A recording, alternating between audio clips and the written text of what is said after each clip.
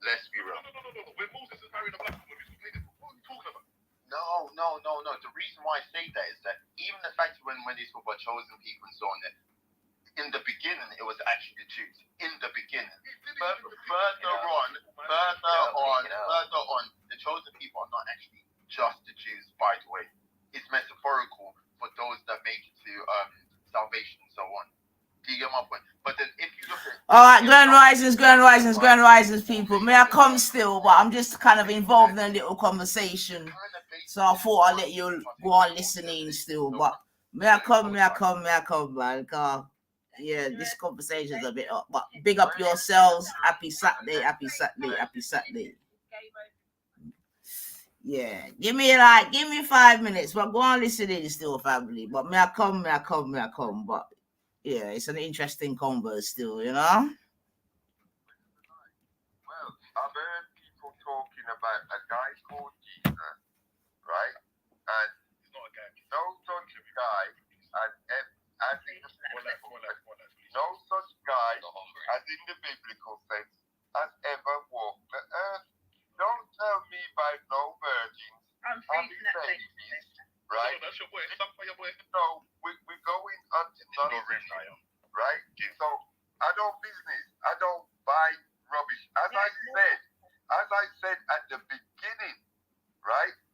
We're going to deal with truth, and truth means you can verify it at the instant you claim it. I've heard a load of talk, and nobody hasn't even verified that such a man even walked the earth. But they jumped on to start talking about all these qualities and attributes that's been applied to this man. You haven't got past the first fence yet. So the question that they're dealing with right now, family, for those listening, is really the color of Jesus, to be fair. And if it would make a difference if his true color were to be depicted today. That's why I said we're going to deal with truth. What do you want us to bring? Yeah, big up yourself, Lee. Maurice in the building. Randy, I see you. Come on, people. I'm finding it difficult to leave this conversation. So sorry, man. So I'm just making you lot tune in. But I am coming, man. Yeah, SaTdAy soup settings, you don't know. You got to be careful, I'll be honest with you. 5 minutes and then I'll come in, family. But go on listening still. You don't, if the non-believer is speaking to you, they don't have to. I think this is the same thing I said about the Muslims. They don't have to respect things. But I'll be honest with you, I'm free from those last two statements. Wait, stand right next to them, man. Don't hide now. No, but I'm saying. Join Enterprise, baby. Yeah, we're joined, but the reality is. Yeah, join Enterprise. You're both getting back together. The unity thing, 100%. Yeah. But the reality is, people have the right to question the faith because they are of the belief that it's not factual for them, and also it's seen and depicted as it creating atrocities to black people. The very premise of this we love our people. The very premise. All I'm saying is, he can get upset as he likes. The truth as a way of getting people upset. That's why they run from it. Don't run from anything. Well, then He's trying to respond. Let's start. Trying to respond is the very opposite of Respond. The very premise of this conversation and how it came to be was because we were discussing the imagery of Jesus Christ. And I had said already it is forbidden within the Bible to have any imagery of Jesus Christ. I also then went on to also co-sign what people were saying in the sense of that the white imagery of Jesus Christ has been used to perpetrate all types of atrocities, all in the name of quote-unquote Christianity. I've adhered to that. I've said, look, I've conceded on that point saying, yeah, it's wrong. What I don't agree with, however, is for someone to come and tell me that to snap up pictures of Morgan Freeman, what would that then do for black people? Will the likes of Havana and More Life then start to say, oh, it is proven that the number one religion that has the most followers in the entire world is actually ordained? They would say this. Would they now start to say that actually, in actuality, Havana and More Life, would they turn around and now start to say it's a black man's religion? Because after all, the very premise of Christianity is based upon the teachings of who? Jesus Christ, who is a black man. Would they now tend to start to feel a sense of power to say, you know what, after all of you people that have gone around naming people everywhere, that have gone around doing all this other stuff, we're taking a black man's religion. And I'm simply saying, I don't agree. Like, I don't understand. Now you're Jahiliyyah. I'm trying what? Jahiliyyah. Because I've already mentioned What to you. is that? What does this word mean? I don't understand that.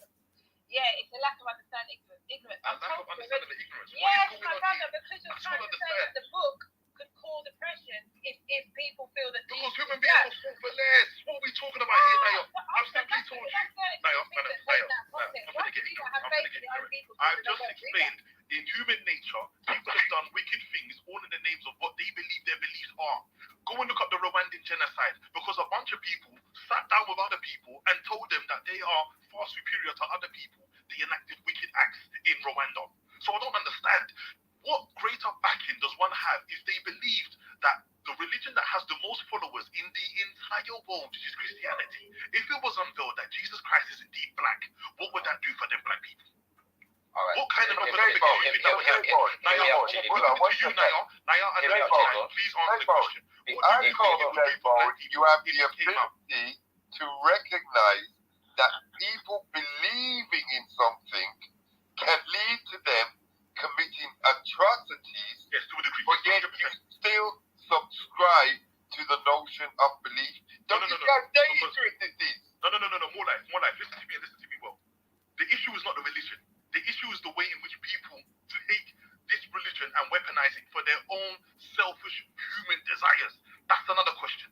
It's got nothing to do with the religion. It's got nothing to do with the religion. Absolutely nothing to do with the religion. How I, as a black person, can sit down there and say, I've forever been oppressed by these people, they've stripped me of this, I've got a white man's surname. And after all, upon finding out that my Lord and Savior has been a black man this entire time, how am I supposed to move forward? What do you think black people would do with that? I've asked you time without number, and you haven't been able to tell me anything. Let me answer, because for me, it was these same lies, bro, that had me take my drumsticks off of the drum kit and stop going to Sunday school and stop going to church, Benji.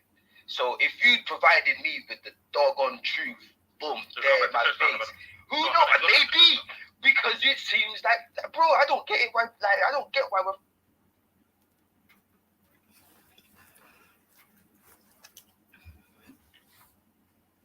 Is that me or is he gone? The ancestors got rid of them. In the audience. Maybe he's swiped. Hold on. Oh dear, Dave, bless him. He's got Havana. Havana. Okay, can I? So which ancestors, Ben? Can I quickly just could you PTR me, please, for a minute, just for prophecy? Prophecy? Is prophecy there? Where's prophecy? Where are our Christians? That is burnished bronze, bro. Yo, now, in majority... But no, we're not going to address someone just dashing me off. You ain't going to turn around and talk to who is it? F off, Devon? What are we doing here? What happened? Dash man off stage? You're going to dash man off stage like that? What's going on here? No, you must have decided... No, you can't tell me what I must have done. I know what I didn't do. Hold on. Did somebody remove your stage? They're allowed to do that, by the way.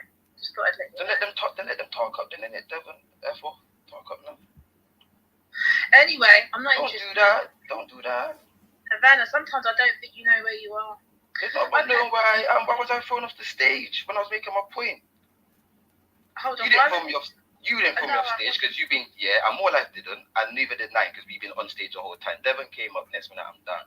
F off in there. Havana, it was a mistake. I'm not interested. Then let the people them come off mic and say, sorry, Havana, it was a mistake. They don't have to. They don't have to. No, because unless they want to come out with it. Havana, you're here now. I'll be on here, man. It might have been an accident. Then come and say there was an accident. Are you okay? I'm not going to go on with you like this. Backside. All right, Havana, calm down. Look, PTR to the Christians, that's burnished bronze.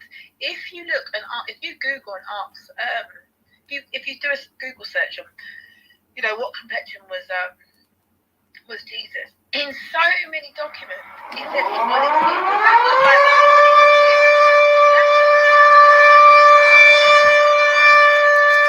Yes.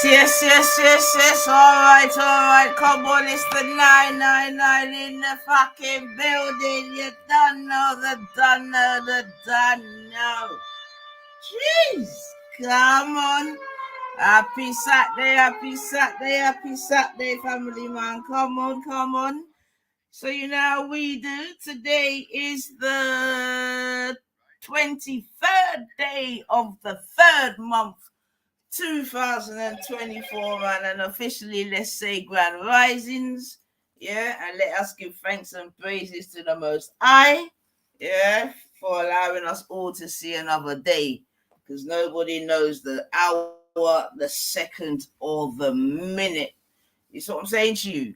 Yeah, so big up yourselves. And with that being said, you know, in fact, let me just, I should have thinged this already, but yeah, man, let me just quickly, because I tell you how life is real out in this bitch, man. Yeah, real out in this bitch, man. Yeah, so as you always hear me say, family, you know, one knows the minute, the second, or the hour. Yeah, and yeah, I don't come up on this platform and share too much, but you get me. But I can definitely come up and say one of my people, them good people to me, dropped out. You get me? And yeah, man. Real talk, man. And the thing is, you know what I mean? We have to remember that. I know that people that are listening, everyone's going through various, and that's why I always say, you know, yeah, give thanks and praises, and no one knows the minute, the second, or the hour, for real, for real. So I want to big up my brethren, my dude still, you get me? Original local youth from which part me come from. And yeah, big shock to us. But yeah, man, you dropped out, family. And yeah, this is a youth that I've known from college days, you know? Big up Richmond College still. And yeah, man. But yeah, so like I say, you just never know, man. You know what I mean? So yeah, rest in peace to my bedroom, I do still. Liverpool supporter as well. You know what I mean? Boy. But yeah, man. So rest in peace, my dude, man. For real, bedroom. You're going to join. Yeah, I'm telling you, family. See the other side there? That other side, yo. I think it's more exciting than this side. Trust me. The amount of good people that have gone over, bedroom. I tell you, sir, the other side is looking lit, compared to what we got on earth right now. Me for tell you, boy. You know what I mean? I'm telling you, man. Yeah. Rest in peace to Mrs. Walker as well. You get me? My friend's granny, but that was okay still, because Mrs. Walker got to 95 and she left. And this is what I'm saying when I say big up the Windrush, you know. You get me? So let me give an official, again, rest in paradise to Mrs. Madeline Walker. You see what I'm saying to you? Yeah? My friend's grandma. You get me? It came here in the 50s, blah blah. You know the Windrush settings and that. Yeah. Oops, sorry. Oh yeah. Yeah. But what I want to say about Mrs. Walker still and why she has to get the big ups is like she's left 7 children. This is her dynasty in England, yeah. Well, England and Jamaica, to be fair. She left 7 children, 26 grandchildren, 37 great-grandchildren, and 8 great-great-grandchildren. You see what I'm saying to you, family, yeah? So that's what Auntie Walker done in her 95 years, star. You get me? You know? Yo, a whole heap of generations that, you know? You see what I'm saying to you? And I want to say that to then even highlight that when we have other generations that are leaving too soon before even making generations, you get me? I want to, you know what I mean? Just highlights how problematic that can be. Do you know what I mean? So yeah, man, big up Mrs. Walker still, man. Like I said, 7 children, 26 grandchildren, 37 great-grandchildren, and 8 great-great-grandchildren. Yeah? So me I say big ups, man. Me I tell you, man. Telling you, man. It's a mad thing. It's a mad thing. And I think that's beautiful, man. So yeah, big up Mrs. Walker still. What Richmond got. What do you mean, Randy? What Richmond College let you in? What do you mean, bub? What? I don't understand that question. What I don't understand. What Richmond College is that? Like what Richmond College let you in? Question mark. Or are you asking like which Richmond College in England or in London? Like, can you clarify that question, please, Randy? Oh, your jokes. Yeah. I see. Yeah, you want to start joking with the 9 as well? Because it looked like people are out. Yo, what you want to start joking with? Listen to me. Hey, whoa, goddess up in this bitch. Yeah, goddess up in this bitch. All women the day of the people, them up and talk about me. So yeah, man.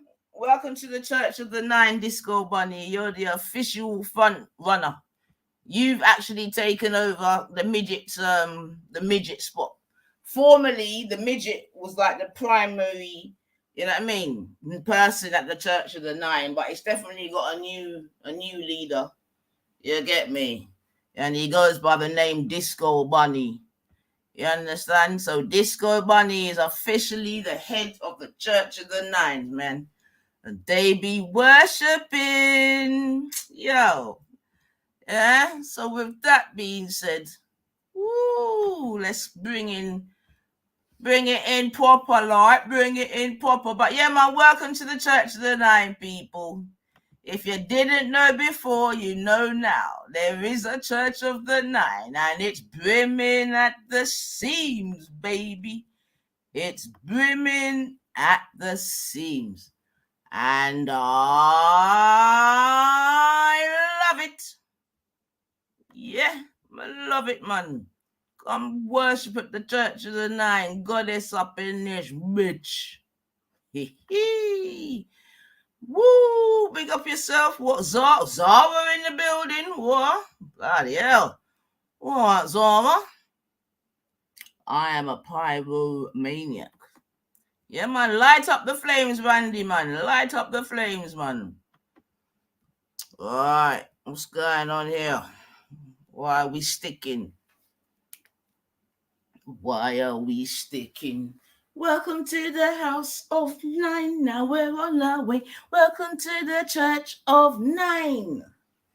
Welcome to the Church of 9. Now we're on our way. Now, who knows what I'm singing this to? Let me see if there's any cultured people in my chat.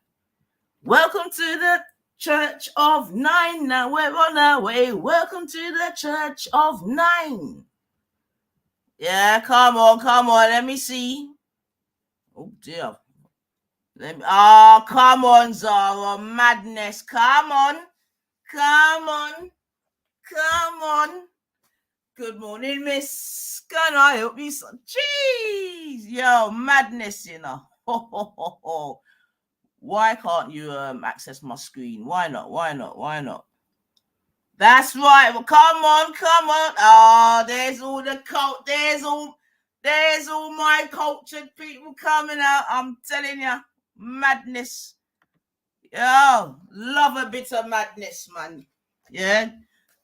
Let's give them something else. Let's give them something else to talk about. Them people in the Church of the 9s, man. Yo, listen. If I could anyway, Lady Divine will tell you, man. If I could play songs on here, listen, I'll be the best DJ up in here, man. I'll go cross the genders, man. Yeah, love it, mate. You know what you talking about? Get me? Pro-black and grew up on fucking Top of the Pops. Talk to me, man. Talk to me. Where's my Top of the Pops crew? Talk to me. Where's my Thursday night 7:30 Top of the Pops crew? Waiting for that one black artist. But you have to watch everything else. Come on. Oi, where's my Top of the Pops crew? Are you mad? You think it's always been fucking MTV? Ooh, who remember? Listen to me. Listen, I was thinking about it the other day, you know. Yo, you see when who remembers musical youth, man? Who remembers when musical youth went on top of the pop? Who remembers when silly games was on top of the pops? Someone come and talk to me. Yo, are you fucking... Oh my God. Listen. Don't get me started, you know. Don't get me started, you know. Yeah? Listen. No one can't style me around here, you know. You understand what I'm saying to you? What the fuck? Listen to me, man. Yeah? And big up Matthew on top of that. Yeah, idiot. Yeah, but I'm telling you, so we come up on top of the pops, man. This is what it is, man. Yeah? Listen, who remembers when Rapper's Delight was on top of the pops? Are you stupid, man? You not crazy, man. Listen, them time there, you know, things like that was a party in our households, you know. You understand what I'm trying to say to you, family? Yeah? When them little artists got to get on top of the pops, and remember, because them day there, on top of the pops was like, I don't even know how you would think about it today, you know. But when you saw your family on top of the pops, you know you made it for that fucking, 5 minutes or whatever. Yeah? Listen. Yeah, man. Big up top of the pops still, man. You get me? That's thingy Bobby. Oh, I see the musical youth went to your school. Yeah, do you know what, Code? I thought so, you know. Yeah, you went to the same school as my people then, bro, because he went to my people's them school, you get me? So I'm not saying nothing more, but yeah, trust me, big up musical youth, man. Yeah, listen to me, man.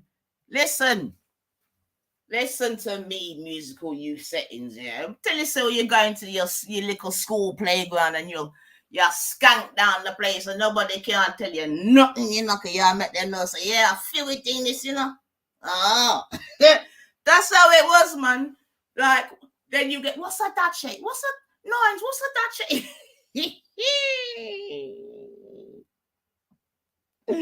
Yo, man, I tell you know. But yo, musical youth had everyone skanking. Are you crazy? Yeah? Yeah? There's some big up musical youth, man. When don't figure by a set of drum, the price of the drum make me tumble. And you know that was some sanitized patch was still, but it got true. The price of the one make me Yo, mad. Trust me, man. Good days, man. Good day. Silly games on top of the pops. If you know, you know, man. In fact, maybe today is the day to break the rules, man. Because I feel so nostalgic already, man. And don't get me into I owe you nothing. Ooh, I nothing at all. Come on, talk to me in the chat. I owe you nothing. Ooh, I nothing at all. Hey. Whoa, now I get down to drop my hair with a little touch. I knew that would bring Divine out, man. Come on. I knew that would bring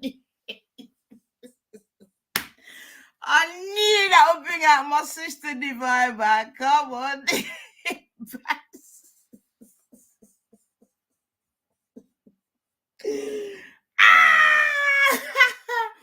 Oh my God, my belly bottom Divine, man.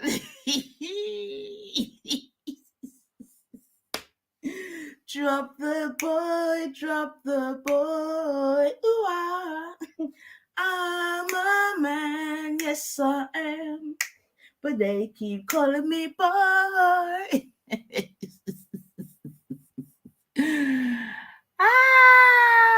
Dear. Anyway, big up the people then, man. Come on, man. I still ain't got to do what I'm supposed to do, man. But yeah, man. Big up top of the pop still, man. Trust me. Woo! La la la la la la la la la la la la. Albuquerque. Come on, bass loot. You know the thing, mate. I'm telling you, son. I'm telling you, mate. I know all of them. Listen now. Let me just in fact, let me just do this and then we'll come back still. But yeah, man. Yay.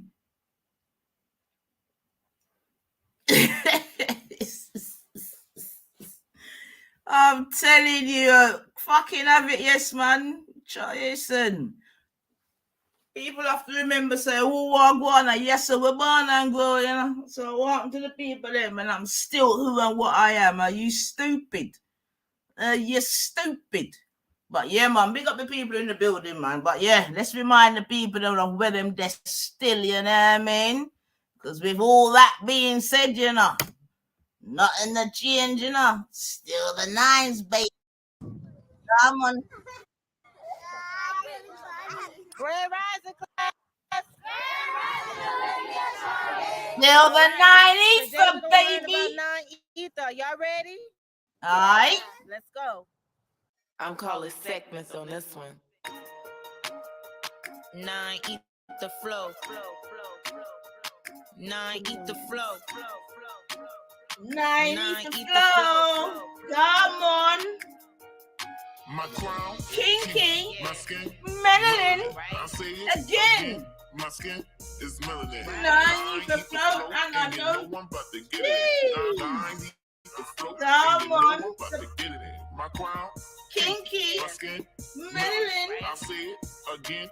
My skin is melanin. 9 ether flow, And and you- you know I'm about to get it in. 9 ether flow, That sounds and you a know bit I'm about low, to innit? get it in. That 9 is Hold so on, divine, let's take a pause. That sounds a bit low, man. Hold on a second. Sorry, family, but it sounds a bit low. And Victoria, they told me from before, so let me try and bring up the volumes, man. God. This number, supreme mathematics, multiply, ether flow. 9 ether flow. 9 ether flow. My crown, kinky, my skin, Melanin, I say it again, my skin is melanin. 9 ether flow, and you know I'm about to get it in. 9 ether flow, and you know I'm about to get it in. My crown, kinky, my skin, melanin. I say it again, my skin is melanin. 9 ether flow, and you know I'm about to get it in. 9 ether flow, and you know I'm about to get it in. That 9 is so divine, it's infinite, the highest number. Supreme mathematics, multiply any number by 9. Add the double digits together and watch you get back. I don't think you overstand, so Jay, won't you bring it back? That 9 is so divine, it's infinite, the highest number. Supreme mathematics, multiply any number by 9. Add the double digits together and watch you get back. Now that you overstand, let me tell you who I am. Let's get it. Heaven, that's me. Hell, that's me. The originator, me. I am the avatar of 9. Check the follicles that I produce all the time. This my scientist flow. Don't think it's solely a rhyme. I'm the first physical being. This ain't no diss track. I came from Adam, then I was formed to an atom. That's a fact. I'm bringing awareness to my peoples. You are burning star. I'm serious, B. Watch me ignite your whole being so you can see the truth unfold. This is no unsolved mystery. We are the creators, the all in the all. I said we are the creators, the all in the all. My crown, kinky, my skin, melanin. I say it again, my skin is melanin.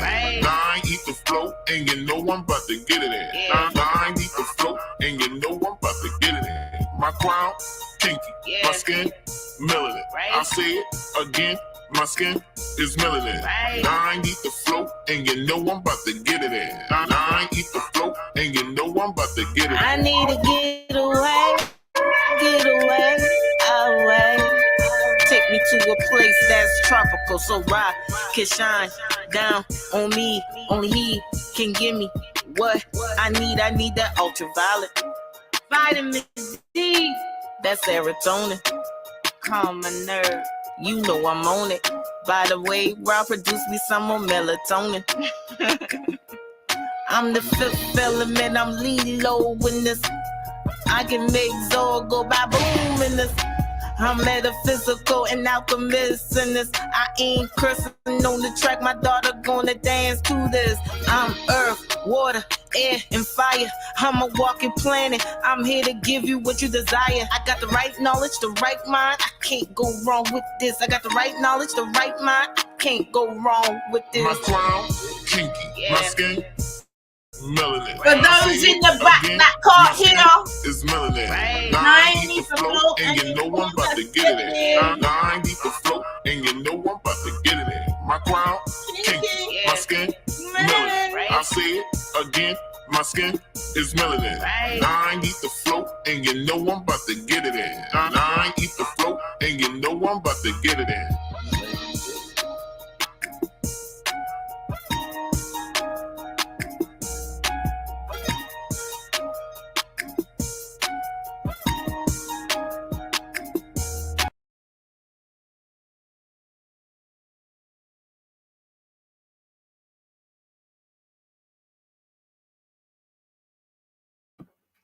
Yes, family. Come on, big up yourselves, big up yourselves, big up your goddamn selves, man. So yeah, man. They are in the building. Happy SaTdAy, happy SaTdAy, happy SaTdAy. You know, it's a SaTdAy soup settings. And yeah, you can see what go on, man. So hold on a second. Yeah, I tell you, that little trip down memory lane got me well gassed. I'm not even gonna lie, man. So yeah, big up the people in the building. And yeah, man, big up all the 70s and 80s, you know what I mean? Children, dems, and boy, the 90s, boy, anyone after that, I don't know officer enough, oh boy, sir. I don't know officer, but the rest of them stuck, oh boy, fuck. Yeah, but big up. Welcome to the Church of Nine. Now we're on our way. So yeah, my family, but I did want to say still, because I was gonna do, well, not a couple lives about it, but you know, I mentioned before on the block a couple times when I think maybe when I was speaking to Wendy and that, what's happened to Catherine and all that, because I talk about Catherine Middleton or whatever, yeah, because obviously there's been a lot of speculation, this, that, and the other. Do you know what I mean? And obviously now come out with that news there. So, you know what I mean? Obviously, we wish her a speedy recovery still, do you know what I mean? Because, you know, no one wants to be in that situation. But what I also wanted to even speak on in that regard, something that, not to, but do you lot know the statistics as to the cancer statistics in England? Yes, okay, I then. You know what I mean? Because regardless, we don't want it for nobody, but I then. But do we know the yeah, all right, divine, I. You get me? I wish her a speedy recovery. I. You know what I mean? Mother of 3 and all that, you know what I mean? But does anyone know the stats in England, the cancer stats? Because I found this out a couple months ago and I was just gobsmacked, you know what I mean? But do you not know the exactly, BB, bro? I'm telling you, 1 in 2. I couldn't believe it, family. 1 in 2 in Britain is the statistics. Household family. Nah. Household family. How can the Britain, you know, yeah, developed whatever, spend millions upon millions on this and that, but 1 in 2. So, family, you know what I mean? Because really, this would probably go under my my conspiracy season thing, you know what I mean? And already I'm digressing, but 1 in 2 family, don't we find that to be a little bit problematic and sort of should be raising, like, why 1 in 2? Like, how? 1 in 2, because them. I mean, I do agree that it could have something to do with the food, Natty, but 1 in 2, that's immense, man. That means that there's 36 of you in here right now or whatever. We are living, that means that half of you by those stats are going to come down with what? What? And even if you don't smoke, you don't drink. What? How so? Nah, man, that's very problematic, man. No one can't tell me that they're not trying to kill off the. Let's get a little bit serious for 1 minute, yeah. Put a 1 in the chat if you believe in population decreasing. Yeah, I can't think of the right word. Yeah, who believes that there's an effort to purposefully reduce the population via any means necessary? Yeah, put a 1 in the chat if you think there's what's the word? Like a definite plan in place with everything else to underpin it to reduce the world's population, and put a 2 if you think it's just bullshit and it's just all by coincidence that we now in 2024 have a statistics of 1 and 2. Okay,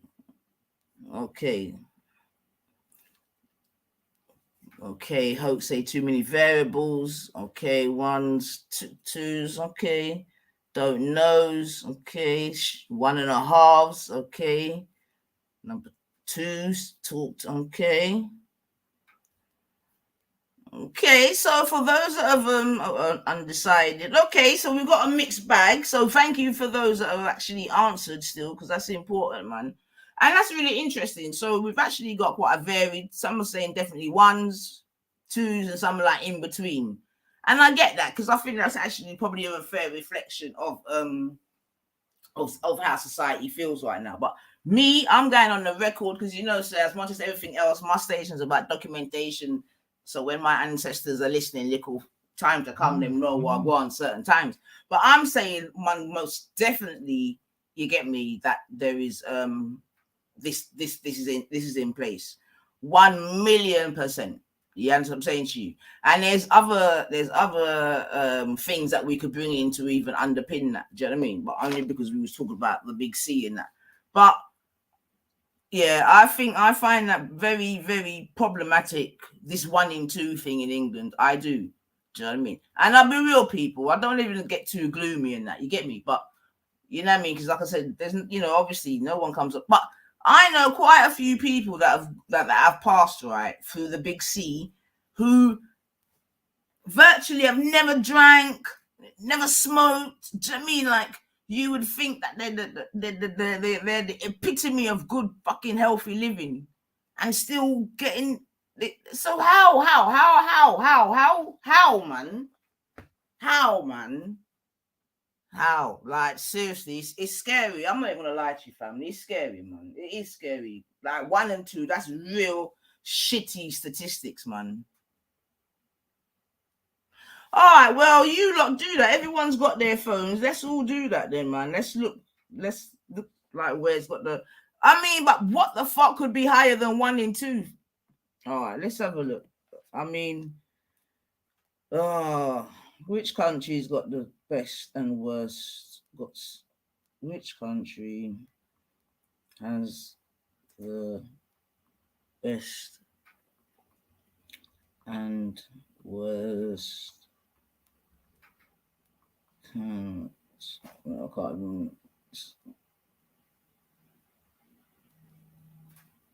Hold on a second. Best and worst.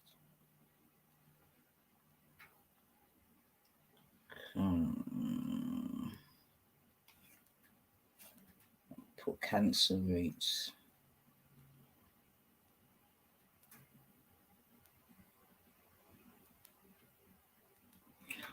Right, I've gone to World Cancer Research, and you lot just accept what I'm saying, because I'm doing it on my phone as opposed to put it on screen. But let's have a look what this is. Globally, it says globally 18.94716 million cases of cancer were diagnosed in 2020. The age standardized rate of all cancers for men and women combined was 190 per 100,000 in 2020. I'm just reading from this thing, yeah?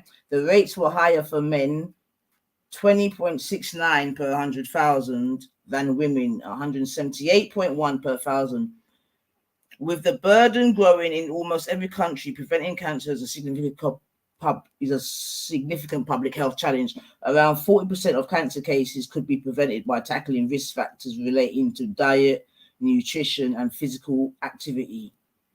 Okay. All right, let me see. All right, global cancer incidence, both sexes. The highest cancer rate for men and women combined was in Denmark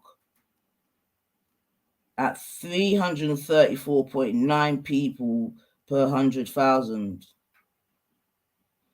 The age standardized rate was at least 300 per 100,000 for these countries: Denmark, Ireland, Belgium, Hungary, France, the Netherlands, Australia, Norway, France, and Slovenia.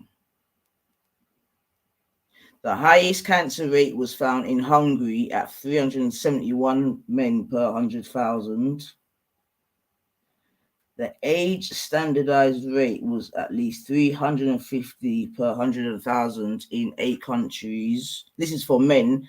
Those countries are Hungary, Latvia, France, Lithuania, Slovakia, Slovenia, Estonia, and Ireland. Cancer incidence in women. The highest cancer rate in women was in Denmark. What's going on in Denmark, man? 328.3 per 100,000.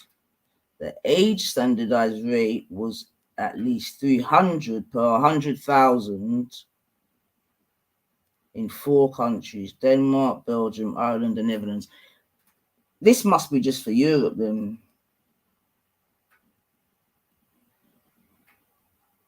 Sorry, family, I don't know how that must be just for Europe. Well, that's from the World Cancer Research Fund.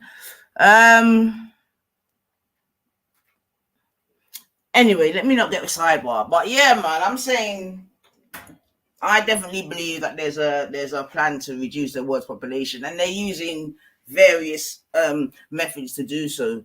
You see what I'm saying to you? Whilst at the same time, obviously promoting contraception and these things.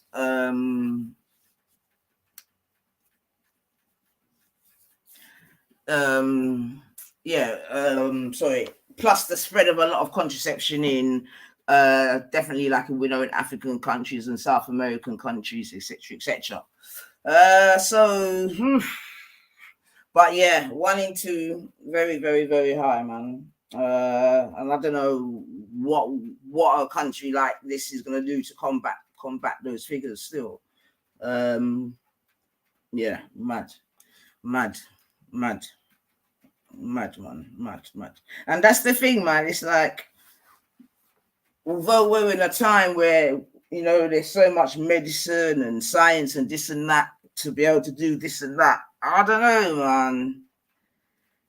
Because have you lot also heard of the incidences of excess deaths? Have you lot heard of the talk, or the behind the scenes talk? Because these things aren't really being spoken about too much publicly. But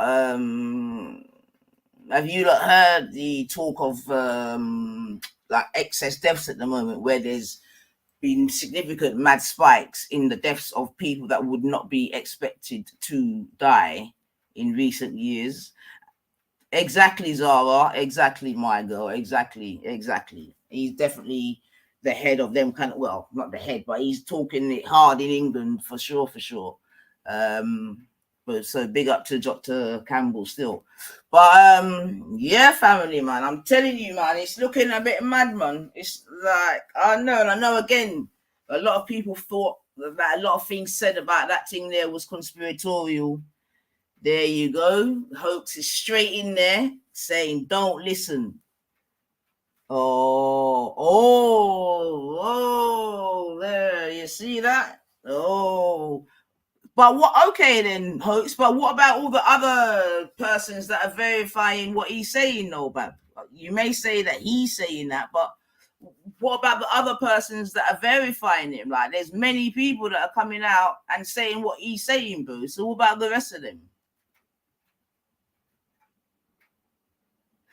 And I don't know, man. I don't know how you just dismissing him like that, my boy. You see? So who does then? Who would you trust then, Hoax Police? If he knows fuck all, who would you trust with it? Who? Tell me someone to listen to then, Hoax. That does know about it then, Bab. Go on.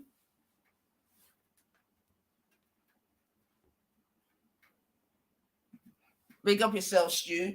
Yeah, go on. Tell us someone that does know about it then, Hoax. Just to dismiss him like that.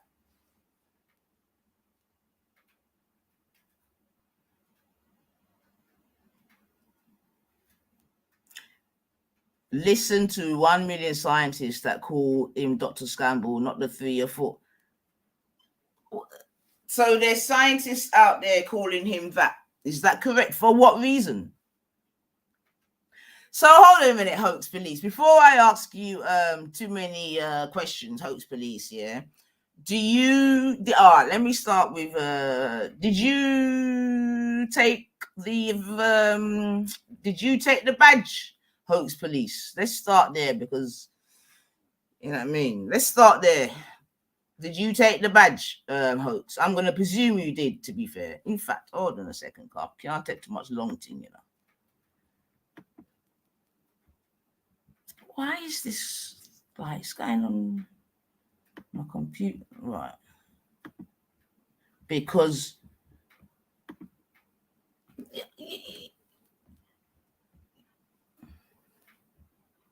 okay, that's fine. Okay. So did you take the badge, Hoax? Please, did you? I took 2, yes, 9. Yeah, I get that. No problem. And do you listen? Jump on, man, because we can't.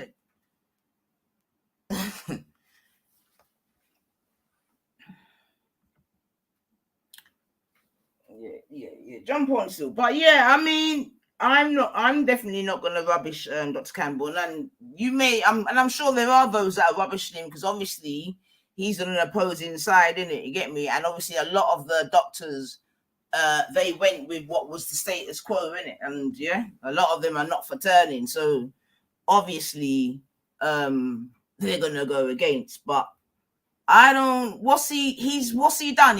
What's he done wrong though? Because whether he's a virus guy or not, he's just using statistics, right? Is he not? He's just using statistics. I mean, he may not be a virus guy, but he's a medicine man, right? Yeah. And he's just using trends and stats and this and that and so I don't know, Hoax Jones. And then there's other people. Yeah, I know, man. And the thing is though, as well, to be fair though, yeah. To be fair, at this point, I believe so. If you don't, this is when. See, I'm was telling the world to take. Yes. Oh, you see. So hold on a minute. So Hoax. So couldn't it be a thing that he realized, yeah, and had a about turn? Because there's many people in the first instance with the information that they were given were very pro. Yeah. And then upon further investigation and information and this and that, you get me, change their mind. Surely. Yeah. Because I would rate them people more than the ones that know within themselves that a lot of it is BS, but are still going with the narrative. Do you know what I mean? This, that, and the other. And this is what I'm trying to say, man. But I hear you. It's not even a problem, Hoax. I hear you still, man, because this is the world that we live in, man. You get it? And this is actually how it is. You're going to have some that hear, some that don't hear. And you get me, them in between, man. Is it a coincidence that all the people you know that change their mind have a social media? This is foolishness, Hoax. Like, this is foolishness, bro. That is foolishness, bro. That is I don't rate that statement, man. Hopes, jump on, man. Stop the typing, man. Jump on, man. Because this is foolishness. This last statement that you made is madness, Bobs. Do you know what I mean? The Prime Minister's got a social media handle. Like, what are you talking about, man? You can't use the fact that he's got a social media platform as a... Come on now. Do better than that, man.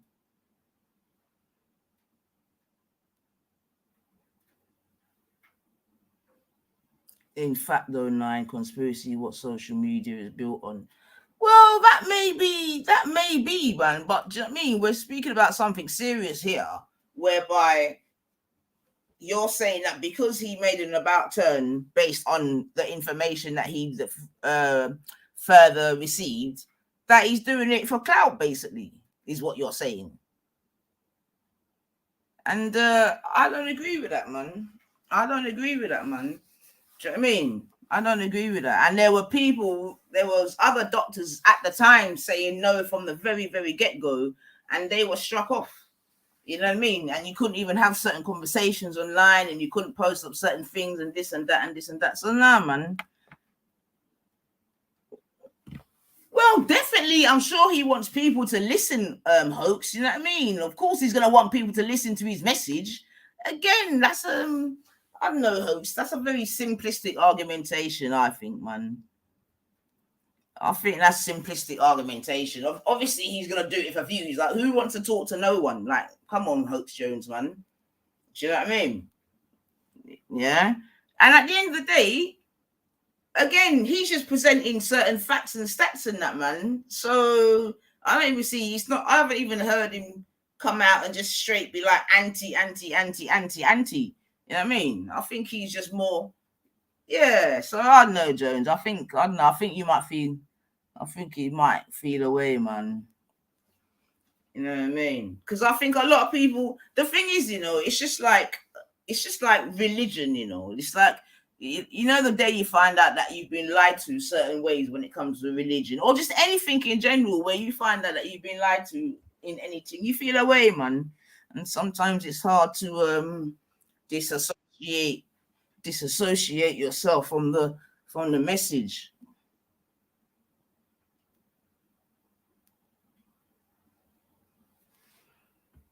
No, of course I hear you, Hoax, but it's an opinion that others would hold as well, isn't it? You get me?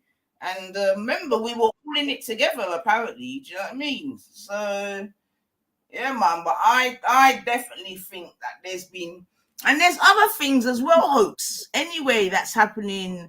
You know what I mean? Since then, there are some women are having problems with their cycle, and this. There's a lot of different things going on that people aren't talking about. Do you know what I mean? So, all right, Randos, what's popping, man? It's good, Nines. Just thought I'd come and give my 2 penneth, you know me. Come on. So what do you think there's you said you didn't, what, right, so let me ask you the direct question. Do you think there's a plan to reduce the population, etc., by varying means? No. You don't. Okay, you don't. Right, you don't. So how would you describe all the, big up yourself, Shifa, how would you describe the varying things going on around the world? All right. You know what I mean? So you first introduced the increase in cancer rates, yeah?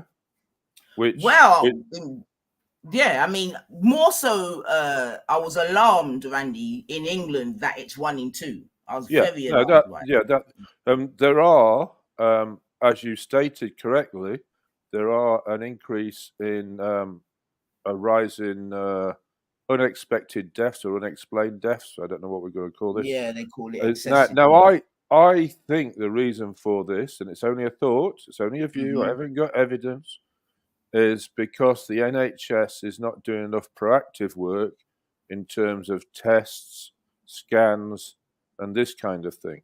Now, in terms of the vag, I got 1, and I was out for 48 hours. And when I'm saying out, I mean delirious, hallucinating, and everything like this. I was like, there's no way I'm doing this again. So I took one, and then in terms of catching the illness, I got it on a international flight to Grenada, and then I've just got it this last week, which I suspect is from my Indian guest because they went on a bus ride to Cotswolds. What, and you've Oxford. caught the thing again? Yeah, I've had it twice now. I'm just recovering today. Actually, I'm actually feeling a lot better today. What? But, And you tested for it? You tested for it? I could do a test. I've got tests, but they cost money now, so I'm just saving my tests. So, But you believe? So why do you believe that it was that? because I had the dry cough, and it's that dry cough. Because I thought it was just a little bit of flu or something like this, but it's the dry cough that sort of gives it away. I've gone through a packet of paracetamols just to keep my temperature down. I've been doing baths. I've obviously been increasing my vitamins, vitamin C. I've got my cranberry juice. I've got my orange juice. I've got tablets. So I've shaken it off. So no, but it's that this one this week was worse than the one I had in Grenada. So there's new strains. There's new strains. There's new strains about. So we still have, in my opinion, we still have to be careful. Now, the reason I haven't caught it in my house before is because I always keep a distance from the guests. I always, I don't interact with them. I interact with them as little as possible because these were Indian and they were cooking food for me and I was interested in Indian cooking. I got too close. So it's my own fault. I don't know, though, Randy, to be fair, though, because I think without doing a test to positively say that it's not the flu, I don't know about because all right. You know what I mean? It's still flu season. I can do a test. I've got a test in the bathroom, so I can go and get a test and do it. Because remember, a lot of the symptoms are similar to the flu and that, Yeah, no, but it's the dry cough. It's the dry cough and coughing fits. That's the difference. I'll do a test. I'll go and do a test. I think you should just do one, man, because I haven't got many left, and they're charging like I don't know what it is, £8 or something for 5 or something now. So you got to buy the test now. Huh? You got to buy the test kit now. Yeah. Unless you've got unless you have, if you're in one of these what do they call it? Weak immune system groups. So if you can go in and say, yeah, I've got this, and this, which makes my immune system weak, therefore I can get a free test. And it's a whole load of hurdles, yeah. There's a 119 dedicated line, but yeah, all the free tests have gone now. I mean, I didn't know that. Danny, do you know how much money some of the ministers and this and that made from this thing that we're speaking about, Bab? Fucking billions. Oh, okay. And I'm going to put yourself right, because I've thought of this. I'm angry with it as well, same as you are, same as most of the public are angry, right? But put yourself in their shoes. You sat around a boardroom right now with your CEOs and all your fucking directors and that, right? You own the company. You just happen to make masks. That's your living. Are you going to go, hey, all right, we need to up production, we need to this? You're a business, aren't you? Even though it's a catastrophe and it's a fucking horrendous thing, as a business, if you don't sit around that table and try to make money, then I don't know what you're sat there for. No, but hoax. The thing is here, hold a minute, because why are you called hoax? Because it could be argued this was a massive one that you should be all over. What do you mean? How is it a hoax? What's the hoax? You didn't see this thing as a hoax yourself. No, is it? What, are you saying it's not real then? Because hoax means it's not real. No, I know exactly what it means. Well, but no, I don't think it was real in terms of how it was presented to us. No way. Do you? The government didn't present it to us very well, did they? I agree with that. So but it's not a hoax, it's real. People died. You can't say, oh, it's a hoax, didn't happen. No. Yes, they did. Yeah, yes, they did. The thing is here, yeah, do you know what? I'm not even. Hold on, one second, name. Weren't people dying from random stuff and then they just attributing it to COVID? People dying in car accident and they're saying it's COVID. That's an idiot thing. So no, it's a downright lie. You're right. Yeah, I mean, hoax, man. If hoax, I'm not saying that it didn't happen because obviously we were all here. Yeah, but even now with all the information and everything that you now know, you're not looking at that thing at least a little bit more suspect. Well, suspect. Yeah, Just there's a lot when of you put all the pieces together. There was a lot of lies told in it, a lot of corruptness in it, a lot of money-making schemes and scams in it. Yeah, there was a lot of that all involved. I agree with that. You can't not agree with that. But the fact that it didn't happen, it didn't exist, is like, well, hang on. No, we're not saying that. But no, we're not saying that. But remember, hoax, yeah, because, like, for example, not to get too deep in that, but even with wars, right, hoax, people make money in wars, innit? Yep. Propaganda. In the world. The arms industry is the biggest industry, isn't it? Exactly. So right. So let's even start at that point. Yeah, the arms industry is one of the biggest things. Yeah, cool. The biggest, I would say. In order for them to make money, what has to happen? You got to fucking shoot the bullets to make more. Right, but then you've got to but you've got to create an environment in which you've got to create a war. You've got to create a war. Yeah, exactly. Exactly. Yeah. So you got to create an environment in which to make this money. You get me? And that's kind of what I'm saying with regards to this situation here, Bab. There could be. Yeah, I was saying there could even be. Even if there was that thing, there could be evidence. I hear what you're saying, right? In 20, 30 years' time, by 20, 30 years' time, there might be evidence what comes out, what shows the pharmaceutical industry created the whole thing to make money themselves. That could come out. I think bro, it's worse than that. But I ain't got no evidence of that. The evidence is there. The evidence is definitely there. If you think about it, what are the two things that the government don't want you to be making and producing for yourself? Food and medicine. Outside of that is things like fossil fuels or whatever. But if we're talking about the stuff that we're putting in our bodies, food and medicine, these are two things that are controlled by the government, and they're giving people every day medicines that killing them every day. Like, this is for my brothers and my sisters and for the good white people, not the horrible racist ones, but the good white people. Stop eating pork. It's killing you. It's the red meats. It's all of this meat, all of this processed, genetically modified. I'm telling you, it's killing you. What is there less cancer in Islamic faith people? Or left deaths, or so? Because was you not listening to the beginning of the show? It showed you, and I need to read out some statistics. All of the countries where the white people are eating the beer pork, all of the pork eating capitals, that's where on are dead, fast, cancer. Not to mention the fumes in the air, not to mention the medicines they're giving you as well. So it's a concoction. But you notice you got anywhere where there's serious pork eaters, they're gonna dead fast. All shrimp and them sitting there is killing them. Yeah, that could be truth in that then. If you've got a correlation, if you can see like the correlation of all these countries, as you said. I wasn't listening. Bro, you look at it. Look at the world map, the world cancer map, and you'll notice all of the red meat eating places are the worst affected. Yeah, well, so there's a correlation there, and he's investigating, he's looking at it. I totally agree with that. I don't think people care though. I think people just like what they eat. It's like Sister Nine said, there's people who've been perfectly healthy. They barely drink, barely smoke, but they still end up with the big C. Now, I'm telling you, I know someone who was in that situation. I got a mum who died from cancer. And I can tell you that nearly every single last one of them that I know was eating pork or had some kind of interaction with some of these medications, or, say like someone had a serious illness their whole life, and the doctors, some of these illnesses, they don't really know how to treat them. They're practicing on people. So they're giving you all these trial medicine. Next thing you're dead. And I'm saying, like, that should be self-explanatory, really. When you go to America and them places, and you see the medicines where they say, oh, if you take this medicine, it can help you in this way, but it's going to give you 20 side effects, and one of the side effects is death. It's like, come on now. How do you suggest, like, we test the medicine then and see if it's any good? How do we go about that then? No. When you say test the medicine, that's what I'm trying to say to you. The government don't want you making your own medicine. They don't want you dealing with holistic medicine. They don't want you dealing with herbal remedy. They don't want you dealing with these things. But guess where their medicine comes from? It's all based on it.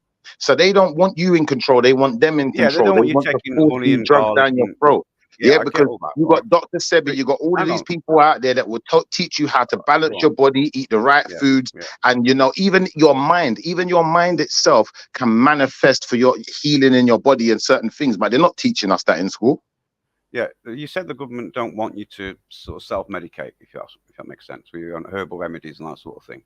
But if that was the case, then things like you know, honey, fucking garlic, and all these things that you can use to self-medicate. Which That's I do not myself. medication. That's not What? medication. This is the thing now. What, You see, when we give me an start talking example of about what medication medication, on I'll about. give you an example. When Yeah, we go on. start dealing with medication, we're dealing with herbs. And herbs 9 times out of 10 are green plants. Right, Yeah. we're talking about So when cannabis. we're not just cannabis, all types of herbs. So I'm saying like if you go Sage, to any thyme, Chinese what? medicine man, if you go to any Chinese medicine man, they got Yeah. all types of herbs, not just, Now, if and the there might be government, some weed in there. right, you just literally close your argument down, because if the government wanted to stop that, there wouldn't be that Chinese man selling that, would there? No, but the thing is, it's not Right. that the government are trying to shut the Chinese man down and stop him selling it. What the government's doing is they're telling people that what the Chinese man is doing with these medicines is pseudo. You need to come to our hospital. You need to take these pills. You need to do the radiotherapy. You need to do all sorts of things that are going to murder you, rather But no than one's just going got a gun. seeing that. But no one in this country's got a gun to your head saying you must do this. They're saying we advise you to do this. It's your choice. Yeah, no. That's as good as. Because watch this. You see, when you're a parent, yeah, when you're a parent and you advise your child for something, are you responsible? So say like you're a parent and you put your child into a dangerous situation. Are you responsible? Yes. And if you advise your child to jump off of a bridge and your child breaks both of their legs, are you responsible? Yes.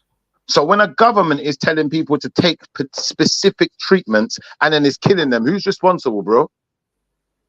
Because the government's the parent, remember, and this is what I'm saying. So once we've analyzed it like that and we put them in their rightful position as parent, they can't make these kind of mistakes. And the fact that they are, and they're getting away with it, and no one's not suing them. People should be suing the shit out of the government for stuff like this. If there's a claim, there's a blame, yeah. Or blame is a claim, yeah, of course. If you can blame the government for it, there's a claim for it. Yeah, but who's blaming the government? Because think about the mentality. The mentality, you've been brainwashed. No, but listen, people will if they feel like they've made a mistake. But the point is, you said it yourself. You've been brainwashed to think, well, they're not forcing me to do it. They're not forcing you to do it, but they're telling you this is the best option. And as a parent, to tell you something's the best option, knowing that it isn't, that's detrimental to your child. You'd be done for child abuse. So the government should be getting done for this, bro. That's a fact. If you like being, I mean, I'd say from 18 onwards, the government shouldn't be babysitting you anymore. If you can't make your own decision, then you can't blame the government for you making a decision. No, that's not fair, because the government is the one controlling all the information. In fact, they're the ones selling it to you. So they're the ones who should know, and they should have to get it right if they're going to sell the information to you. If you're stupid enough to believe the propaganda, then that's the way it is, isn't it? I can't. No, but it's not. No, bro. When you go to university, do you pay? Yeah, you do in this country, sadly. Thank you. So the government's the one charging you for the information. So the very information they're charging you for, if that information is inaccurate, they should be accountable for that. As well as, you know, most people don't go to university. So most people haven't even had access to the information, which is going to enable them to know how to save their life. So therefore, leaving them still in the responsibility of the government's hands. Same way, when a person goes to court for doing a crime, 9 times out of 10, that person ain't been to university to learn about law and to study no law. So they need a solicitor. They need someone who's trained in the law to lead them in the right direction. Now, don't get me wrong. If a solicitor makes a mistake, people go to jail. But if a solicitor makes a mistake, you can hold them responsible for it. Possibly, you might even get a retrial. You might even get your case overturned. With the government, it doesn't work like that, does it? Well, you're not seeing no one sacked or jailed then from the government? No, not for things like that. Listen, you see, when the hospital makes a mistake and someone dies, I've never seen someone go to jail for it. You never seen a doctor struck off and arrested and jailed? No, I mean, I've never seen a doctor make a mistake, someone died from it, and the doctor goes to jail. I've never seen that. Michael Jackson's doctor, what happened to him? Yeah, he got done. He got done, but what did he get done for? He wasn't a real doctor anyway, he was struck off before. Thank you. He got done for manslaughter. That was Michael Jackson's choice, right, to use a struck off doctor. Yeah, exactly. So he wasn't even, but this is the thing, because he didn't have a license to practice medicine and he was doing something that's illegal, and he's not officially he's not working for the hospital, so he can't do what he did. So yeah, he goes to jail. But how many times have you heard a doctor or a practitioner in the hospital has gone to jail for making a mistake? They can't, bro. That's what they got insurance and they got all these things for. I don't know. In the news, mate, there's that Shipley. You got the nurse not so long back. There's fucking loads, man. Yeah, what did she do? What did she do? Administer medicine that they told her she was allowed to administer? No. And this is what I mean. I mean in the sense of, if a doctor administers you medicine that he's allowed to administer you, knowing it's going to kill you, he's not going to jail, even though he knew it was going to kill you, bro. And That don't make sense. yeah, but do you think another human being would actually give you that medicine knowing it's going to kill you? Yes, doctors do it all the time. Radiotherapy, listen, radiotherapy is known to kill people. It's known to shorten the person's lifespan significantly. So the people controlling these radiotherapy machines, what's supposed to kill the cancers, right? You're saying no damn well that they're killing you. That's right. They know it's killing you. They know it, bro. Radiation kills people. Would you send someone to stand in an area where they dropped a nuclear bomb last week? Would you leave them to stand there for a day, or to go and live there for a day? No. And this is what I mean. So of course we know. It's just they know it's killing you, and they're still giving it to people. Wow. They're not Come on, giving bro. it to kill the cancer. I hear you. They're giving it to you to kill the cancer, just like they're giving you painkillers to kill the pain. But they know if you take a certain amount of painkillers, it can kill you. That's why it's written on the package. You understand? Yeah. But when they're sending you to radiotherapy, they're not saying to you, oh, well, in fact, they probably do have to give you some kind of disclaimer and say you could die from this, but they're not telling you how likely you are to die from this, which is more than likely you die from this. More than likely this doesn't help. More than likely this kills you. Yeah, I totally get what you're saying, and I can't disagree with it, because it happens. It's true what you're saying, but it's seeming like you want now the government to be more of a babysitter, to actually govern and give more laws in for the real dumb people that can't even read a packet. You know what I mean? You're saying kind of, but not exactly. If I've got to be told, listen, hang on, this is why I put it. This is why I look at it. It's where I teach my children. If you've got to be told by the government to wear your seatbelt when you're driving a car, then as far as I'm concerned, you're fucking dumb. If the manufacturers put a seatbelt in there to save your life, there shouldn't be any government need to fucking tell you that. But sadly, unfortunately, there's some dumb motherfuckers in this country that think, I'm not wearing my seatbelt, I'm going to be whatever. So we have to put a law in place for it. Now, if you're going to keep going down that road, there'll be laws, man. There'll be pretty soon. You won't be able to fucking take 2 paracetamol. It has to be done at the chemist under restriction. No, but hold on, wait a second. Have people died from wearing seatbelts? Yes. On top of that, watch this. The same government puts in a law and says we need a speed limit. We need to stop people driving over a certain amount of miles per hour because they're trying to save your life, right? If you get into an accident, you can die, right? Guess what? In Germany, they have no such law. And guess what? They have less accidents. They do have so make sense of that. No, they don't have a law where there's only one road in Germany called the Autobahn, and there's no speed limit. Every other road in Germany has a speed limit. No, I'm not saying, bro. Listen, I'm not saying that in Germany on a residential street there's not a speed limit. What I'm saying to you is, in Germany they have a road, like you just said, where there's no speed limit. Yeah, but you have to understand that they have less accidents and less trouble with traffic collision in Germany than they do in England. Agreed. I mean, that don't make sense. Yeah, they don't make sense. Yeah, come on, man. But even remember, even the way we built our roads. So going with that one, hang on though, right? So going with that one road, do you think then we should lift the restriction on the M6 or whatever? And say no. I think you see, when you get to motorways, yeah, that's what I honestly believe. I believe motorways should be more focused on making you stay above a certain speed than below a certain speed. Because when you're driving in the motorway and you have to, a motorway 70 miles per hour. So then, all right, someone's now in the fast lane doing 65. It not only creates traffic, but it also creates a what's the word? I'm trying to think of the word. It creates an obstruction. It creates an obstruction. Yeah. So in Germany though, during your driving test in Germany, you have to go on the Autobahn and drive on the motorways. In this country, you don't. Exactly, and that's what I mean. They're dumb. This country's a bit retarded. I agree. They should be motorway fucking tested. I totally agree with you, mate. Totally agree. Yeah. Even if like some of our motorways, like, I don't understand why the motorway hasn't been made bigger. You must agree, though, right? Until we enforce that or put that into place where the children or the 17-year-olds are now getting taught motorway mileage and how to drive on a motorway sensibly, we can't just take the fucking speed limit off right now. They'll be deaf. They'll be fucking crazy. Be crazy. To that effect, I do kind of agree with you, but like you said, it's about the people who's implementing the test. It's about the people who's distributing the information and distributing the certification. There's clearly what's the word? There's some type of motive or some type of agenda. There's some type of agenda. I'm telling you, and the agenda is flipping very sinister. Because why would you, like you said, why would you be letting kids out onto the road to drive, and you haven't even shown them how to drive on the motorway, but now they're allowed to just hit a motorway? Yeah, that don't make sense, bro. Stupid. Yeah. I think either all of these things, like Nyanifa said, they are population control. That's why I jumped on straight away, because I think this is a good subject, and I think that I'd get population control for the longest. The New World Order type population control thing, I totally get that. I've heard that. They call it a conspiracy, but I don't know if it is or not. The point I'm getting at is, if they are trying to do that, they're doing a shit job, because there's still more births and deaths in the whole planet. So whatever they're trying to do, it ain't working. No, but that's because the black people like to have kids, and Asians love a house full of kids. I know white families have got 8 or 9 children and that, so it's not just, you know what I mean. I know a few.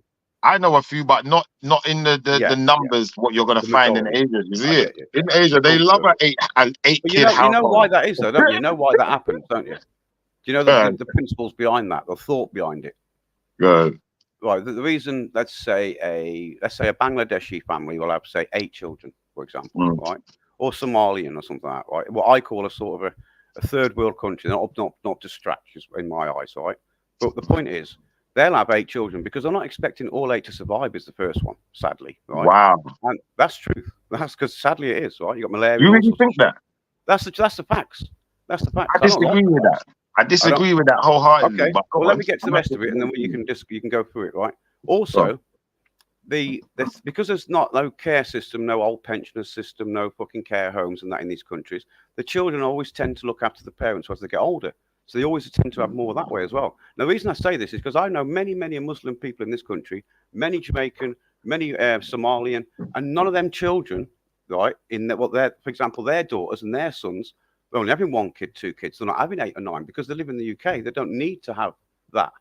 You know what I mean? Do you get what I'm saying? So when they say, yes, they're having a lot of children, they are out there at the moment. But once them countries get into NHS, pensioners, care homes, all that sort of stuff, they won't need to have that many children.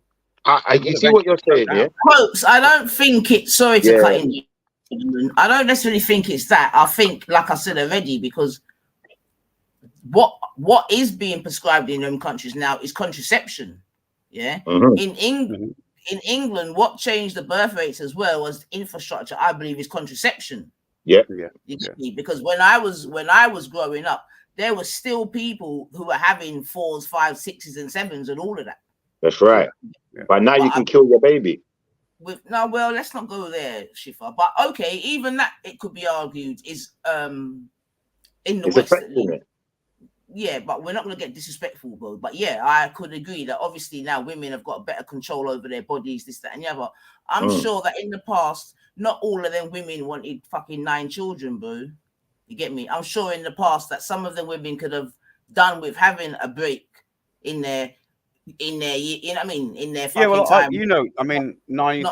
Not just banging out. No, not just banging out children. Yeah. Yeah, that's what I'm saying. I guarantee, right? You knew in the 90s. Well, I did anyway. I don't know if you did. Maybe I'm presuming here. In the 90s, when I was around growing up, I did see young girls getting pregnant because at that time, I don't know if it still is today, the government, it was an incentive to have children because you got so much money a week with per child. You were, as a single woman, it was like, well, no point having 1 child. I might as well have 2 or 3. That sounds crazy, I know, and it sounds horrible to say it, but I know women who did that, actually did it. And I don't speak to these women, not friends. Can I ask a question quickly? No, okay, I mean, we've heard this argument made, so I don't know. It's true. Right, but I don't know. So I'm a bit confused now. But yeah, but that is true though. Sorry, Lady Naniqua, is it disrespectful to say that abortion is killing a baby? It depends what your class is. Because I'm a bit confused. I only could you say we're not going to get disrespectful, but I never thought of it that way. That's the whole argument. What science? I'm going to answer you that. The reason why I said that, Shifa, is one, because obviously I know your views, innit? You get what I'm trying to say to you, yeah? And what do you mean? Obviously, which is fine, you're allowed to have your views. However, I don't think that it's necessarily the best thing to go around saying that women are just killing their babies. You get me? And it's not, and I don't always see it that way neither. You get what I'm trying to say to you, yeah? How do you see it then? Well, one, I think it depends as to when they're having that procedure done, as to whether you're killing a baby. You get me? Because by definition, a baby is not a baby until such time, this, that, and the other, boom, boom, boom. Okay. That's what I'm saying.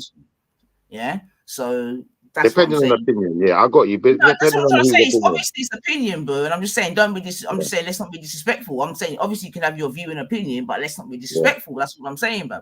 You get me? I get you. So what? How would you phrase it then? Because I'm a bit confused. I thought that, in my opinion, yeah, like I said, the moment that the sperm meets the egg, that's a baby, in my opinion. But well, how of would course, you? it's What not would though. you? It's What would not you though. call it then? So What do we call that when the sperm meets the egg? What do we call it? it's at the time they've actually got a word for it before it even comes with baby. I can't remember what it was, but embryo. Not embryo, yeah, exactly. And remember, that's got a split it's got, you know what I mean? So before all of these things, before the, you know what I mean? There you go. Yeah, so, you know, like I'm saying, Shift, you get me? No, I just wanted to understand what you were saying. I'm not going to say it again. I just wanted to know where you was coming from with the statement. So now I understand. Yeah, I mean, obviously, we can speak about it. You get me? I'm just saying, but just do it respectfully, innit? But let's not start out it by saying that it's killing, you know what I mean? Because that might be true. You get me? Come on now. Yeah, I get you. So do you think then an embryo, you said, is not actually a baby then? No, I don't believe it to be a baby because it's not conscious. It's not got a brain. It hasn't gone through any of that sort of development yet. You get me? It's still in the fucking. It's not even got to the fallopian tube and all. You get me? No. The thing is, you don't believe that once the connections are made, there's not already some point of existence there, whether you see it as life or not. Do you not believe there's some form of existence in the making? Well, it could be argued it's an existence because everything you could be argued in the body is an existence of energy or this, that, and the other. If you want to get that deep, but no, I don't believe that it's yet a soul or this, that, and the other. No, I don't. Yeah, but the argument is the mother allowed to kill a? No, don't use that word. To abort a growing fetus because the mother doesn't want it to change. Oh, that's her actually life. the correct term. It's about her life, isn't it? Really, because once a baby comes along, women, you should know it changes your life. So are we allowed to give that woman the choice or not? That's really the argument, isn't it? Well, yeah, I think you do. I don't know. I don't honestly know the answer to this. I just know that, in my personal opinion, I don't agree with it. So that's just personal to me, though, isn't it? No, but that's fine if you don't agree with it. Yeah, I mean, many people don't agree with it, but in terms of what Hoax is saying, which it could be argued is the more, you know what I mean, important matter. You get me? But my answer is yes, in it, and the reason why I say yes is because I know that prior to it being legal, this, that, and the other, a lot of women went through a lot of hardship by trying to DIY this, that, and the other, backstreeting, this, that, and the other. And if it's that versus a more legalized and, you know what I mean, more medical way to do it, then I would choose the latter. The main way, yeah. You get me? Because I hear that.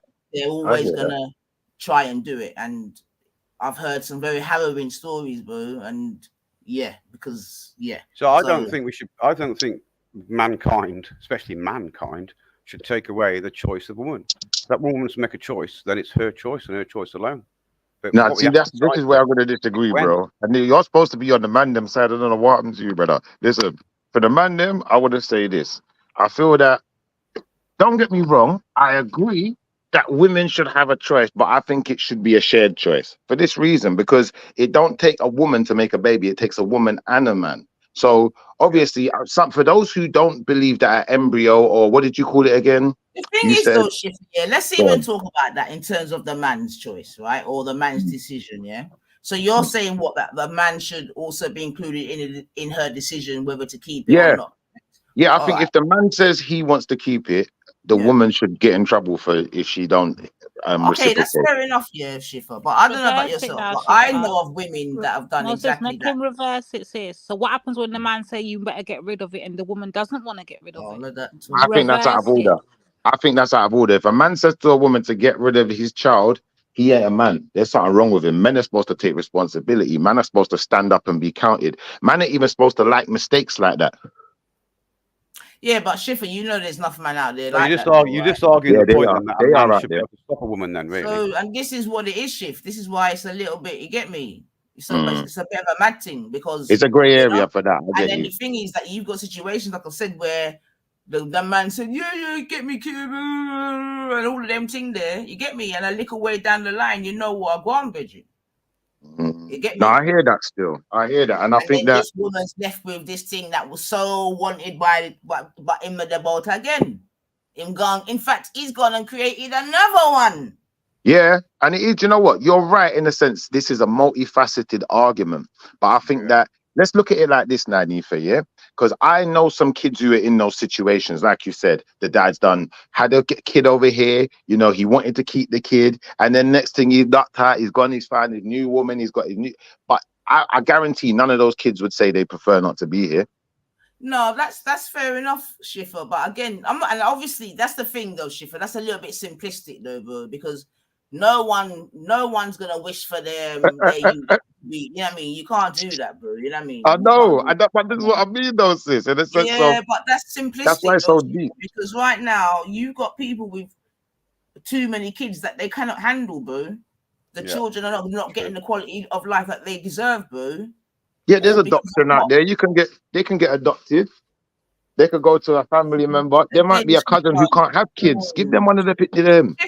Do you know how long? Okay, you say that, Schiffer. Do you know how long some children stay within that system waiting to be adopted, Bridget? Yeah, there's not enough foster parents. Yeah, no, I mean, I know what you mean in the sense of being adopted in the system, but you could adopt them to yourself. Like, for instance, you could be like, I know people who've done this. I know there was this girl. She was about 16. She had a kid. No, but hear me out on this one. There was this girl I know. I went to school with her, or we went to not school together, but school at the same time. We grew up together, yeah. So she had a kid when she was really young. She was 16. In fact, she was just turning 16. She wasn't even 16 yet, yeah. So when she had the baby, she didn't want to be a mum. Her mum adopted the baby. So the baby ended up calling her mum. But the baby knows that she's her mum. But because of how the child's grown up, she was literally adopted by the mum. So I'm saying that it don't have to be through the system. I mean, to be fair, them type of situations happened a lot in the past as well, Schiffer, where aunties and uncles and all varying things were raising people. You get me? And tutors, you find out your auntie. Yeah. So we know of them type of things. All I'm saying, bro, is like, look, the best thing to happen is that for women just not to get pregnant willy-nilly. You know what I mean? That would be the best thing. You get true, you know what I'm saying? So that would be my first thing for young, you know, especially for young ladies. You know what I mean? Know what you're doing. Stop having careless sex. Do you know what I mean? Stop creating. Don't use the fucking after pill and all them things there as contraception. Stop this sloppy shit. You know what I mean? That would be the first thing that I would say. Yeah, that's what I'm saying to you. But then at the same time, I would all have to say to society that we also have to stop, you know, this hypersexualization and this. You know what I mean? So right now we're in a very tricky. Like, I would hate to be a youth today, Schiffer. You get me? I would not like to be young today. Yeah. And we have to make people be responsible, Nanny. For at the end of the day, it's like you said, there's man that's going to have pitney and then run away left them pitney and don't have nothing to do with them. So it's about holding people accountable. And I think that, absolutely. When we get into, when we get into the argument like that, yeah, I want to bring up something else, in the sense of, so it don't seem one-sided, because I think sometimes it's like, a man could be in a position now, yeah, like he gets a woman pregnant now, yeah, bam, they've had their baby, they're doing their thing, everything's cool. So this woman decides she's going to dip out and check this man, that man, next man, whatever, and she's doing whatever she's doing. She's whatever reason it is that man left, there's got to be a reason, is what I'm saying. I'm not saying that that's every case. I'm just saying in some cases that's going to be the case. So I think that, you know, we got to look at it from both sides like that as well. Because why should a man put up with, you know, okay, I've had a kid with you, I want to stay with you, but you're just not behaving right. Yeah, I mean, obviously in individual situations like that, you know what I mean, that's slightly different in it. You get me? I like, obviously like individualize them situation, right? But regardless, as young people, you know, a child is forever, in it. Both the boy and the girl needs to realize that. But the girl more so, to be honest, because if anything were to happen in that relationship and it don't go the way you want it to go, then the woman better know that she's left holding that baby. You understand what I'm saying to you? As it should be, it could be argued, yeah, if she is a good mother. Do you know what? I agree with you. Watch this. I know also another situation, yeah, where a mum who already had a kid, she's met a guy, yeah, these are people I grew up with as well. So she's met this guy who I know, and she's now had a kid with him. Now, when they've split up, he wants his kid in it because he's seen how she manages her first child, in it. So he don't want her left hold. He wants to hold the baby. How do you feel about those situations? Right. If that mother is of the same opinion and she wants to give, then that's one thing, in it. Me personally, I can only talk about myself, in it. No man's having my child. You know them ones. I can't talk for no one else, to be fair. If he is a better carer than her and under her supervision the child may be in danger or not receiving this than that, then I got no problem if he's going to be the better carer. You get me? But me as a woman, I know I'm a good, that would never be happening. So you don't think there's any man out there that could be a better carer than you? Absolutely I do. So if you found that man, would you let him hold the baby? Wait. Do I think that there will be a better care? The only person that could better care for my child than me would be his father. I hear you, but would you leave him holding the baby if that's what he wanted? But don't you think this highlights another problem, Shiva? If that's what he wanted. Yeah, if that's what he wanted. That's what I'm saying. No, Shiva, that's what I'm trying to say. It has to be an individual situation, isn't it? If that woman that you're speaking about, if she within herself feels like, well, boy, the youth's going to do better under the father, then that's something that they would have to converse about, this, that, and the other. You get me? But I know for I don't want to say, but a man can't be a better mother to a child than I can be. You get me? He can be a better father to a child than I could be, but he can't be a better mother. Yeah, no, we agree with that. But I mean, in the sense of for the child's best interest in its upbringing, do you think that there is men out there that could give a child a better chance at life than women? That could definitely do a very good job of bringing up a child. 100%. I don't, if that's what you're saying. I think that there's men out there that have got just as much paternal instinct as a mother has maternal instinct. You get me? This has been proven. No problem with that, bro. No problem with that at all. Because I think that, in my opinion, I think it's more to do with the person raising the child more than the gender. You know, because a person raising a child. What I would say is that past a certain age, Shifa, I'll tell you the honest truth. I think past a certain age, it maybe doesn't matter. You get me? But I think in those initial years when a baby is born till about maybe 2, 3, I think having a mother is imperative for varying reasons. We're gonna agree. We're gonna agree on that because you know what, I was gonna go there next, but I'm glad you went there first, so we're on the same page.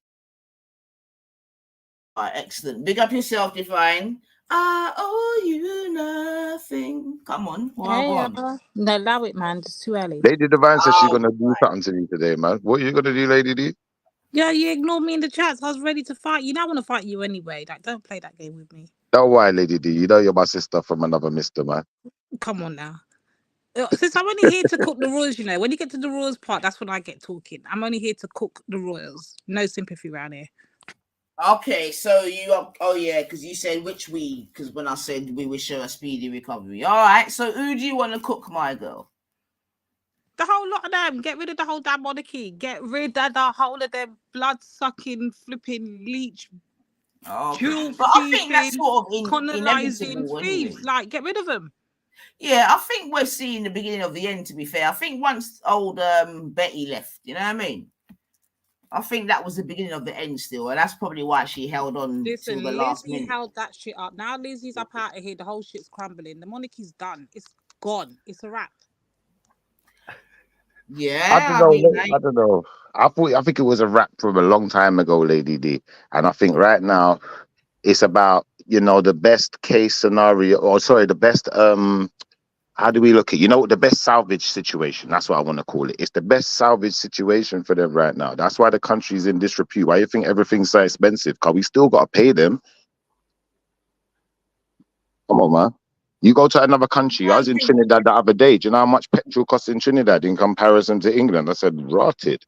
Yeah, but that's nothing to do with the royal family, though, Shifa. Come on now. It's to do with the taxes, though. And at the end of the day... it's to do with the taxes. And let's not please forget Brexit as well. Exactly. And a percentage of the taxes, regardless of whether some's going to Brexit... War. So there's loads of things that we're under. Plus, we're still under we're still in austerity, right? Remember, we're doing all of these things while still being in austerity, you know. So yeah, man. So all But all right, of so them you're back related though. from Trinidad. All right, all Yeah. right. All of them's related though. All of them people in the government and all of them royals. Like I've started to notice this. Like I started looking at this a few years back, and there's bare relations in there. So, like to me, that's a farce. That don't That's make a sense. That's Come like, on, Cam. Talk these facts in the chat. I don't know where these two are going. Cam, I'm on your time. That's the time I'm on. okay, what did Cam say? Well, this is what I'm saying, man. Because there's one thing to bring down the actual monarchy, but there's a next thing in terms of their assets in that, man. Remember, There's no like one ain't bringing down the monarchy. The monarchy's literally collapsing because these blood-sucking little first thieving little colonizing bitches, yeah, ain't done what's right by the people they stole from. So this is what is called karmatic karma. It's come back on them, yeah. Their karmic debt is coming back on them. That's why they're dropping like more flies. chickens coming home to roost. Period. Yeah? Period. Alright. Their karmic debt is coming to collect. All right. That. What do you think to that, Mr. Hoax? Are you a royalist yourself? I'm neither, to be honest, but I'm on the argument of both sides. I can see why I want to get rid of it because it is just to me a waste of fucking time. But then I can see if we get rid of it, then why would the UK be so great then if we didn't have that? And I'm thinking, Oh, what so makes us, you know what I mean? okay? So you think it's So I'm part thinking, of the do we get rid of law? it? Don't we get rid of it? They are fucking shower shite bags, let's be honest. But they do own a lot of money for some mad reason. They do own a lot of land It for will mad be reason. interesting in a few years. Sorry to cut you, actually, to see if the tourist figures sort of drop dramatically since Betty's leaving. That would be interesting, or to see if they still hold the same, you know, what would happen in the House of Lords regarding tourism. You know what I mean? But they're an institution at the end of the day, and it's like taking away any institution. If you take away the royals, you got to take away all of the royal institution hospitals. The House of Lords, basically, yeah. So the You House got of to Lords take away all of that stuff. They stop the government being, well, they're supposed to. Sometimes they don't, but I've seen them do it sometimes, right? Where they stop the government being tyrannical.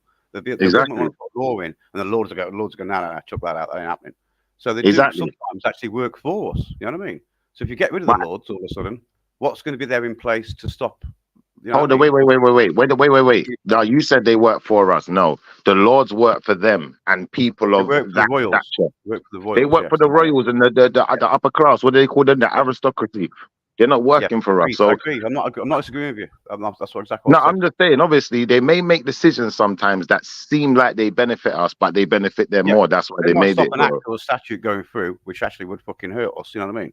That might happen. It does happen, in fact, over the years. Maybe not as much as it should do. But the point I'm getting is, if you get rid of the Lords, who do you replace it with? Who do you put there in place? You know what I mean? This is the thing now. I think that ultimately it's about the people.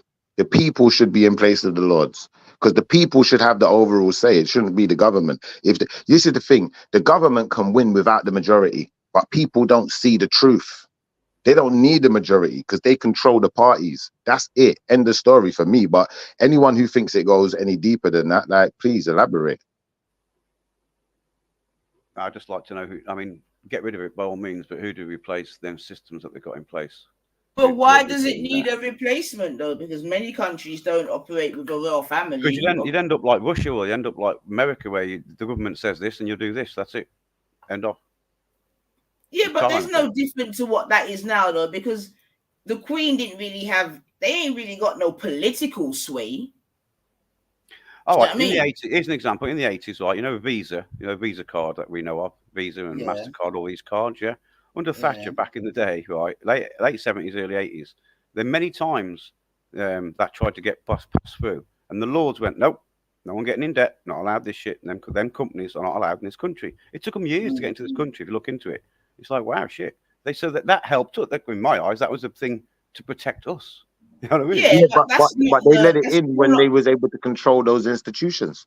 That's still not the royals, though. Hoax, though. That's well, the Lords, but the Lords are put there by the royal, though. Then the knighted and put there. That's the Queen picked them. You know what I mean? Or not so much the Queen, but you know what I mean. The monarchy itself as a group, whoever the fuck they are, whoever choose, then people chose. Is what I'm trying to say. Yeah, royals and aristocracy. They're in the same bracket. That's the word I was trying to. They go in the same bracket. Yeah, them people. People have got the money. Yeah, but I'm saying without the royals, you could still have them, innit? Because it's no different to America, innit? When they've got their two different, they got the Well, they got House the of Senate Senate. and the It's the House of Senate they put in. Yeah, so it's a Yeah, but similar. no. Nah, yeah, and no, Lady D, because you see, sorry, I mean, Lady Nanifa, because what happens is the Queen authenticates these people's rights to own particular lump sums of land.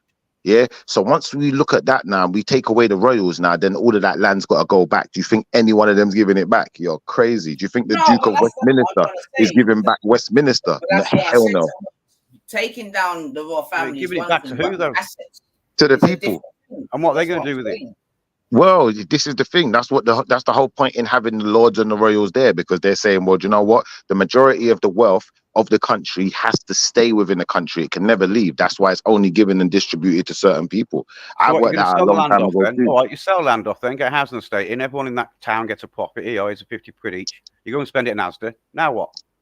Exactly. Now what? And then when people decide to Done then, sell off their house and sell off their land to someone in Saudi Arabia and then move to another country, now the country's in disrepute. So I understand the parameters. That's why I'm Them hotels and fully B&Bs and fully restaurants, one-sided with this all neither. lost I'm not on tourism. one side of this. A But lot, I man. do understand where Naniva's coming from in a sense of, you know, what are those people doing there? But that's why we have to answer the questions rather than, you know, just go into some kind of conspiracy. We need to actually look at the parameters. Okay, Yeah, they're forget there to conspiracy. protect the It's wealth of real the world country. shit.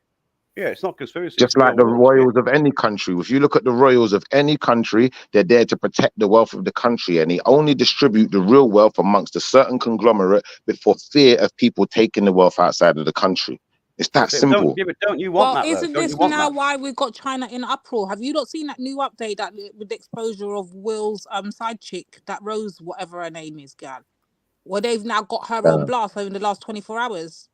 I haven't looked, to be honest. No. Right, her Seriously. family apparently has stolen a whole load of shit from the Russians. And she comes from one, I don't know what kind of aristocracy. What's the word? That's like Roman Abramovich. Aristocracy. I Same thing. can't say it. Aristocracy. There we go. Aristocracy. Yeah. So they must have went and pillaged out the whole of China. Right now, the Chinese are making fucking. Go and look. I told you, pet down the whole of that Ras Monarchy and all of them upshalon people. The whole of them is blood sucking, pillaging, fucking colonizing bastards. Go and. I think it's happening in the Chinese war or something. Let them but, fight each other Yeah, out, but man. Lady D, you know what, Lady D? I actually agree with you to an extent, but then that's going to be the argument from the other side. They're going to say, well, they're there to protect the wealth. So, do you know what? In people's minds, how they see it is like this. Eventually, they could be part of that conglomerate. So why are you going to go against something that you're priding yourself in, that you're trying to be? Yeah, but you got to, hang on, man. You got to weigh it up. Look, right? You're sitting in the UK right now. Well, I presume you are. Am I being wrong for saying that? You're here, aren't you, in the UK, right? Yeah. You're sitting in a country what's wealthy. Would you rather sit in a country that's not wealthy? I don't know about that one. Here, to be fair. I'd rather sit in a wealthy country than a fucking poor country. Well, this is the catch-22, bro. This is the catch-22 where, bro, this is the catch-22 where they get us to do the work for them. This is where we end up doing their dirty work for them for fear of losing everything we got. Because fear's a motherfucker, man. Let's be honest. Yeah, but if we do lose everything we got, if we do go to a third world poor country, then you probably wouldn't want to be here. You probably want to dinghy, try and get to another country somewhere like I would be. You know what I mean? Well, I'd try to get to a rich country. I'd be risking you my see what the family thing is? to try and get to that rich country. You see what the thing is? I'm a black man, yeah? But I have to look at it from a perspective of a human being. And then I think, you know what, as a black man, if I go to a black country that's got a black royal family and they're doing exactly the same thing and trying to keep the wealth in the country, and I look at the situation of, you know, years of other people, people like, you know, Europeans coming in and stealing the wealth. Sorry, Nine, what was that? Most rich people don't live in England. What do you mean, most? Most rich English people do not live in England. They got their homes here. Where's that statistic come from? Where's that come from, man? Yeah, is that true, sis? I don't know about that. I mean, I don't know about that. I just never heard it. I don't know. No, well, what I'm saying is, all right, let me rephrase that, yeah? Because you said, would you rather live in a poor country or a rich country, yeah? Yeah, I don't mean it. Yeah, go on, carry on. I don't mean no. I think you mean literally. I think you're trying to say that a bigger house is better car. I don't mean that. I mean, would you rather a country's not going to literally have no food in the shelf tomorrow? You haven't got to walk fucking 3 miles to get water. What country would you rather live in? That's all I ask, really. Okay. It's not. It's about that. Would you rather live in a third world country where there's no government, no police, no 999? There's fuck all, mate. You got nothing. No, you ain't getting your bins emptied every fucking 2 weeks. That's not happening. or would you rather live here? That's it. That was the only question I put to you, man. And I'm the same. I'd rather live here, thanks. I know it's selfish, but I'd rather live here. If you're asking me. When you say that, yeah, I think of things like this. If I I remember. got money, yeah, I'm probably gonna. If I had loads of money, I'd live somewhere else, but. If I had money, we wouldn't be here. If we had money, I think. Where would you go? Oh, that's a good fact. question. Let's say you Sorry, got 10 brother. million lottery I think win, you right? posed Where the would you go? question wrong. I think you posed the question wrong. I think the right question is this. You know, when you go to Italy, yeah, there's certain roads when you're driving on the road and then you go up into the mountains and then there's no guardrail or nothing to protect you. You could fall straight off the side. Yeah. Now, when your government's got money, they can afford to put them guardrails around there. Even when I was in Trinidad, they have it. Certain places in Italy ain't got it. Imagine that. But the point I'm making is, you know, because the government hasn't got money, because the councils, the boroughs, they don't have money. They can't put these things in place. They can't protect you properly. So that's the argument that has to be posed. Yeah, you can break it down to why. Yeah, I got no problem with that. I agree with you. Like you said, the police. You started with police, but it's multifaceted. It's police. It's the roads. It's the electricity. Loads of things we take for granted in this country. They got power cuts. You go to certain European countries like Eastern Europe. They got power cuts and all sorts of stuff. But really, come on, man. You'd rather be, and that's a good question. If you won 980, let's say you won 100 million euro lottery this week, or 100 million sterling, all right? Where would you go? Seriously, where would you want to move to? Jamaica. Is she there? I think she might have made a copy. I'd go straight to Jamaica. St. Lucia, me I come home, I'm gone. Listen, the fact of the matter is, most of us would from the Caribbean definitely would not be here if it wasn't for the pounds. Let's keep 100 with you. You ain't got no weather for us. You ain't got no climate. You ain't got no vibes for us. It's dead. People have got bad manners in this country. There's no good morning, good afternoon. This is no hospitality. The only reason why people are here, if we're being honest, is because of the pounds. That's the yeah. If I'm in Jamaica and I go to what you call a pub in England, they got music just playing outside. The whole street is like, it's like being at carnival. It's like, wow, and this is just a pub. Yeah. Imagine that. Yep. Why am I gonna be here? That's dead. I might as well go to Jamaica. I'm about to see Jamaica and Miami. I was born in Scotland, right, and I've lived my life like 5 years in Scotland, and that 5 years made a massive difference to me because I treat myself as Scottish. And if I won 100 million, I would move to Scotland. I really would, definitely, without one shadow of a doubt. But to me, I'm not so bad moving to Scotland. If I was born in Somalia, I wouldn't be moving back to Somalia 100 million. No, what the fuck? Why not? Why not? Because it's put myself like 50 years behind. I've got no I hear you, but then service. I've got no hospital down the road. You see what you're saying? You're looking at it all wrong. I'm gonna tell you why you're looking at it wrong now. Watch this. You're English, right? You born here? Yeah. Well, you got family. Yeah. I'm British. British, yeah. You got family here? Yep. You got family that you really care about here? Yeah. Then you'd have a reason to come back, especially if that family was in turmoil, or at least to try and get them to where you're at. And if that wasn't a possibility, but then I gave you 100 million and you could go back and give everyone some security and start changing the scenery a bit, why wouldn't you go back? I wouldn't. I'd bring them to me. Well, I'm saying if you couldn't, if it wasn't possible for you to bring them to you, then why wouldn't you go back? Then I'd try another country which is the same sort of quality of life as this country's got. Okay. Well, you got different plans. I get you. So the thing is now, it's like, I look at it like this. At the end of the day, depending on who you are, depends on how much responsibility you put on yourself and how much pride you take in the place that you come from, innit? Yeah. Do you feel where I'm coming from? Yeah. So I doubt when the Germans got here, the British just wanted to lay down their arms and say, well, do you know what? They're here now. Let's just give up and just be German. I doubt it went like that. They wanted to fight. And some of them weren't in the army. You see it? And that's what I'm saying, bro. So I think like, because you're not in that situation, I think that your mindset is kind of warped to your situation. So because it's a British educational upbringing mindset, isn't it? Yeah, and it's not just the education; it's the situation that you're in. It's because of your set of circumstances. It puts you in a certain mindset, and it makes you believe you've got all of these choices. But I'm telling you, it's like, you see me right now.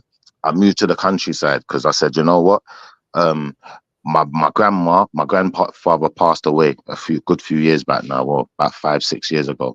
But maybe a bit longer actually. But the point is, she's now on her own. There's other family members around, other people around, but there's no one that close to her around, innit? So it makes I agree. sense I to totally me, agree innit? with you. Yeah, And I think that's that's how human you've got nature. to more look at it. Exactly, That's it's human isn't it? nature. That's why Yeah. someone would go back. Thank you. There you go. And that's what I'm saying to you, because Yeah, but you're not in that that wasn't. situation. Yeah, You've never that's faced twisted that a little kind bit. of dynamic. That's a little bit. How can I say that? You twist a little bit there because they had a lot we win, right? And most What of kind it's of really loyalty do you have to your people, to your family and your friends? What type of loyalty do you have to them? And if you knew that that was the only way, then do you you would think have to by make a going decision. back and putting yourself into their conditions, that you actually come to the UK because you didn't want to be in their conditions, right? Yeah, but you wouldn't be in their conditions because you got 100 million, so No, you 'cause could your go back. You family's. can afford to pay for security and all sorts of things Can that's I- going to make your Yeah, and lifestyle that's different. what I'm Man. going to go to that. That's what I'm going to go with. You exactly thinking what I'm thinking, right? So we do that. We then go back. I've got 100 million. I go back now to Somalia, right, to help my Somalian family out and whatever. I build a big complex, fucking security, the lot. Do you not think that's more of an offensive fucking fucking look what I've done, sort of stick it in your face type attitude? No, That's how I would no. look at it. Maybe Really? you would, because that's where you come from, innit? You got that I'm in type of Telford, right? mentality. I wouldn't, if I won the lottery, I wouldn't go and build a big fucking castle, and stare in everyone's face. Look at me. Yeah, I wouldn't do that. Yeah, but you don't have to do that.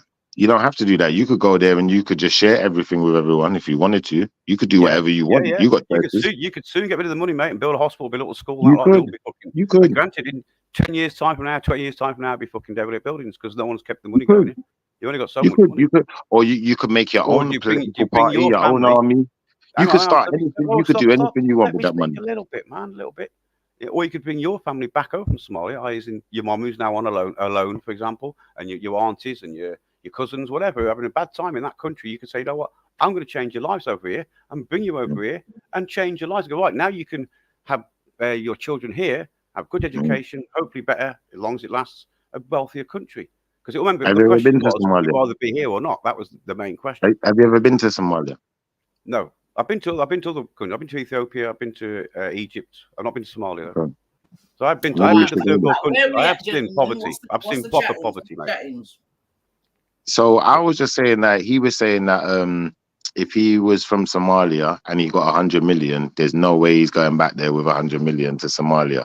So I was trying to give him some dynamics as to why a person might want to go back. Like, for instance, having family or people there that can't come here, that are really close to you, for instance, and wanted to go back to give them some security or, to help the dynamics that are making your people suffer. So, Hoax, why do you think most people come to England? Especially from developed countries, or come to England to even get if you want to say third world countries. Why do you think most people come to England or America or Canada? Yeah, to come to England, I think they come here the same reason I would want to go there. It's going to give your family a far better quality of life than where you are now, wherever it is. Quality in what sense, Danny? As in, you got more chance of good education, therefore more chance of a good job, more chance you got pension. You have, if you do get in trouble, you have benefit to help you out, state government to help you out. There's plenty of housing around, even though people say there isn't. There's fucking loads. There's all these benefits. You got post office, you got internet, you got all sorts. You can go on and on, NHS, whatever. So in other countries, you think, well, I want to. If my child broke her arm, I don't want to reset her arm myself. I want to take her to the hospital. I don't want to travel in a fucking truck, fucking 3 days to get to the hospital. So I'm going to come to this country. But okay, right. So let's go a little bit at a time, yeah. So in these sort of countries that you're speaking about, because obviously you're saying that you believe England's got better services, this, that, and the other, which I'm not going to necessarily think about. And I think you mentioned Somalia, right? So if you got money in Somalia, that would mean that you got access to the best services, right? You get robbed. That's what happened. You get robbed that night, straight away, before you even chance to build up your fence. Wow. Really? You really think that? Did you hear what I said? Where you got that from? Wait, you must have heard me say gang. It's a very, very gang. There's not, as I said over in there, there's no 999. There's no there's no help. Your help is your family, and that's it. It's very, very gang. It's like Wild West, isn't it? So, did you hear what I said though? Like I said, if you got sick and you had money, you'd be able to access the top services, and you said you'd get robbed. In Somalia, the top services in Somalia. Yeah. Where were they? So wait, you don't. 1 second. All right, you know what? Let me come off of Somalia. Let me talk about Jamaica, yeah, because I know Jamaica. Jamaica, you can't compare them. Completely different countries. Different. Jamaica's not third world. So, do you believe there's any rich people in Somalia, Danny? Yeah, the government, the people who are in charge. No, the people but in charge Danny, of the gangs, the mafia people, and the government so there are people. rich Yeah, they got people out loads of there, money. yeah. I just wanted to know. Yeah, but Hopes, prior to their recent civil war, this, that, and the other, Somalia was quite a developed place, was it not? Not to my knowledge. I could be wrong there. Are you sure, Bab?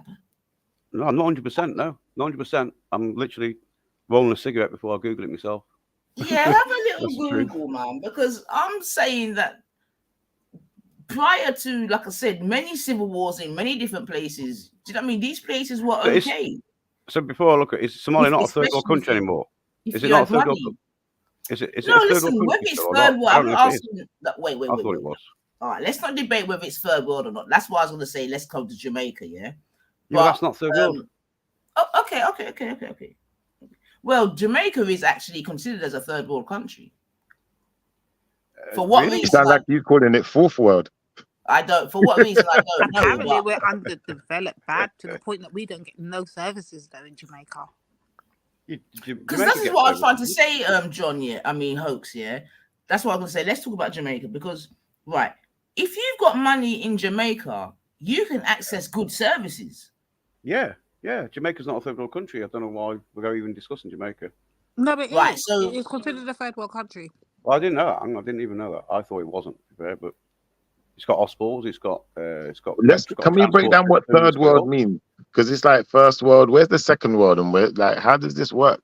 We are trying to find out how we got to third world. I don't think there is a second world. I don't know. That's what it just means it's. It just means it hasn't got your basic, running water to the fucking houses. Like, things like that. Yeah, that's what we're talking here.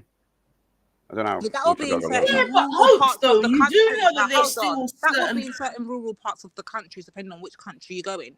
I'm sure there's places in England where there's got no running water in some rural parts. Like, I'm sure that happens right here in the UK too. But it's not considered third world, though, would you? Well, maybe. I'm very, very rare if there's no one got taps in the house or running water. But the point is, the third world country is sort of on them terminology, isn't it?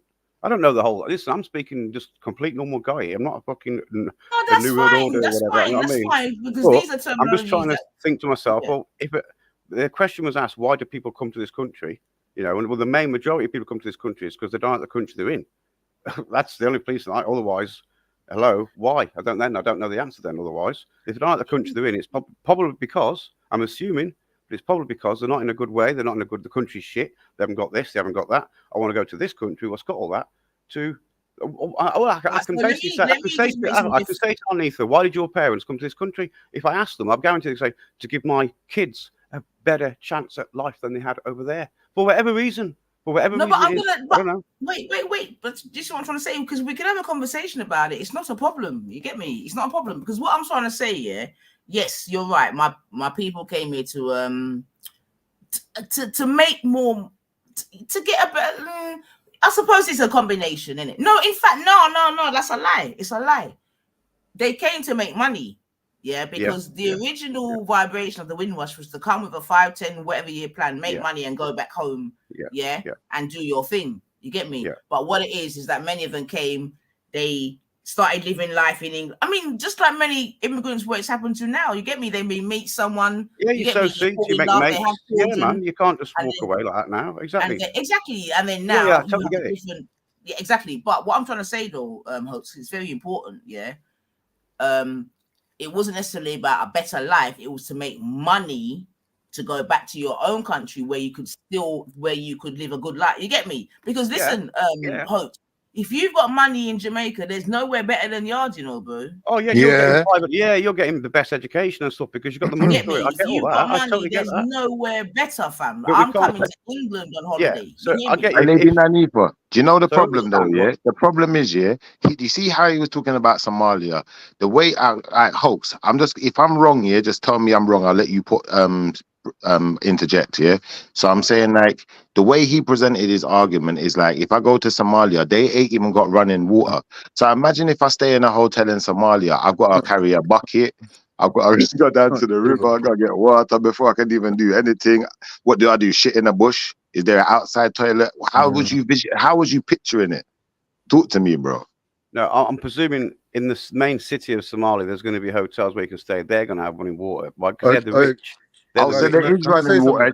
So there is running water in Somalia then. From there Can I join the onwards, conversation? it'd be like London having running water right now, but Birmingham, Manchester, Liverpool, Telford, we ain't got it. We ain't got it. No, but you said there was no running water, but now there's running water. The majority of the country, if you're going to start picking picking towns and cities, that's different, isn't it? Yo, right, guys, you tell me then. All right, you tell me then why we call it a third world country. Then can I say you something? tell me. But I don't know. But we tell you, they're running water. We Guys, cleared that out. let Con talk. Listen, the world we live in today, was basically reconstructed after the Second World War. So before the Second World War, it was like Downton Abbey, upstairs, downstairs style. Poor people didn't have jack. Their life expectancy was 0. They were living on chimneys and whatnot, right? So after the Second World War, they realized, wait, we need NHS, we need healthy people, we need a standard of living for everyone, blah, blah, blah. So that's the world we're living in now, right? So now we've had this great reset or whatever. Now we're looking at 5G, futuristic lifestyle. Countries that are bringing that about, like China, for example, didn't have that post-Second World War lifestyle like we have. So the thing is with this new technology that's coming in, it's easier to build up a country from scratch, like Ukraine that's leveled after a war, or what they've done to Gaza now, or even Somalia. Like in a couple of years, these places are going to be 5G. Wait. These places are going to be 5G level, futuristic, havens for people that live there.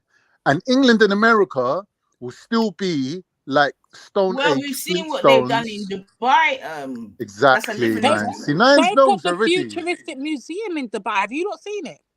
This is how it's going to be, right? Go do a Triff. I'll take my advice. Go and do a virtual tour of the futuristic museum in Dubai. That's what you call Chinese right now, Lady D, are laughing at America. That's what you call a first world country. Chinese are going to America and going, what is this shithole? It's like it's Stone Age. They're looking at America, what we think is amazing, to England, right? Chinese are looking at it like it's Stonehenge. They're like, what is this? Because now Chinese are on a whole nother level. Like even the poor people are like our middle class in England. Like they're rolling. You get me? Man's got like an underground garage for his car that connects to his phone. Like even his toilet's got Wi-Fi. He's pressing a button. He's getting a little batty wash. Like these not living in some futuristic age. Yeah, but if he runs a duty, he's going to jail for 5 years. You will go and live in the mountains of Jamaica and smoke your weed on your little holidays, then enjoy yourself and go to Thailand like what people do, innit? You don't have to do that breakfast, lunch and dinner. I'll tell that. Better people go to Thailand and do whatever they want to do. Brandy and them. Nah, you can go to Thailand, man. That's all you, bro. That's all you. But I'm saying to you, you can't be living your life by those standards, right, Shifa? Because then you got nothing for your children. What is our whole life based around what? Hedonism. Let me just and the quickly come pleasures in, out of life. Let me just quickly come in, Slimmers, with a definition. And I'm glad you're here, actually, because you can kind of take us into the next segue. Anyway, in terms of the definitions of first, second, and third world, just a quick Google, you know how it go already. It says the term third world was coined at a time, in the wake of World War II, it seems reasonable to classify nations as capitalist powers. The first world, so first world being capitalist powers. The second world and countries that are, hold on, that's not the best one. Hold on. Sorry. Hold on. Right, so first world is the industrialized ones. That's what they'll be saying, technologically advanced, educated, and wealthy. In contrast to the developing, which they would call in the second world, and then the third world is the less developed countries, So that's sort of how they sort of define it. Right, cool. Yeah. And they say that the first world is seen to enjoy many benefits, such as relatively high quality of life and prosperity. You get me? But the answer to the question is, why do people come here? Why do people come here? Well, you just read it out. That's why people come here. But that's what I'm trying to say, though, Hopes. You get me? Because you were talking about better quality of life, this, that, and the other. And I just wanted to really circle back round on that, because I'm saying in many countries, well, let me talk about myself, innit? You get me? If I've got money in the places that I come from, I am good to go. Of course. You get me? Yeah, and I would even say even in certain parts of Africa, Ghana, and whatever. If you've got money, you're good. Right. Yo, Hoax, let me tell you something here. Because the thing is here, this is the next thing, right? And it's part of the plan as well. Because obviously in England, growing up, we saw when they depicted certain parts of the world, they always depicted it as the very, very, very negative parts of it. That's why you'd have people growing up thinking that certain places in the world are just full of flies and this and that and rare this and the other. You see what I'm saying to you, yeah? And never depict the other side of it. You get me? Okay. Yeah. Meanwhile, the persons in the know were still going around and, if not holidaying in these places, definitely still buying land in these places. You understand what I'm saying to you? Because they know the truth. Because often the indigenous people buy into this is probably a sidebar, Hoax, but hopefully it's a little bit of education as well. You get me? For you to understand that a lot of the places that these places have come from, they're very nice places. If it's just that you ain't got no money. Now, once you got money in them places, there's no better place to be, especially if the weather's better, this, that, and the other. Are you crazy? And this is why I was going back around, Hoax, to say that a lot of rich people do not live in England. They've got their houses here. That's a fact. Their business here. They don't live here. Them man's all in St. Kitts and places like that, bro. They might not actually, right? They might not be sleeping here, right? But I guarantee you, the children's going for education here, whether it be Oxford or whatever the fuck. The children are here during term time, bro. Where you go to college, people go to college from all over the place, all over the globe. It's just it's considered like a 4-year holiday. Like that's not so. Wherever your kids are educated, that when you live your home, right? People aren't picking miserably cloudy, rainy, cold, just dark, dreary places and being like, I prefer that over some nice, sunny, beautiful place, right? So that's one point. I also wanted to I know we're calling places third world countries and, looking down and saying nobody wants to be there. But, I think that if the West removed their involvement from these places and, those people would have a chance, an opportunity to advance their own countries, and then the people would actually want to stay there. If I create a situation where everyone needs to have a flashlight, right? And then I go into people's communities and take all the flashlights. Now I have all the flashlights. It would make sense why everyone would want to come to me to get the flashlights. 100%. So then, we stand from a position where we have all the flashlights and we're saying, well, who would want to live over there? We have all the flashlights. Like that's what I hear when you're saying they all want to come here to the West. I love you, Mel. You're the best. Shut up, Thank you. But I'm down with Project Flashlight. But me and Melanated, we go back. We got history. Yes, but that's what I'm saying. Like I hear that when he's saying you can make it simple for everyone to understand it. Like, do you know what I mean? Thank you. Because Melanated got people that love her, but I definitely got haters, and it's so we all got, he ain't nobody until someone hates you, bro. Whoa, yes. Well, I guess I'm hated now, so you're somebody now. I'm somebody now, yes. So that's what I'm saying. Like you standing from a position.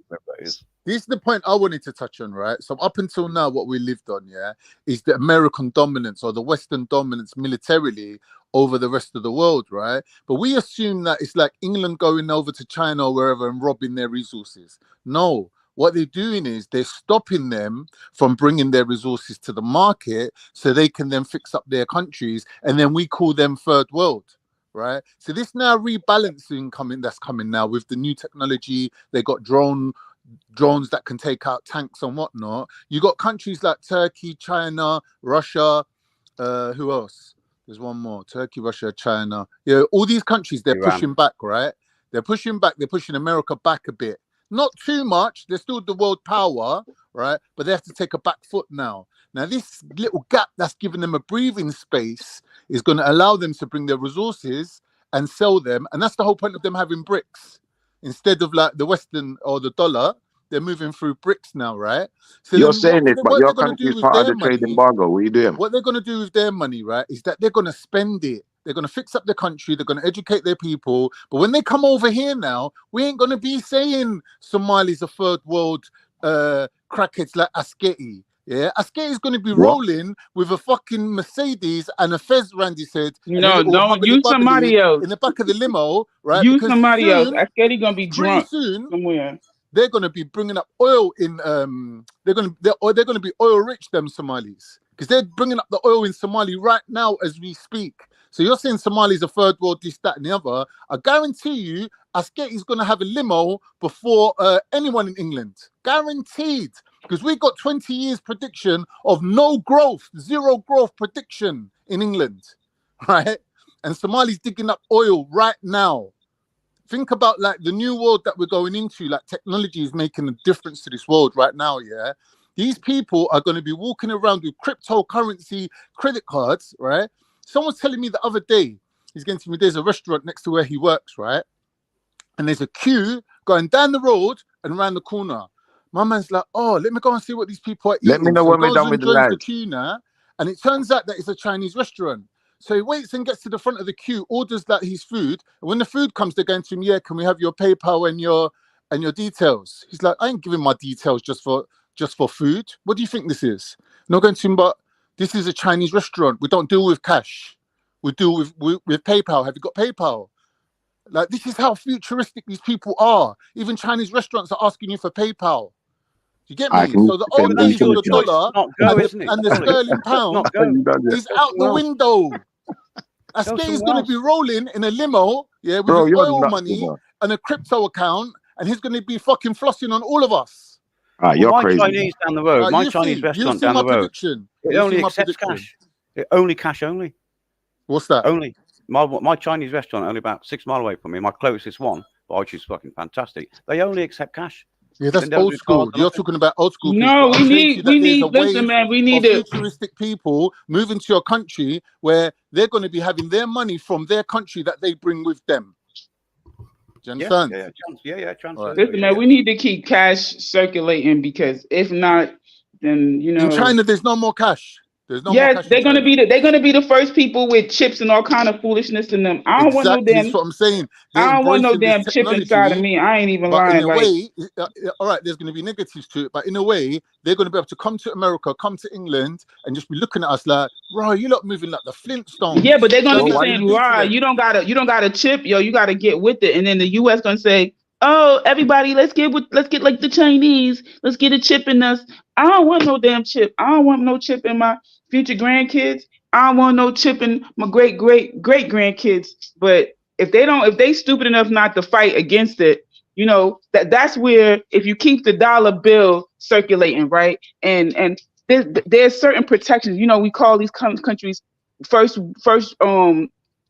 world, second world, third world, whatever, right? But in a third world country, they won't become all electronic. They're going to be cash in hand, because when the power goes out, they still need to be able to make money. So they're not going to be dependent only on this cash, on this Visa and MasterCard machine to be able to get money.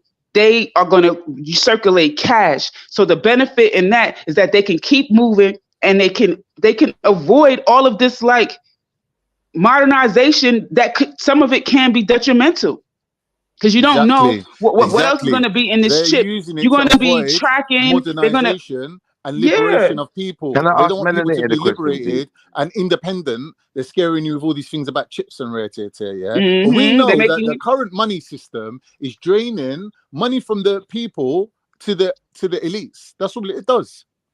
Listen, third world ain't all that bad. That's what I'm trying to say, is that certain things in first world ain't all that good. There's definitely positive things about being in a first world country. I'm not saying that all things are bad, but I am saying that there are some positives. You know what I'm saying? Like third world countries, they listen, you can't have a penis and call yourself a woman in them countries. You know what I'm saying? So all of this modernization does come with some level of bad to it, where it's like, last night we was looking at people talking about they nose was too big on black betterment, and you know, so now you got people, I want a more Western looking nose and all this bullshit. You know what I'm saying? With them third world country, everybody walking around with a beautiful broad nose, and they just keep it moving. You know what I'm saying? Chinese got fat noses, man, and they don't care because they're rich. But as soon as they start getting more westernized, next thing you know, Chinese people want to make their eyes more round. Yeah, They're do you know having what they do, Mel? surgery. They want to be taller. Man's having knee implants to make himself taller, so he That's looks what like I'm he's a saying. European. But you know how much it costs? The And then cost is you want to be crazy. like, y'all want to come to us? Yeah, we want to come to you so we could be freaking robotic, calf implant, leg implant, take away your ribs, make your nose, change your face, BBLs. All of this shit is not happening in Somalia. You ain't seeing them chicks in Somalia Exactly. walking around looking the same Somalia you want to say they don't have running water, they don't have this. Just They don't have that. They have values. They have Louis morals. Vuitton, They're not just Louis dash wearing Vuitton them, and baby, every Dior minute. They're not don't just make busting it wide hijabs. They open. don't All make this crazy hijabs. shit. Hijab is just one piece of cloth like your curtains. You can't get Louis Vuitton hijab. No one ain't got a Louis Vuitton hijab. It don't make sense. And they don't care. And they don't care. That's the whole point. They actually don't care. Don't care. You come here with your Louis Vuitton and walk around. It's like, yeah. But then you can't cook. And they like, what kind of woman is this? She can't cook. See what I'm saying? They got. I don't know. We got to look at the values that are we want to be so high and mighty, in the West. Like, they don't got running water. Okay, it's 2024. They could Google how to freaking get to the well and tap the water and and get running water. Come on now. That's not really what the argument was based on, though. It was more based upon the dynamic of going to these places and how you would, your living conditions would be. Yeah, I think you took offense to what I said, and I don't mean to be offensive. What do you mean going there on holiday? People, right? It was not case just on holiday, like someone going there to live, going to, like, for instance, going back to Somalia because they come to England. Your money from here to there, you mean, like transfer? So basically, he said if he was Somalian and someone gave him £100 million, he wouldn't be going back to Somalia. And I said to him, I don't think that a Somalian's going to think the same as he would think, the same way me as a Jamaican. People want to. People still love their country, wherever they come from, bro. I know man that lives in the mountains of Pakistan. He's got a brick wall around his house with armed guards. And man rides horses all day just for fun. Why have you took offense? Because I'm not. It's a wall. He was just giving his perspective, Carter. He was just giving his That's a shifty joke right there. Okay, so I was just offering my perspective too. Don't take offense to that. I liked your perspective. Your perspective was good because it's like, well, like I said, he thought there wasn't running water. That's why I asked him do you think there's hotels? Once we got hotels, there's running water. There's people who's living in places with running water. Full stop. So imagine there's what else places in America. I'm going to just bring that. There are places in America without running water. Like, when you live off grid, that's what off grid means. That's the beauty, yeah. That's what off grid means. You have no electricity from the government. You're off grid. You got candles, you got solar panels that you maintain yourself. You're off grid. And some people being off grid. Melanated, that was the question I wanted to ask you. Melanated, do you think, one second quickly, I just remember my question again. Let me just, before I forget it again. Melanated, do you think a hotel is a luxury building? Depends what stars it is, isn't it? I would say when you say it's a luxury building, there's luxury hotels and then there are not. But I mean luxury in the sense of you don't need hotels for people to have somewhere to live. You could just have some little shacks and people living in shacks, in it, and just like some little wooden. So then what is the emphasis?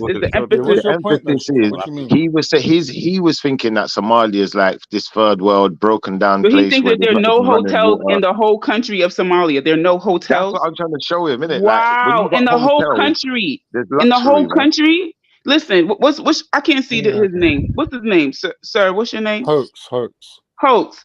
Just Google city in Somalia, right? Because the difference is, I think he's referring to a city versus rural living, right? They have cities in Somalia where they have buildings with electricity. You turn a switch on, electricity will come up. Like, what the? You're in America, right? You got different white people, and in England we got different white people. Like, our white people in England are the most institutionalized and the most attached to the aristocrat leaders and rulers than anyone. They're literally living off the crumbs from the master's table. That's the mindset of the average British person. Like, we love them, don't get me wrong. We're born here, brought up here. We love our British people. But when we compare British people to French people, for example, right? If the government of France puts the price of bread up by 30p, the whole country goes on strike and comes out and just be like, what the fuck is actually going on with the government? In England, that will never happen. Nothing's ever happened in England apart from maybe the poll tax riots. Apart from that, nothing has ever happened apart from the poor people begging to the rich people who basically keep them in their place by keeping them poor. That is England. England's the smallest country in the whole world. You've got to remember what England is. England is literally the back garden of Norway. It's literally the Norwegians, the Vikings, and the Norsemen. What point are you making with that? I'm saying that when people are so institutionalized, like British people, they've been fed this storyline of you can't survive anywhere where there's no buses, where there's no NHS. You couldn't survive as a human being. So how's the rest of the world doing it? No, but it's Americans feel that way too. You know, it's some Americans that's like that. Go ahead, sis. Yeah, some, but here's all. One second, calm, because I think it even ties into what we were saying before about Betty and all of that. Yeah, I think at the end of the day, yeah, and it's quite interesting because the conversation that you was listening to when I started my show was about if it's important to have Jesus to be black or white. But anyway, I digress. The thing is, Khan, what the point I was trying to make is, yeah, whilst Britain has a royal family, right? They have a certain, I don't want to say superiority complex, but I can't think of a better word, you get me, about themselves, right? Which is fair enough, yeah. That's from the empire though, Nines. No, exactly. That's what I'm trying to say, Khan. I was about to say, when you also bear in mind that at one point they ruled 3/4 of the world, right? Or whatever. Yeah, that would make anyone have a superiority complex. Say that again, Mum. That would bring anyone into the idea of being superior. That's fine. So we're just having a conversation, yeah. Now, until recently as well, many English people didn't travel outside of England, yeah. It was only maybe in the 70s and 80s that the poorer working class people started to travel, yeah, and that was probably with the advent of package holidays and all of them way there, yeah.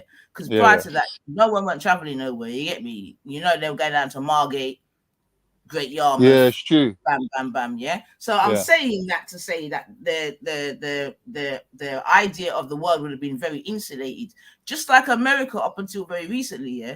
Americans' idea of the world was very, very insulated up until quite recently. You get me? Because they weren't really exposed to the other parts of the world. You know what I mean? Yeah. Would you agree with that, Mel? You know what I mean? Because in America, everything was very focused. Because remember, they got national news, and you get me. It's just different, isn't it? So I'm just making that point to say that not everyone had certain exposure in it. You get me, right? So True. I think I've got off piece a bit here. Yeah. Oh yeah. No, I know what you're saying. No, like, Americans do have like people like Hoax would think that the places that they're coming from, and I hope I don't misrepresent him. You get me? You can say so if I do, but previously they would have thought that the places that we're coming from are all fucked up, innit? Yeah. And that's why I say then seeing them pictures back in like the 80s and 90s of, you know what I mean, the Band-Aid and all that starving fucking Africa and all that other kind of book, that's gonna reaffirm certain ideas 100%. Because certain black people even started to have those ideas about the continent, you get me, without seeing the other side. Yeah, you understand what I'm saying? So no need for them, right? Yeah, no, I get that point. I get it, right? So would you go on the pretense and stop all foreign aid to these countries right now? Stop it. What's that got to do with what we're saying, bro? Relax. That's exactly what I'm on about. Slow down. I asked Nine for the start, so just calm your pants a little bit. Well, so would you stop all foreign aid? Because you're saying they don't need it, basically. So no one's saying. Hold on. Hold on. No, don't get all. I want to say this, yeah, just because. Danny, so that doesn't make any logical sense to me by saying stop because they don't need it. So, for instance, don't think it's only England that gives aid, you know. When Haiti's going through their shit, most of their aid comes from Jamaica, not Britain. Britain don't flipping hand out nothing. America's not handing in that. Because they Well, don't maybe care a little about bit. black people and their Right. issues. It's I kind of wasn't one taking a other trophy. We wasn't on Caribbean about who gives the most money. islands, yeah. We're not on about So who gives the most money. We're not on about no, getting but I'm just trophies for the best. saying. So Well, you, we I are. don't Well, want we you are. under We an are on it. We are illusion on Hang that it. on, all I'm England's saying the is, only right? people out here giving aid, but England's Yeah, not. but We just no, have to I make never it said that like though, this. I lady. know. I didn't even. I know. I I'm didn't. just saying. I'm just I know you saying. don't need to say it to me. I know this. I know Big that up we're not. Jamaica for their We're foreign small. aid, man. Big In them up. donation wise, we're probably small compared to the rest of the world. I totally get that. The point The I'm way getting in is which I would what. answer that, Hang on a Hoax, minute. What you said, 90, is because you said they don't yeah. need it. Hoax thinks No, they we're don't all a need it. third It's world true. country, and we're not. We It's don't true. need No it. one It's needs your fine. Look. aid, really. Well, if you No don't one Wait, need needs it, your wait, aid. wait, then wait, we wait, can wait. One She didn't second. say One that. second. She One didn't say second. that. Let's go. You putting words in her mouth. She didn't Let's say go a we're little not, bit because at a based time. on the standards that you guys created, or not you guys, but based on the standards that was created and the system that was created, of course, And those countries are third world countries. So she did not say ladies. no, they're not. I'm not She didn't arguing say about that. who Question, created the system either. Danny, I'm not arguing about have that. you ever been? What Have you, I actually Danny? said, Have you because I ever am been on a here. gyro? Have you ever been on benefit? On the dole when I was 19 for All about right. Was 3 it months. harder Yeah. or was it easier to find work when you was on the dole? It It was harder, on the innit? dole. It was harder because you never had no incentive to do anything, right? No, I Because you did. was No, getting a I wasn't handout. happy with on the dole. So Right, to be so honest that's with you, why England gives I out. found it Listen, easier. the reason why England Right. gives foreign aid to countries like India, right, Right. is to stop them turning around and saying, "Well, listen, we need to bring our own resources to the market. We need to be able to sell our own gold, our own iron, our own stuff." Yeah, and England's like, "No, just chill. Just take this little bit of money and just settle, just So relax." you're saying the foreign aid's like a bit of Foreign bribery aid's money. a scam. No one Oh, needs your foreign aid. I know What that. we That's need what I is just said. people to be able to bring their resources just to the said. market, sell it, and take the money and fix up their own country. Can you So, imagine a place like Africa importing freaking rice? Yeah. Like, are you kidding me? Are you kidding me? Oh Africa no! needs to Always import hits the rice. fucking You see what I'm mark. saying? But basically, what the West will say is, How is if you Ghana want, taking if out you want, handouts from Europe with rice? it, That's but what the West will say, Hoax, is that if you want our aid, then you have to allow us to import what more excess of what you don't even fucking need. You could take care of yourself in this Exactly. area, but guess what? If you want us to help you, then you need to allow us to import. That is what happens with foreign aid, and that is what a lot of people ignore when they be like, these countries need us. Y'all you put us in a position where we fucking need you. So Exactly. now that you mess up Hey, our Mel, country, Melanated. you exploit our resources. Facts. Now you want to say, Hoax? Well, why don't we just remove foreign aid? See what I'm saying? When I was at uni, my professor Yeah, went and obviously, to Ghana if there's an attachment because to the that, though, hang children on, were all let me answer that. Though, 2 seconds. Let me answer that. If there's an attachment to that foreign aid deal that you're on about, which I don't know about, but if there is an attachment to it, then surely remove foreign aid will also scrap the attachment. We can't, whatever it is, take off whatever. You can't have the rice anymore either. You know, so then therefore you can we can make our own rights. We do make our own rights. Then. So therefore you should be agreeing with me and go, yeah, ditch foreign aid but that because would that'll mess up close that shit. England. That would mess up England. We're not your enemy, bro. We need to set the environment correctly to have this conversation. Yeah. So Hoax, because I heard you. I heard what you said, bruv. You get me? I heard what you said. No problem, because we don't mind speaking about it. Right. So, firstly, in terms of, because now we're sort of going to like sort of geopolitics type of vibrations, this, that, and the other, right? So, for example, Hoax, yeah, you know you've got like the IMF, yeah? Yeah. Right, cool. So you know the IMF lends money, correct? Yeah, correct. Okay, right. Now you obviously also appreciate that when they lend money, they lend it with conditions, correct? Correct. Yeah. Okay. So you would know, for example, that some of these conditions would tell them that they can't spend their money on certain services, or you can't build hospitals or schools and then wait there. You're aware of these. Right? Correct. Okay. Yep. Right. Yep. Right. Yep. Right. Excellent. Now, so what they're doing is, what are they restricting people from building, Hoax? Services. What would you and what would you call that?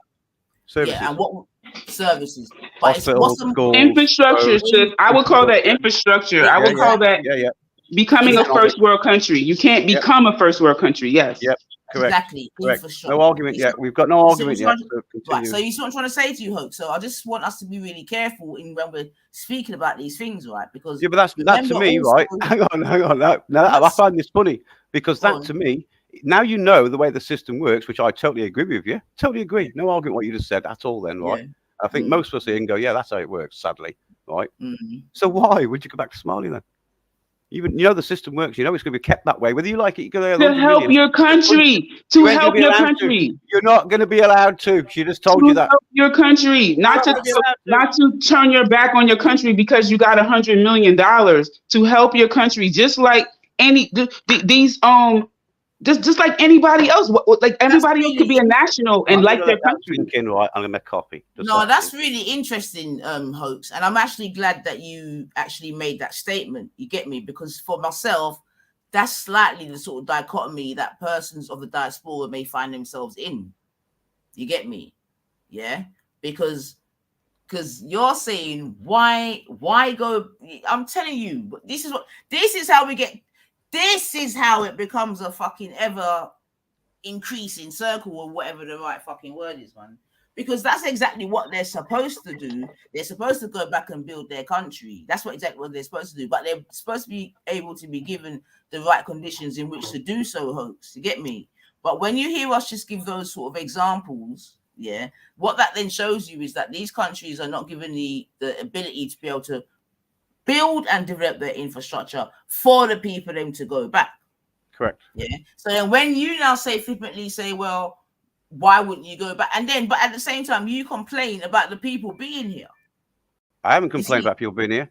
Well, I'm not all right, maybe not yourself, but persons in it. You see what I'm trying to say? Persons that's obviously complain about immigration, this, that, and the other. Why they come? Good point. Why don't they stay in their own countries? She didn't mean you personally. She means you from your nation. That's what she means. Yeah. I'm talking about all the people that complain about the boats and all these varying things, and people that speak about immigration. Come on, Jones, we don't need to do that. Yeah, the far right people. You mean the far right people? Them people. It's not. Yeah. No. Why not even just be far right people? Yeah. At the moment, there's not just far right people that no, there's just some normal people who do want immigration to be lessened. They don't have to be far right. You get me? Okay. You've got extreme far right that have got extreme views with it. I get it. I'm representing them. All right. Yeah, all right. So I'm just saying, Bab, because remember, this is all a game, even going back to what we speak about in the first place about the whole badge thing, it's all a fucking game, But the point I'm making is that if these said countries, were allowed to build up their infrastructure, because like you said, those could be, quite important schools, services, hospitals, this, that, and the other, if they were allowed to, more persons would return. This is a fact. Yeah. So this now goes back to when you were saying about, if people come here for a better life, this, that, and the other. Because I'm saying initially they come for the money. You get it? Now then, if they were able to build up their countries to the level that it should be, then, they would go back, bro. So now we're going back to this whole IMF thing and how these powers that be can consistently keep some of these countries down. That's really the point I'm trying to get to. And why it's an ever-decreasing circle is why. I agree on that point you made. I agree with you on that point. You're never going to be allowed to because of the elites keeping it down. Suppressing. Whilst, most importantly, still taking out all the resources, this, that, and the other. Yep. Yeah. Yeah. Okay. It's all there. Right. So I'm only saying what difference are you going to make by moving back? Excuse me? What difference are you going to make by moving back there with 100 million sterling in your pocket? Why would you be so pessimistic? You could make a difference. I can tell you. You're not going to be allowed to do the things you want to do. That's what I'm trying to say to you. I can tell you, bro. How do you know this? Have you been there? Hoax, I could tell you because you got people doing it. If I had that sort of disposable money, I would definitely be going back to my places, building and helping to build the infrastructure 100%. Where that would also create jobs, this, that, and the other. 100%. Where would your kids be educated? Would they be educated here or over there? They would be. Send them anywhere. You can send them anywhere. No, 1 second, because again, I think it's a very valid question. Because I was thinking about it when I was in the kitchen. Yeah, get me? Because what it is, Coach, you see, if I've got that sort of money, especially if it's intergenerational money, then it doesn't matter where my child is educated, as long as he's educated to a good standard in order to send him out into the world. You get me? Because they're already going to have my links, my network, this, that, and the other. You get me? So it's not necessarily going to be about their education per se. Facts, man. A certain level of understanding in terms of, maths, English, blah, blah, blah, blah. You know what I mean? But they wouldn't need to have that level of education, it could be argued, if my wealth is that deep. You see what I'm saying to you? That's why you can have a Harry and a William. They're as thick as fuck. But it could be argued. Can I just say something, Naniva? When we're looking at the British education system, foreigners are benefiting from it more than British people, because all our money now comes from foreign students coming over here paying 10, 15 grand a term. So if that's how education's running, right, I could send my kids anywhere, wherever I want them to be educated. I could send them there as students, right, paid for. And that's the thing as well, Hoax. This is what I'm trying to say to you about a lot of rich people don't live in England because they just live in the country they live and send them to the best international school on the island. They're good. They're getting better. And I mean, like when he says, "Oh, where you gonna send your kids?" Right? You know, how can how can the University of Ghana become improve their reputation and so forth if everyone is seeing Oxford and NYU and all of these schools? The brain drain. It's called the brain drain, right? So if I had disposable or extra money or whatever, you know, just like what we have here, alumni, you know, people who contribute on a monthly or annual basis to the university and provide, you know, and they're the graduates and so forth. I would sponsor or become, you know, and contribute, and hopefully my children will be alumni to these universities, University of Ghana and so forth. And I would, if I have the, you know, I could contribute annually, and then I can encourage other diasporans to do the same, so that the universities in African and Caribbean and South American countries can compete. But if we just constantly looking at their institutions as the pinnacle and contribute to pour our resources into their institutions, then our institutions will never be able to compete. So absolutely, I would encourage my child to go to a school, a university in one of the diasporan nations or on a continent. And I would take my resources, and I don't have to live in a mansion, and I would give to the university. Do you know what? Right now, also add again, that's why I was saying to Hoax, and sorry to be concentrating on you, Hoax, but you get me in terms of your view. But that's why I was saying it's like an ever fulfilling circle or whatever. You with me? Because for example, right, Cuba, right, just to give you an example of what you might deem a third world country that is successful in certain things, right? Because we know that Cuba's got one of the number one Hoax? Health services. You see what I'm saying to you, yeah? Right? But you can see what they've had to go through to even maintain that kind of independence in their kind of vibration.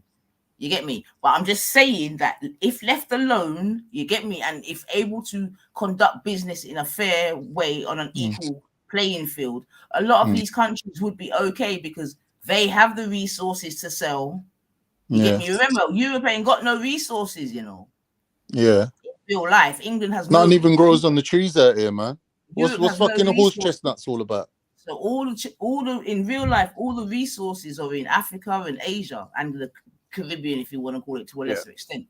You get me? So I get the point. I totally get it. But the point being is that if everyone was given a plain, you know, field in which to play, they would all be okay. Even all the little islands and that. Listen, I'd love to change the world like that. I would love to live in that world you got in your head. I would love that myself. Well, buckle up, bro, because we're on our way. It's going that way, though. No, well, you say that. I wish it does. It is changing, though. Fingers crossed. It is changing. I'm telling you how it's changing. It's changing with the hold on, because I'm going to let you know. It's changing with in terms of the power shift, at least. It's changing with the advent of the BRIC nations and that. You get me?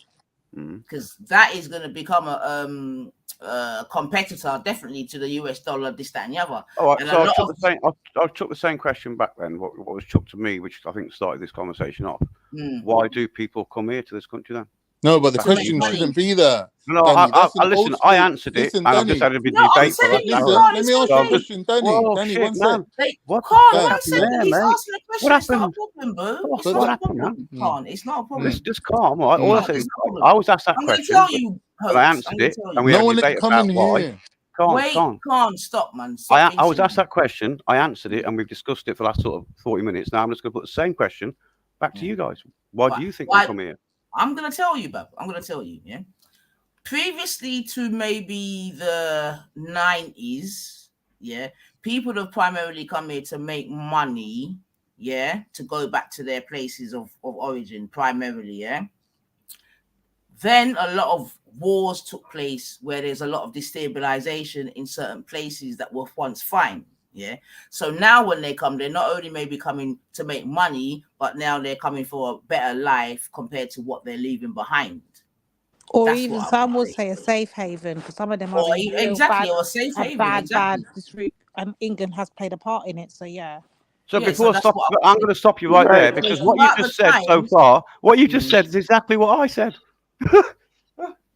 No, but No, Daniel, the only part that's different, host, is that you're leaving out the West has created the fires and then get mad when people are running away from the fire, right? And they're like, "Oh yeah, you're coming here because we have everything." But you burned down everything. You're part of what destroyed it. So then that's why I agree with some of the points that people make about immigration here in America. But at the same time, America destroys and create and exploits and drains and create so much shit. I'm like, do we really have room? Not we. Do y'all really have room to complain about this immigration? It sounds kind of hypocritical in my mind. And to me, it's very very hypocritical. Yeah, well, to be honest with you, some of the laws that have been passed in America in the last couple of months, around immigration, is concerning for me, and I'm a child of an immigrant. Because the things that that immigrants are getting in 2024, my parents never got in the 70s. Never. That's This a is similar like conversation that's being had here as well. It's totally crazy, and how much more taxes do I gotta pay to take care of people who ain't going through the mud like my family did.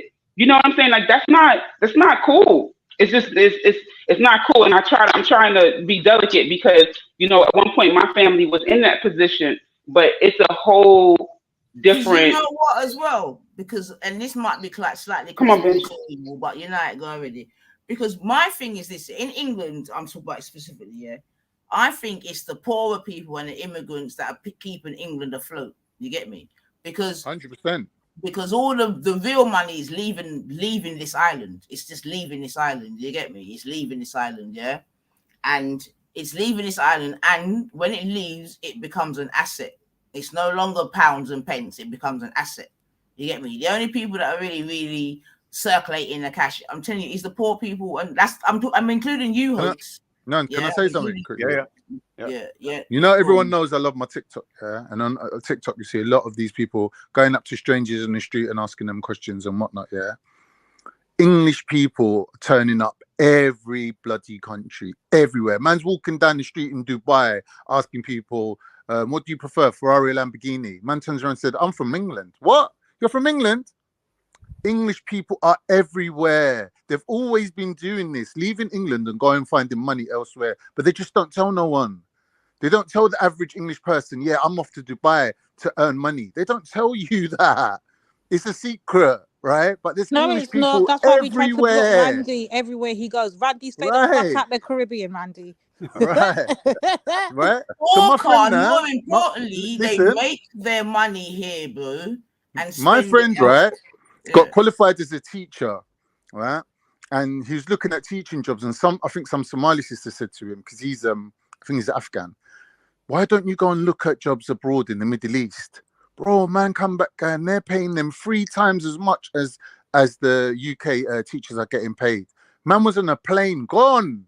He's out there now. He's what's it called? Discording us from there, showing us like the accommodation they set him up in. He's telling us about how it's all different sectors. Like you don't get to mix with the normal Arabs. Like you're living in a little like international sector. And we're like, yeah, who's there? He's getting bare English people are here.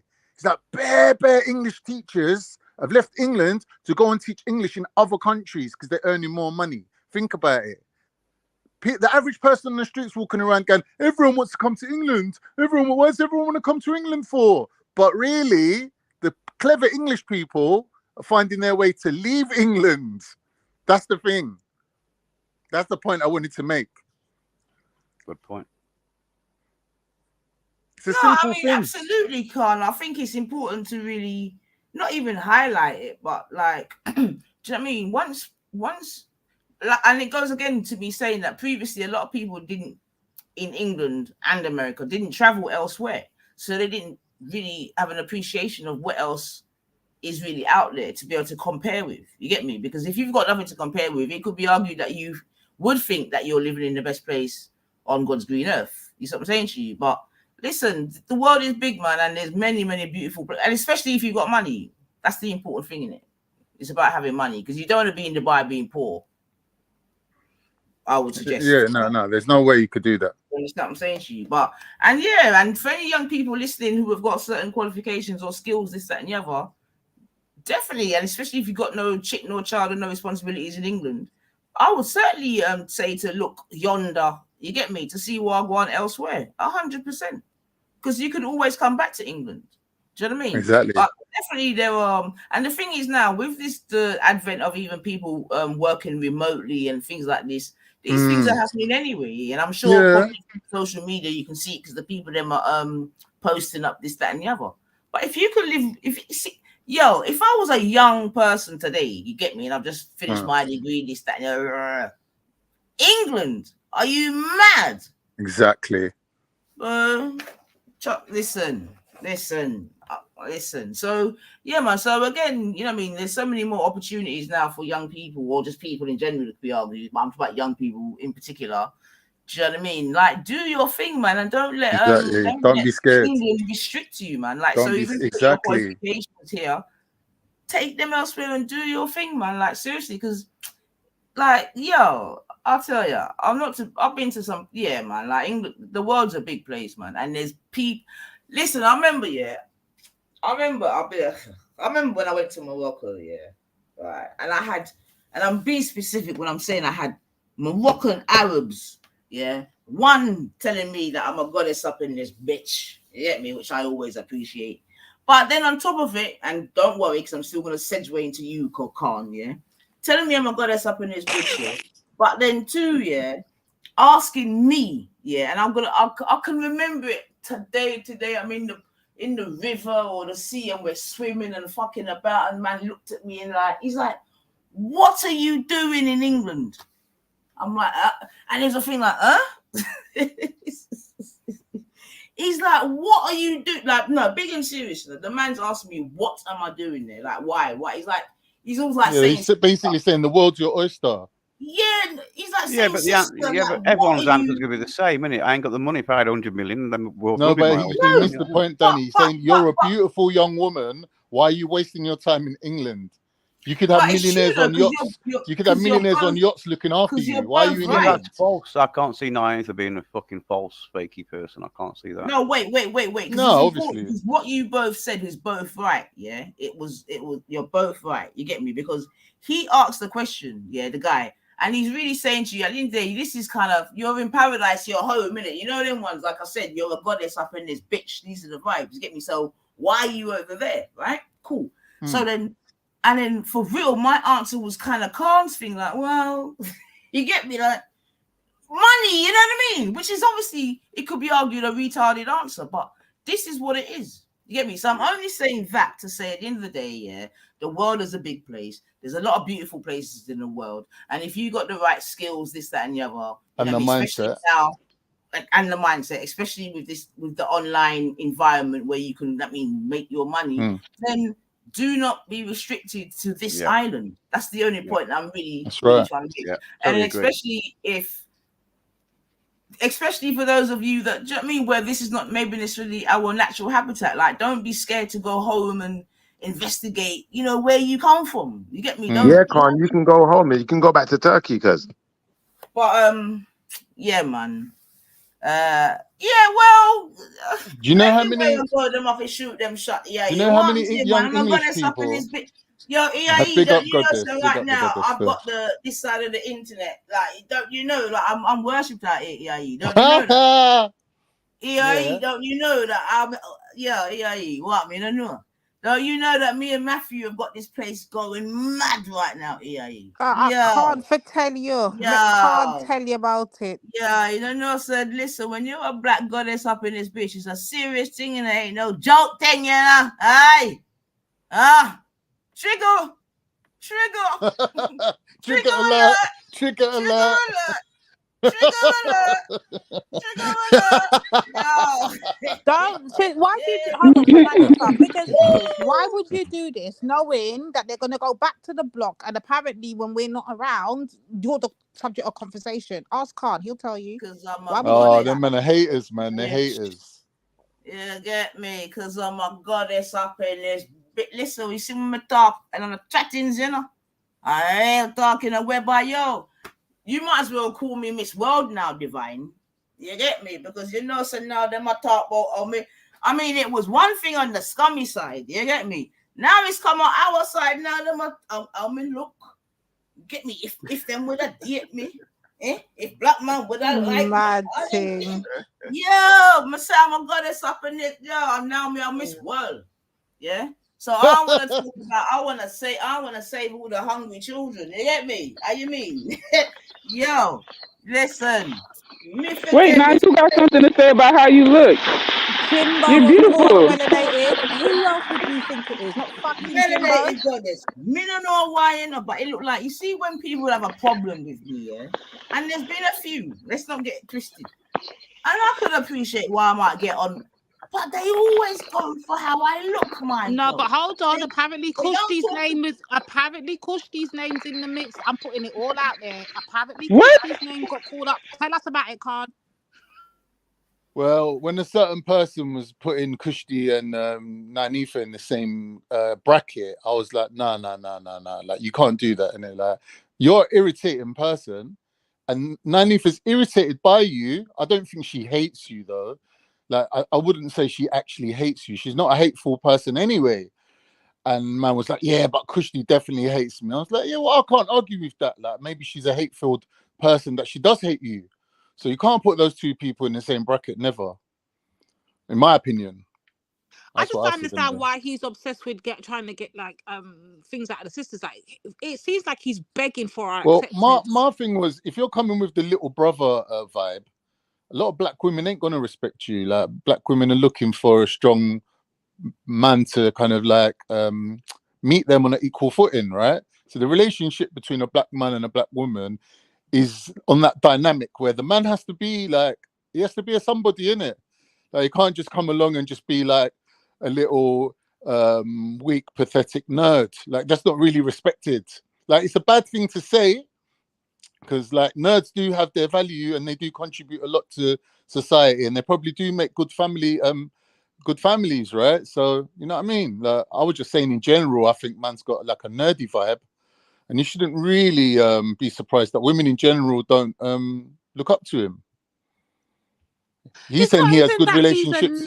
He has good relationships with women. He's a straight out coon. There's a difference. He's not even a nerd. Well, I can't comment on that part, innit? I can't comment on that part.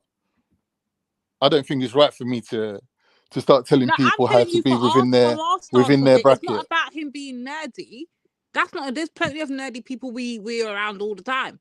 Is that he's a straight out, no dressing it up or down. No, but his argument, was that on a political level, Shakara and who's the other person he said, Scattered Minds, agree with him on almost everything.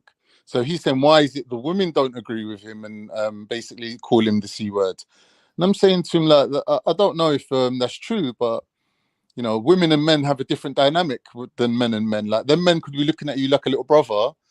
They're trying to bring you up within the ranks of black betterment or whatever it may be.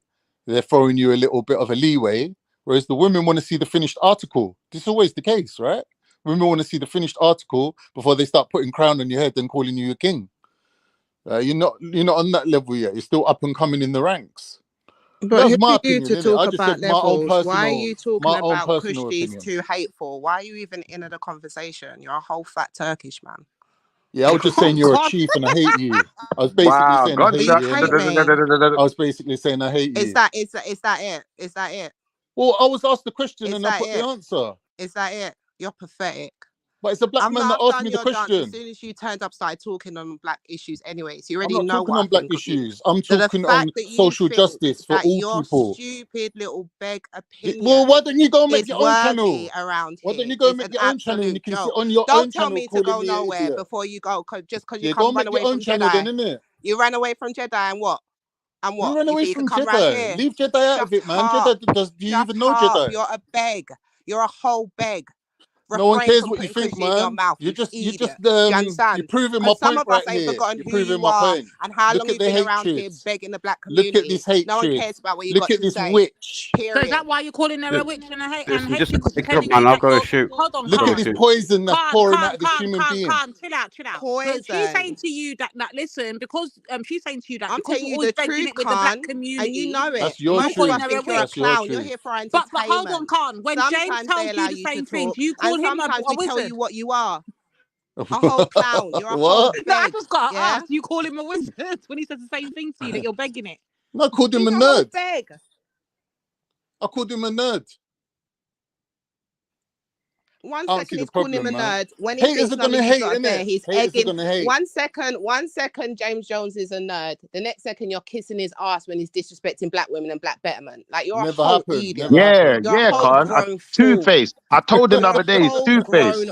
It's never happened. Like, understand where you are in it. Like, you're a whole grown. Where am I on planet Earth? You're a fat fool. You're from Turkey, and all you do is bread black betterment. You have to keep look, you got no respect for human beings. Shut up. You got no respect for human beings. Ran away from so Jedi, what? And so what if I'm fat? Here creating all your noise. Shut up, man. Shut up. So what? Why is it an issue? Why is it your issue if I'm fat? Why is what? Why is black betterment your issue? Why are black people your issue? I want to see black people doing better. Why is she's named a subject of conversation from your mouth, over there? Nothing about I want to see black people doing better, innit? What's wrong with that?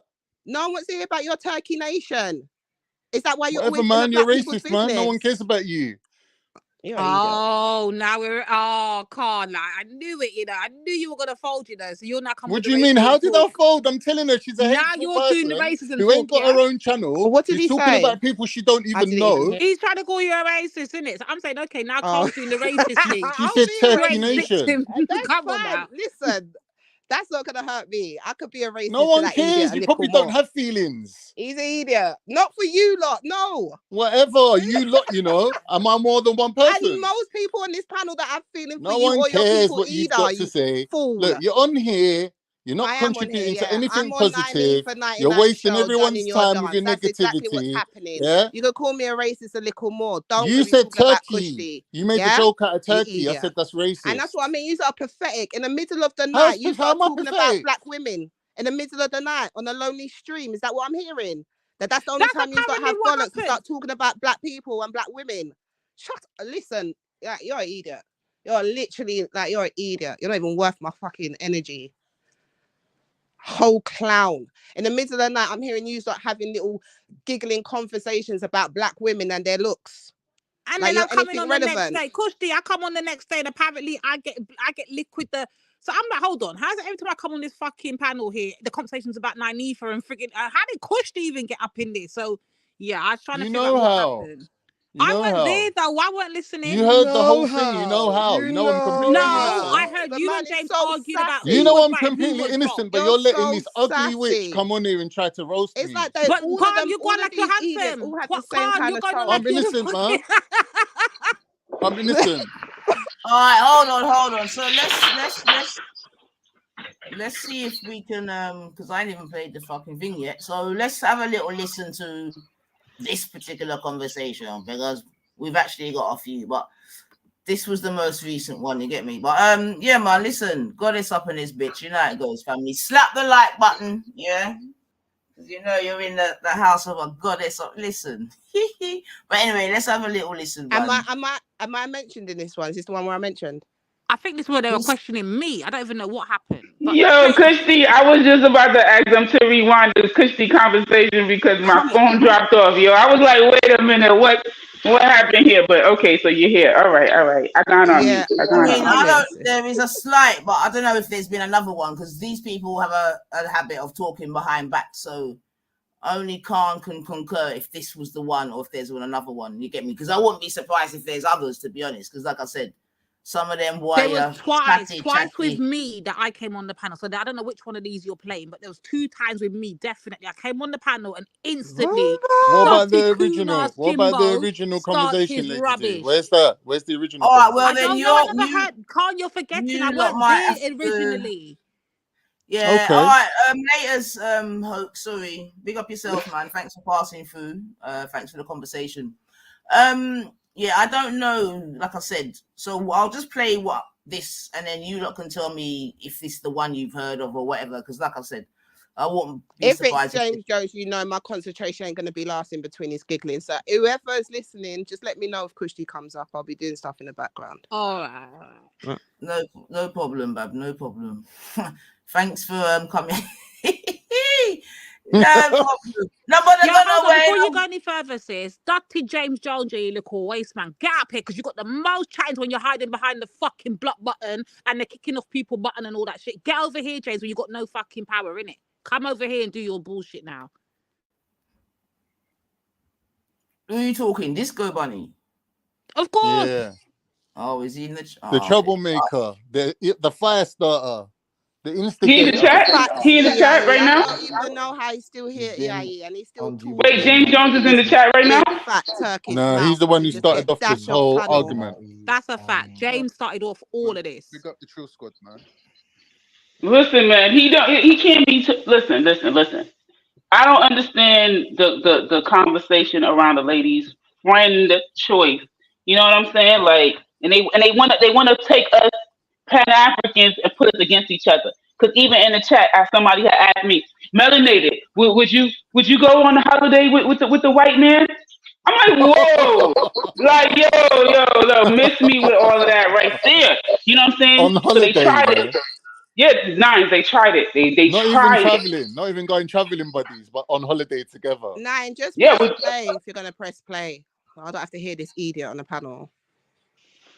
You're not contributing, man. Nah, Go man, Mel was talking still, man. But yeah, man, listen, you just got, as usual, got to stand in your truth, Mel, man. You get me? But yeah, I saw it got still, man. Like, I'm sorry for any of my fellow brothers and sisters that might be feeling heat because of my tenly interactions. I do apologize. You don't need to apologize, man. Listen. I do apologize. You don't need to apologize because every waking minute. Yeah, sis. You know I won't interrupt you. I can know the difference between your voice and that thing. Well, have you heard yourself though? What Shut up. Shut up, man. No, but I do No, you don't sound like no man. What kind of stupidness is just yeah. All right. Oh boy. All right, the video is gonna play now. So I mean, there'll be room for more popcorn, I'm sure. So let's just have a listen. If we can. Rolls off the tongue much easier. Sovereignty. Like literally added a vowel and a consonant. All right, Miss English teacher. Big up yourselves. Big up. I can't even mad last night, lady. I can't even tell you what he said. Oh my days, I can't even repeat. Honestly, I can't even repeat it. Lady D is not going to take your side, but yeah, go for it. Oh, James Jones, you're an English teacher. I just said I can't I never knew that. I said I can't repeat it. You never got to teach some. Oh my God, Jacob is a menace, bro. He's a criminal. Oh yeah, he loves it. God of Jacob is an actual criminal. He should be arrested. What happened? What have I walked into? I'm just gonna pause it there, yeah, because I need you to notice something right there. So yeah, as soon as Divine jumped on the panel, whatever was being spoken about before got defeebled to, oh my God, Lady Divine, you can't believe it. You get me? Straight excitement. You get me? So that's how we know some shit was spoken about the night before. Because if it wasn't for him, we wouldn't know. Right. I say man's replaced Hector. You get me? So straight away, you know. Man's going, so all right, cool.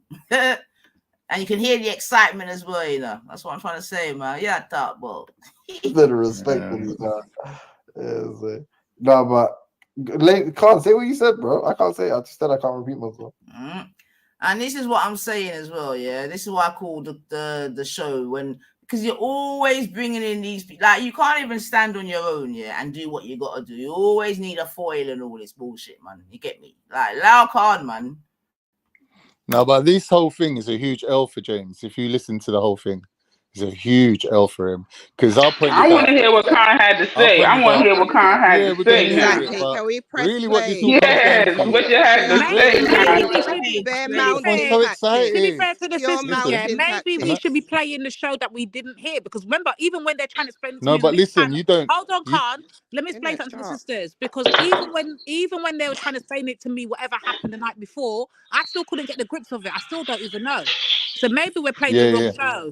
No, but what I wanted to point out was the whole reason why James did this was because when he was talking to Raven, I intervened and stopped him doing his little setup move on Raven, and he even at the end of this admits that that's really why he's pissed off with me, innit? Because I didn't let him put words into Raven's mouth. But I said to him, Raven was outsmarted you, literally outsmarted you. But he didn't want to. You know, he's an egotist, isn't it? He thinks he's like So so this is smart. all about Raven and Black Betterment. Yeah, so this is the whole reason why he's trying to throw me under the bus about, oh, you know, you said Nanifa's gorgeous. You know that can be taken as a diss. I'm like, how is that a diss saying someone's gorgeous? And he just tried to reconstruct the whole thing. Like, but it did. Anyway, it's fun to listen to. Let's listen to it anyway.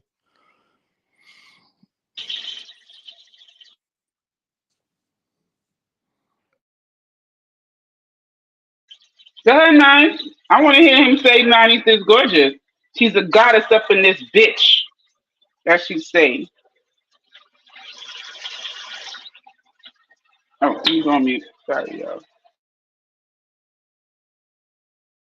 I was mentioning the fact that I've met Nanifa in real life, and they were asking me what she looks like, and I said she's extremely beautiful. No, I said she's extremely. Are you going to cut me straight they? away? What do you mean they? You and Scientific. I asked you what she looks like. Yeah. You're dishonest. You might not have initially been the one to broach the subject, but yeah, you followed on with Scientific. At any point did I say, did I ask you what does she look? Right. So, Con, are you there, bub? I'm Yes, talking to you live now. Yes. So, Method asked you what I look like. Yeah. Method, yeah.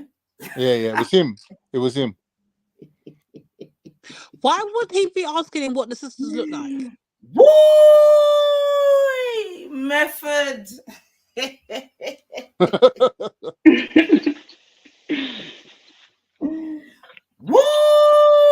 Inquiring minds want to know, girl. You know that. I think man's been married for too long. Method, boy. Method, man. Tell you, boy. Look like. That's You why followed on from his line of questioning. Did I ask you what she looked like? No, but you asked me about what I said about what she looked like. Okay, cool. But I didn't ask what she looked like. No, but you facilitated the conversation. All right. No, of course not. I'm not denying Stop the nonsense. James, quick question. Yeah. Why is it every time I come onto this panel, there's always a conversation still with Nanifa? Like, this what the him, hell bro. is It's got this? to do with me. No, Well, what is no, what is that's wrong not with your true. obsession That's with not true. nines? For real. What is your obsession with nines? No, the initial conversation was, why do Lady D and Nanifa hate me when Shakara and No, I didn't say Lady D. And yeah, you did. You said both of them hate me. You did say that. Oh, sorry. Yeah, you said. I beg your pardon. You are correct. You said Kush, whatever her name is. Oh, you. You know what my name is. That's how your No, name I don't. I don't know you. Beg. I don't know you. It's like you beg on black community. No, I've deleted like you you're from my memory. begging on a black topic. I don't know as per you. usual, talking I about thought it was black Lady women's D. looks, egging it on, but then on Now, here 1 you're throwing second, them just lot on the 1 bus. You're a second. fool. You're Let's get pathetic. to the first bit first. Are you a hater of Disco Bunny, bub? Who, me? No, I'm talking to Kushti, because the question here is because he's asking why. That's a dumb question. That's a dumb question. I hate it with QuOoN. I am. No, well, we're just cleaning it up. Because seemingly these things are causing people to have I don't want to say nightmares, but at least concerns. Yeah. So, do you want to say why it is that you may have a this whatever Disgust for the young person in question, or not? Okay, maybe not. She don't hate him, so she just don't fuck with him. Period. Really, She don't fuck with him. Hate you more than Christy, right? You No, find I know him you any do hate job, me. I just yeah? didn't mention it. I know you do actually hate me. I just didn't say you yesterday. And then Karen, what did you say? yeah, so that's obviously how that got brought up. And I was saying to him that I don't think Nanifa hates you. I just think she finds you irritating. And I think that some people, irritating them is like how you're going to get a reaction out of them. Because if Nanifa hated you, you'd get very little response or any kind of like communication Why from we her. focused on this part? We focused on the part what you said, the crazy thing. Well, Big you were up saying Miss something Mona. about Come on. Shakara and what was his name? Scattered Minds. Agreed with you almost politically on No, but everything. why forget all of this? What I'm saying. No, because this is how like Lady D's asked the question, why is Nanifa's name always in your mouth? Yeah, that's the And this is question what I we're asked. getting to. Because really what she you looks don't like need is to answer. secondary She's not to important. all Don't of answer. this. Don't respond to her questions. She's not important. Who the hell are you to dictate what's important?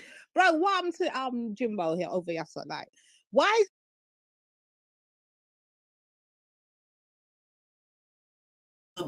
Disco Bunny, sounds like you want to deflect from, you know what I mean, your constant harassment and get onto Slimmers. Yeah. He didn't think I'll remember all the whole backstory. Because remember though, Disco Bunny, we can all hear when I'm not there when you're talking about me, this, that, and the other. So it's not only just this incident that you've obviously somehow fucking sniped Khan into, because like I said, you always sort of use foils and build walls that aren't there. You know what I mean? Hey, Khan, is that your new name? Huh? Is that Khan's new name, Slimmers? Popcorn. I was calling him Pop Belly Khan, but Slimmers sound good still. Whatever, man. Yeah, People man, can call me whatever they want, man. Sorry, I was Slimmers away, that guys. I was just doing something. What did he? What is that? When I got mentioned, then that it was James Jones. It weren't Khan then. Oh shit. Yeah, it was James Jones that mentioned it. So what did he exactly say? Sorry. He said it was nines and you that don't like him. Firstly, I think Khan was explaining it was me and Nines that James was bringing up, and then James corrected it and said no, he was talking about you and you, Kushti, and Nines. That don't like him, that hate him, that y'all hate him. He's saying Christian. He said that you and Nine Ether hate him. Okay. So Khan was saying it was Lady D and Nine Ether, and James corrected him and said not Lady D, it's Nines and Kushti that hate me. That hate James. Yeah, that hate James. So well, I hate James, so you can add me to that list. Yeah, I see. There's no error there. It's about I don't hate James. I'm not a fan of his. Like he's an asshole. He's a total asshole. So maybe you can add me on the list too, James. Like I could see through the bullshit. You know, the contrarian thing gets old, and I can see through. You hate what I'm about, and you think people like me are a joke, and you giggle, and the shit is annoying as fuck, and it makes you look extremely pathetic. So it's not hate. I really feel sorry for you. Like I hope that you mature, because I mean you say you're a black man, so I go with that you're a black man. Some of your stances on things is very questionable, and so it's not like hate, it's more like sorry, and just want you to mature and do better. How you say fix up? Mel, it's embarrassing. Every time we have a black conversation, this is what I get. I don't know what you lot get yet, but every time there's a black conversation being taken or a black, I don't know, some form of he will always find a way to try and make Raven look bad or Kel look bad or try to jokify the thing out, make it look like Petty and that have the chat doing their fucking bullshit behind his flipping instructions. He's got S&M doing the most fuckery behind him, yeah? And then when we pulled him out, and I called him out and I said to him, but James, you do all this cooning shit. Oh, you don't want to use this coon word on me. He was getting... But stop cooning then, innit? So his defense is that, you know, when the racist people come around, he's the only one, or one of the few, not the only one, but one of the few who can like defend their arguments, and he's on record at debate. And that's just because you like to be a contrarian. You like the art of debating, not because you're actually like pro-black. His motivation. Hold on, listen. His motivation. Hold on, listen. His motivation behind even entertaining those kind of conversations with racist Europeans, right, is different than Shakara's motivation for and so it's offensive when he puts himself on the same level. Like, no, you're not, because you're his motivation. He just wants to argue for the sake of arguing. When the smoke is cleared, he's going back to, you know, his alignment with European mindset, ideology, values, and so forth. So just stay unsynchronized. Don't try to temporarily synchronize with us, because that shit is insulting. There you go. 100%. Go ahead, Con. I wanted to say that when the man says there is no intrinsic value in being black, then how can you then at that point how can you call yourself a black man? Just say I'm African then, innit? Like you're saying, literally said it in front of Raven. He said there is no intrinsic value in being black. And I just spazzed. I was like, what are you talking about? That's ridiculous. Like that is like, I know I've got ADHD and I can't take contradictions, right? They like start fucking with my brain. I've just heard that something else got mentioned as well, but I don't know if it was on the same stream, Nines. What, with him and Raven? Nine Ether. I don't know, again, because I'm literally, the bit you're seeing here is when I literally just jumped onto the panel. Don't know what was taking place or whatever before me. All I know is as soon as I got on, this was the topic of the conversation when I got on. Hence why I asked, is 9 always the topic of the conversation when I'm not around? Like, what is this? But I don't know what was said before, to be fair. I don't know what the conversation was actually about. Okay. To be fair though, Lady D, do you think that James Jones or Psycho Bunny, whatever he chooses to call himself, do you think he's online for any other purpose other than to troll people? Because I don't actually take him serious, and nothing he's ever said, I've never taken it serious. And I don't. I think 9 times out of 10, he doesn't even know what he's talking about. Mel just covered it, and he just loves debating people. That's what it is. He don't care about nothing really. No, but he's not even. This is the thing. You see, people who debate, they debate with purpose because you've picked a side. He's not even picked a side. What are we doing? Who is this guy to debate anyone? We don't even know who he is. He picked the non-popular side. This is what it is, guys. Let's just keep it 100. James thinks you. But even when he said, looks like he picked a side, he don't pick no side. Now hold on, I want James to hear it because I know he's listening to the fucking chat, you little wet you, yeah. But I'm telling him this, yeah. Just because you're using your long words and the perfect fucking English does not make anyone want to listen to you anymore. Like, the fact of the matter is, James, whenever you're talking, it just sounds like blah blah blah in our ears. We just see you as a fucking joke. You're done. He's belligerent. He's belligerent, Lady D. The reason why he's so hurt, especially with the sisters, is because he gets no respect from us because we don't rate him. That's all it boils down to. We got no ratings for him like that. Like, he's just literally part of the comedy skit, and then he's got S&M like the fucking clown he is, fucking clapping like a seal behind him, and him giving S&M fucking shots to take. Like, I'm not here for it, innit? I just think James is done out here. His long words ain't fooling me. You know what it is, Lady D? He's absolutely belligerent, but it's like, you know, like if you had a gay person being aggressive with you, that's what it's like. That's why he had to admit he's LGBT friendly. That's why he's on this, you know, this friendly aggression.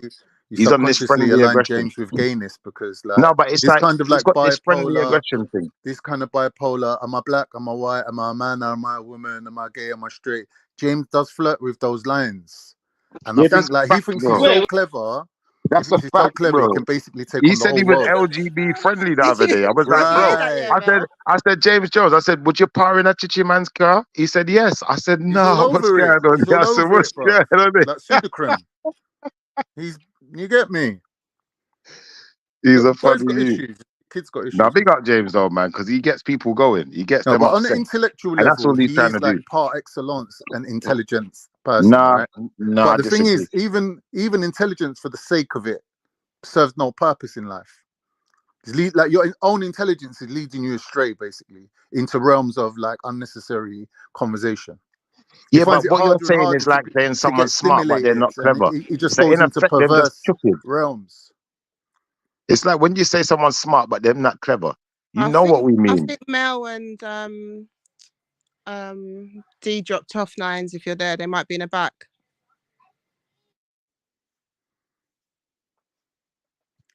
You're a bit like that as well, though, Khan. Sometimes you're smart, but you're not clever.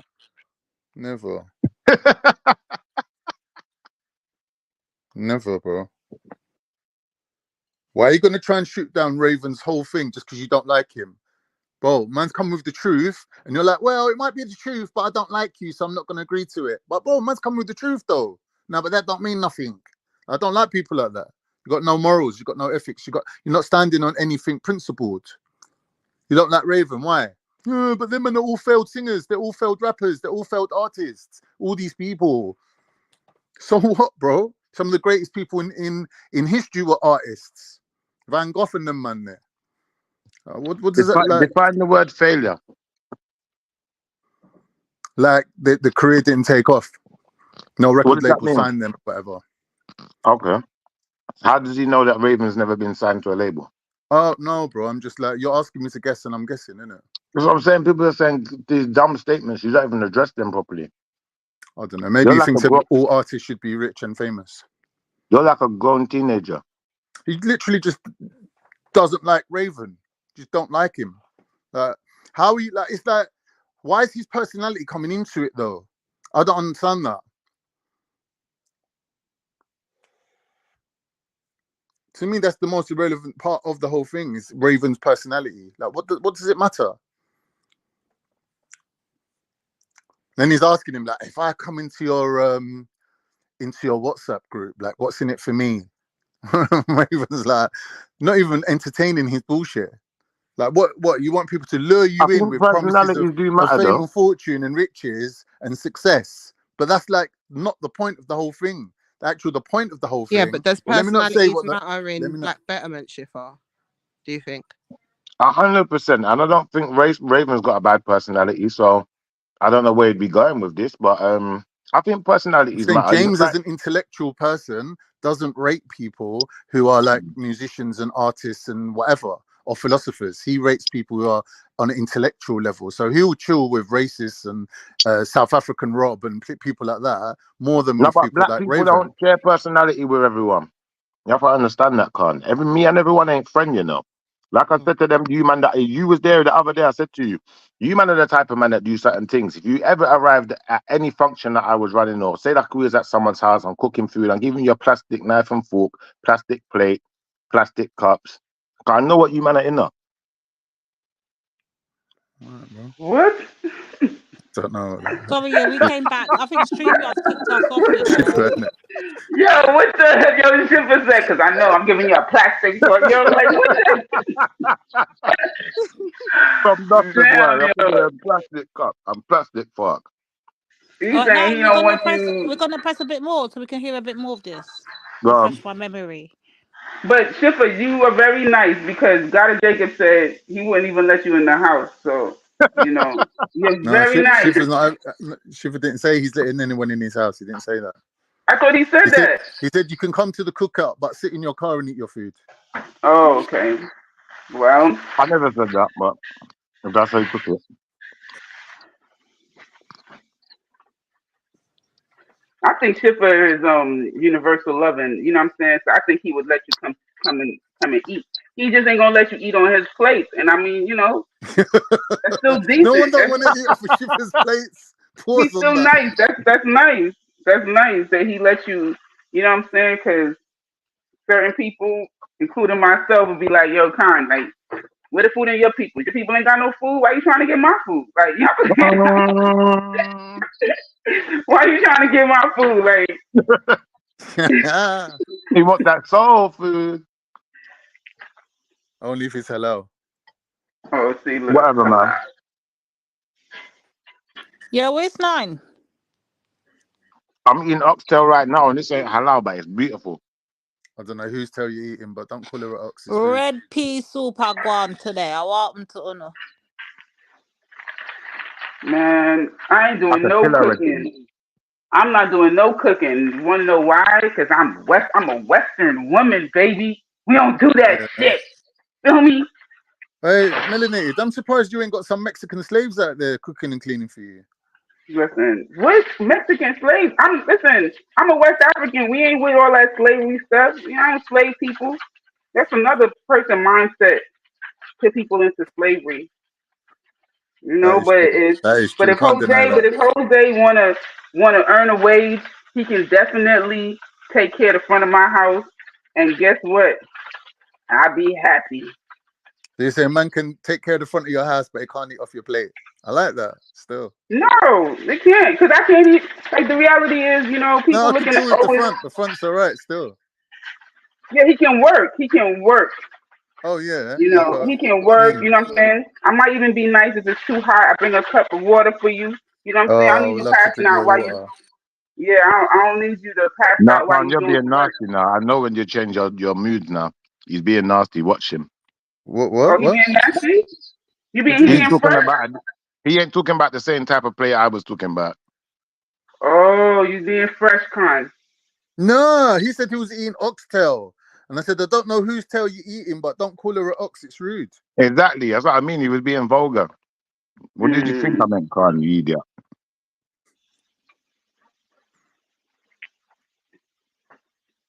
Anyway, what happened to Nanifa, man? We was going to get to this fucking roasting of James Jones. I was having fun roasting you for a minute, man. Yeah, all right. Carry on then, innit?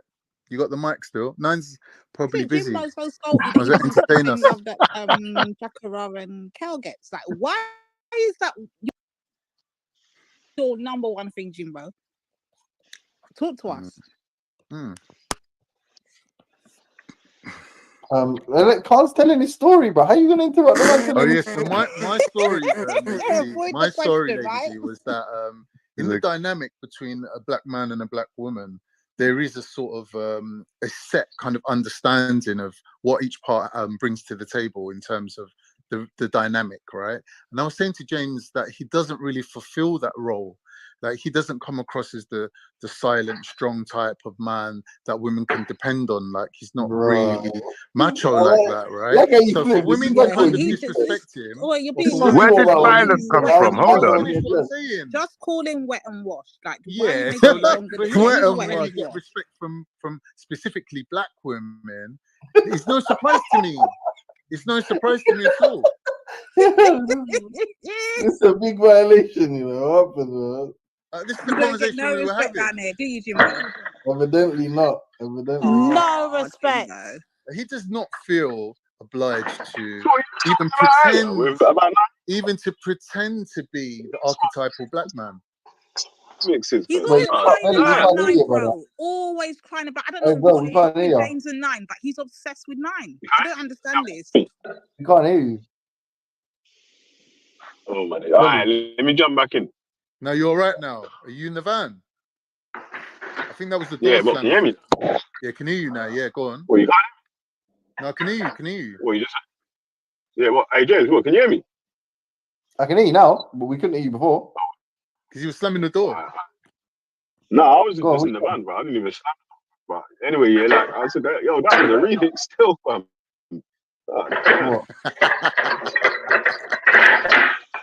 We can't.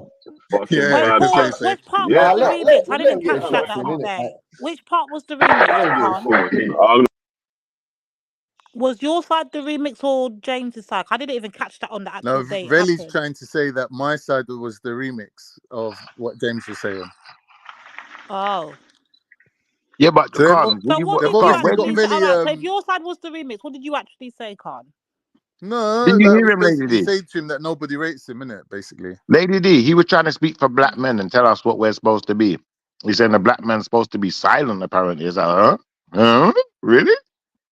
Explain that statement, Khan, please. I'd like you to elaborate. I'm just saying that from my point of view, I think black women have got certain set of standards when it comes to their men, and they're entitled to have them standards, right?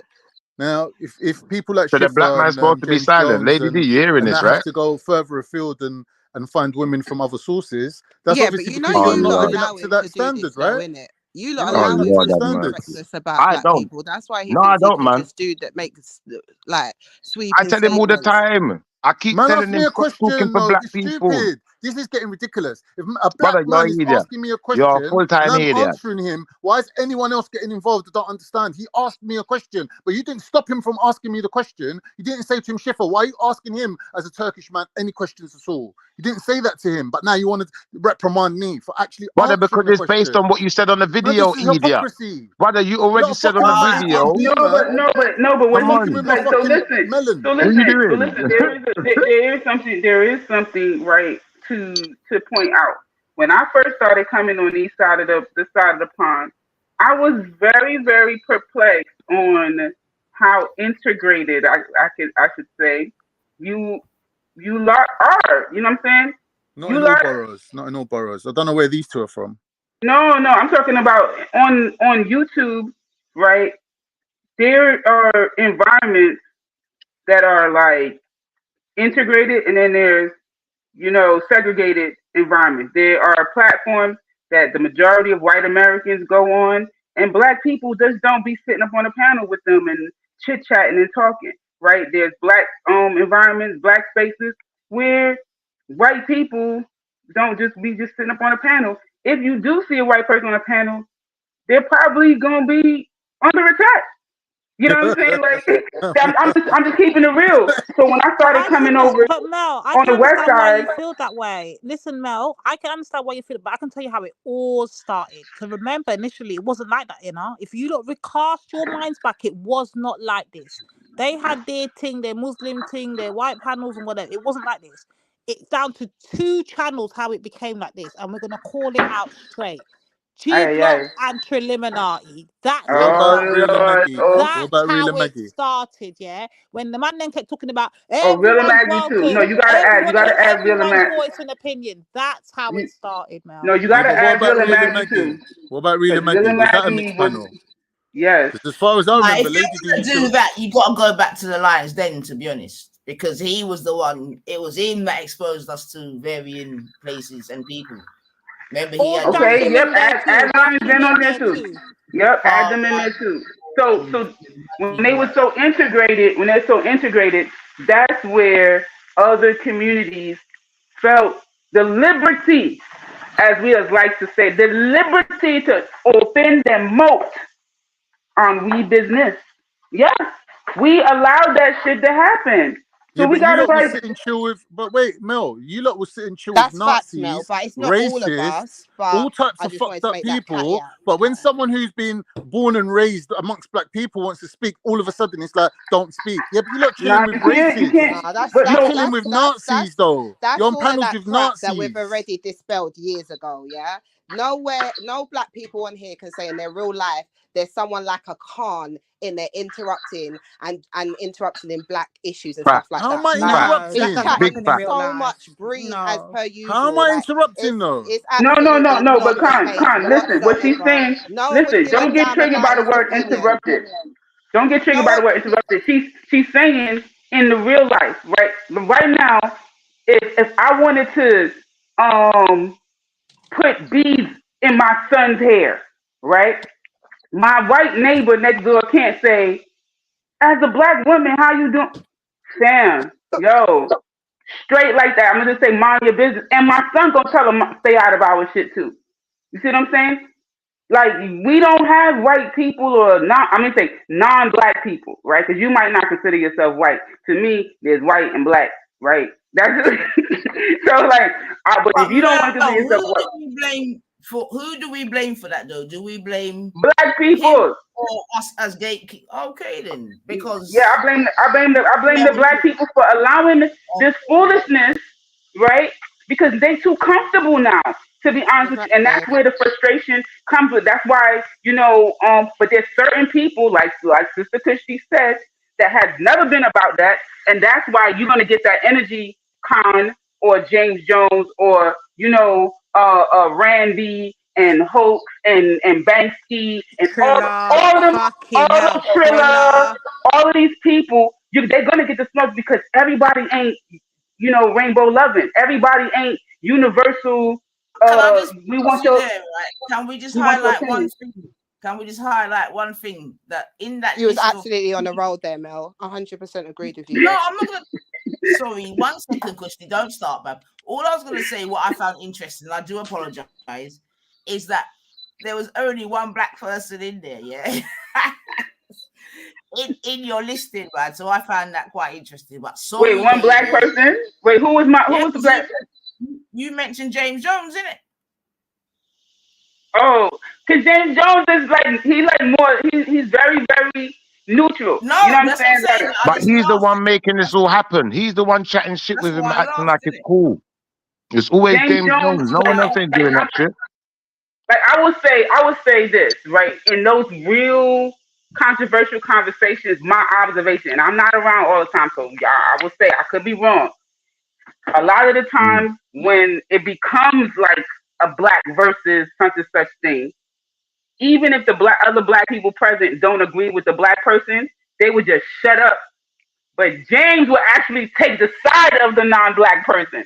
That's where you be like, yo, you unsynchronized as fuck. Like, damn. Like, I don't agree with 99% of the things that Shipper says. 99% of the things that Shipper says, I don't agree with them. But I promise you, if it's gonna be Schiffer versus Banksy, I'm on Schiffer's side. That's just me. Because that's the code I live by.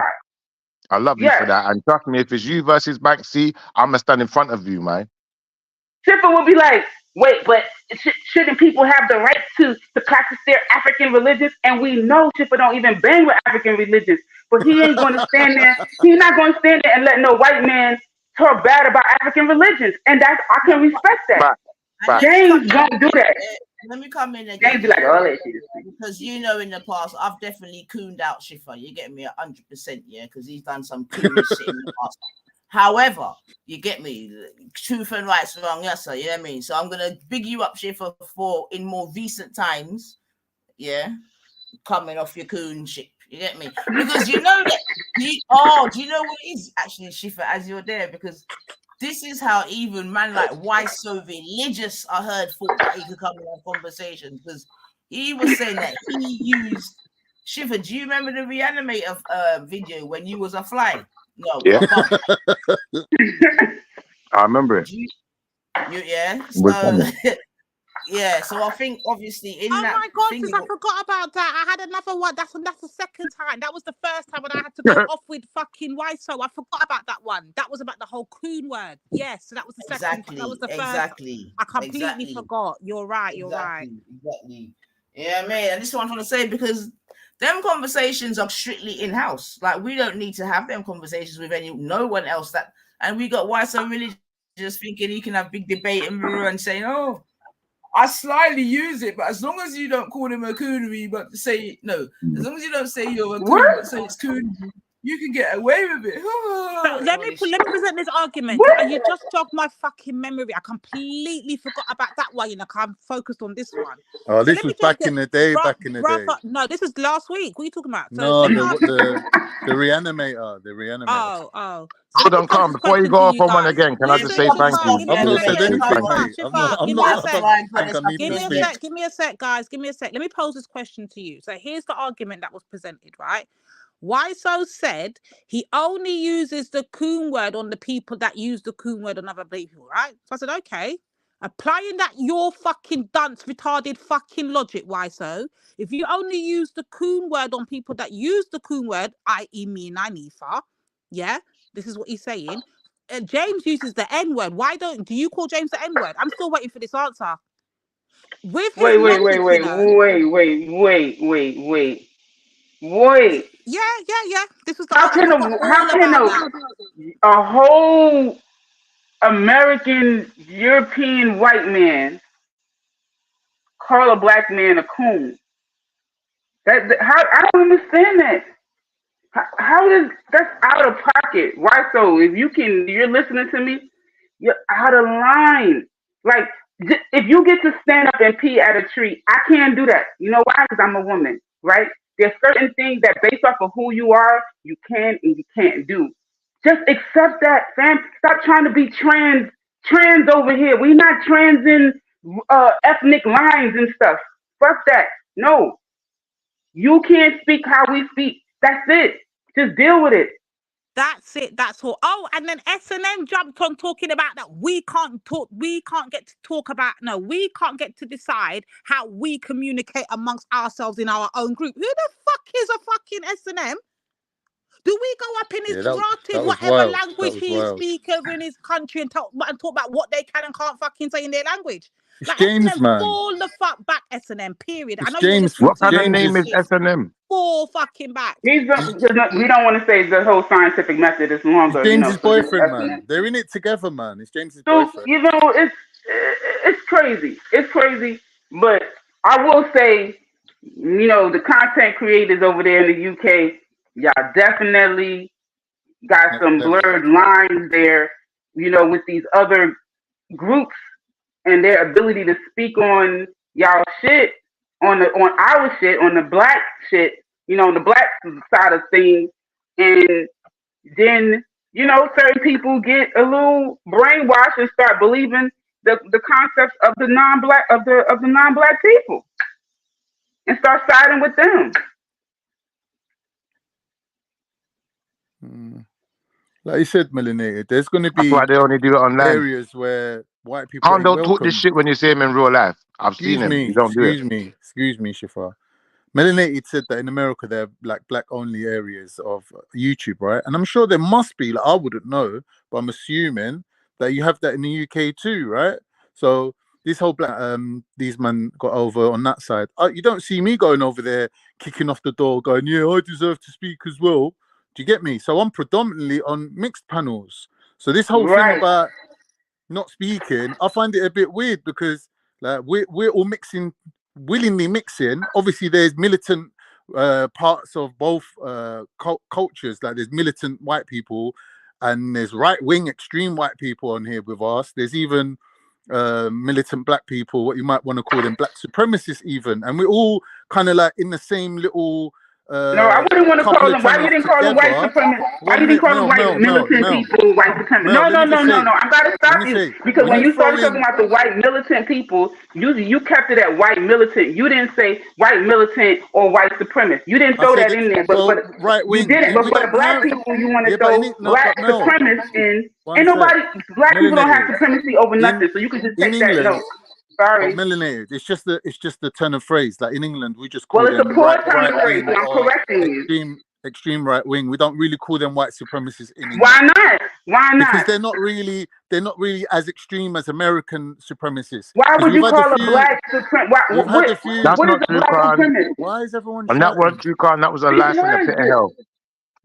You over here bring up the term black supremacist and you thought that was gonna slide. It's not. One minute. Mel. In England, we split them into two groups, right? You got the ethno-nats and the civ-nats. The ethno-nats is what you would call a white supremacist, and a civ-nat is what you would call just like your every common day, like racist basic person, right? Now, on these mixed panels, we get very, very, very few ethno-nats, very few, like drunk ones that jump on. So ethno-nats white supremacists. Very few, right? Because they got nothing. Are they white supremacists? Are they white supremacists? Yeah, there is some white supremacists that jump on. You see all this stuttering, you see all of this hesitation, but then when you were just speaking very casually and you said black militant people that one would call them black supremacists. Why in the world did you bring up black supremacists? But hold on, let me ask the whole question so that you can answer my question. Yeah. Why would you bring up black supremacists after you said black militant, but you did not bring up white supremacists after you brought up white militant? That's my question. Yeah. All right. So in the area that we find ourselves in, it's more black leaning. Although it's a mixture of black and white and racist and ethno-nat and civ-nat and everyone's in the mix, predominantly it is more what you would call Afrocentric or even black leaning. So you would get black militant people or even black supremacists spouting some real pseudoscience. No. Go back to the militant. Go back to the militant and speak about what is a black militant. I'm also interested in finding out who these militant people black militant people around us who are spewing pseudoscience. No, So- I No, said So before you get to the pseudo, specifically black supremacists who spew pseudoscience. Please, what's someone a write wait? down No, all no, of these. wait. If I'm gonna write all these points down. What is a black militant? Let's take it point by Somebody point because who's militantly black, someone who takes their black What? identity to a militant level. What you mean militant? Want to have a Militant meaning militia? they don't compromise. Meaning they don't compromise. They don't accept other colors amongst themselves. That's Why militantly black. They don't accept other colors around themselves. So where are black people that are never around non-black people? Can you? Because that means there aren't black militant people because black people are always around non-black people. So no, but in the intellectual capacity. So basically, black people have to want. They have to want to. Basically, black people need other groups to avoid this label of being a militant. No. So then, a black person who chooses to be around other black people, maybe because they feel more comfortable or they have more in common or whatever, they're automatically a militant because they happen to not be around. So I'm not understanding the definition you're giving of this black militant, and I need clarity because it seems like you're unfairly classifying people as militant. Right. Do you accept that some black people take their identity and their political identity to a militant level, meaning they basically delete all external influences? Do you accept that? That there are people I feel like if there is a Turkish man who wants his Turkish son to marry a Turkish woman because he is proud of his Turkish identity and wants to further his culture, that's not militant, in my opinion. Yeah, so I'm trying to understand. So I'm trying to understand where the militancy comes in. I explained it to you. When you take your political identity to a militant level, meaning that you have no compromises. Militant equals zero compromises, right? So if you're saying I don't want any influences, like for example, if I'm, like you said, a Turkish man marrying a Turkish woman and having Turkish children, but my neighbor's a Pakistani and he wants to come around and watch TV with me, and I know that he's going to have some sort of influence over my family. If I'm militant, I would not want that. That's not see. So if you want to preserve your culture, then you're militant. No, that's not preserving it. That's having zero compromise. That's preserving, because in order to maintain how it is, then you have to be mindful of external influences, right? So just like, for instance, so let's say someone says we don't watch television in my house. That's militant. Lady D, would you regard yourself as a militant? Why are you changing the subject? I'm asking you if you don't want to watch television. No, but one minute. Now don't try to divert. Shut up. You're trying to make out that militant's a bad thing. I'm trying to say that it's you're running from the conversation. I'm not saying that. You are running like a bitch. Khan, listen, you're running like a bitch right now. But I'm not militant Listen, enough. I'm That's sorry, the Khan. problem, You're not even running like a bitch. Khan, you're running like a flipping gazelle in the jungle. You're running like a gazelle in the jungle. Khan, militant is a reference to the word militia. Militia is reference to the word army and hostile takeover. I don't know where you learned brother, English. No. Militia is militant, is it? Listen. I said militant is related to the word militia, which would not true. It's not true. Brother, listen, you chat shit. I'm gonna just say what I'm saying, and then you can go back to talking my face shit. And you know it. Bro, when I saw you in real life, you was the when I saw you in real life, bro, you're 5 foot in real life, 6, bro. You're just showing you're off 5 foot 6. Calm down. Anyway, so like I was saying, yeah. Militia is militant is a reference to the word militia, which would denote an army and some type of hostile takeover. So you told me the hostile takeover. You told me the hostile takeover that black people are plotting now, because I'm waiting to hear it, bro. What are you talking about? How have we got from me saying that there is a you said militant of black donut. people in the UK? Militant doesn't know military. One minute. If I'm saying, wait. if I'm saying that there is a diversity amongst a group of people on a spectrum who range from the ones who are prepared to mix like Schiffer and even marry white women and breed them up, to the other extreme where we got militants and supremacists, and there's a spectrum of people in between. How is that me saying anything other than what is reality and truth? No, Con. How is that not the truth? How is that not the truth? I'm not going to allow you. Con, I'm not going to allow you to teach. No, That's Con. ridiculous. Con, That's I am not going to allow you. Con, I'm not going to allow you to keep bringing in black supremacy because someone is pro-black. Get the fuck out of here. I never said that. You're saying that. I've never said that. You keep saying it. You're going to listen. You need to rewind. You're the one saying that. Mel, with all due respect. No, I'm not. Every time you bring up black militants, said that. You're right. Melanie, are you trying to say that? Are you trying to say that there's not a diversity amongst people where some of them can be regarded as militant? I'm trying to say that black people are not supreme nowhere, and so that concept of black supremacy is stupid. I know black supremacists are stupid. Someone saying that I prefer to be with my people is not a black supremacist. No one said that though. You keep saying they don't want outside colors. Didn't you say? You just said that. No, they don't want outside you did colors. say that you don't. No, you didn't realize you said it. I had to point it no, out. I didn't. You're lying, that's what I was and you're a saying. I liar. said no. Yo, rewind this thing like. Yeah, rewind. But we got like, how many things are we going to rewind today? Can we just not watch 30 it? Well, seconds. You literally said they don't want outside colors. You literally just said they don't want outside colors. And you equate that with black supremacy. That's where you're wrong. I have never had a non-black person come into my house. Does that make me a black supremacist? I'm asking you a direct question, Con. I have never had a non-black person physically walk the threshold, sit down on my couch. Oh no, I'm lying because I did. People who come to give me a service. No, socially. Listen, socially. Yes, the people who did my floors. The people who did my floors was a. Listen, no. Stop cutting me, Con. Stop cutting me. The people who did my floors was white. Melanated. Let's say, for example, I'm a Muslim, right? And someone knocks on my door. Wait. I'm not going to answer. I'm not going to answer you. If someone knocked on my door and said, "I've come to fix your boiler," and I look at it and he's an English person, and I can see he's eating a ham sandwich, and I'm a Muslim, and I'm like, "Nah, you ain't coming into my house until you go and wash your fucking hands with pork all over them." Yeah, is that not militant?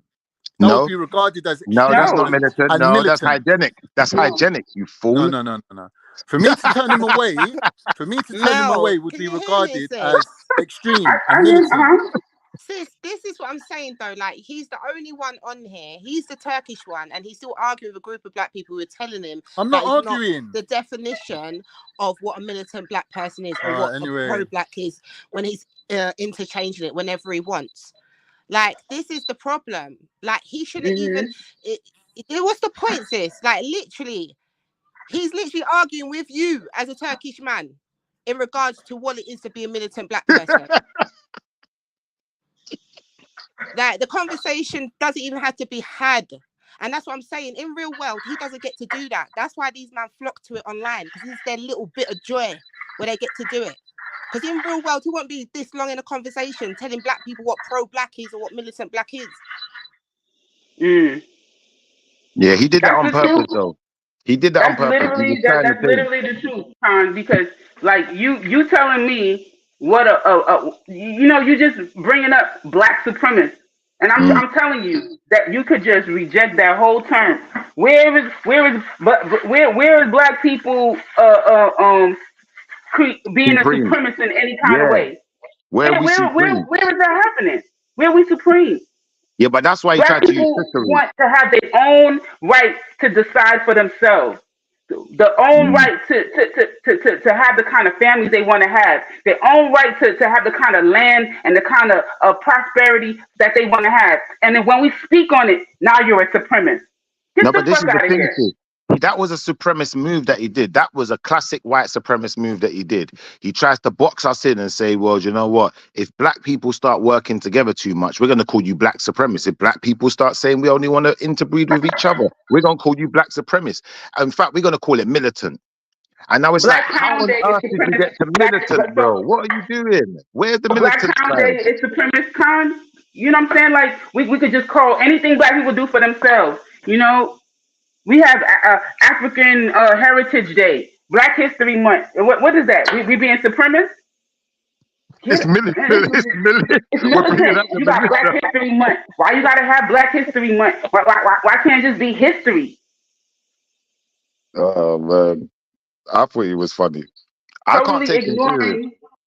Totally ignoring that these things came into place because it was needed. I don't like that. I blame the fact that because he's a man, sometimes it's like we think we can take certain man serious. But you see me, even myself, if I'm not being serious, I can be honest enough to say when I'm not being serious and when I am. Like some people will stand on stupidness. He's one of them. Like James Jones, another, he will literally stand on stupidness, any type of nonsense, any type of foolishness, just for the sake of an argument. It's like, come on, bro. How old are these guys? I thought Khan was about 50. White supremacist people feel they are better than everyone else. Everyone else must die. All of these extreme things. For you to come out and say black supremacist. What? It's because he was hurting, man. He was hurting. He was itching for a moment. He was trying to hold it back. And then, yeah, it was inevitable. He was going to splurt out something crazy. He does it all the time, man. Big up though, Khan, man. Thank you for exposing your hand and letting us know that you're one of them. But but you know what? Even the people that they want to call black supremacists, I big them up either way. You know why? Because they didn't get there. They not. My grandmother have a saying. She says nobody runs from good treatment. So you're not gonna be. It's not that they have fair conditions, treated well, respected, all of their rights, everything is great, and they want to be supremacists. It's a reaction to the treatment. So then I'm not gonna be shunning them for having these to tell them how to react, for them to still be love and kindness and fairness and all. Man, sometimes people get tired of it. So if they start saying some radical, extreme type stuff, I know the place from where it comes from. It comes from being tired of being downtrodden. It comes from being abused and hurt and stuff. You start to fight back. Yeah, but the thing is, though, Khan likes to try and play the two sides of the fence. He tries to act like he's not one of the white supremacists himself, or at least from their people group. And it's like, hold on, is your country part of the European Union? I would imagine so. Are they part of Europe? Are they Caucasian? What are we doing here, man? He does that a lot. He uses we all the time, like he just muddles the lines. It's like he forgets who he is sometimes. I would say, but basically, if y'all was paying attention, the man said he born and raised around black people. So I'm saying he's born and raised around black people. He might, feel a little trans identity stuff going on there. I don't know. The amount of time, the amount of these types, that have come on, and then that's their excuse. If you were really raised around that much black people, how can you get away with saying so much like fundamentally wrong things? You'd know yourself better than that. You'd know You're better. Right. You'd know better. So it's so obvious they're not around them. But obviously, as always, as we know, some of them just cling to us like no one's business. And this is this opportunity. In the real world, you don't get this. He gets to click onto his little laptop and he starts talking around black people. That's his thing. But then there's some black people that embrace them and be like, hey, you're my brother, you're my brethren. You know what I'm saying? All of this stuff. And that's what Cal says is what is it? What's the hormone that comes from that? Dopamine. There you go. The dopamine start coming from that. And then next thing I'm not gonna lie, when I started hearing black people call non-black people brethren, I was like, yo, UK is wild, son. Like, no, but brother, Khan like to a whole nother extreme. He takes it. Brethren's cool. No, brethren is not cool. Why? There's white people in Jamaica that say brethren. Well, that's in Jamaica. We're not in Jamaica. It's the first. I'm not in Jamaica. I hear you. I hear you. 1 second, no, let me swing back, yeah? Because regarding what we're speaking about, because as much obviously as we can blame Khan for saying whatever and being involved in whatever, I'm saying because this is not his first rodeo, yeah, where he's been able to do these kind of things. You get me? That's why I asked the question: Do we blame Khan or do we blame the lack of gatekeeping? Both. You get me? They equally. I think both to some extent. I would say you blame the gatekeeping because there's always going to be cons. You get me? Like out, you know what I mean? There's always going to be cons. I don't think it could be argued that he's playing his part, but are we then playing our part? Now, okay. You see what I'm saying to you? Yeah. So go on, why, as the owner of this channel, did you allow him on here? Why didn't you gatekeep? How far does the gatekeep go? Okay, so each of us have responsibility to gatekeep. Like, yeah, why was he? When like, yeah. So we can talk about that. No problem. Yeah. So, like, for example, when a black person knows that they're having a black channel, yeah. Oh, all right. Let's not even say it's a black channel, right? But you're a black individual, and the conversation has gone very black right now, yeah. As the owner of the channel, do you have a responsibility to gatekeep to allow that person on? And if that person has been allowed on by that channel owner, the rest of the black people, do they have a responsibility on how to interact with that person? Even if he forgets himself and he starts talking, why doesn't no one shut him down and be like, yo, you don't have to talk, on this, we're good, we got this? I hear you. Because obviously I know that's partially directed at myself. So in terms of today, you get me, just by the title, he needs to be here because he is the mountain man in this thing, and he was there when the discussion was being had, this, that, and the other. Yeah, that's why if you heard, I kept saying, "Good, you're a good segue into the next part." Yeah, so that's for his part on here today. What are you saying previously now? So when I'm saying what I'm saying, I'm not making it as a direct shot to you. I'm just using it for example. That's why I took it off you, because this happens many a time. Okay, well, I would agree. Yeah. No, well, I would agree. But there will be cases like that, right? Because life is not black and white. So there might be a case where we're having a black discussion, but someone outside of the race has disrespected ting, and therefore we've invited them on to do the ting. But then we move accordingly on that. And this is what I mean. But when you're saying gatekeeping, we're not at the point yet where we've got even an institution yet. So therefore, we need to start gatekeeping ourselves collectively, each person in each stage. Like, yeah, I get it. The things about him, he disrespected me. I jumped on. I heard that he was talking about me. No, I'm not even. So that's what I'm saying. Basically, that's what I was saying. Just ask me where I was coming from. I think that everybody has individual responsibility, and I'm for real on this, yeah. And I know some people like, oh, you take it so serious, but I don't know any other community that don't take even a bit of their community on nothing serious whatsoever, and it's always bad to take it serious. Do you know what I mean? So I'm just saying collectively, even if we like, even Americans, like. And I'm saying this I'm not trying to disrespect any Americans, but you can't really get a Khan coming on there and doing what he does on this panel. You couldn't. Not in a blacker panel who are having a black discussion. They would not welcome him to do it. No one would need to be prompted. No one would need to be nothing. The fact you know why I agree. And that's what I'm saying. I agree because like I wouldn't allow. Like I got a partner who's not black in it. She's not fully white, but she's not black in it. I'm not allowing her to come in certain discussions. Like I wouldn't allow it. Like so, if I wouldn't allow it and she wouldn't do it, then you know when I see someone else doing it, it just feels odd to me. It feels weird. Like where did he get this behavior? No, I don't think it's a collective thing. I think. Like, I won't say I do because I know, like, if you don't know me long enough, I don't even talk to these heads. And that's why, because I go by my moral code. I don't believe that he should have any input. It jars me when he thinks he can interrupt Mel when she's going on a flow, interrupt U9, interrupt Schiffer. Like, just shut up. Just stay behind, like, just sit it out, man. Like, that jars me. I purposely do not have, you can't find one person for the whole time I've been on YouTube outside of the community that I'm allowed to have these kind of conversations with me, because that's just against my code. I gatekeep myself. What I say, I do in a real life.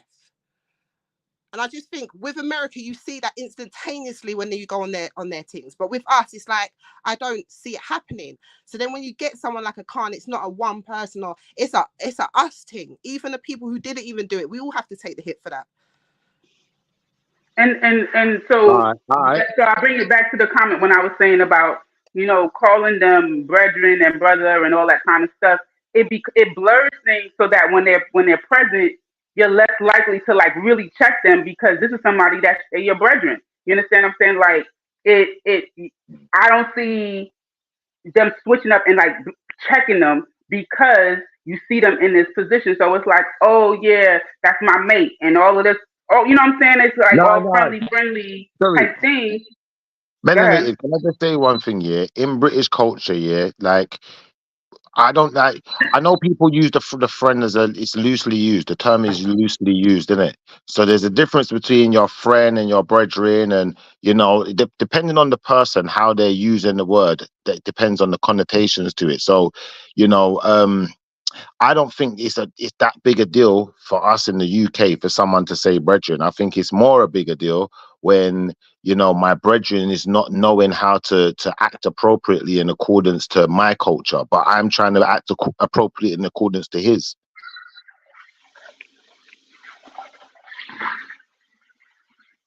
I mean, I'm just telling you, it was my observation.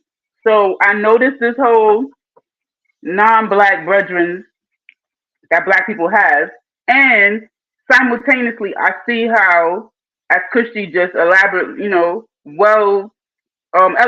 stated, that these lines are being blurred. So I'm putting the 2 and 2 and coming up with 4.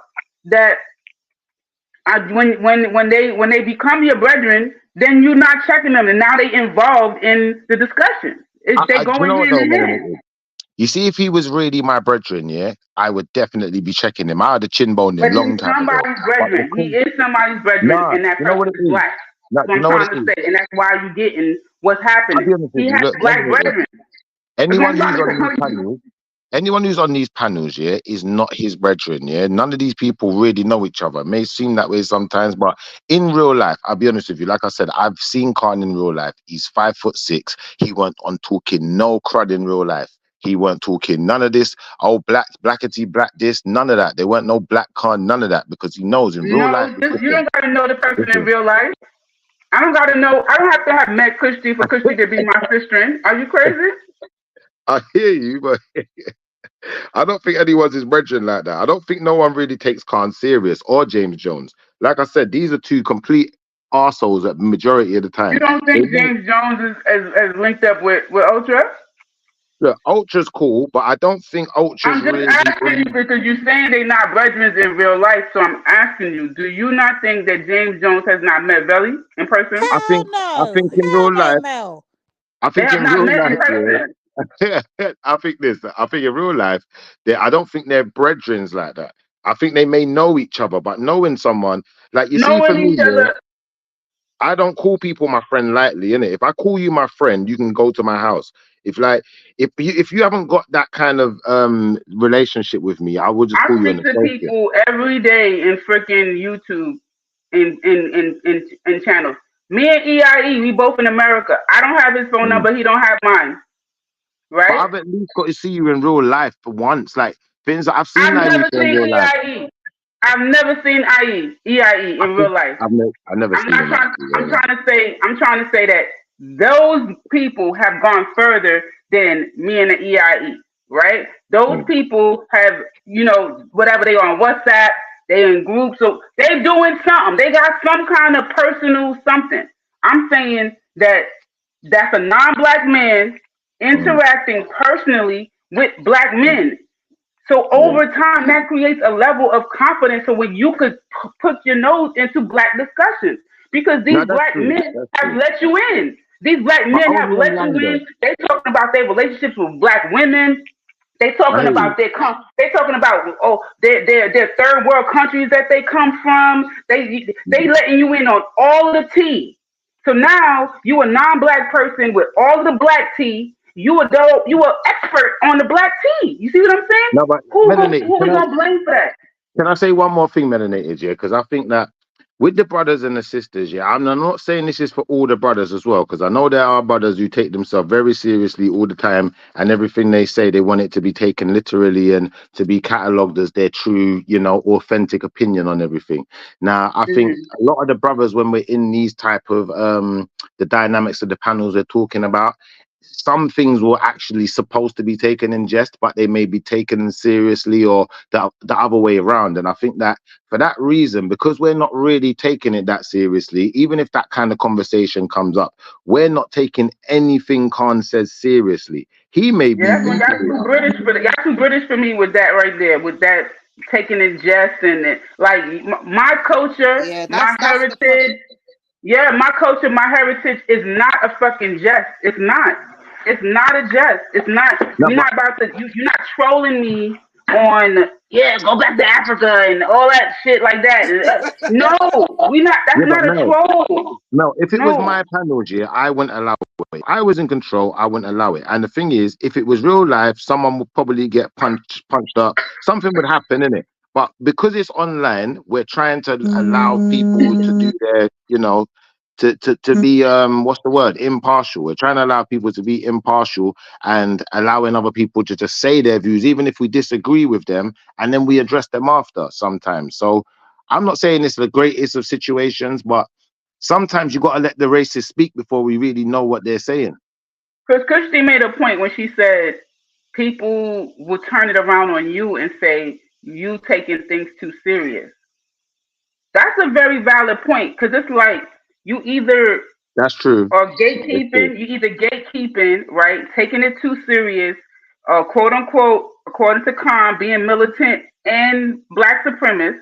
So you're either that, or you the floodgates is open. You're Rainbow United Nations. You know, everyone, you know, kumbaya, right? Like you basically, if you're not kumbaya, then you're a militant. That's basically what it is.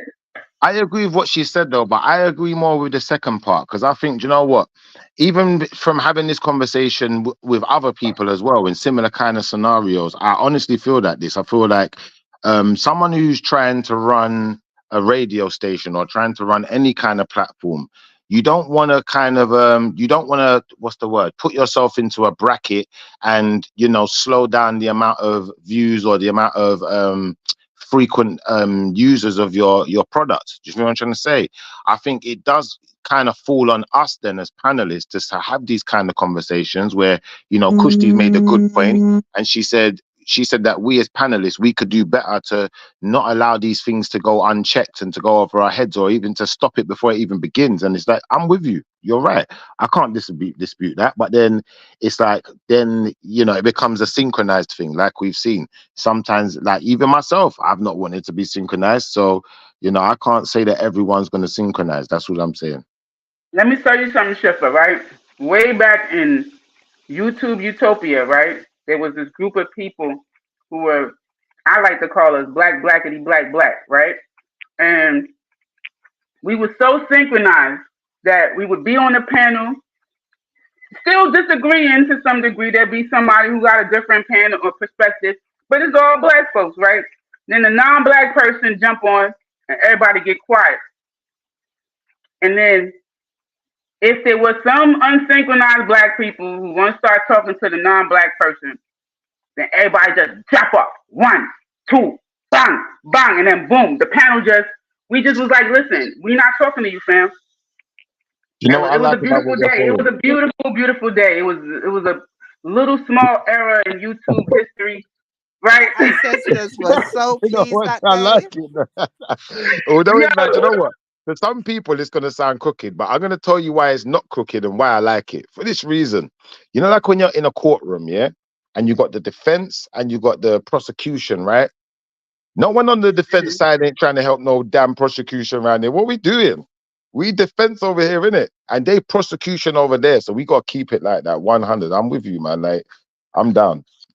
I'll say no, this. But it was so the United Nations people had a lot of smoke for those integrationists.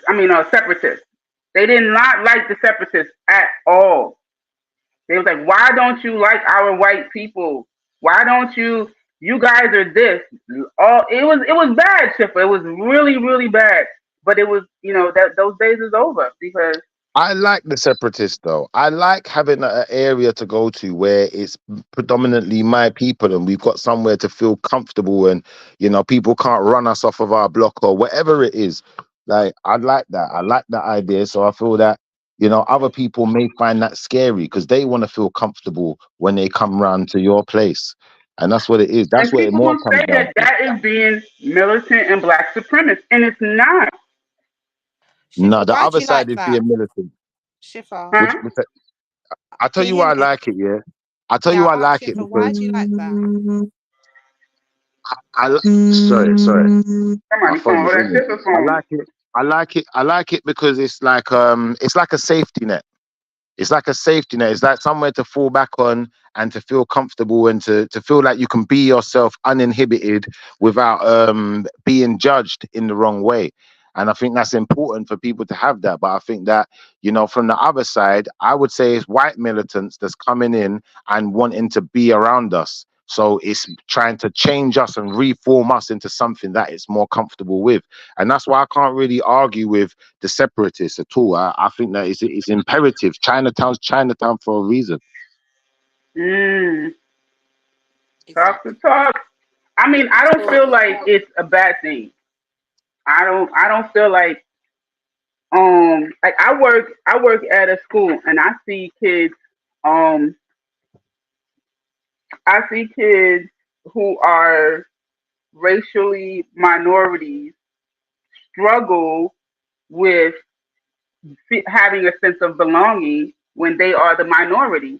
And as soon as someone from their group comes to the school, you could just start to see them, one, they gravitate to that person, right? Not to say that they don't socialize with people outside of their group, but they definitely, you could just see the difference in the child. Benji, you could see the difference in the child start to come to the school. Also, they gravitate to teachers who are part of their group. You could see it. My school used to be majority black and then Latino. When white kids started coming to the school, they looking around like, I don't see nothing like me. So they would cling on to that white teacher. They would actually put more white kids in the classes with the white teachers. I don't see anything wrong with that because we're human beings. We want to come together with like groups. So to say that that's militant or supremacist is stupid.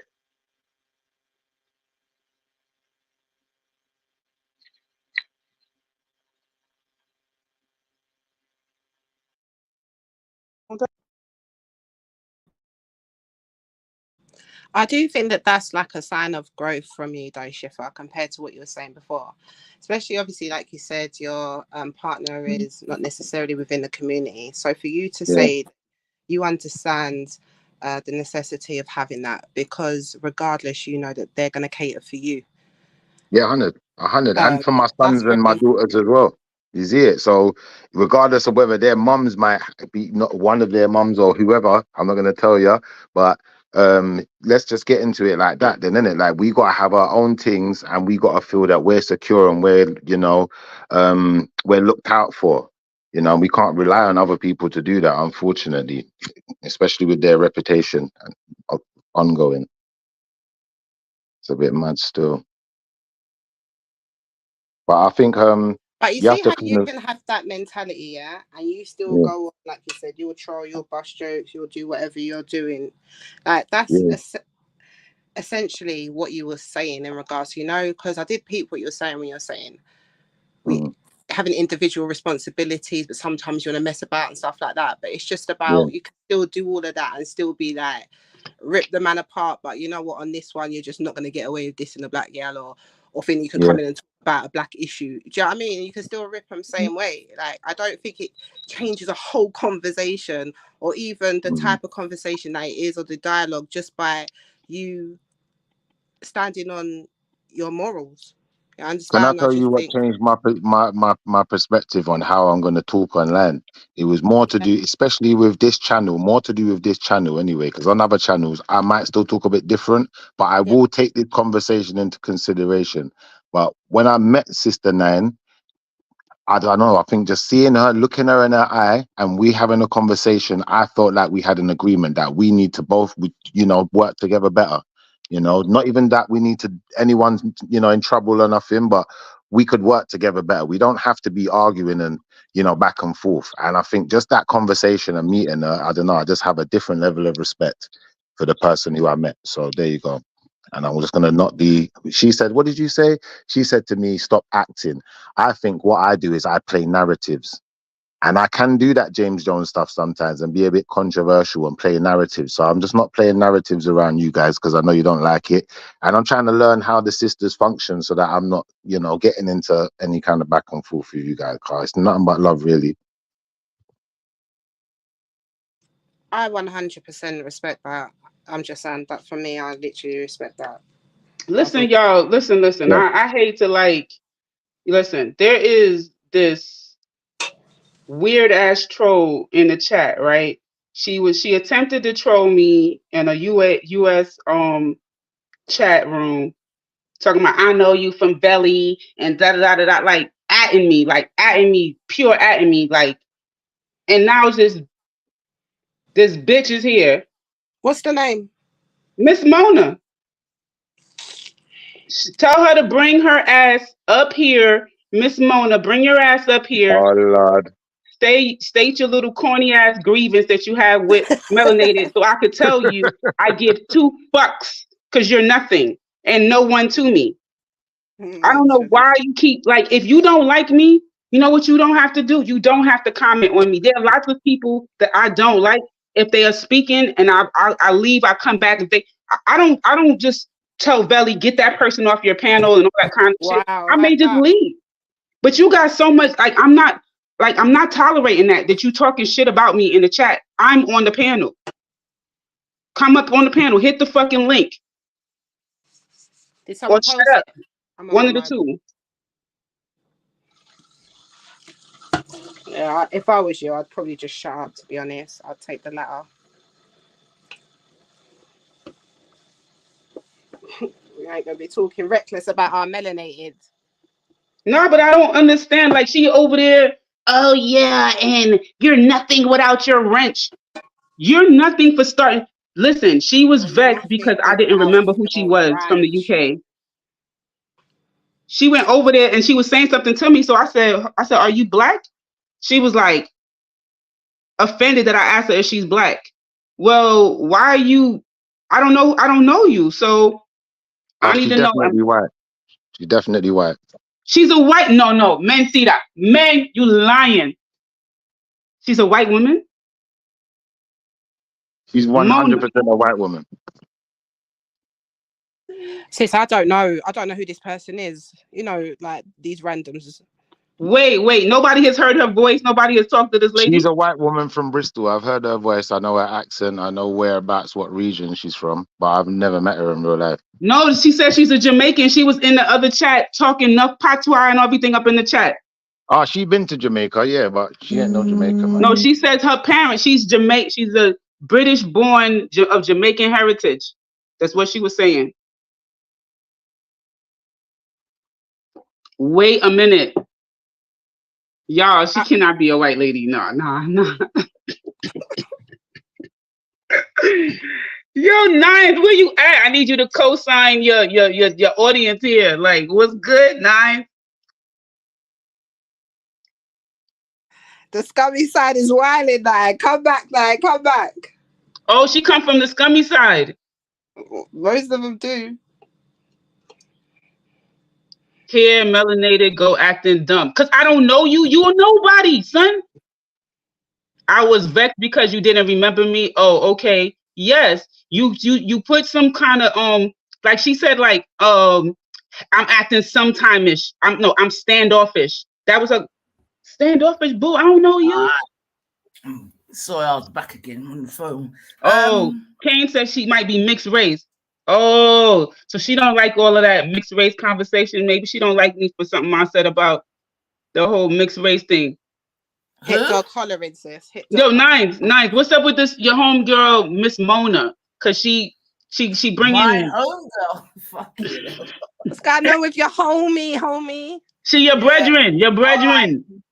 Okay. Miss Mona, I believe she first was on Illuminati. That's where I know her from. Schiffer.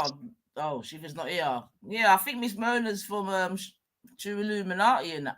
Yo, my girl has she been listening. She really don't like me. She was like, yeah, I'm advocating for I'm encouraging people to be passport girls, going to Africa and all this stuff. I was like, yo, she really is a fan of mine. Like, just because I said that the Gambian men are handsome. People talk so much shit about what's the problem of that? What is the people problem? talk so much shit about Africa. If I come back and I have positive things to say about the culture, the food, how welcome I felt, and how fine them black men was over there, how in the hell is that something negative? Or maybe she's one of the. Yeah, I wouldn't even take Miss Mona seriously, to be honest, though, Mel.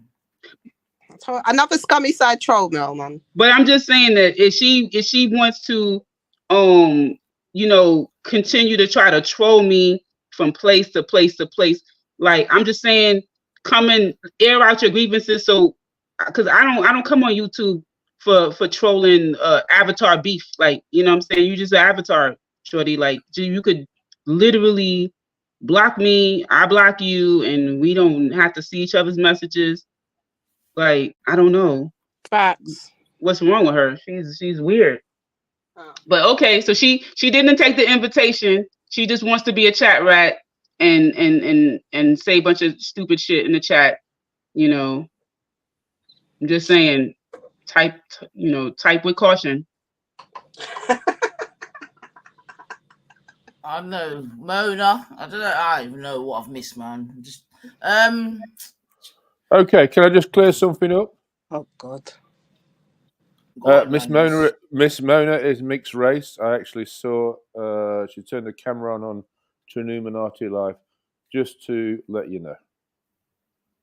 Yeah, thank you. I figured that. Yeah, I believe she was mixed race, but yeah, thank you. I don't even know. Like, yeah. I know, Miss Mona. Do you want to jump on and address anything?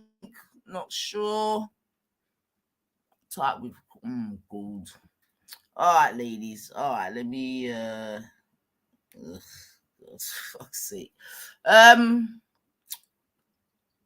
don't know though, but yeah, that's where I know her from, and she's definitely been on the block of recent. So I don't know, man. I think she's a bit of a troll as well, though. To be fair, though, Mel. So like I'm saying, it don't matter. It's insignificant. She's dissing Mel. She's insignificant, Mel. She can't say nothing to turn no one against you, anyways, man. No one's their head screwed on, anyway. So let them just chat, man. We love Mel around here.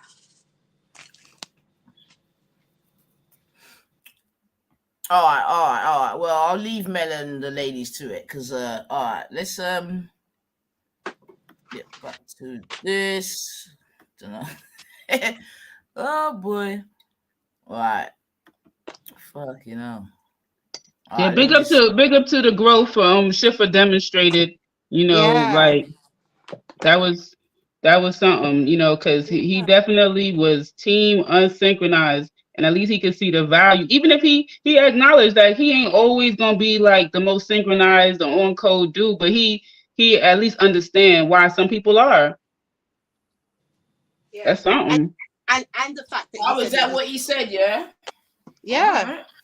Yeah. Progress. That's progress. Mm-hmm. Well, I did say before. Still, I see a little change in the youth. Still, that's why I did say that before. Still, so. In that regard, big up Schiffer still, man. He even was talking about how, like, you know, the growth that he sees in himself, like, you know, just what made him change when he goes about certain panels. And when he's going to come around here, he's just going to hold a bit more respect and just conduct himself in, like, a better way, because he knows that it just rubs the black sisters up the wrong way. He didn't want to do it. He said that when he saw you, that's what really made him change. Like, you looked him in the eye, told him to stop acting, and from then he said there was like an unspoken kind of agreement that, you know what I mean, you're both going to do a bit better going forward. It ain't about who's wrong, who's right, and when he comes around, he's going to do a bit better. But he even said that when he goes to other panels, yeah, he's going to mess about, but there's certain levels he's just not going to go low on. And I think that should be something that should just be the levels going forward, and we should expect it, even if you're a stranger but you're a brother, like, or a sister. That's because that's how it was when I was growing up. Do you know what I mean? Like, there's a certain levels. So I really, really appreciate that he said that, you know. Well, exactly. And to be fair, though, that's all that we've ever really spoken about, isn't it? It's the levels, isn't it? Yeah, because obviously no one's here just to be boring and dead stock and always want to be sitting. You know what I mean? Because obviously that's not how we are in our daily lives anyway. But levels, of course, man. And some people just ain't got none. And that's why they get called fucking coons up in this bitch, man. And you know what? As you say that actually shows, because it's like you have to be a sellout to have any kind of type of personality. You know, I could be on cold and still bust jokes. Do you know what I mean? Some of the people that I love the most, like, who are the most funniest to me, are on the highest cold as well. Like, it's ridiculous.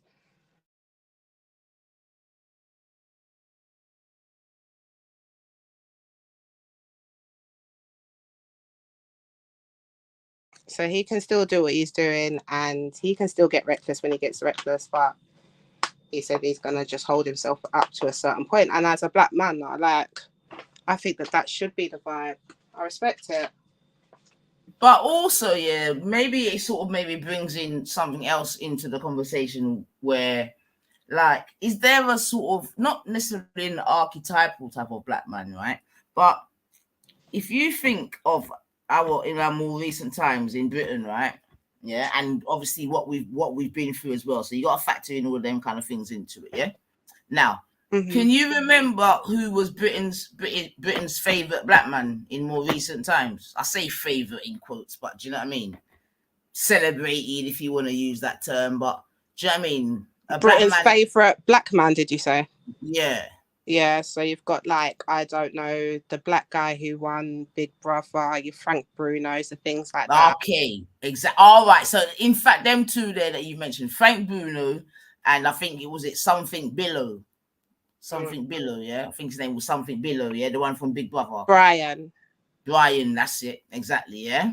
Okay. And I don't know, I'm just seeing someone say even Lenny Henry, yeah? So, all right, we'll put him in the mix then. All right, cool.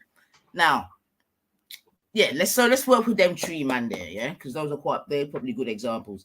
Sorry, Mel, you may not know. I don't know. You may know the boxer Frank Bruno, Mel. I don't know. You may be familiar with that because he fought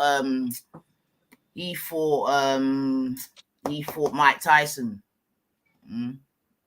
And someone else has put Ian Wright in there, and that's another good example. Even to put into this mix. Ian's a bit touchy for me, but I understand. Yeah, well, it's gonna get touchy, in it. But he's a good one to put into the mix. So all right then, bam. All right, stop smiling, Kushti. So all right then, bam, right? Right. So we got them. So we got Ian Wright, we got Frank Bruno. Somewhat, who else? Ian Wright, Frank Bruno, Lenny Henry, and what was the other one? Billow, yeah. Brian Billow is probably the most recent one. Right? Yeah. Now, look at now. So these are all black men from various backgrounds, whatever. Yeah. But there's something similar about them all. Would you say? What would you say is similar about them, man? There. This is exactly the conversation I've been having years ago on Black Betterman, and the same conversation I had with that boy Jack on your channel. Do you remember? This is the type that they like. They're go-lucky, non-threatening. Right. They've conformed. They've obviously all dated out. You know, there's no essence of they've assimilated definitely to British culture. They're basically a walking, talking British man with a black skin. Right. They're fully assimilated. Right.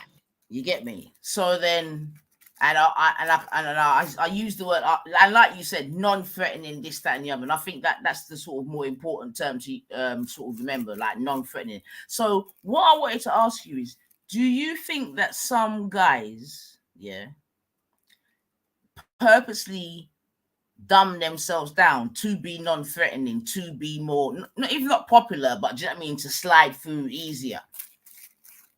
And even if you think about people in the working environment as well.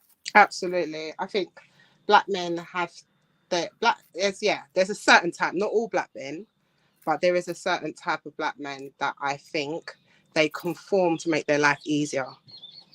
So they'll be more, for example, more Cockney than the average Cockney. They'll be doing all of the local kinds of pastimes. They're like a proper pub goer. They're, like I said, they date out. Their conversations are all similar. You know, the footy's on. Like, they're just gone. There's no culture. Do you ever have to worry? Right. So, okay. Now, when you maybe compare that to maybe say let's just say for argument's sake, a Rap Raven or a Kale, just to use as reference, yeah? Yeah. Okay. Do you blame them? Blame who? Rap Raven or the people we're talking about? The people we're talking, the Ian Wrights. No, I think even when you said the words. Do we blame them? And again, and I want to mention Frank. Like, I want to mention Ian Wright because I think he's even more important in this, right? Wow. Frank, not so much because, to be fair, I know Frank. I don't want to say it personally, but you get me. Frank's always been like Frank. You get it, like always. What does that mean? You get me? He's like, always. What does that mean? So he's always been. I don't use the word white, but he's always been like that. Get me? Like, he's always been like that. And remember, he wasn't. Not to give him any excuses and things like that, but he went Borstal and all them things there, so he was away from his, his family. You know what I mean? There was little disruptions from early, if you want to call it that. You get me? But I'm just saying that he's always been very. Them days, what was we calling them days? So you're saying the fact that Ian Wright probably had more of a traditional cultured upbringing, he should have known better. Yeah. So from early days, we were calling my man a coconut. No joking, you get me? Like from early days. This is primary school days. You get me? So he was always, and even the gal that he had, that same gal there, she was with him from early. Yeah. So I got to be real. So when enough sisters probably wouldn't even look at him in any way like that, she was with him, so let me just make that clear still. As opposed to Ian, you get me, for real, because obviously Ian started out on the Gaza Strip and that, you get me, made some Gaza picnic, wherever this, wherever that, got to a certain place, and then we know the thing. And we can even put in, what's the Labour guy for Tottenham called? Lammy. He's another one, because as you know, he was with Sarpong, correct? Yeah. Then after that, wherever this, wherever that, So So I was asking, do you blame them? Yeah, I'm saying that I understand that it's for an easier life. Yeah. I understand the reasons to it, but because I've got a code, I have something that I stand by. It's not an excuse. Just like, to me, the boxer that you just mentioned, I've just forgot his name, Bruno, is exactly the same to me as Ian Wright. It has to be like that. I can't give no kinds of regard. No. I was just saying that because of his thing, really. Upbringing, and probably because I know him a bit, like I know of his thing, like get me, because the rest of the family is not like that. The rest of the family is quite militant. You get me? Yeah, let me play fair a bit on it though, because that's my overall stance, but that doesn't mean to say that I can't understand. Like, we've all seen, like, especially on these panels, certain black people who just have clearly not been around black people, right? So even the one in the world, they've just been, not for any fault of their own, they've been cut away from the culture, right? So when you're asking, do I blame them? Some of them, it's all they know. Yeah. Do you understand what I'm saying? So that's when they bring in the argument of proximity and all them things there, then, yeah? That's what they do, exactly. Right. But that proximity only works when you literally are in proximity. Not these people that are in the cities talking about, well, we're in London, it's different. No, it's London. Everyone's there. I'm talking about man that's in Wales and thing like that, and them kind of ones there that are literally maybe had one black father, the father thus, and you are just, this is all kind of thing. That's one thing. But the brother who's been culturalized and everything else, and because some people could say it's like when you used to see your elders having a telephone voice. Do you understand? Yeah. That you conform for a certain moment, for a certain reason. You snap back when you put the thing down on the hanger. Certain man might wear that, like when I come out of the house, I conform. But then man, they never take off the... You understand? They don't take it off. They put on the conformist suit. They wake up to it. They kiss it in the morning. It is them. Yeah, well, that's why I asked my man if he's got a QuOoN suit that he puts on in the morning. So I think some of them have a suit that they wear to get by. Like, for example, I think that when you're looking around in your family and you have black men who are quite tall, have quite a big frame, naturally, you already know that. Hold on.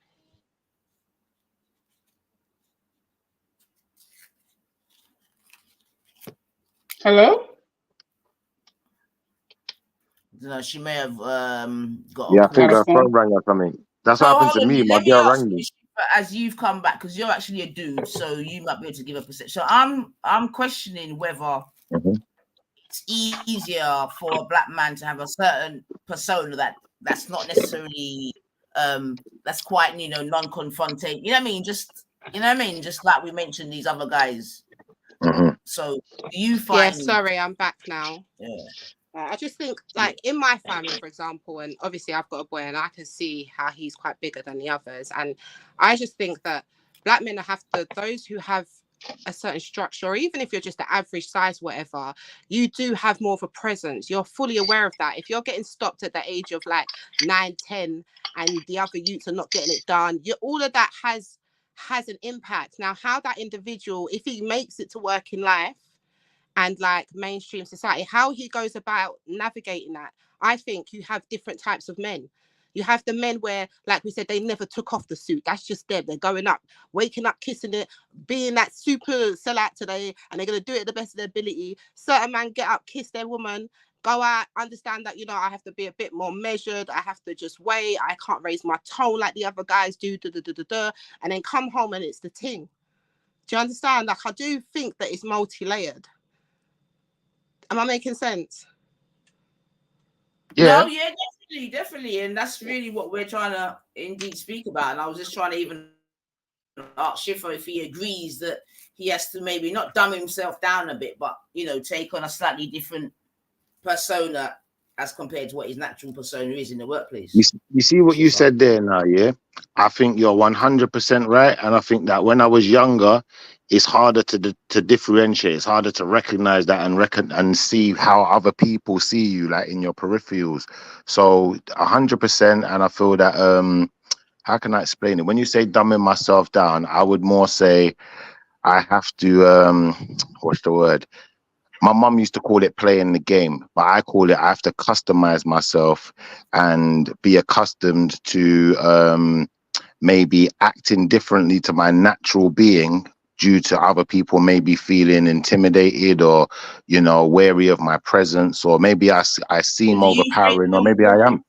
Sorry to cut in there, but just in terms of educational purposes, do you think this is something that young boys should be spoken to about, or whatever? Do you think do you think something that you should just allow them to develop just naturally and just holistically, as it were? I think it is definitely something to speak to them about. I think without someone speaking to me about it, maybe it would have taken me longer to recognize it, which could be more of a detriment to a person in the sense of realizing how other people view you in comparison to how you view yourself, or how your family and friends might view you. And I think it's more important for young black boys, because like you said, society sees them a certain way. Like, you'll see a young black boy, I'll be honest, I was in Trinidad, yeah, and I saw this young kid. He was in school uniform. He's bigger than me. He's massive. And he's in school uniform. I thought to myself, fair play, but I didn't feel scared of him, or but I feel like with certain other dynamics of people, they'll see one of our youngsters that's big like that and they feel intimidated. Although, if you look across the planet, I think Holland has got the tallest population. So I'd imagine the same thing can happen to me in Holland. I don't feel intimidated by a big white youth, but for some reason, people feel intimidated by large black men or black boys. I don't understand it personally. Right. So, and in the sorry, family, bloody hell, caught me mid. So, in the interest of fairness, right? As ladies, do you think that we have a similar thing? Do you think that we do a similar thing, or do you think that we're allowed to be a little bit more natural in our essence?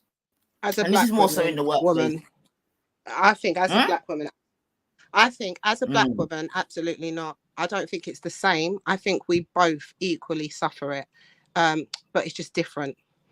We suffer it, but it's different. Right. But it's different. Right. Yeah, right. Definitely. Right. I think the black woman, just like the black man, we acknowledge the assumption of aggressiveness, angry, things like that. So the black woman definitely is aware of that. If there's a problem in the office and things like that, the first thing the black woman is remembering the narrative of an angry black woman, and she could be all the way in the right and getting all the way abused. You still know that. So we are aware of how society sees us, and I think we both deal with it differently. I think so. We've done the black man. So I think for me, how do we maneuver to make sure that we have life easier? Because sorry to cut you, bad, because the reason, because I think it's an important thing to get the balance right, because like you're saying, essentially we're both getting the same thing, but seemingly we use different coping mechanisms. Like, and I've said in the past, and maybe someone can say differently, but I say that we more fight it. You get me? Like, if we see an injustice within the workplace, we'll more fight it, whereas I think the men will more try to slide around it, and you know what I mean, and not even joke it out or coon it out, but I can't think of a better word. What do you think to that? It's too strong. I think if we first, but I don't know. I think we should probably ask ourselves the same questions that we asked the brothers. Like, how do we show up to make our lives easier? Is there any form of let's do that then. All right, if there's any, because it kind of ties into what you're saying. Is there any form of selling out that we do in order for our lives to be easier in society? Yeah. And I think in regards to, like I said, we definitely have a telephone voice in work. So again, the demeanor as well. I definitely think our looks. I think there is definitely black women who will refuse to wear an afro or have their hair out. I think it's one of the main. Okay. Sorry? No, I'm just saying, right. Yeah, okay, because I didn't even think of that. But yeah, I think you're dead right, actually. That's quite a significant point that you're making, yeah. Yeah, I think one of the key reasons that most black women say is because of work, when they say they're not wearing their hair. Especially corporate, let's say exactly. That. More things in corporate, yeah, I agree with that, definitely. Absolutely. So 1 second, so let's go. So are we, so when you say, so when we just wear our hair, normal, we just use that for the sake of the conversation, are you saying that when we do that, we're sort of not dumbing down, but reducing our essence and just make kind of thing? Are you? Because are you saying that an afro is... Yeah, sorry, man. Go on. Go on. Am I saying that an afro is what? Is more... even if we use the terminology that was used before, then just for the sake of thing, Bob, do you think like an afro is more militant than a bob weave? In terms of the conversation, so I think absolutely. I mean, Khan's even shown that to the outside world. They don't have a clue about anything in regards to that, so they definitely see a fro, especially an afro. They'll see that as a form of militance, dominance, a form of black power. It will come between that. Yeah, definitely. Right. Okay, good. Yeah, sorry, go on. Just wanted to but then there's a caveat, right? So I'm not saying that every woman who happens to wear a certain style for work is now a sellout. And do you understand? Just like I said, that the guy who shows up to work, right, and has to play the game, but then as soon as it's 5 o'clock, he goes back and he's that guy. And like I said, for the guys, it's the same for the women. There's levels. There's some women who literally believe that if they show their hair, it's a problem. There's some black women who, there's some black women who hate themselves. They hate it, so they'll have the most European style. There's some women who just do it just to get by, just to get that job, and as soon as they've got their job, the next week all you see is afro. Try and tell me something. Do you understand? No, you're right though, because finished.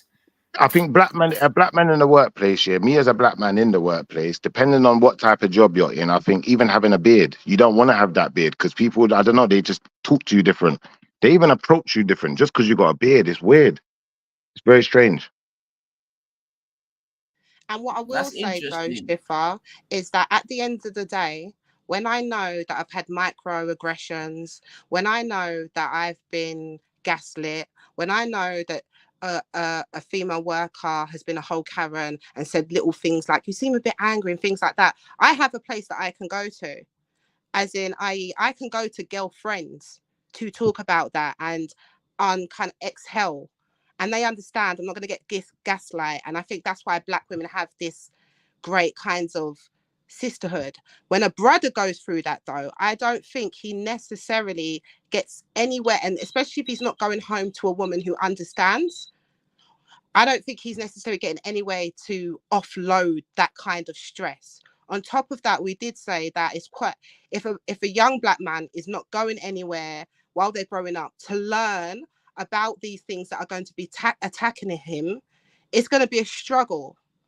So I think that's why black women might seem like they're coping with it better or they're handling it a certain way. But I do think like the coping mechanisms behind the scenes is different. You brothers are not really talking about.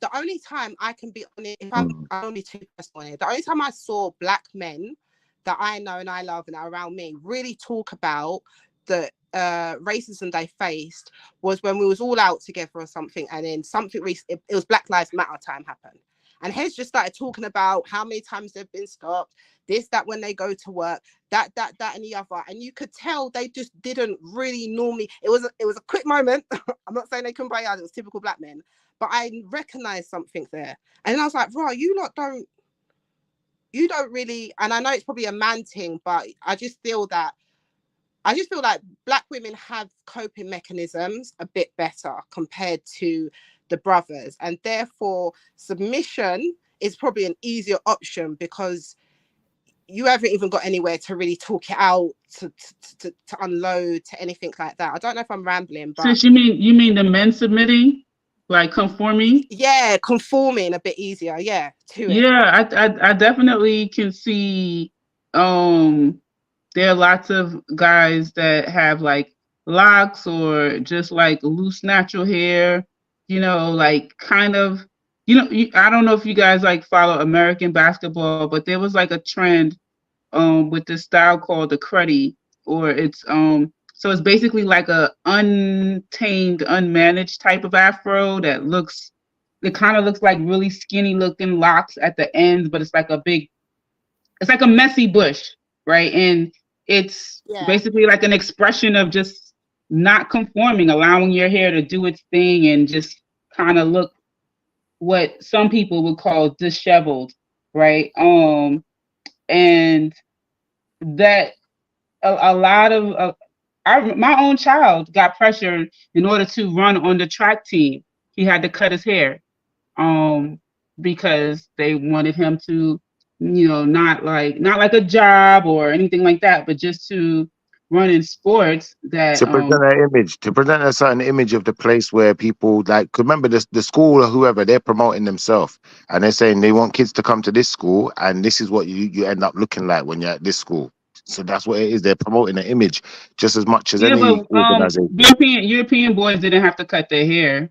If they wore their hair in a ponytail, right? If they wore their hair in a ponytail, they could just wear their hair in a ponytail.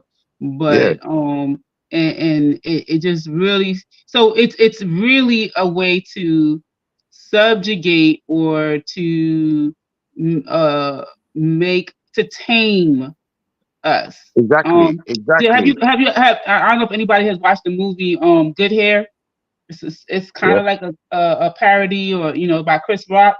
I know about Good Hair.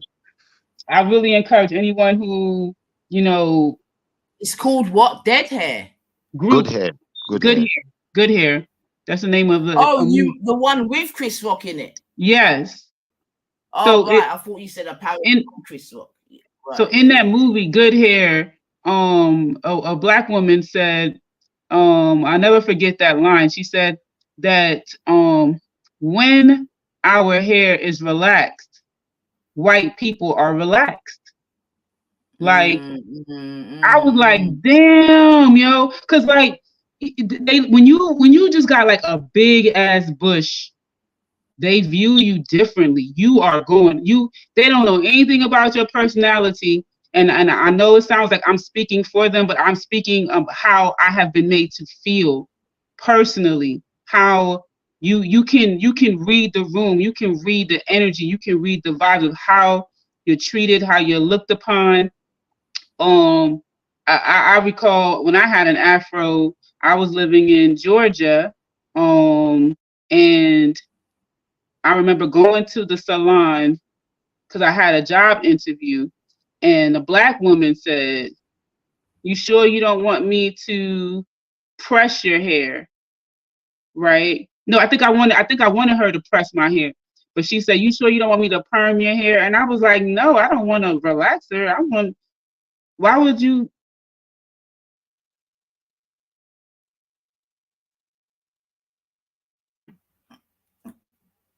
Oh, I think she chipped out. Am I back? Can you hear me? Yeah, I can hear you now. Yeah, and long story short, I ended up cutting my hair down.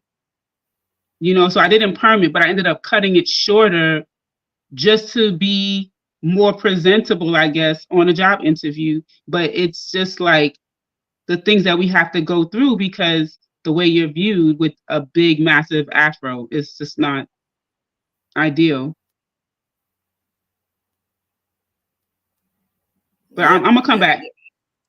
Exactly. I think if we really checked how much we actually conform, if we actually peek deep to it, yeah, we're just so used to it because it's a matter of urgency. We're talking about where you go to for money for your earnings. We're talking about how, like what Sis talking about, your kids for school. So but it's like these are things that you just want to be able to get by and do like every other nation can without the added stress, and that equals sometimes conforming. Well, absolutely, and I just wanted to add to that because I don't know if you can see the screen, Kush, but Code said, when I worked in a massive organization, I feel like they looked at me like a black extremist for having a black woman and family. It was weird. So that is such a strong statement because I think that really I think that really tells the story. No, go on, because that is a powerful statement. Can I touch on that conforming statement? Sorry? Can I touch on that conforming statement? Because I think it's all interlinked, isn't it? Yeah, exactly. It all ties in, bro. You get what I'm trying to say to you? Because I'm definitely making the assertion that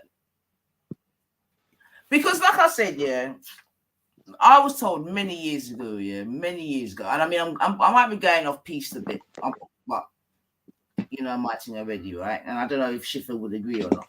So I was told many years ago, right, that no, you know what? Let me leave that till later. Let me leave because it's going to go somewhere else. So let's get back to this statement, and then we can say what Schiffer wanted to come back to.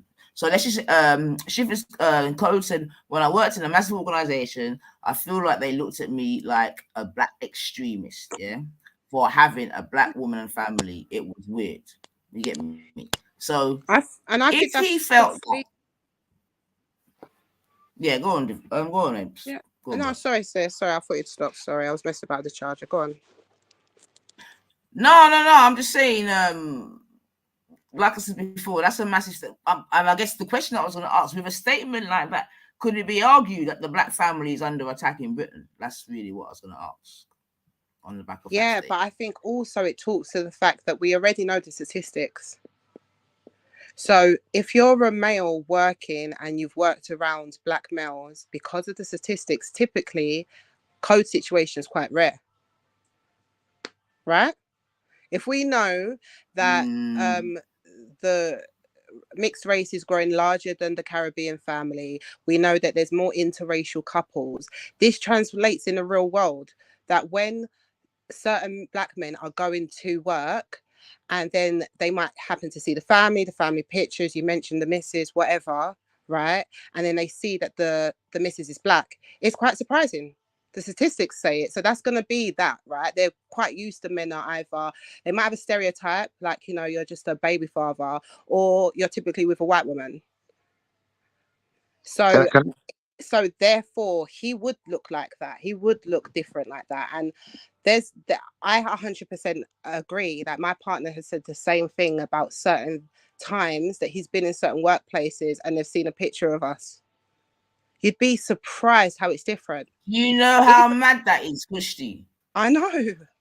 It's that's what I'm saying. No. Do you know how mad that is, Kushti? No. Nah. That's what I said to him. That's why I said to him, that's wild. Because, and remember, because I only know that because he's a guy. So the guys would never say that to me in a working. I would never see this scenario in a working scenario, right?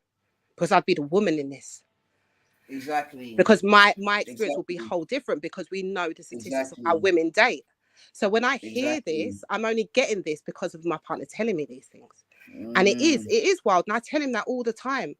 And if you should see what he gets from women, though, black women, oh, they love him. Yeah. Once they know that he's with a black woman, everything else, he gets everything. Yeah. Yeah. So it's the that's dynamic. a mad. What you just described there actually could bring tears to my eyes if it was a different day, you know. Yeah, it's deep. You get me? The things that he comes home and tells me, like, there's a reason why I am how I am. Like, it's not. That's why I have sympathy. That's why I said the first thing I said is not to diss it. It's to understand. It's to conform. Do you understand? It's peak. It's not easy. Can I add something to this conversation in the sense of when you say conform? Yeah, I think it's more to a point that how can I explain this then? So you see, when a white British person who owns a company, who's got money, they're looking for their next budding employee, whatever. Yeah. They're looking either to one of their own who grew up in the same circumstances of them and kind of they know that they understand the game. They understand the playing field. They understand what's going on. Their dad's similar to, they come from a similar family background. Do you understand? Yeah. Or what they're trying to do, they're trying to tutor you to be the same thing. So the way they see it is like they have to integrate you. Now, ultimately, the reason they see it like that, I've worked it out like this, and I think this is probably what's made me a bit more successful in the business realm as well. Like, the reason they're trying to integrate you is because now, let's say you're a salesman and you got to sell to majority white people. You need to know their lingo. You need to know how they talk. You need to know what makes them tick, the things that make them move. Do you feel what I'm trying to say? If only 20% of your audience is black, then that's why they're trying to integrate you like that. And then it's like, I kind of get it, but at the same time, there's a point where it literally becomes racist, because now it's like, well, like you said, you can't have dreads. You need to cut that off, Leroy. They got to come off, because you're not going to get no sales like that. Rather than saying, you know what, we need to inform our customers not to be afraid when they see a black man with locks. Do you know what I'm trying to say? But it's like they don't want to do that. You notice they spend money on all of these advertising campaigns about integration and, you know, people being more accepting of other types of people. But it's never direct like that for a reason, because they're still trying to make you change, bottom line, isn't it? Like, they want you like them. They don't want you like you. And that is true. So if you go to work in any culture, and every culture is used to doing something or doing a certain way, and you kind of, for beliefs, moral beliefs or whatever, even the religion people, they say the same thing. If they can't go out and drink or whatever, then they feel like they've casted out. So that's British society's way in the workforce. Do you understand? You have to conform, and you definitely don't make them feel like the problem. You know, like, that's just the way it is. If you want to check, that's just how it is. You see what I've noticed here? Like, when I was growing up here, I remember I've always been on building sites and stuff like that. So, you know, we might have our little personal stereo or whatever. We're playing our music, innit? And one thing I learned early in this game, don't be playing black music, innit? Like, you can play like Stevie Wonder or something, innit? Like, or, you know, like that. You could go there, but Other than that, don't get too black with it, innit? If you're playing too much reggae and or whatever, like someone might like start complaining or say something. But I tell you what, if a white person turns up playing reggae, no one ain't got nothing to say. It's so strange. You know what's so funny when you say that? I think, and there's a thing that we have from osmosis. This is why I don't believe in black, especially black people from culture, like they don't understand the code, yeah? Because there's this thing from osmosis, right? That I feel like every time you step into a corporate or a place like that, you let them take the lead. Like, you see, when it comes to music, I'm not picking the music. Like, if the music starts to get a bit more urban, that's their choice. Do you understand? But I would, like what you said, I would never be the one to put on music like that. And these are the little intricacies that we all know. Yeah. I think there's times where it's appropriate, like you said, where it's getting a bit more urban. Like me, myself, I manage people, innit? So there's times, you know, one of these youths has put on some music and is talking some crud. And, you know, like, for instance, one of my jobs, I was working on a care home. So there's loads of old people about and old white people and, you know, managers and, you know, nursing stuff. And it's like you're playing like crud and grime and drill. No, that can't work, bro. You've got to turn that off. Like, there was even a guy, he was just playing some old school hip hop or whatever, you know, and then it was cool at first, and then there was some swearing and some N-word. It was like, no, bro, like, look, if you can't have it sorted so that it doesn't do that, then you just can't play that, innit? Because I know the premises I'm in and the people around me, they're not going to accept it. What colour was the guy? Which guy? The guy that was playing the music? Yeah. It was a white guy as well. Doesn't surprise me. Yeah, he's asked me all the weird questions like, how do you feel about the N-word? Can I say the N-word? I let him know from day one, any inappropriate language on my site, mate, you'll be going home. So it's probably best to just don't go there. But this is what I'm saying. Like, I know, like, I hear what you're saying and stuff, but this is the thing. Like, as professional as we try to be, they're not professional, you know. They're not. I remember You're one right. time, there was one time I was at work and the man was from Colombia, and this was one of the senior managements came down. He was like, I bet you lot get the best, just the best, innit? Like, literally senior. Yeah. So someone's literally just playing you off as a druggie. Yeah, Yeah, they do that stuff. And he can't react. This girl's literally saying to him, I know that your whole Colombian family are that. I know what you lot are. Yeah. And he can't say anything.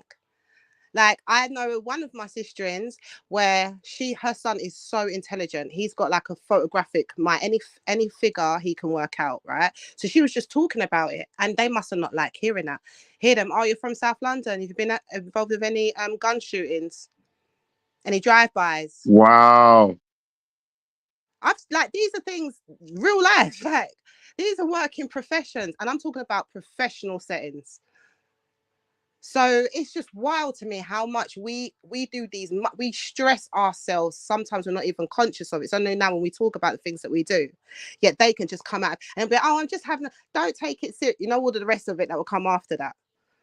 So yeah, I find it so fascinating how we go through all of this and they can just do whatever they want as per usual and cry out. You know what the thing is though, sis? I've worked this one out, yeah. So, you know the white guy who comes to work and his hair's all messy and no one told him nothing and he gets away with every single breaking every rule in the book. So basically, his dad owns the company, innit? Or his granddad or someone high up is in the company and owns a big stake, innit? So they don't mess with him, innit? Then the guy who comes in, you know the white guy with the massive beard and he's never shaved it and he always looks smelly and he's got stains on his clothes, he's unkept, he's always eating microwave meals.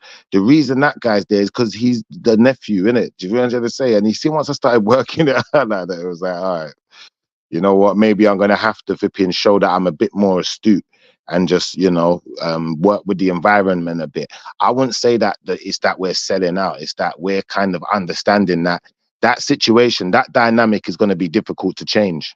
Does that make sense? Absolutely. I don't think this is what I'm saying. Like, I'd rather use the word conforming, and I think like I said, there's a variance. There's the guy who just gets it, that's to get up and play the game, and there's a certain man that he's not playing. Like, he's all in this sellout game. Do you know what I mean? There's just variance to me. But like what you said, you have to be astute, especially as a black man. You do. I feel you have to be as a black woman as well. But I think with a black man, and because you don't really talk about it, or because sometimes I think it's so subliminal, or you're not conscious of it. Like, you're aware of it, but it's only like when I sit down, I'll be like what Nine says, when my partner was telling me certain things, I was like, wow. You know, because you just go through the motions. You ain't got time to sit there and question what it is. You got to do this. You got to get over this. You got to do this as a man as well. So I'm not saying it's selling out and things like that, but I think what Nine was just asking about the conforming, I think, or what do we do to make our lives an easier life? And I think we both do. Yeah. To survive in this society, we just both do. I think you see what you're saying. I think as men, we kind of look at it like this. Like I said, if I'm working and, you know, you're the son of the owner of the company and he's the nephew, and you lot are here to play games, really. You're not really here to take this thing serious. It don't matter how good I am at my job. You're just going to look at me for the color of my skin, for instance. Then, do you know what?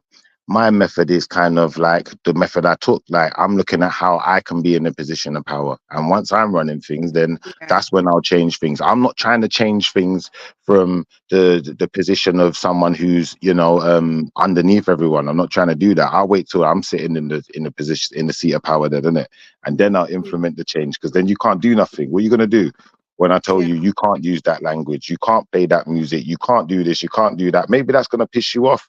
But ultimately, this is why I think, like I said, it's about us being more astute and understanding which degrees and which qualifications are going to put us in the seat of power, where people can't tell us, we tell you. Absolutely. Yeah, that is so true, bro. That's a good point to point out. I 100% agree with that as well. I think that certain people play the game and are in a position where they can, instead of bringing up the ladder, they're bringing the ladder down. Do you understand? For the next ones to come through, helping them. I think we had a discussion on Black Betterment, and there was a guy who was saying, I don't know. I don't know if it's because he perhaps had a partner from outside, or he didn't agree with certain things, but he was saying that I don't necessarily agree with all of the points of Black Betterment, but I would definitely rock with you, and you know, I don't see the point of bashing you. In fact, my thing is, while you're there doing that, and you should be very like vocal and overt about it, there could be a bag of man that's just in the workforce, and now they're hiring, and guess who they're hiring, guess who they're helping, guess who they're giving a hand up to. Guess who's making the, like what you said, now that they're in that position of power and they're the manager, you just don't get away with doing certain things or saying certain things or making it uncomfortable for other people from other backgrounds to be in.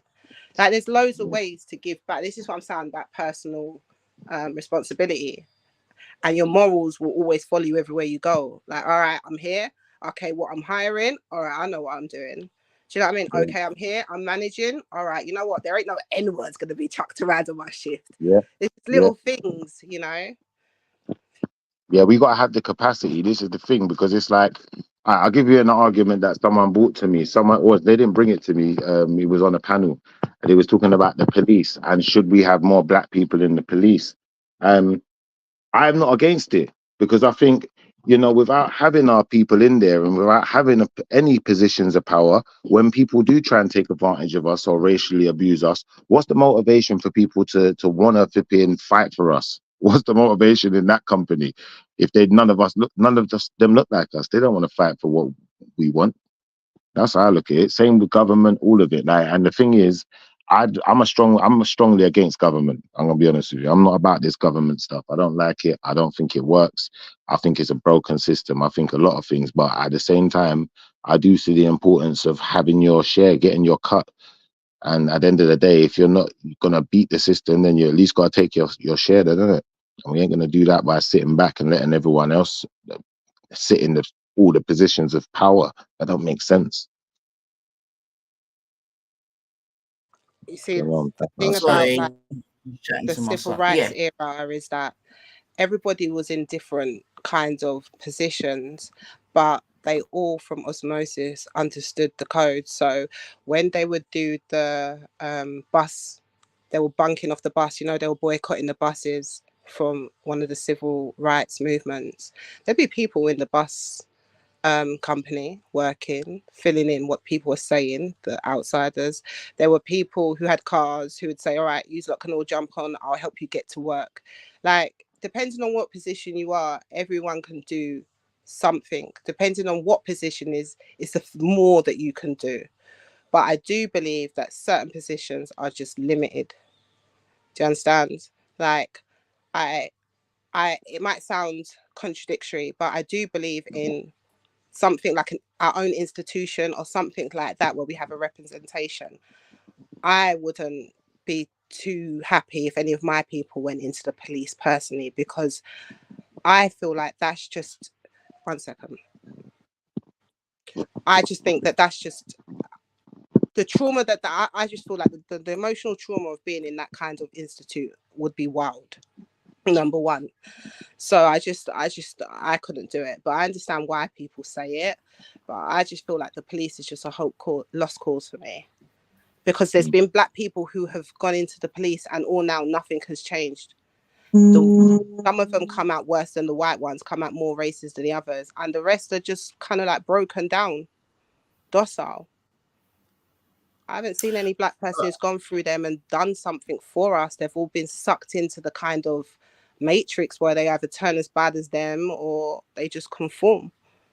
And not worse when you know, we had the Black History and there were some stories about the first ever black officer. I mean, when he was trying to stop some sort of crime and he's calling for help, do you think they came? All of them are hearing him calling out on the radio and they just let him get mashed up because they're racist themselves. Like, so on top of that, your colleagues are doing that to you. On top of you being popo, I just wouldn't want anyone around me in my family to be a part of that, because I don't trust the system as it's set up now. There's too much it's just... But you see how that puts us in a bit of a sticky situation, isn't it? Because if we circle back to what was being said before, even when Schiffer was saying putting people in certain places, then what I would say is that there'll be, in order for that to happen, there's going to have to be a period of time of uncomfortability, it could be argued. You get me? In order to get into certain... we're sending some slaughter to the lamb then. That's what it is when it comes to the police, because we've had people who've done it. We've had the first black officer. We've seen his story. It was nothing but getting jumped on by his own fellow blue or the people outside. And this is what I'm saying. How long are we going to be chucking black bodies at this thing until they get it? It's another 20 years of black people going in with pure hearts and wide eyes, thinking they're going to change the world, and them just getting, you know what I mean, abused and shut down and not making it anywhere, or worse, becoming as bad as them. It's not like we just started to try and come into the system. As long as we're here, we've helped out this country. And what has it done? I don't know. When it comes to the police, innit, it might sound crazy, but for me, what I've seen, and not even from what we all seen, it's been so long now. We've heard from the first ever black police officer, the lieutenant. We've heard from how many people? The stories never change. The years change, the names change, the stories don't change. So I'm saying, how many more black bodies are we chucking at them on this institution? Which means it's So you're just saying at that point, then it's just better to just stay on the outside, as it were, and whatever treatment, whatever we're comes outside anyways. I'm but that's why I said stay on it, innit? That's why I said stay on it without trying to get any sort of representation on the inside. So are we saying that the representation that we have had, it hasn't worked, and as such we should just no, I mean, I'm saying that for me, I know that it's a bit contradictory. I just saying that the current, I'm thinking the current chucking more bodies, bringing them up in these academies and stuff like that, it don't seem to be working. Right. Is what I'm saying. I understand in regards to representation. I understand that there needs to be due. For me personally, like on the black betterment side, that's why we understand why you need an institution. Like the Jewish, for example, they have a lot of institutions. They have the Anti-Defamation League, right? They have these institutions where if anyone was anti-Semitic, these people step up and fine you and make you do a tour or give you a punishment. So for me, I'd rather invest in having institutions that are solely for us than to be still chucking our bodies at this institution where not even a week ago, one party was arguing with another party about who was more racist, giving out, one party is giving off bare evidence why that side's racist, and the other party is giving off bare evidence why the other side's racist, all because they can't admit to what happened with Diane Abbott. At this point, you've just basically shown us that you're both racist. It's institutionally racist, what we already know. So what am I doing? Still chucking bodies at black bodies, you know, wide-eyed, want to save the world, able bodies at that, when we could be just chucking our energy and stuff at institutions that are set up for us, like what the Jewish have with the Anti-Defamation League. Okay. I mean, no problem with that, but in order to... You see the Anti-Defamation League that you speak of, is that something that could work for us? I think we should have an equivalent, yes. Okay. Definitely. So in our regard, equivalent. So what would constitute defamation in our case then?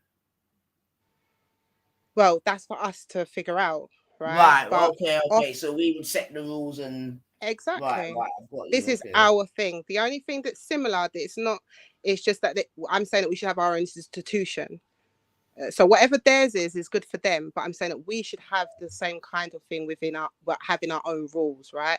So it's like, for example, look what happened with Diane Abbott. Yeah, she got suspended, I think it's for 10 months now, with no investigation, because she practically just said that the other communities don't go through the same oppression as black people.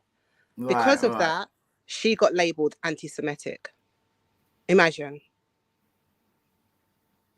These times, a man can say that she makes him hate all black women and she should be shot, and he's not even done for hate speech. So the comment, right? So the power. But hold on, sis. What I'm trying to, let me tell you why I'm saying what I'm saying. So the power of the Anti-Defamation League made it that Diane Abbott got suspended for something that's not anti-Semitic whatsoever, but that's their power. The power of the black equivalent is a man could go around saying that a 70-year-old woman should be shot and he hates all black women, and it's hard for them to even admit that that's racist or he can apologize. Do you see the difference of power there? I do, man, but I also think it comes down to, and going back even to maybe the beginning of this or early part of this conversation about gatekeeping and that. You see what I'm saying? That's exactly what an Anti-Defamation League is, though. That's what they do. They gatekeep, right? Okay, well, fair enough. Then if that's what it is, then bring it come, because that's what if I'm there's saying. one thing we definitely need is better gatekeeping. Yeah, I completely agree. But then obviously then we have to be in accordance with it as well. You get me? Because I've heard many, especially them saying that it's not even a biggie. Like, what's the biggie? I'm sure Shivers actually being one of them. You see what I'm saying? Right, but this is what I'm saying. You see the thing, exactly. But the problem. Yeah, but the great thing is about having an institution is when that thing happened with Kanye, there was Jews who were saying, or even now what's happening with Jews, there's still Jews right now saying that this is wrong and stuff like that. There's Jews that are going against the not being on one accord with each other, with the community. There's rare times, but you do see the rare times. When a thing was happening with Kanye, they were like, this is a bit too far. You get them rare moments, but guess what? The institution still ticks. Do you understand? So you're gonna have SoUps in every community, or someone who's just, everyone's on the right accord, and you get that one kind of James Jones character that will just mash it up. Everyone's gonna have that moment, but it shouldn't stop. It shouldn't get derailed, because all we've got is a conversation. But if we had an institution, the institution was still ticking, right? So why you got people who are just, one day they're pro, one day they're not, one day they're this, one day they're not. It don't matter. You can have a bag of Jews right now saying whatever, regardless. You disrespect Jewish people, the institution still works. Then why do you think, again, considering our history here, why do you think we've not got that already, Bab? Considering This is exactly what I was asking the brothers, I think 2 weeks ago. Like, I literally, because we had an American brother on there, right? And I was saying that, they've got things like the Black Panthers, the NOI, the NCAAP, I can go on. They have these kind of institutionals that tick on specifically for Black people. I said that even when something happens and the police attacks a black person, there's that one lawyer. It used to be that other guy. It's the new guy now, Ben Crump, right? People might call him ambulance chase or whatever, but let's just make it clear. You mess with black people in a certain way. America's got certain institutions that can set it up. Some people will say that some of it's owned by small hats. NCCP ain't all black anymore. This, that, and the other. I'm not saying to do the same. I'm saying the equivalent. And regardless, they still, even if it's owned by whoever, whatever, they still seem to be able to show up for black people, right? I'm saying that the Diane Abbott thing that happened here, it could never happen in America, and nothing's happened.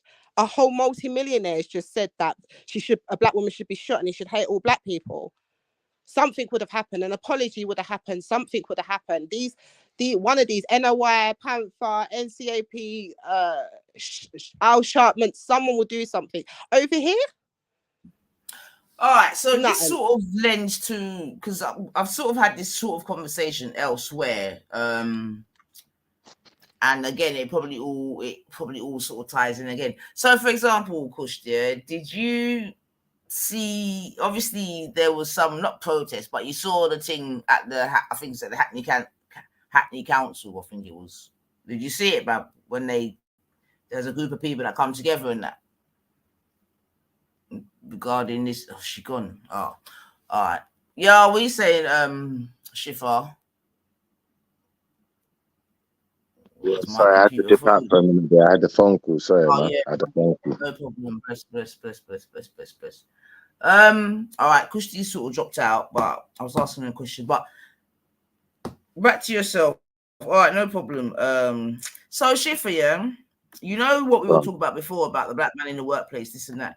You've got people like Khan that I've seen, and I think Reanimator. So there's basically people poo-pooing what's being said. Now, don't now. In the first instance, these are not of our community. However, it's important still in terms of what we were speaking about before, right? In terms of how men are seeing this, that, and the other, right?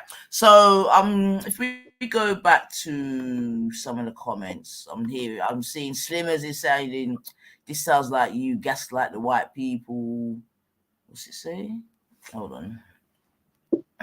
And if anything, it actually confirms what we're actually speaking about. To be honest, this sounds like you gaslight the white people you find around you. Dominic saying, yeah, black men go through some blatant racism at workplaces. Okay. Can't say, what's he say here? Hold on.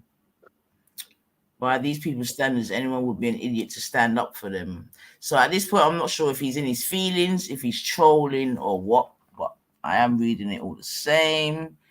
And then he's gone now. Again, now you can let me know if this is a real statement, a trolling statement, or what. Here, Shifa, he's gone, thank God for James Jones, who exposed all of this. Oh, come on, man. That's definitely a trolling thing. Okay. This guy's delusional, man. He lives inside his own delusions every day. He's absolutely not trustworthy. Two-faced. Okay.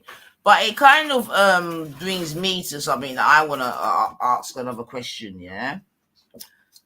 Do you think that for some, right, it's so painful, yeah, to accept the reality, yeah, that they would rather sort of like dismiss it as not being there, as it were, in order to make their journey easier? Do you get me? Because what I'm saying is that I think that for some people, that's why even if now you see that if they can, some people try to disassociate themselves from certain recent events. You see what I'm saying to you when it comes to this blacklisting? You get me? Because that's when you hear, well, no, I'm East African, I'm here. You get me? And that's why sometimes I feel in a real life there's a portion of us that should even come under this BLACK banner, which are probably the West Indians and the Americans. You get me? Because their story and experience, although some people are even trying to say it in the gossip, are more, do you understand me? Relevant, not relevant, but synonymous with each other, as it were, because of our most recent history. You get me? Because of the whole slavery thing, blah, blah, blah, blah, blah. You get me?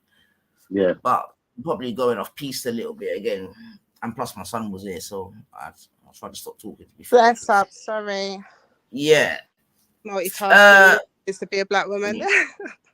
Yeah, I was just saying. I'm doing the same thing. We're all multitasking No, right you now. know what it is to be a black man and a black woman out here multitasking.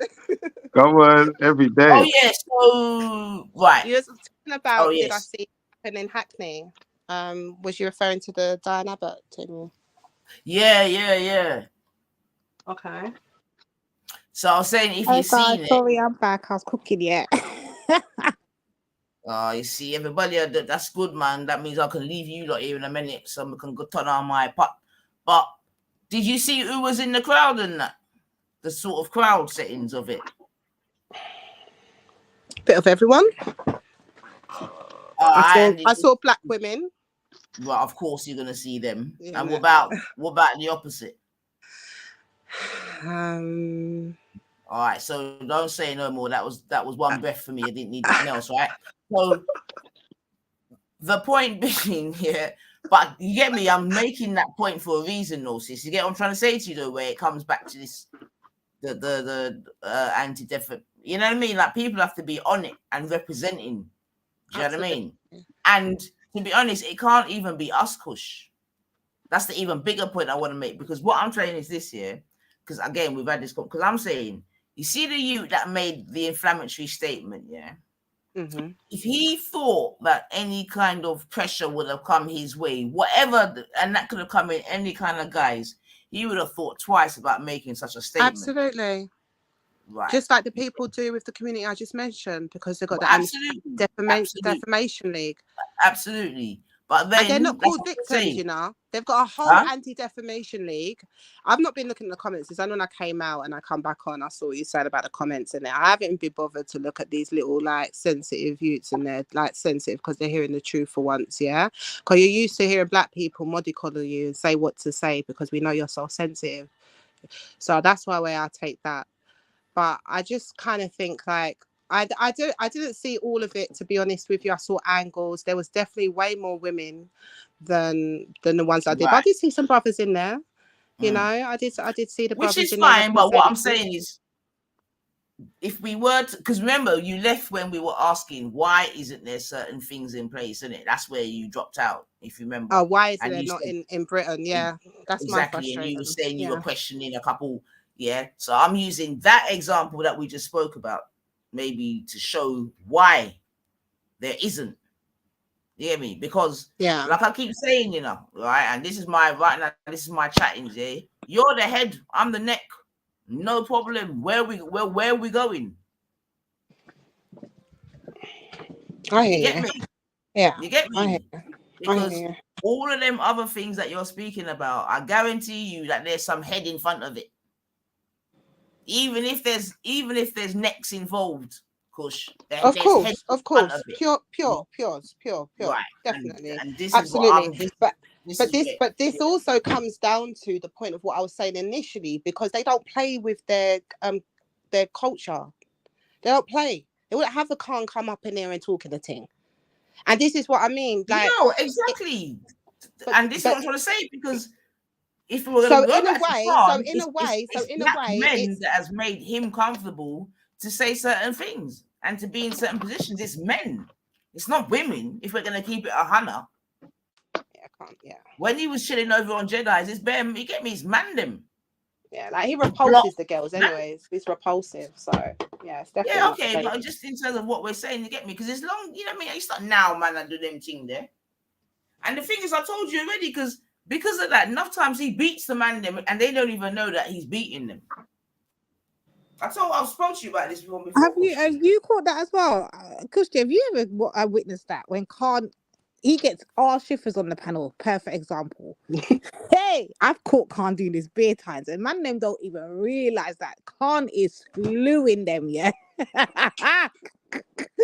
Especially when he's on the trill. And I find it amazing that they allow it to happen. But I just sit back and laugh. I'm not gonna lie, sis. I caught Not that even a few they times. allow it, Divine. It's that they're so Calm will be egotistical slewing them on that their they own don't thing. even know it's happening, my girl. This is what I'm saying. So again, going back to what Kushti's saying about the thing, no problem, But you get me? We got to have you get me? Like, people need to even know what I want to even fucking defend nothing in the fucking first. So let me ask this to the family. This is a family question as well in the chat and in the panel as well. So what's the difference between here? I wish Mel was around as well. What was the difference between here and America then? Because America, where our family over there are minority, like we're a minority. They started off with segregation. They're much more segregated than we are, innit? They didn't even. That's the reason to build why they have some form of. Because for me, it's one thing building it, but acknowledging that you need a need. That's why I asked Schiffer, when Schiffer said, you know what, I understand the necessity of it, I was like, rah.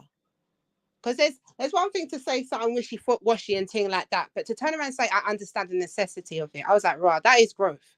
Because my whole thing that shocked me recently is the lack of acknowledgement from Black people of understanding why that's a necessity. Every nation that's doing well understands about for self. Do you understand? So in America, okay, they had segregation there, right?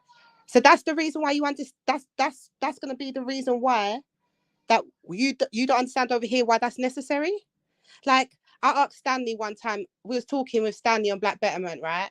And he's like, I hear what you are saying, but it ain't like what it was before. Like, and I think the question was like, well, what does it have to be for Black Betterment for you to understand the need for Black Betterment? He goes, I need to be like, it needs to be back in the day and things. I'm like, Stanley, you need to be whipped.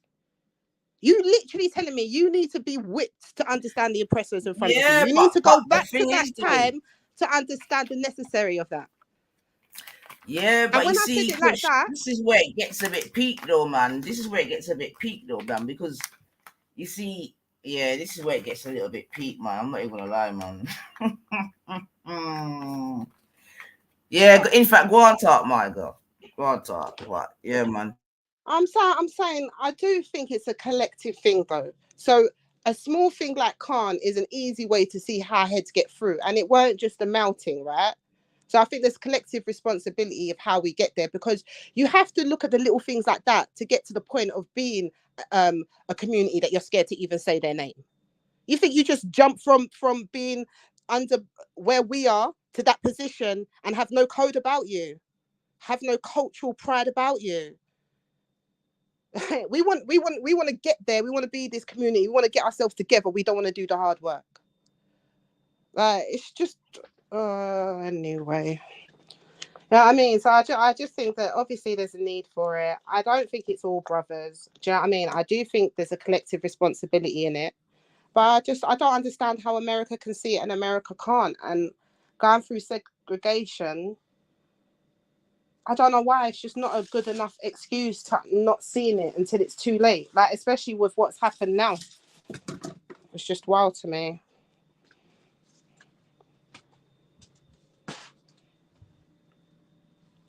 Nines, are you there? Schiffer? Shame. I'm saying maybe I was just chatting, I'll say maybe I got a bit of a simplistic answer, yeah. But let me try again still, yeah. So right. So first of all, do you agree? I mean, it's a horrible thing to say, but do we accept that not every Black person is about Black betterment? Do we accept that, Kushti? That's fine. I've been forced to accept it. Yes. Okay, we've been forced to accept it. Good. So that's the first thing, yeah. So then, because you got, in fact, going back to, you know what I mean, the title of the stream and that, yeah. So, and even going back to even what Schiffer said in terms of him having better acknowledgement of certain things now, yeah. So let's go a bit slowly because I keep forgetting my train of thought, man. Right. So, yes, can we just reverse a little bit back before about the whole the defamation thing and this and that and this and that and this Yeah. and that, yeah? Because all I'm saying is that we need a solid. Nah, you know what? You lot talk. I've lost my train of thought. Sorry, you lot talk, man. Like, for example, right? That anything that happens to a Jew, because they had this thing with Whoopi Goldberg, how they argued that they are a race, right? That's it. You would have someone like James, who purports to be black, who would say that we don't need that. You get me? Because that doesn't happen. Because that's it. That's what I was saying in it. Because there's a lot of people that don't even believe that what happened is a problem. Oh, Schiffer's back actually, because at one point Schiffer was one of them. So Schiffer, Schiffer was one of what? Hold on. What was Schiffer one of what? I'm sure Schiffer was saying that what happened to Diane is not really let a biggie. Let the prophet tell us what he All right, but I don't want to misrepresent him, so that's why I'm laying it out. No, I wasn't questioning whether it's racially motivated. I was just saying it's not a direct racist statement. At the same time, though, I do understand that, you know, the system itself is racist, and, you know, people in positions of power saying things like, you know, a black woman should be shot, you know, it can be quite shocking and alarming. Now, obviously, the context I was given is that it was a private conversation. I'm not even going to put that into context like that, because I don't even care what conversation was had.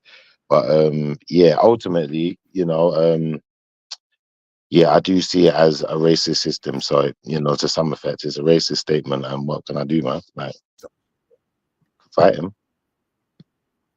Wait, are we talking about what Diana said, or what the other man said towards Diana? Which one? The man said that he wanted a shot in it. He said, well, yeah, basically, that's he brought up. not a question. That's not even He a brought up question. a statement about hate black women. speech and racism.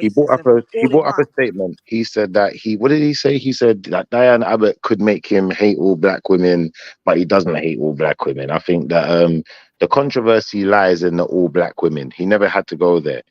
There was no necessity. 70-year-old. I'm talking about shooting the 70-year-old Yeah, there's first that as black well. female parliament member as well. It's very disrespectful. It is ultimately very disrespectful. The point I kept bringing up over the week on the block was, not only did he say it, yeah, not once. I remember, not only was it all known throughout the whole of Parliament, not one apology was made, not one courtesy call was made to her to say, okay, you know what, we're sorry that you even faced this in, you know, in your workplace of work or whatever, we're gonna get it sorted. No, for 5 years she's been banging on about how this thing happened, and it's not even been acknowledged until it came to social media 5 years later for us, the people, to make up and say, yo, what kind of idiot thing this? All of a sudden, here comes Rishi Sunak with his pathetic apology that he can shove which part his mother. Let me just shush. But either which way, the fact of the matter was, yeah, it wasn't acknowledged until now. That's the point I'm making. And then on top of that, while it's not even been acknowledged until now, I have watched in the last week and a half, and I have to just call it out how it is. Every white person that has touched the panel has given a fucking excuse as to why it's not racist. But her statements, every white person that has touched the panel has come to say that she's racist. I find that amazing. I don't find it amazing. I know them for what they are, but it's wild. Like you said, it's just wild. And what I was going to say is that the Jewish community has said that that's the whole beef with Whoopi Goldberg. They want to be classed as a race. So technically, what happens when they get anything happens that offends them, it should be under racism. But because they sort themselves out collectively, they can call it a word like anti-Semitism. Because technically, what happened to Diane Abbott was Negrophobia, right? This is already a terminology. We was doing this in Black Betterment. So he should have actually been done under that, just like you could get done under Semitic remarks. But because we have nothing set up, because we haven't gotten that kind of power set up, that gets slide. There's so much examples to this where it shows why it's essential to have, like what Schiffer said, just something set up solely for us. I think that just on the side, even if you don't believe wholehearted on certain ways, you need to understand that. Like, if you don't understand that, it's like literally you're not understanding safeguarding self. which is Yeah. wild. I think from the perspective of the free thinker, what we're saying is that we don't want to stop people's freedom of speech. Now, although I would agree with you that this man is more than likely a racist. In fact, I think he is a racist, to be fair. I think most of them, I'd say 90%. But that's just my opinion. I could be wrong. I'm saying, though, ultimately, I don't think that I don't take it as a racist statement. I take it as a racialized statement. But the fact you're making racialized statements highlights something about you to me that's unhealthy. Do you feel where I'm coming from? Because I don't think it's commonplace in 2024 for people to walk around in public making racialized statements in reference to people, especially when there's large numbers of them around. That might piss someone off. It might might start something. And, that would be like a public order offense at, the lowest level. But, at his level, if he's allowed to say these things and say more alarming things and it's even more public, it could be even worse. Who knows?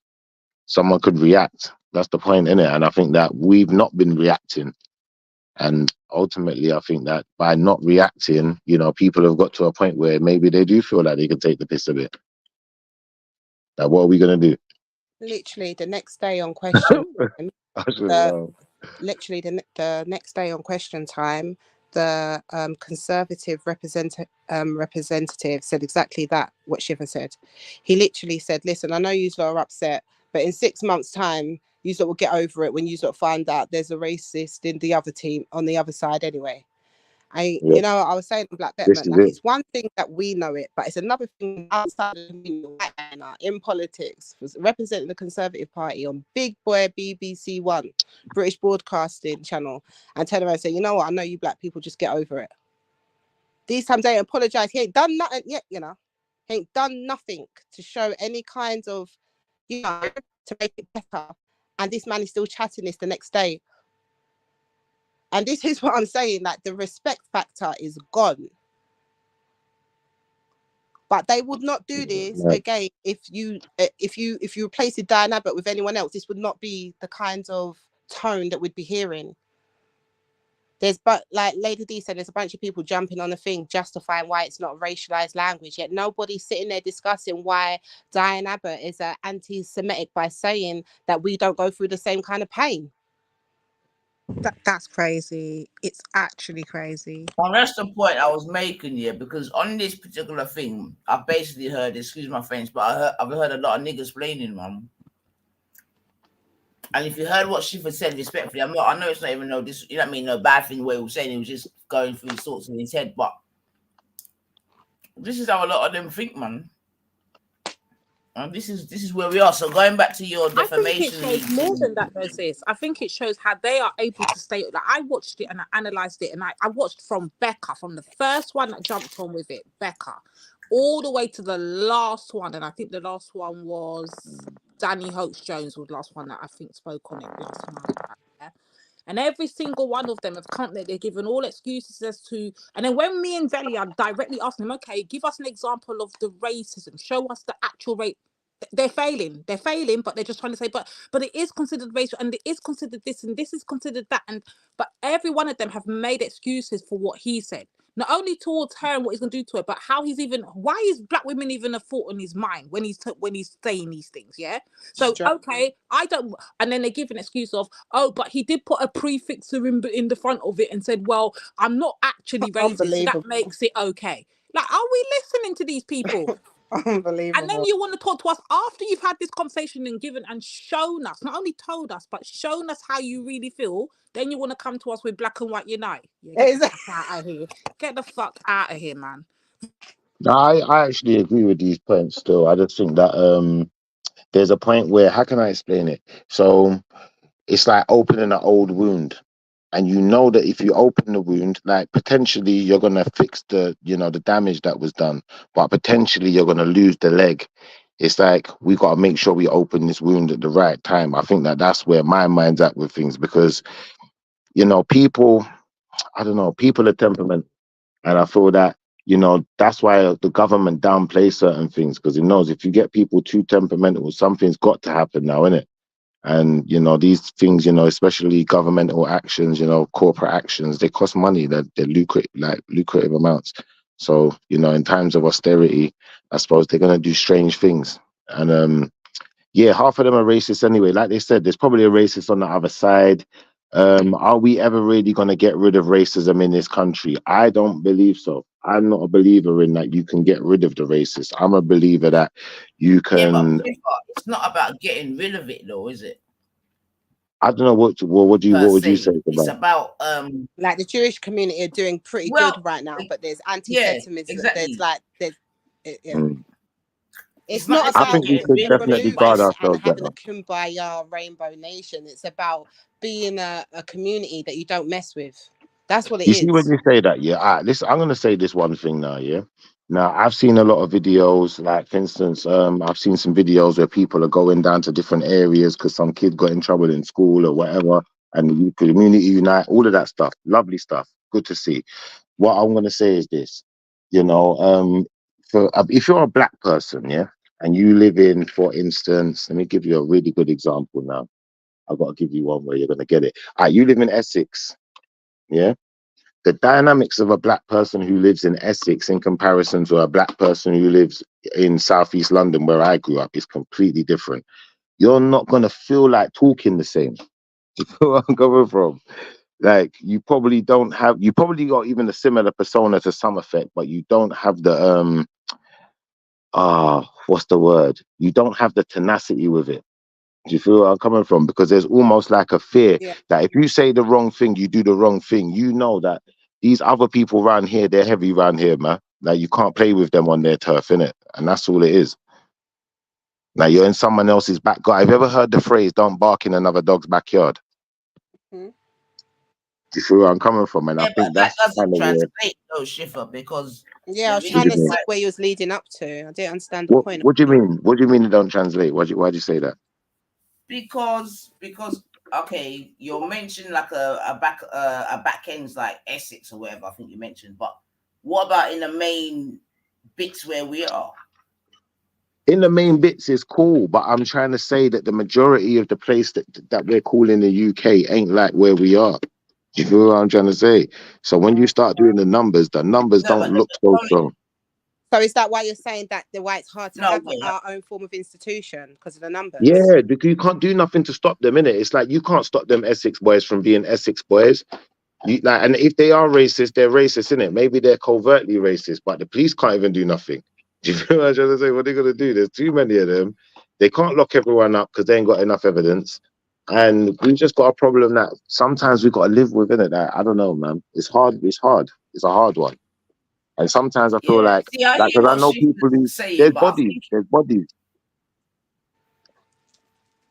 That's what I'm saying. See, I hear what Shifa's saying, and I think it goes back to what we were saying before about how I think Mandem process certain things. You get me? Because it's easier to go around it, and I think you even sort of mentioned before, Shifa, about, and I don't know if you was relating it to something else, but I relate it to the certain Mandem in that you don't want to undo a plaster. Like, I think it's easier for certain people just to ignore it, go on like it doesn't exist, and just cut through. You get me? Because Brother Raven talks about the defeatist. So it's like, do you know what I mean? It's too late. It's already done. We're outnumbered. Do you know what I mean? Like that kind of. Yeah, but sis, no, it's not even like that, because the thing is, I respect Brother Raven, but from, the person who I've spoken to, I don't imagine him being out there in the streets, armed to the teeth. I don't imagine seeing him like that. And then, there is a more militant side. Conversation about reality. In reality, the war that we're in now is not a war that's gonna be done like how we typically or traditionally know it. It's gonna be a war that's gonna be done in the minds. It's in the seats of big positions. It's in the seats of like law. Yeah, but think about that, this. Think about that, this. Like the big man, like walking there with his big 6-pack and fight on ting that's not the kind of war. That's not the war that we're in right now. And No, but that's the only war. I think people underestimate Raven because they don't understand him.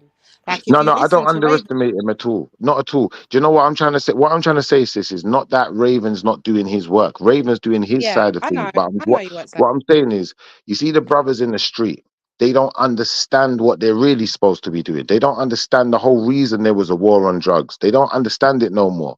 Back in the day, we used to watch these movies like they were documentaries. There was a reason. It wasn't just because everyone was on crud. It's because we understood what was going on. There's political agendas out there and political campaigns. And most of them are based on the agendas of some gangster or some group that's put together a lot of money, yeah, to put these proposals forward. So that's how I think the man them in the street used to look at it like that. Nowadays, it's just get money, buy cars, and you know the rest of the story. What can I say? But I think that's what we need to kind of curb.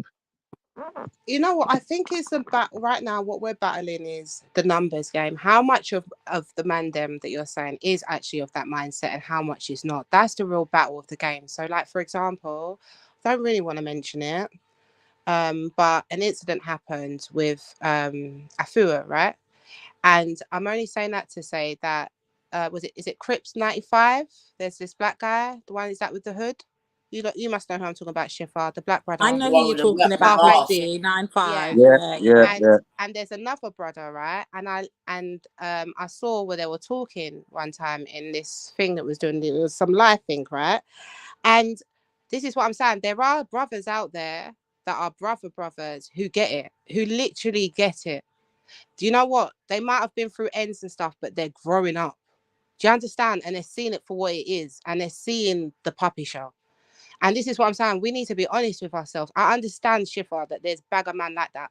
But there's a lot of man who, even from that thing, who might be talking like you. Like, you know, I was talking a bag of reckless now. You know what? I understand why there's necessity for that.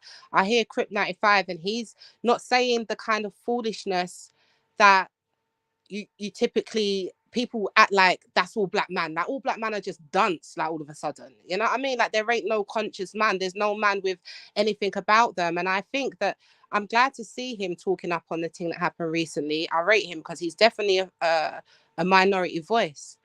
But I'm saying when you say that the guys on the streets or whatever, they don't get it. Some of them do, is what I'm saying, bro.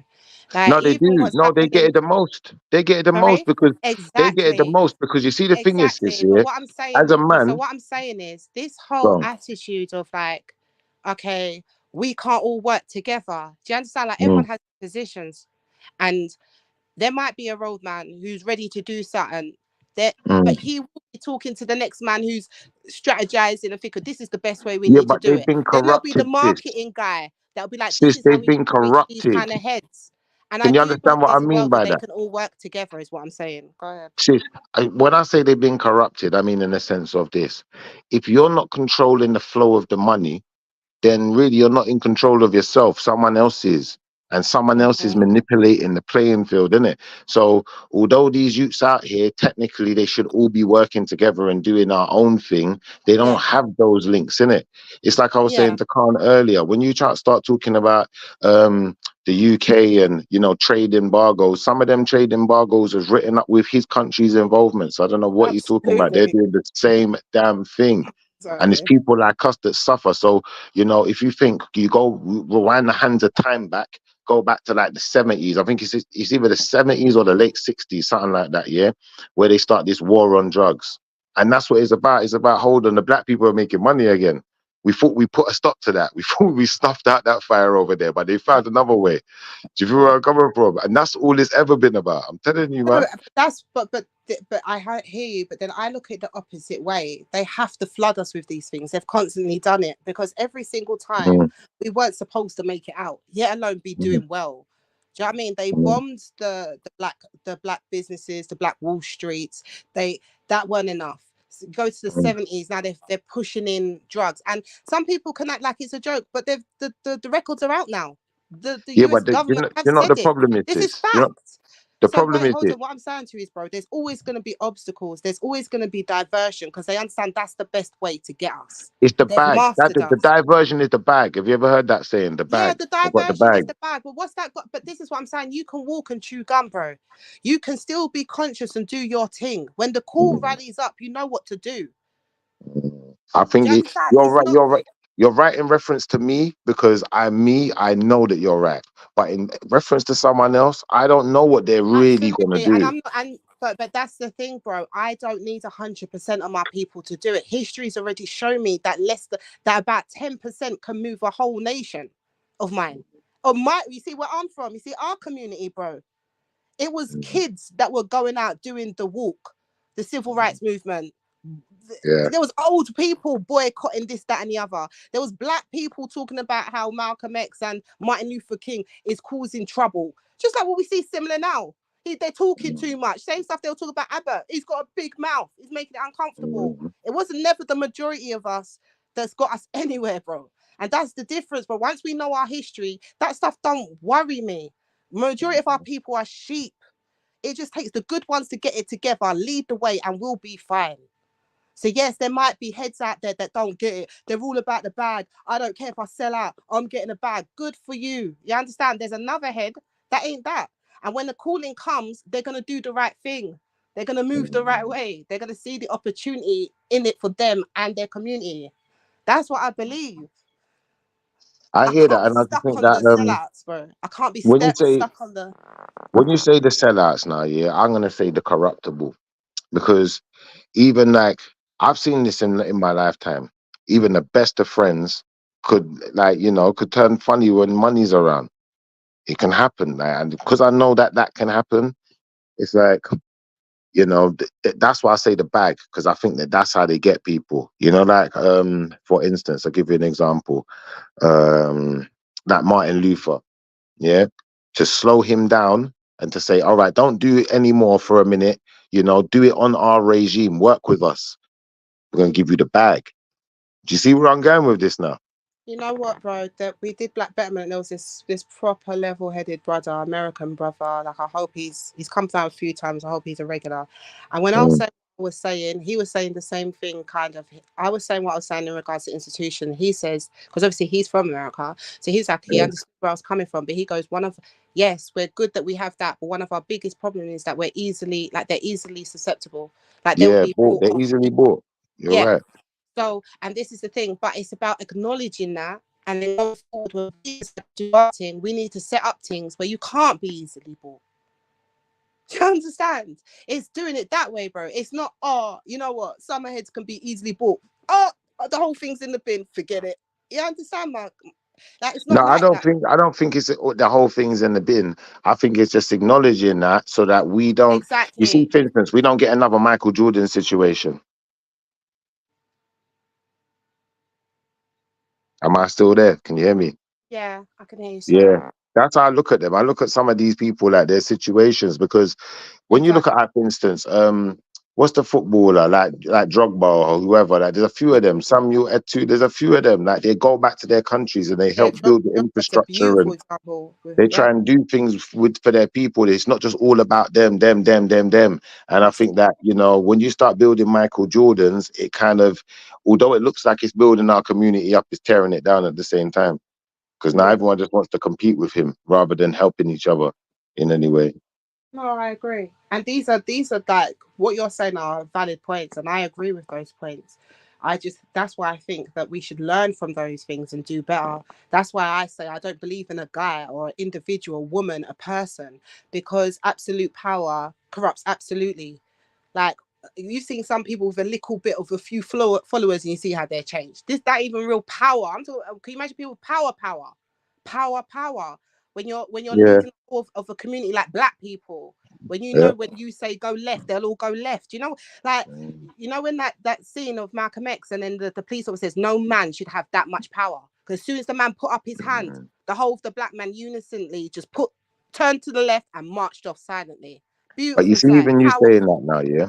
You see, even you saying what that. I'm saying is, you then make your next institution about a code and not about an individual. You can't buy off a system. And that's exactly what I was getting next to, though, because I was gonna say that's the one reason why I agree with you that you do you've got to have a code in it, because otherwise, what's gonna happen is, like for instance, you'll get that situation where there's people within the organization that want to tear it down, or it might even just be that they didn't start off wanting to tear it down, but there's this thing of, well, why is it you that's in that position and not me? And then that becomes more of a spiteful kind of situation where someone wants to tear it down just because they don't like the person, not even because they don't believe in the objective. And I think that we have to be very cautious and mindful that we avoid these situations tactfully. Crabs in a barrel, that affects our community a lot because we're not used to seeing so much. We love tearing down the next one that's got, just because we don't like or we found an excuse, we turn the whole thing down. We don't look at the bigger picture that they're building, that this could be an of something, this could be helping people, or like, okay, I had that same idea, they're doing good about it, maybe I can partner up with them. I understand in that kind of ethos they're doing, maybe I can show them my thing that I was talking about to help build up their ethos. I can partner up with them. Nah, we just want to especially for public viewing, we love doing that for all communities to see. We just love it. Yeah, but you saying that, you're 100% right, because especially when you're talking from the perspective like online panels and talk shows, that you see it all the time. You see the different communities within the black community arguing with each other. They say it's debating, but really they're trying to tear each other down and trying to find holes in each other's operation rather than seeing how we can work together. Literally, I've literally been listening to convos where it could have been a good convo and you're literally screaming to people to just calm down or let the other one talk. You're not even discussing, you're just shouting. Your ego is so off, you literally think people can hear you, they can't even hear you. At this point, you're not even having a dialogue. It's just a joke thing, isn't it? They say whatever they say to help themselves get by, man. It's just what it is. But I honestly think that I still see a future for us. I don't think it's all doom and gloom. Like I said, I just think we're a powerful bunch. And hopefully a lot more people are waking up. But I will say as well, like, we're the elders now. We're getting to be the elders, you know? Listen, we have to train our kids not to be westernized no more. That's the truth of it. And the thing is, remember, it's coming down to us now.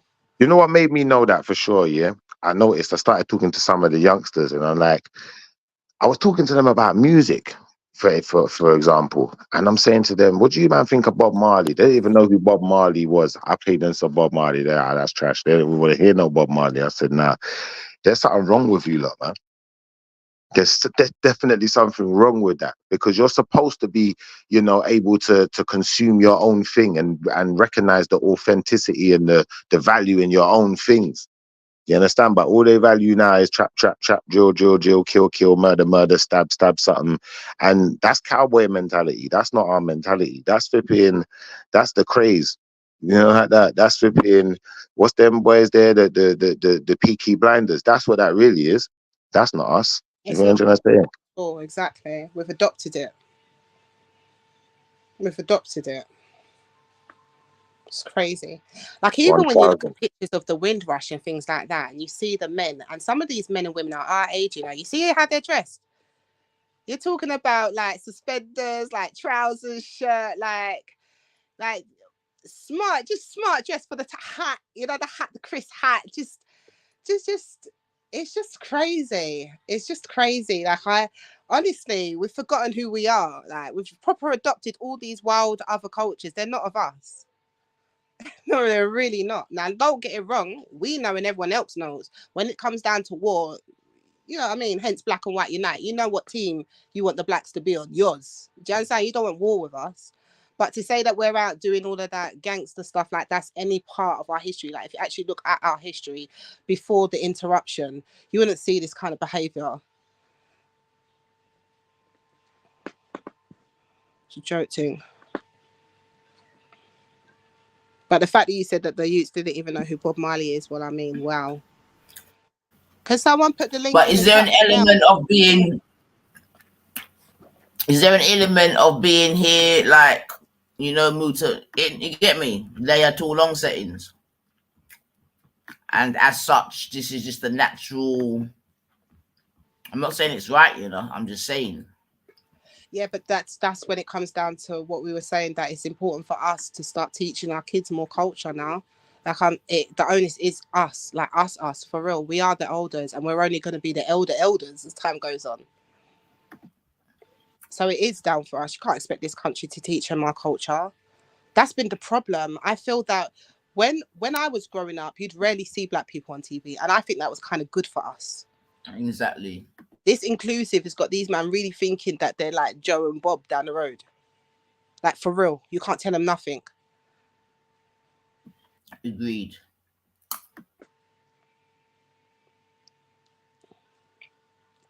Like, even now with the internet and things like that, it's so much harder for us anyway. It's so much harder, man. I'm battling, like, when I was young, it was a TV.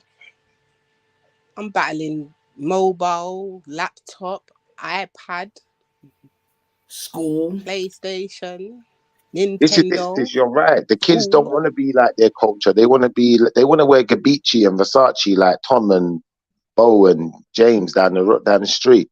You know, like that. They just want to go to a club and have a drink and get loud and leery. They just You know, want to like be that. like their friends, and because we're fundamentally we're all human and people want to fit in, and at that age, that's why you got to start young, man. You got to let them know, because it's just a constant battle. I find it's just a constant battle because of how much things we're fighting against, you know, and their little mind trying to comprehend it. And then as Black parents, you're in this balancing act because you don't want them to be this Black victim, you know, and see racism everywhere. You know what you just did? You just worked it out. That's why they won't let you discipline your kids properly now. Because they're saying if you can discipline your kids, you can culture them properly and make sure they value their culture first before anything. And they know if they don't, there's fear of chastisement, innit? You have to do it this way. I can't hear that you're out on road doing certain things, but now you have to just let them do what they're doing. Is that what? What? This will be the first generation where Black kids are raised without a licking. I'm telling you, this is mad. This is mad. They can just do what they want. That's fine. They're going to be talking about us in books, because you know they're going to go back to a whooping real soon. It's not going to last for long. But this is the thing. When you look in the community now and you look at the youngsters now, yeah, I'm going to be honest with you. What made me start noticing, and I was talking on with them, James Jones and Khan, they're like it as well. It's barely keep back business going on. And this normal to them. To them, there's not even no taboo involved in licky back business. There's no taboo involved. That's just normal to them. So it's like, okay, if that's how the generation's growing up now, it's no wonder you're seeing so many feminine studs, feminine males. But that's what you know, I'm like saying. that. It's crazy. But this is what we've been saying from WhEn, Shipper, that the Black man had a certain essence, a certain presence. Like, now they're just a blueprint of the white man.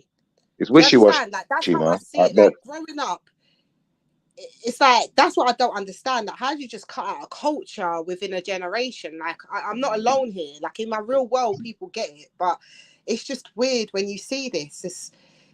They're not even the same anymore. Like you said, like this whole when you go to the countryside, all it's of worse. this anti, all of this insulting and all of that infiltrated, man. And it was comfortable to, you know, all of this. A man should be able to cry, let your feelings out. Then it turned to moaning. All that weird then stuff. It turned to hating women. Then it was talking about you lot moaning about, not you, but like a bag of incel man talking about how long it's been since they've had a gyal or touched a gyal, and now we're hearing about there's men in the world who are involuntarily celibate, and it's just like mad. This was a Pandora box of weak and wasteness. It was never our box to even look at, to interfere in. I don't know why Black people jumped into that. It was never us. But this is integration is a motherfucker to, you know, get people to be more like each other. You know, sometimes they're just gonna end up with the similar practices of what's next door, innit? Like that. I don't know, man. It's crazy actually when you think about it like that, because when we was growing up, it was like, I'll be honest with you, there were certain things that if you was a white boy, you could have done certain things, or a white girl could have even done certain things. But Black people, like Black girls, didn't do certain things. What? Talk the thing. Yeah. Black girls didn't do certain things, innit? If you was a Black girl, you knew you had to respect yourself a certain way. Exactly. You can't do certain things and have people knowing that of you out a road. Are you mad? What are you doing? Like, this is the thing now. When you check man them now, back in the day, man them couldn't be talking about their eating on the table and doing all of these things, and they're in good people's house using knife and fork and good plates. Nah, sir. But nowadays, it's just commonplace. It's like, I don't know what to do with it. Trust me. We was talking on Black Veteran yesterday about the plastic surgery and things like that. When I was growing up, Black people never used to get plastic surgery. Yeah, it weren't normal to us. It was like, exactly. It was never it's just crazy, like how so much things have changed, like the culture and these young girls, they're just not helping the value of black women either. They're not helping a thing. I Like, blame the why is this Brazilians girl though, talking around and talking the about what color a Dominicans. booty hole is? Like, what are we doing here? Why is she Yeah, still all making them things there. records? This is Like, what I mean. Some of these Brazilians, Dominicans, we gotta start blaming them for what they brought to the table, because a lot of this stuff they popularized it, and to them it's just normal, innit? Like even like my girl, I tell her like she's Colombian. They love that stuff in Colombia. So don't ever let me see that rubbish coming around my household, because we don't play that shit where I come from, innit? Like we're not about that. Your people over there, they might be cool with it, but like just know that you're not in that house no more. I'm saying like for that reason, like that's what I'm saying, because you got black Dominicans, you got white looking ones, you got all different ones. They're all on it. So this young generation, they've been pumped this look of woman that's doing these type of things, and then you know, you've got this whole porno generation now where there's so much access to porno and visual stuff that, you know, from a young age, as long as they know how to type and they get a bit savvy with the computer, before you know it, they know everything. That it's actually mad. And I mean, they know everything. By the time they're like 13, 14, they've gone to school, one of their mates told them some stuff and someone showed them some stuff, and there was no way you could even stop it anymore. Do you feel what I'm trying to say? Remember the day where you could say, you know what, you can't watch certain things because, you know, on the internet, when they're at home, remember you had to use the internet at home. So the internet was blocked, in it. You can't even watch certain or things. you had But the now, big computer they in go the to school, living their room. brethren's You got had it. you had the All right. house phone in the hallway, and people could pick up All the right. next line and hear your conversation. And You here had you is it. Watershed, where sex wouldn't Come even come on. on the TV past 9 o'clock. Do you know what I Come mean? on. This is where I Like grew up into now having youths where all of that is just a myth. Look, my youth was You know at what I school, mean? yeah. One of his brethren came into school with a dirty magazine. He said he stole it from his dad. His dad doesn't know he's got it and he's going to get in trouble, and started crying. Now I'm saying, all right, cool. But now you've done exposed how many other picnics to the dirty magazine. You know what I'm trying to say? So it's like, this is my worry. Like, that was back in the day. Back in the day, it was dirty magazine. Remember, dirty magazine don't move, you know, it's just a picture. Yeah. Top shelf. You have to use your imagination, innit? I'm telling you, some of them are, hey, these youths now, they're watching don't know pop-up about using stuff. your imagination. Yeah, it's mad. It's actually mad. And it's troubling because it's like, how can I explain it? It's like what we were saying about that the little kid, the little rapper, and he's talking about having sex with girls, and you know, he's saying very adult stuff. And I'm saying, like, I'm watching this video, he's like supposedly 6, 7 years old, and he's got a black face. Why are they allowing this? That they wouldn't allow Justin Bieber to be out there saying that. Why is it allowed to happen with one of us? I just don't like it. It's upset me, man. I'm be talking about it probably for the next couple of years because I'm following his career and that. But yeah, man, it's not right. How old's the child? The child, I really don't know. His name's Lil RT, so you can go and look him up. Okay. But like, someone needs to save this child from what's going on around him, because like these people are ruining his life. Done for child abuse, man. Yeah, they're ruining his life now. Yeah, straight up, man. It's like that guy. What's that American rapper? Is it Boosie, Little Boosie? What he did for his son when he paid for him to get a prostitute? Yeah, mad. On his birthday. How old was the boy? It was a youth. It was a proper youth, Lions. Wow. Under 13. I think he was either 13 or 12, or he was young. Like it was that kind of thing. And he proper like was on live, showed he got the prostitute, said he's gonna make sure his son's not gay. Yeah, we did some bar mitzvah type shits. That's retarded, man. You see what I mean? Like them man, they got bar mitzvah. We've got that. You see it there? And this is what I'm saying. Like, it's just, all we have to do is just look outside the box and you see the evidence of it. It's just wild.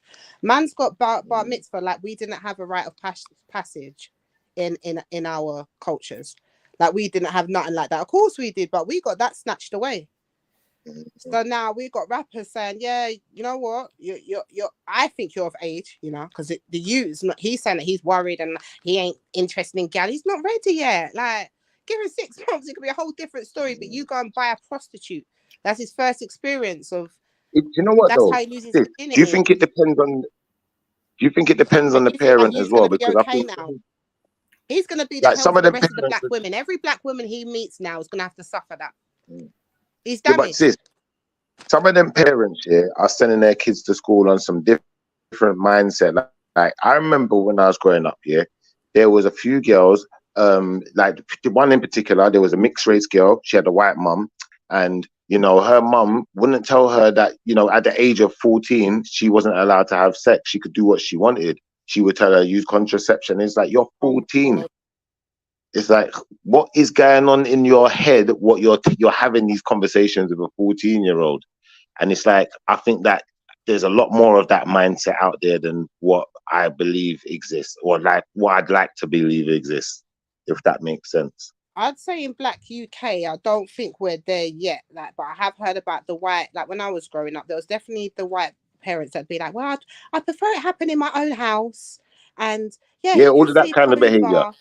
Yeah, and all of that. That was wild. Yeah, like so. All of And that again, kind of stuff this like is that. not of us, Hey. so it's not of us. So if this is happening now of us, this is learnt thing again, learnt behavior. Even that whole idea, yeah, of people sleeping over and stuff, like that was very irregular in the household I came from. That concept almost never existed.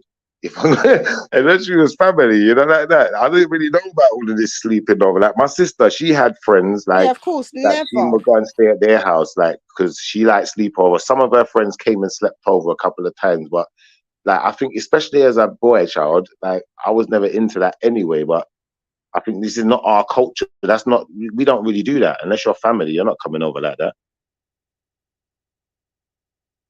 Definitely the same as my upbringing. Yeah, it's a bit mad still. And then even if you're not family, even if friends are coming over, 9 times out of 10 they got to be black, or at least have a black parent and be cultured a bit, so we know what to kind of expect from them, innit? Because you can't come up in here and you're moving certain ways, and you know you didn't wash out the bath, or you done some kind of weird stuff that someone's gonna cuss, innit? Someone's gonna be upset today, man.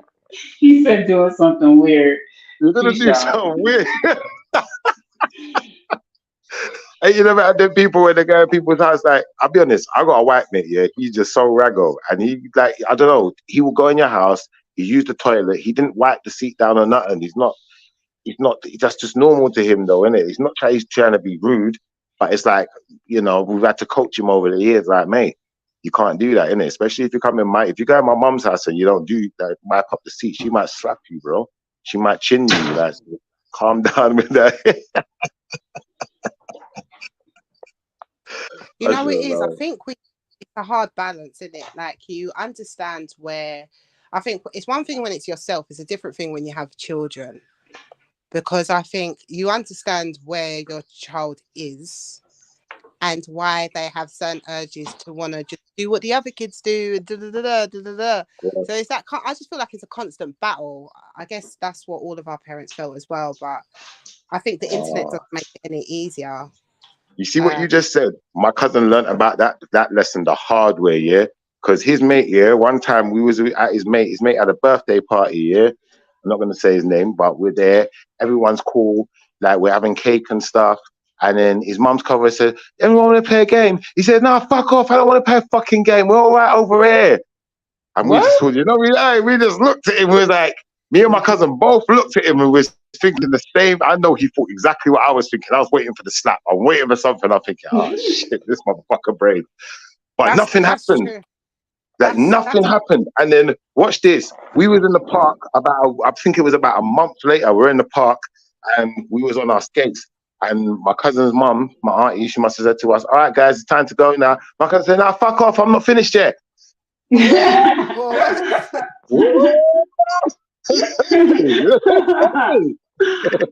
joking, Shipper. You're joking right now. We don't believe you, yo. Your cousin did not say that shit. You're joking. That was one of the best days of my life. I laughed for years about that day. Yo, Oh, please man. tell me he got the biggest IU kit. He got an IU Oh, kit. listen, he got beaten up like 3 times. He He couldn't got sit beaten up down like for a 3 week. times. Yeah, he got beaten all 3 times. Like once on the way home, then he tried to run away. Then she had to go and catch him. Then when he got caught, then he got beaten again. Then when he got home, he was making up bear noise, and he got a slap for that as well for making up bear noise in the house, and got beaten again. It was just funny. I was laughing. It's like, bro, why did you do that? He said, "Why did you do that?" He was like, "Yo, I thought we could do it. I thought we could get away with it." No, never that. I used to have heart palpitations when people. I remember when I was queuing up for my bra fitting, right? My first ever bra fitting. So it was like a special thing. My mum took me out, whatever, right? And we're in the queue in the changing room. And obviously it's quite a sensitive time. You know, you're going through puberty. There's girls in there that like, they're just shot red. You can see they're embarrassed, they're uncomfortable, everything else. There's a white woman in there and she's cussing out her mum. Shut the F up, I tell you what to do. This is embarrassing. Cuss. My heart started beating and I did nothing, yeah? And all I could do was, I didn't have to look up, I could feel my mum eyeing me. Like I said something, like, and all I knew was like, if that was ever you, you know, like I knew QuOoN. Like, so that's what that reminds me of when Shipper was saying that, like, these growing up, I remember one girl I was with and she cussed at her mum and I actually knew her. And I didn't know where to look. I thought at first she was going to get a beat down, but her mum was white. So the mum just started talking to her like, that's very rude. I just couldn't believe it. I just looked up like, that's very rude. That's very rude. Listen, it's worse than that. I got a brethren, he's half Arab, but he looks white. You wouldn't never know he's half Arab, but yeah, he's half Arab anyway. Like, so one time I'm in his house and we're just chilling out or whatever and playing computer games and that, like in his room, and it's getting late.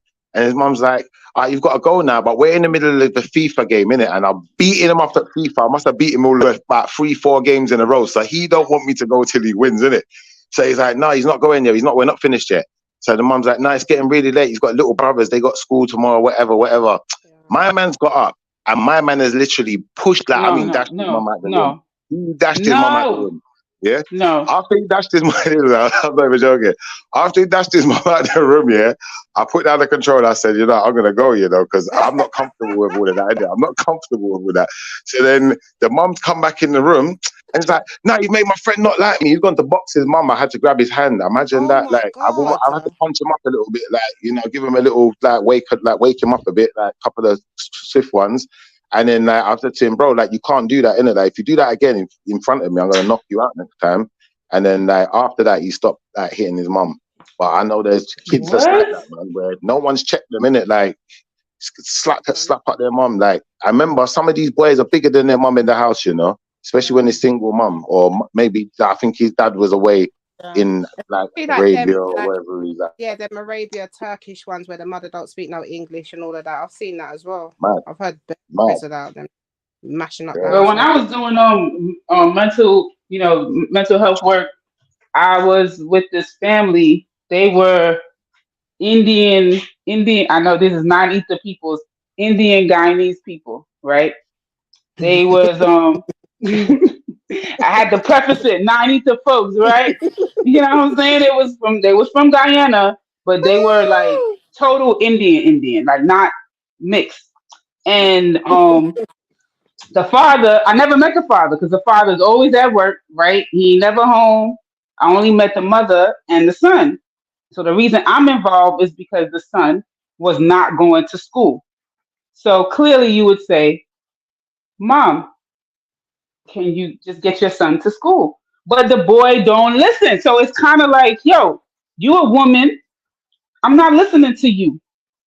Wow. And my father not here. So I run the show.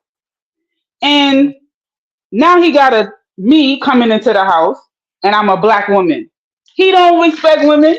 He like, yo, I'm there telling him, yeah, you need to go to school. If not, then your parents could get arrested. Your parents could da-da-da-da. The young boy like, yeah, okay, I'm gonna go to school. Next day, he don't go to school. Not only do he not go to school, but he bring girl home to have sex in his mother house while his mother there. He in the back room, bang, bang, bang, bang, bang. His mother just gotta hear all this business going on in her house, and the man and the father at work. I Is this said, a black dude? yo, no, he's Indian. Oh no. Indians hold this L, man. From Guyana, but you know the Indians from that they're Guyanese. Yeah.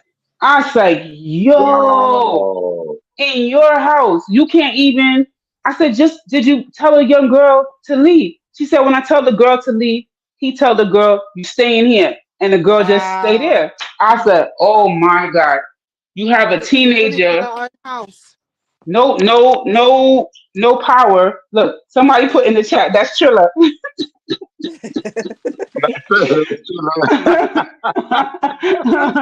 You ain't getting no gal in the first place. I said, oh my God, like you don't even have power in your own house. That is crazy. But some kids is, like my son definitely has white friends, and stuff like that. So I remember this little white boy came to my house. We had a little cookout and my family was there and so forth. And first of all, the boy pants was so tight. I was like, okay, I'm with the little, you want to get the little straight leg pants, but the pants was tight. I was like, yo, so my son already knew the family was looking at the boy suspect, like, but the way he was eating jerk chicken, he ate the damn food. Can I have some more? I said, okay, yeah, you can have another piece. I gave him another piece. The boy licked down the chicken. Now he get comfortable. He was getting ready to grab the fork to pick up another piece of chicken. I said, what are you doing? I said, no. Everybody here didn't even eat. See, that's a cultural thing. How you eating 3-4 pieces of chicken and everybody didn't even eat yet? Even had one. Everybody had one. He said, I'm sorry. It's just the food's just so good. Okay, well, go get you some juice or something else. Thank you for the compliment, but sorry. I don't care. You're not just gonna eat up all the food. Sometimes I do think we're quite like I do get it actually when people say that we have a high standard though as a culture, because when you do check them things there, that is very rare and far between that you see them kind of things happening in our culture. As much as we bash each other and we need to do better and everything else, there's certain things we've still kind of held on. And what's so powerful is even though the bolts made different drop-offs, it's still the same. In the US, Mel saying the same kind of story. It ain't tolerated, but we see it in other cultures. Here, it's not tolerated. Back home, continent, Caribbean, it's not tolerated. So I do think it's funny, the kind of things that we do have, even though we're so far and oceans, differences between us.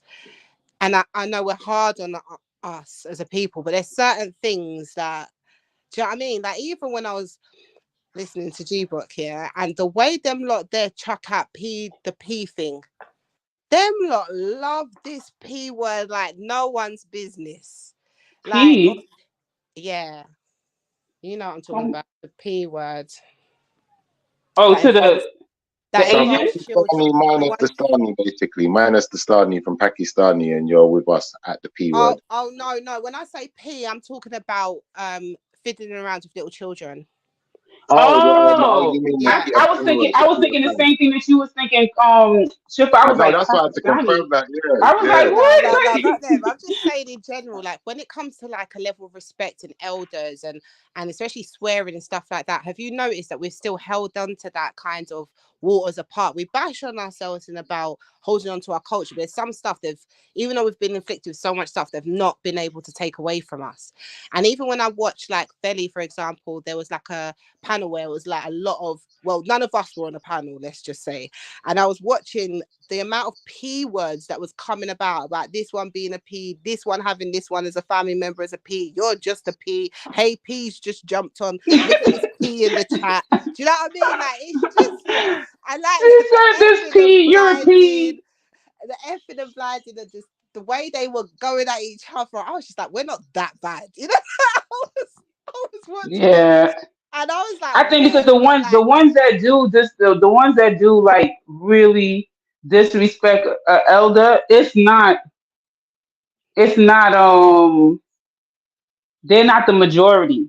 You know what I'm saying? That's like still a rarity. You'll still Is get a that more side eye prevalent for in doing their community though? Because you know a lot of them don't like raising their kids. So once they got money, they want to send their kids boarding school and be young again, and you know go on holidays and trips and you know have wild sex still while the kids at boarding school getting whatever's happening to them happening. Very specific, brother Schiffer.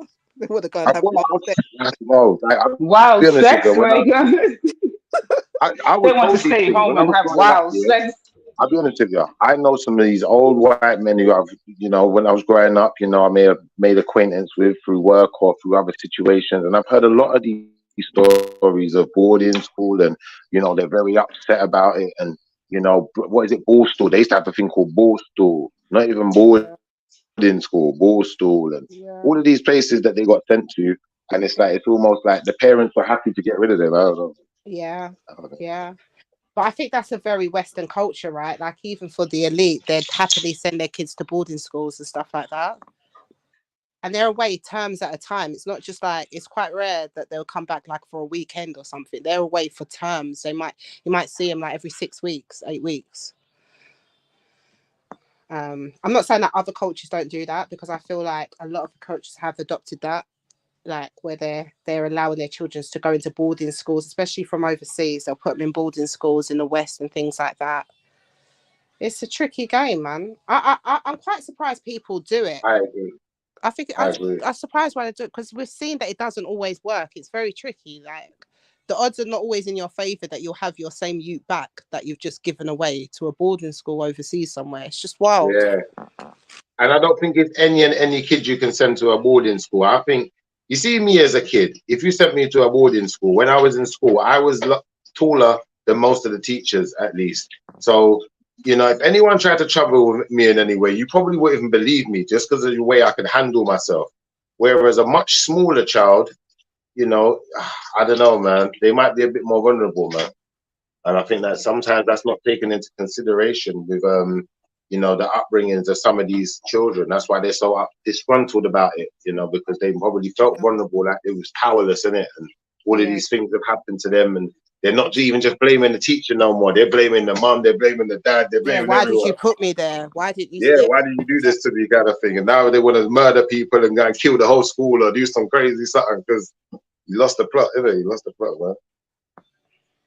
For real. It's so dangerous. That's what I'm saying. Like, your most precious thing really is your children. Like, trust me.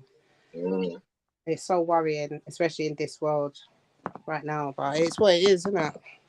But remember, we don't let people in our house. Other communities, where I just think, like, recently I've just been like, you know what, this, and I still stand on, you know, the black betterment and needing us to be for self and stuff like that. But I think sometimes you're so focused on your own community and stuff like that, you forget to stop and look up.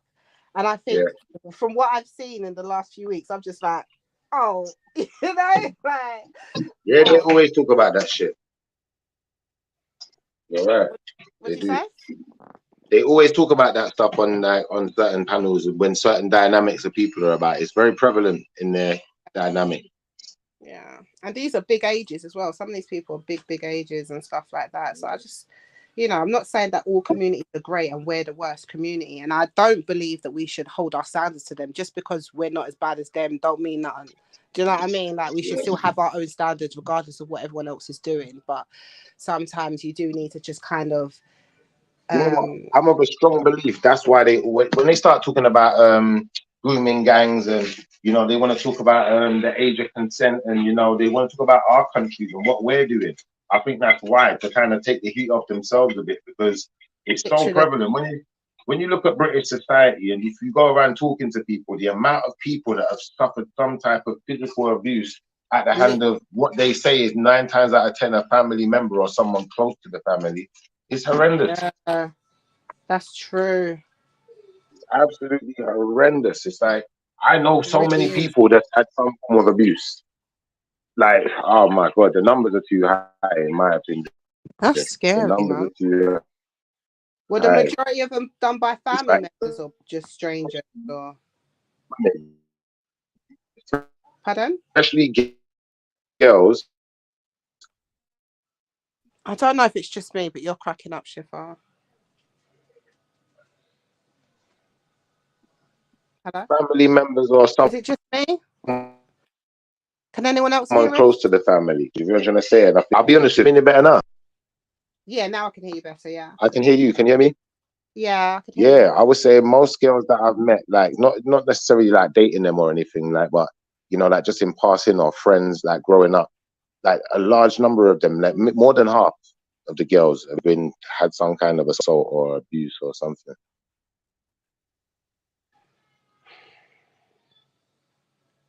It's sad, man.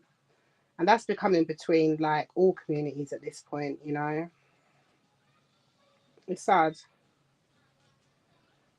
It's scary as well, I'm not gonna lie. Especially if what you're saying, when you think about that and then you think about people sending their kids away in boarding schools, it's just, do you know what I mean? This is why people get worried. Hard to build a community as well when now you're worried about if every man is a paedophile, or even because there's so much of these women that have been on mainstream media now that have been arrested for doing this foolishness as well, right?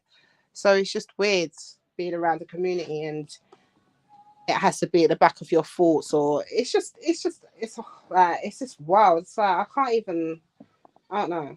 I don't even talk about it, think about that or the act of that as much as these people talk about and stuff like that. And even when I do talk about it, I feel really uncomfortable. So I just don't understand it personally.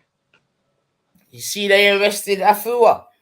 Yeah, well, that's what I was talking about when the Krebs guy, the 95 guy, innit? He was talking about like he doesn't understand what all these idiot fools are there cheering for. Like, do you know what you look like? Even if you don't agree with Afua, you can at least understand what she's trying to build and what she's trying to do and look at the bigger picture. And it's like, do you know what you grown men look like cheering up and down? And then they were dissing them. And this is what I was saying to Shifa, that as much as like this narrative that we keep pushing, and it's going to be a self-fulfilling prophecy if we keep doing it, like acting like every man's gone and lost. Do you understand? Like there are certain ones. I'm not saying that this guy's the perfect guy in the world, but when it comes to things, certain things, I like the stand that he stands on. And the stance that he's standing on currently is not the most popular one, which gives me a lot more respect, because a bag of these, man, you know, they're just sheep. Indeed. He's voicing of this. Yeah, I mean, it's been quite it's been quite an interesting stream still, because yeah, man. But yeah, man, I had me idea with Kushti, a bit head top my depon. Get me, if you know what I mean? Submission and all that's all good, but you gotta be the head in it. Yeah, of course. Yeah, get me, because I don't even, like I keep saying, I don't even think nothing of the people then would even mind submitting once we see what you're submitting to. You get me? Of course not. And but the thing is, not for these man there, no. Do you know what I mean? Like, even when Afu was saying that she wants to personally like say thank you for him, to him and the other brother, I just can't remember his name. I really should, because you know these ones are rare out here and stuff. And you know, I just kind of thought to myself, like, you know, it's good to see even Ras. Like, Ras will come out for a black woman or ride out for a black woman or do anything. Do you know what I mean? Like, I heard he's retiring from activism. Have you heard anything like that? Yeah, online activity. Okay, so I don't know, because I'm hearing it third party. I mean, what's the chattings then? Online, innit? I think it's them kind of chattings that are not for all ears chattings. But I'll tell you one away. Alright, fair enough. No problem. From what but yeah, but even like what you said, the Afua thing, it's like a bunch of grown men cheering because of what? because of what she stands for. And the brother, the other one I don't know the name of, so my bad, he was saying, let's be honest, yeah. He's like, these man are, he said, these ancient old dinosaur gangster man, yeah, who still got some sort of relevance, even though no one really knows why, yeah. Let's be honest. If Afua was to go now and get shifted, who would take her spot? This is the black man, you know. It's like, who would honestly take her spot? What next man now is going to go up to a bagger man who's infiltrated with this gang or this old school gangster way quay back then? And who's going to do it? Who's But this going is to what talk I'm the truth saying, to the man though, then? Kushti, And going back to your thing before, you know what I mean? Because, boy, you know, boy. And the thing is as well, what's even a little bit more well, I don't really use the word frightening, but like you were saying, like, we are becoming the new, you know what I mean? Because, you know, the original ones are leaving and that. And what we're left with in terms of the heads, boy. Because what I was going to ask Shift, but you understand, Nines, throughout our history, the real heads have been few or far between, though. 100%. Right. So even if that's the case now, it's nothing that we ain't seen before. You know, but it's for us. But then we just need them few to be active, though, innit? That's the difference, isn't it? That exactly. And this is what I'm saying. That's why I say I'm even kicking myself for not even knowing the other brother's name. These are the names I should know more of. Like the fact that I can easily spill off the people who have been such sellouts and stuff like that. It's like I need to alter that. Do you understand? I'm done with that. It's so tired. It's played out. It's embarrassing. I need to know offhand the heads that are actually doing stuff about her. I know lots of them, but I know that because it's easier, in it, maybe personal connections, whatever. But like these guys or whatever, these new ones coming up, we need to be checking them out. We need to be monitoring them, seeing if it measures up every time or whatever. But we need to be hailing them up, in it, because like the guy said, and I rated him to saying, it's like, who's going to take her place? And he goes, and then what makes it worse? Afua is a woman, and he's like, no man's willing to take this place. We all know that. And he's like, do you know how that makes us look? So and I'm just like, oh, you know me, innit? I'm like, skinny teen life and that, loving hearing that. So it's not like, and this is what I started to shift out. Certain men are seeing the settings, certain men are not in the hood no more, certain men have got youth, they're getting older, certain men do generally care about their future. They're looking around, they're looking at community, they're understanding the need of it. They understand it don't look nothing like how we were growing up. You know, there are some out there like that. Right. That's the way I see it anyway. But yeah, but I feel the team, man. But she's out now anyway. Like she's out and about. No, I watched a bit of her live last night, man. She was quite boasty with it, to be fair. Yeah. What she said, it's reignited fire. They're gonna get them bigger, hotter, and stronger now, boy. My God, she just read one book. I was like, all right. Yeah. And she's there showing it, you know. Martin the Cole or something. Yeah, exactly. Crime book at that, you know, man. Literally. And it's so funny you said that, because I remember when she said that, because what I was doing, all I was thinking in my head is just pushing that out for a row, sitting on the cell on them blue little mattresses, just reading, sitting herself a little corner, just going through the pages, just like it's amount of time to learn that. I ain't new to this. But again, though, it's mad though, because if anything, it shows you what can really happen when you're really out there still, man. What you say?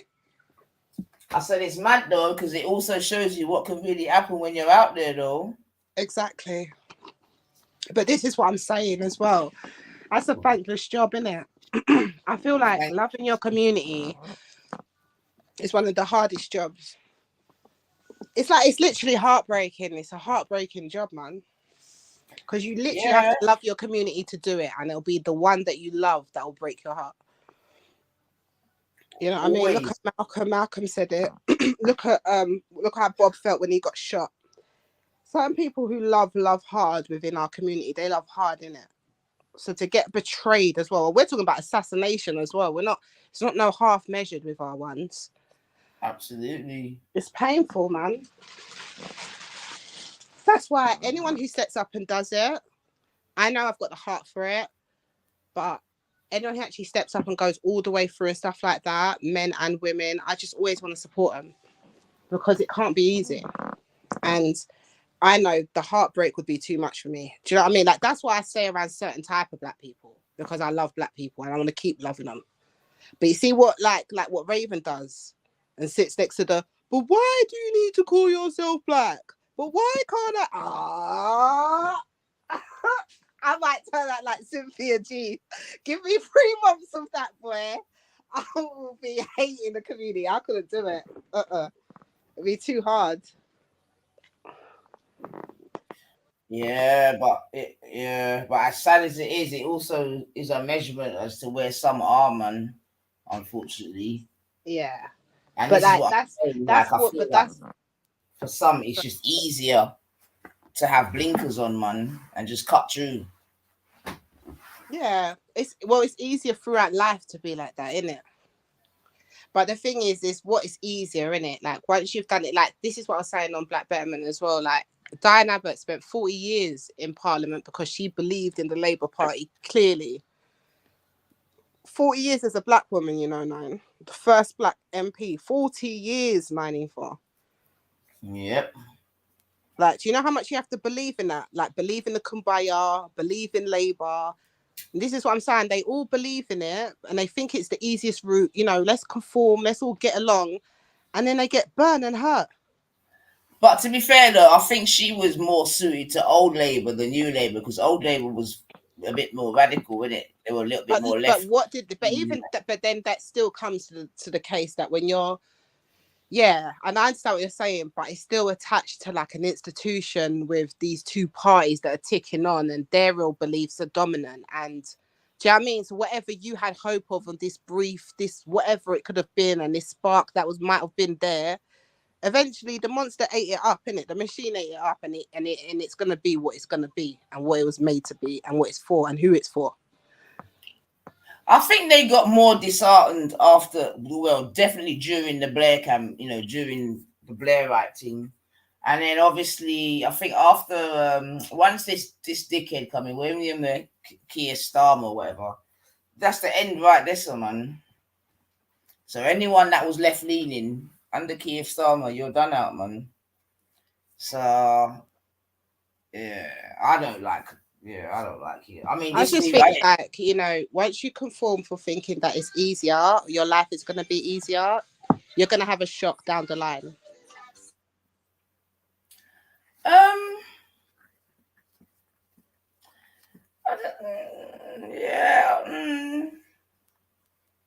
She's done her job, though. She's done her bit, man. Do you know what I mean? I think she's probably done as much as she can do. Now it's about who's taking up the gauntlet, isn't it? I don't know. Say that part again. Sorry, sis. Say that part again. Huh? Say that part again. Sorry. No, I'm saying it could be argued that she's done her shift in it. She's put in her shift. Who's gonna pick it up afterwards?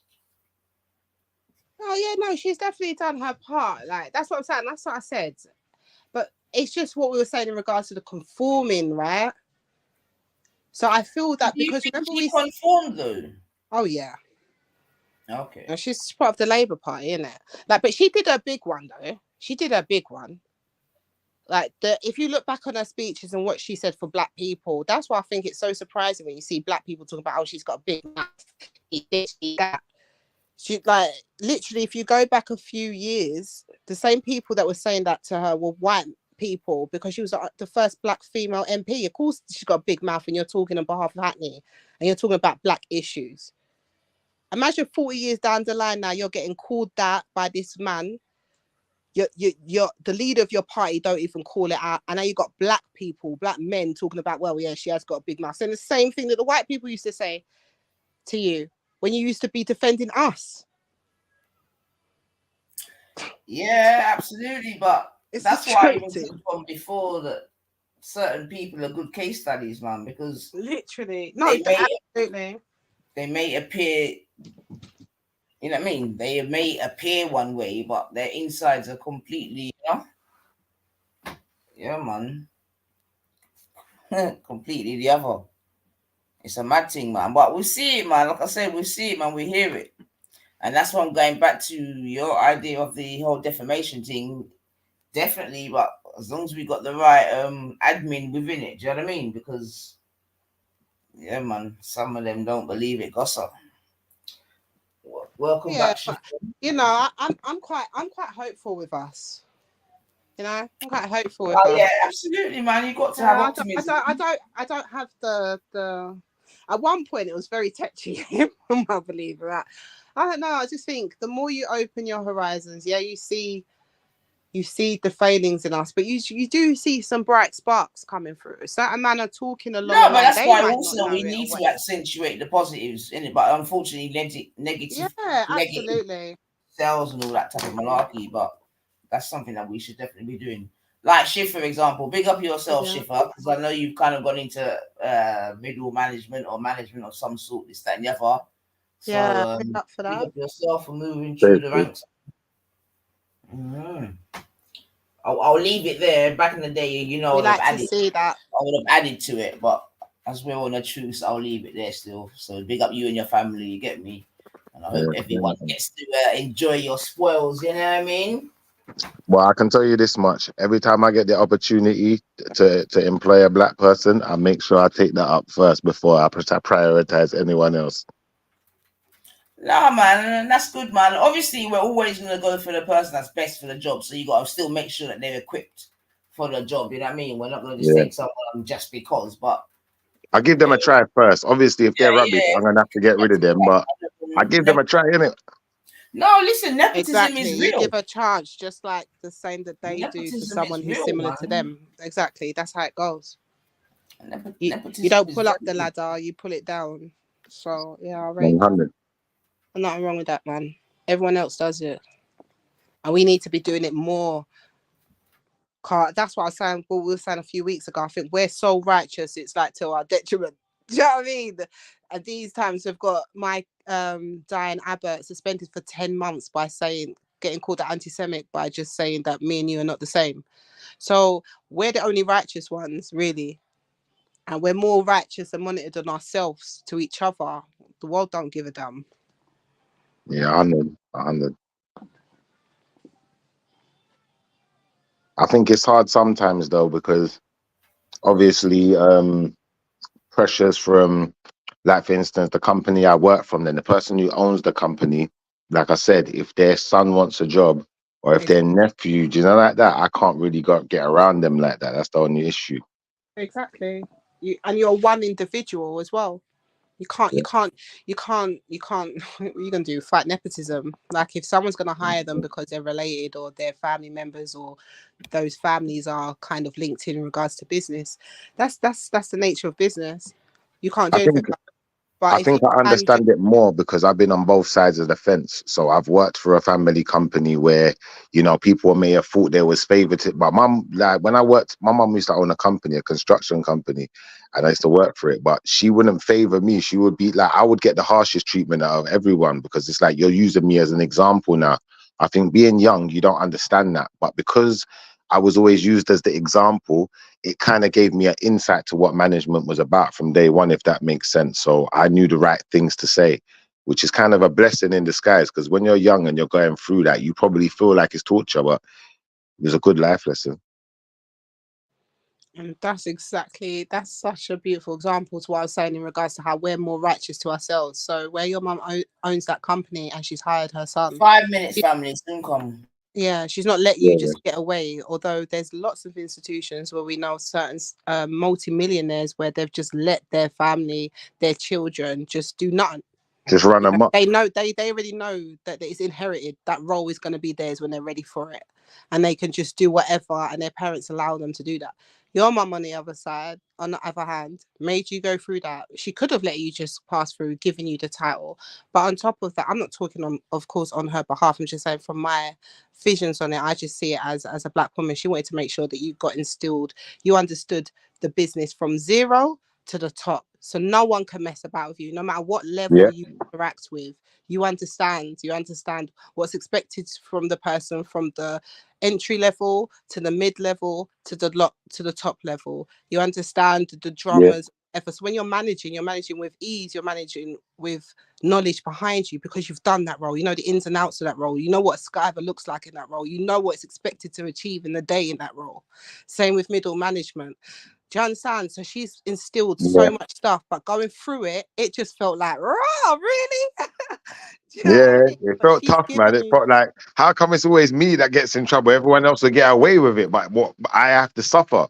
It's like, and then when I realized, it's like, it's good practice to understand how things work and absolutely, understand when people are using words trying to catch you out, or do you know what? Maybe someone else was wrong, but because you reacted, now you're wrong too. Do you know that absolutely. you have to know these things? It's life skill. Yeah, those kind of skills are precious skills that you take forever with you. So if there's an opportunity where I can harness and put an environment for my son to learn that, absolutely, I'll do that. Like, it actually makes sense. And and I think that's a part of our culture. I think that's one of the greatest essence of Black women. Like, that tough love thing is a thing. Do you understand? And it's Do you know literally what my tough biggest and lesson out was? of love. My biggest lesson was someone spat at me in the workplace. Yeah. And well, it was a customer that spat at me, to be fair. And like, I've reacted. I didn't do them anything, but I've kind of used words to that effect, if that makes sense. Like, I've said to them, well, you're lucky I don't do X, Y, and Z, innit? And I've walked away. But I still got in trouble for it. And it was like, but they spat at me. But it's like, just, you didn't have to say that. Don't say nothing, innit? And then they're just the only one in the wrong, innit? Like, and although like it was like a hard pill to swallow, I do kind of get it now. But if someone spat in my face now, I'm thumping you down. I don't care. I'm not having it. Like, I Yeah, but understand what she lessons was trying. already learned. You don't have to go through that lesson again. Like, you know, well, go on now. Yeah, I'm done with that lesson. Literally. Yeah, that But was mad. I'm not it's gonna like lie. that. I think we're very tough on our children, anyways. I think well, we were. I don't know if that's still the case, but I do feel like that tough love thing. It's so true, and that's why I said that we're very righteous even to ourselves, whereas the other multi-millionaire or the other business will probably just let their kids skive, because let's be honest, you're going to get the job anyway. Like, once you hit 21, 25, you're going to have that role or whatever. It's just a different way. But I feel that you've got priceless skills off of that. Do you know what I mean? 100%, 100%, and I think it's made me more. What's the word? It's made me more of a cautious person. It made me more cautious. And then I'll be honest, I ended up losing that job. But I think even losing the job was the best thing that ever happened to me, because by losing that job, it made me see that, you know what, I don't want to live underneath no one. I don't want to be in the company and have position because my mum's the owner. I want to be in the company and have position because I worked for it. I got here, I done the work, done what I needed to do. You can't question me, innit? Just shut up. Recognize my authority. Absolutely. Yeah. But that could all be the build up of that. Do you Yeah, it understand? was the build up. It was Exactly. literally. She's sowing the seed for all of that. Do you know what I mean? It's legacy builders right there, boy. Them kind of Black mothers there, boy. Trust me. Trust I me. think all mothers have got that in them though. Like, mothers are like 9 times out of 10, mothers inspire us. I think dads coach us, moms inspire us. Because sometimes I feel like there was times on my journey where I felt like giving up. There was times where I felt like maybe I've gone too far in a certain direction. There's no turning back or whatever it was I thought. But I feel like mums will inspire us to say, you know what, your time ain't run out. My mum used to say stuff like, it's not over till it's done. You can start here and you'll still be finished by here. And, it's very inspirational like that. I find that mums are more they kind of give that kind of inspiration better than dad sometimes, in my opinion. Yeah, I definitely think so. I think dads have their place as well, but I think dads are more formal. We're trying to, like, you need to do this, you need to do that, and you should have done this ages ago. Like, exactly. But I feel like Black women are good at building up their men anyways, because they've just had to. So I feel that's why I feel like, all mums are great, but I think Black women have this special power about them. Yeah. Because we've just had to do that. In regards to building up our men, and Black men have said it. Do you know what I mean? It's true. Yeah. It is very true. Even like certain things, like I said, like when I was growing up, I only know about iron socks because of my mum. The way that when we used to wake up in the morning, there was iron socks, iron boxers. Because when I get out of bed, I don't like the cold. And we used to live in Jamaica back and forth for a bit as well. So it was like, I'm used to the hot. So like, you have to give me proper iron clothes in the morning and it's warm. Or it was on the heater. You leave them on the heater for a little while. before we go out in them and stuff. Like, I never had dirty sheets. I never grew up rough, you know. I grew up quite nice. My mum was done really well, to be fair. She worked really hard. So I'm thankful for that every day, man. Thankful, man. Absolutely. We'll give it thanks. I never wanted to be that kid. Like, you know, you got your bread. I had the brethren, and sometimes like it will be like the next day we'll be at school and we'll be like, "Did you watch the program?" And he'd be like, "I can't." Like, we're at Teenage Mutant Turtles or something. Nah, the electric went off. And it's like, "What do you mean the electric went off, bro?" Yeah. Like, them man, there was hard not life. Anyone who tells me stories like that, that's when I know like you're really from like the struggle. You know about struggle when you said sentences like this. I didn't know that about key till I was teenager. Still, I didn't know that there was such thing as key and stuff like that. But it's true. Like, it is about your upbringing and stuff. It is. Mm-hmm. Older, you start, because like my partner says it all the time. Like, certain times he's like, "Don't worry. Like, when he's older, he'll appreciate it." And it's true. It's like certain things they just think it's norm. Like you said, you woke up to iron socks, iron this, that. You're like, yeah, like, everyone gets that. You know what I mean? You just think that's your norm. Like, you're treated so. You know what it was? You see what we were talking about, sleeping over people's house. Like I said, it weren't normal for us to sleep over people's house. So I didn't know the dynamics. So by the first time I slept over at someone's house, my brethren's yard, it was his birthday, yeah? So he's having a birthday party. He said, yeah, we're all going to stay over and we're going to stay up all night and watch films and computer games, popcorn, all of this good stuff. So I'm like, we're there now. We're doing all of this good stuff that we were talking about, hamburgers and pizzas and, you know, just food that kids like eating. And then it's like time to go and go bed now. It's like when I've seen where I'm gonna sleep, I'm just like I have to call my mum. No, I call my mum. I would go home. I'll get home. I'll get home, guys. That's you that had it nice at home. You know what I mean? Then the reality starts sitting like, nah, this ain't something right here. Yeah, I got clean pillow at home. It don't look like this in my room. My room look clean. Everything look nice. I always see a piece of bogey on the wall. I said, nah. Call my mum.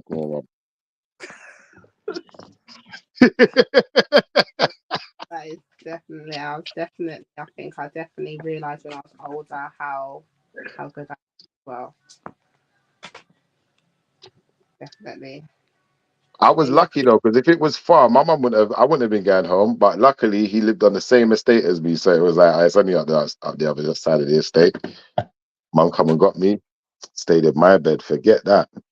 Like certain people, is like my girl calls me a princess, yeah, because if you do something, say like you walk on it, like you got your socks on and you got in the bed and something comes off of your socks, like a little crumb, I will feel that when I'm sleeping, you know.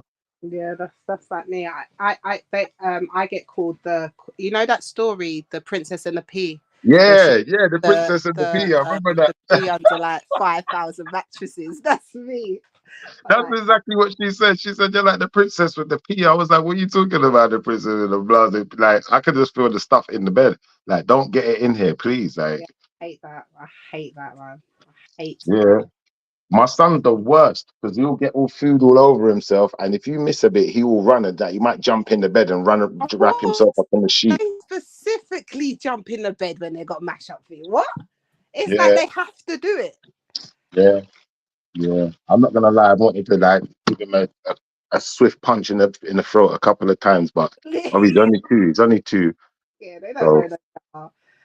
And that's, if anything, though, Shipper, that's a you thing. That's a me thing. You know that, innit? That's a us thing. Like, we have to deal with that, car. You can't be irritated with people coming in the team. No, it's true. From or something, but I can't help it still. I can't stand it. Yeah, I don't like it. I really don't like it. There's certain things I'm really, really against as well. Like, for instance, you know, like when people use the toilet, like especially if it's a man, if it's a woman, it's not so bad. But if a man uses the toilet, I don't want to hear the toilet flush before your hand washed, you know? The toilet hand wash?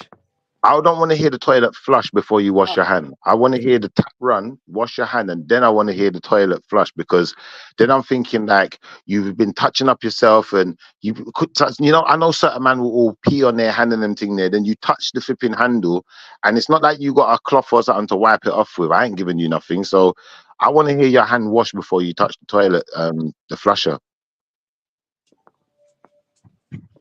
You're quite a neat freak, aren't you, Shipper? I'm not gonna lie.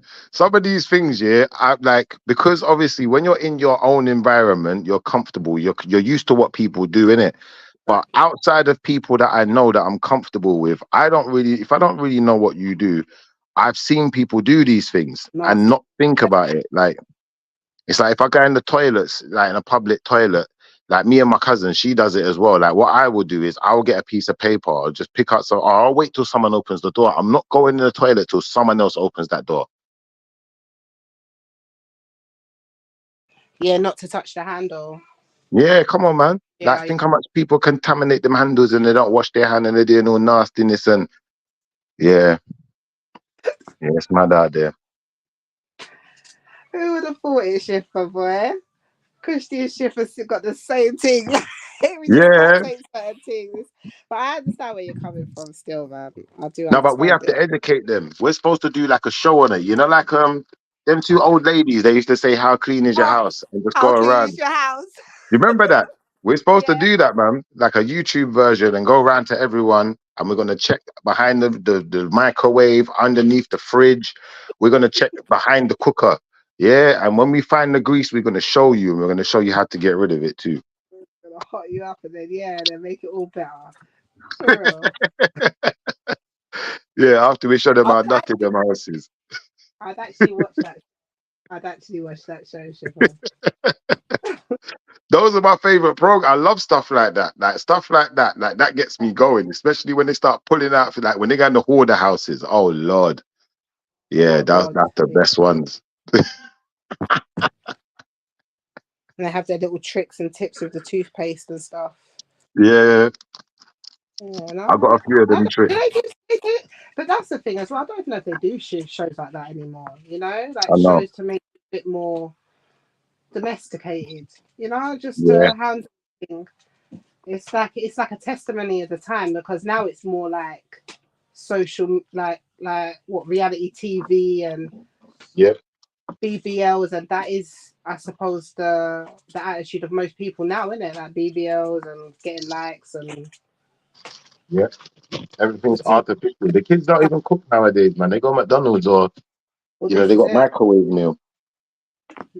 And like a few years ago, every woman wanted to know how to cook, innit? They wanted to be the little berry woman or whatever. And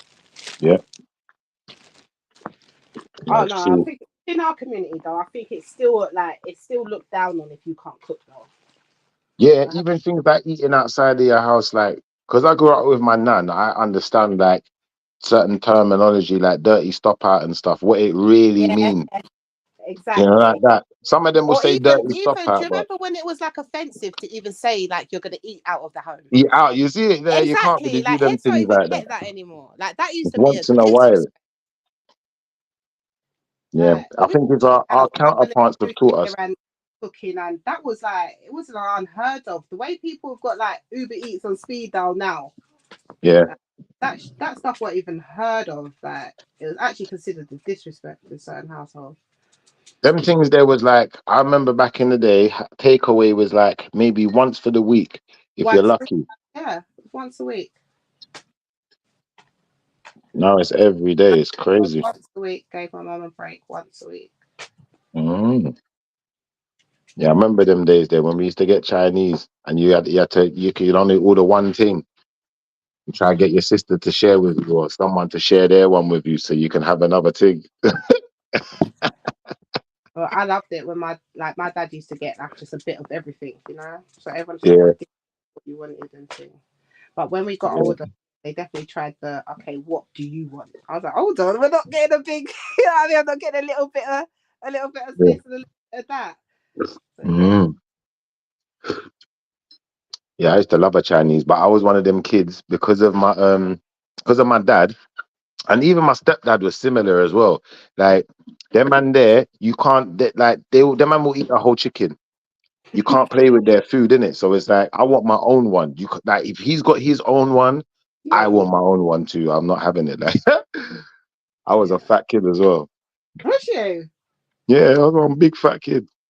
What like how big? Like I think by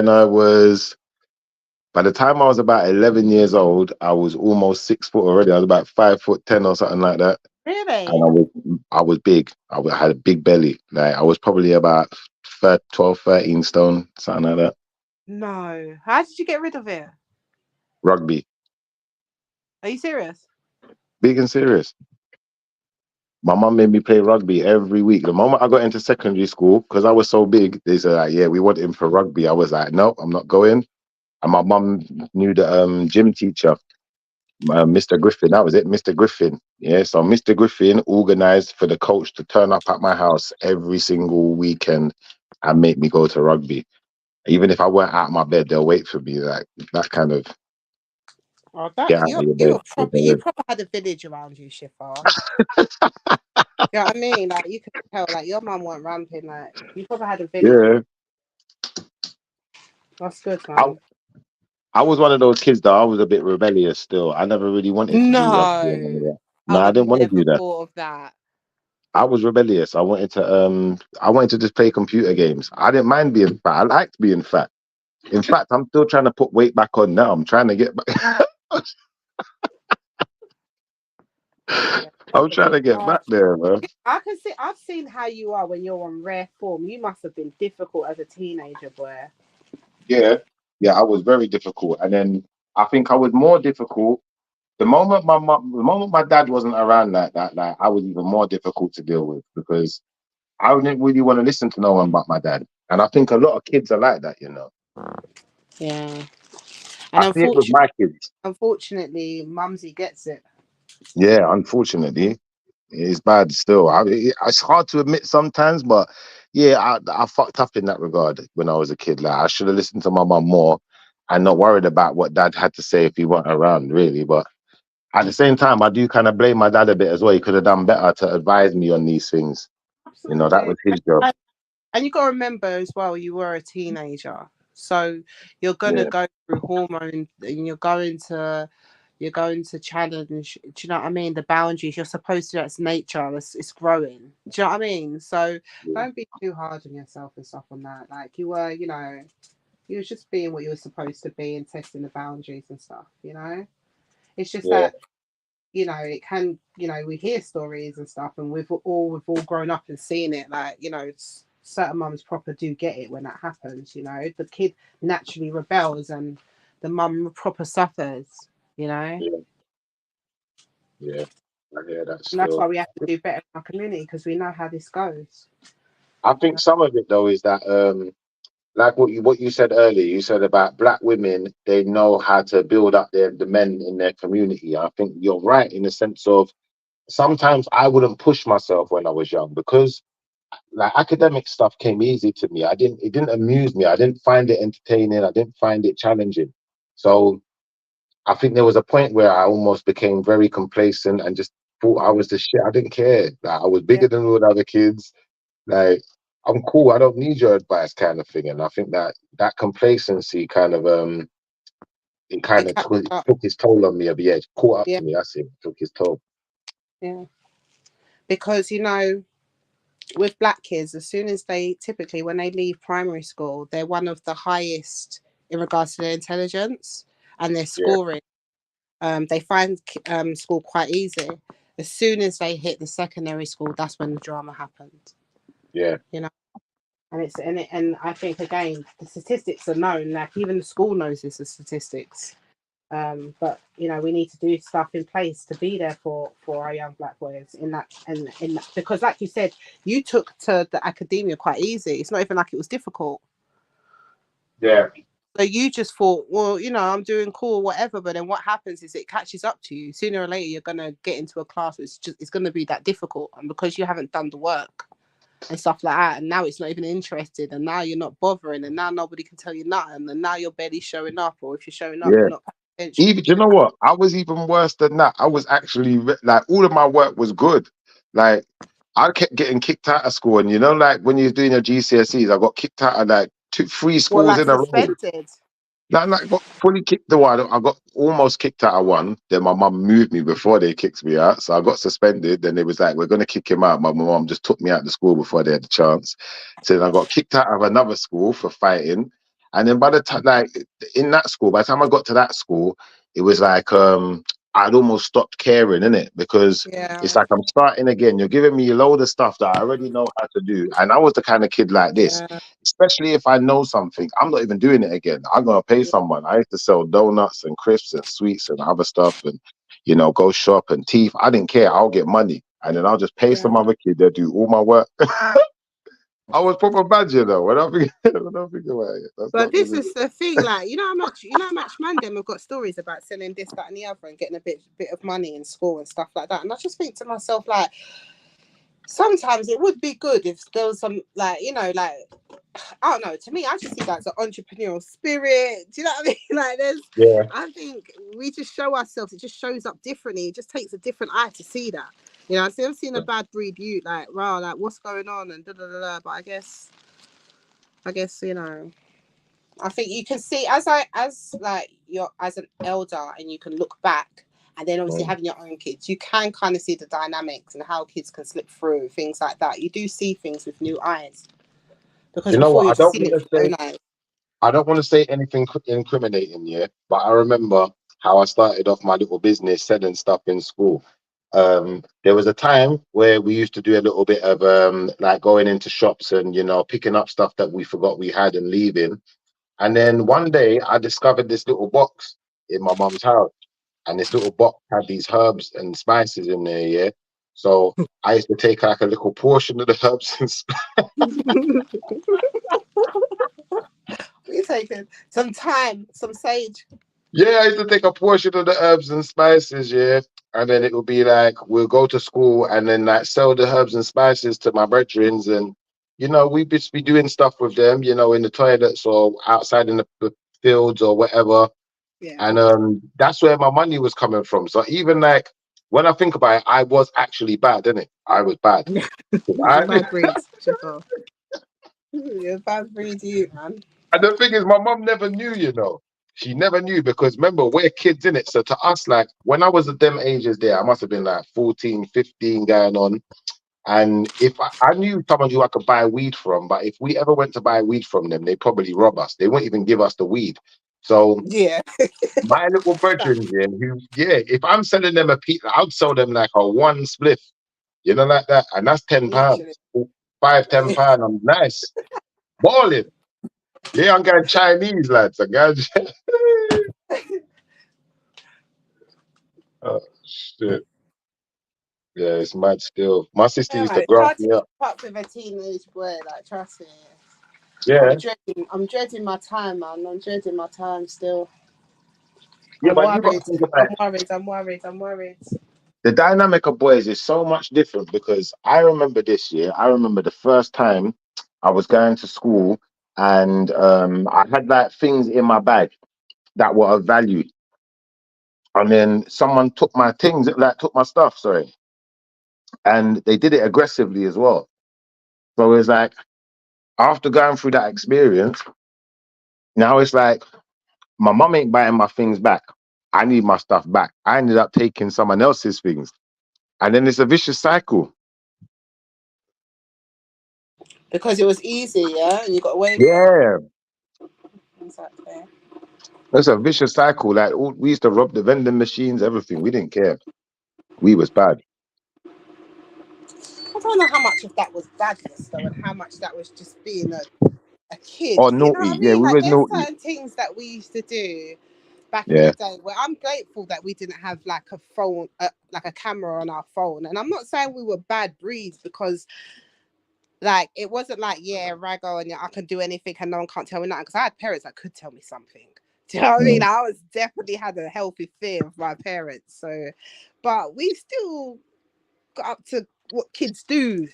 You know what I mean? Like, kids need to do kids things. They need to go outside and do kid things. And sometimes it's a bit like mischievous, you know? You know what I used to do? I'll tell you one thing that I used to do that I got in big trouble for. Do you remember dinner ticket? Yeah. Yeah. So basically, we used to have dinner pass. Right? And dinner pass has got your name on it. It's got a picture on it. Every rascal thing is on there. Wow, you know the reason why? Yeah. At one point, yeah. But after me, I was printing dinner passes. Wow. Yeah, we ate out half of the dinner. until there weren't enough dinners to go around. It was like, how did this happen? And then someone, like little things like that. Definitely sounds familiar. Do you know what I mean? Like we do little things like that. I just think that's mischievous stuff, you know. It's just like using your mind and doing your little thing and getting away with it and laughing with your bedrooms after, and like that's what I'm saying. There was a lot of fun time in my childhood as well, where I was out. Sometimes, like you said, always, not always, maybe by my parents knowing certain things, but I was never doing something too reckless. But like that, I think that's how you get streetwise and things like that, and just knowledgeable. And I think these kids that don't even go outside no more, it's just like they don't even know how to communicate or do the basics. Or like for example, did you ever have a tire swing in your local? Do you know what I mean? Little things like that. I don't know how many kids would know about climbing a tree or having a tire swing, or you know what I mean, creating a den or knock down ginger, or you know, there's like these random stuff. Like it's bad breed, but it's more mischief, it's more outside, it's more playing, it's this, you're learning more than you know that you're learning when you're outside and interacting with nature and other kids. But I don't know if all these kids are getting to do that, because who's letting their kid be outside, please? Well, I can tell you this. My last school was in the countryside, and in their schools, it was so much more relaxed. It was like being at some kind of holiday camp. Yeah. Like, yeah, we had fields. So when it's break time, just go out, go into the fields, do it. No one's following you. There ain't no teacher walking around checking everyone. There ain't no one to snitch on or to go and run to and snitch to. Like, you know, like that. Like, not outside anyway. So we're bunning weed out there. We're doing all sorts out there, drinking out there. Yeah, I remember one time I was billing a zoo in the class. I had ash, and I tried to burn the ash, and the teacher saw the smoke from the. So she's You like, "What are you was doing a over there?" bad breed, you Shifter. I'll take it back. You was bad breed. Yeah, you weren't just mischievous. You were a bad breed. I was bad. I'm not gonna lie. I was kind of bad. Yeah, how are you gonna spark up your classroom? Like, what is wrong with you? What is wrong with you? You know, the wickedest thing is I got away with it as well. I bet you did. Like, me and my friend had it patterned. So when the teachers come over to me, I had the block of ash and I flicked it under the table. So then he's seen it. Obviously, I looked at him, showed what direction my eyes are going, and then flicked it. And then he just saw it, put his foot on it, bam. So she looked everywhere, searched the whole classroom, couldn't find nothing. It was like, all right, it's just a cigarette. That is crazy.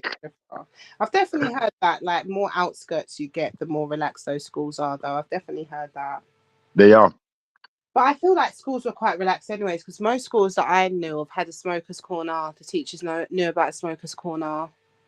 In my school in countryside, I don't see a school now just allowing kids to smoke in a corner of school premises, and then some of the teachers actually joining in and smoking with them.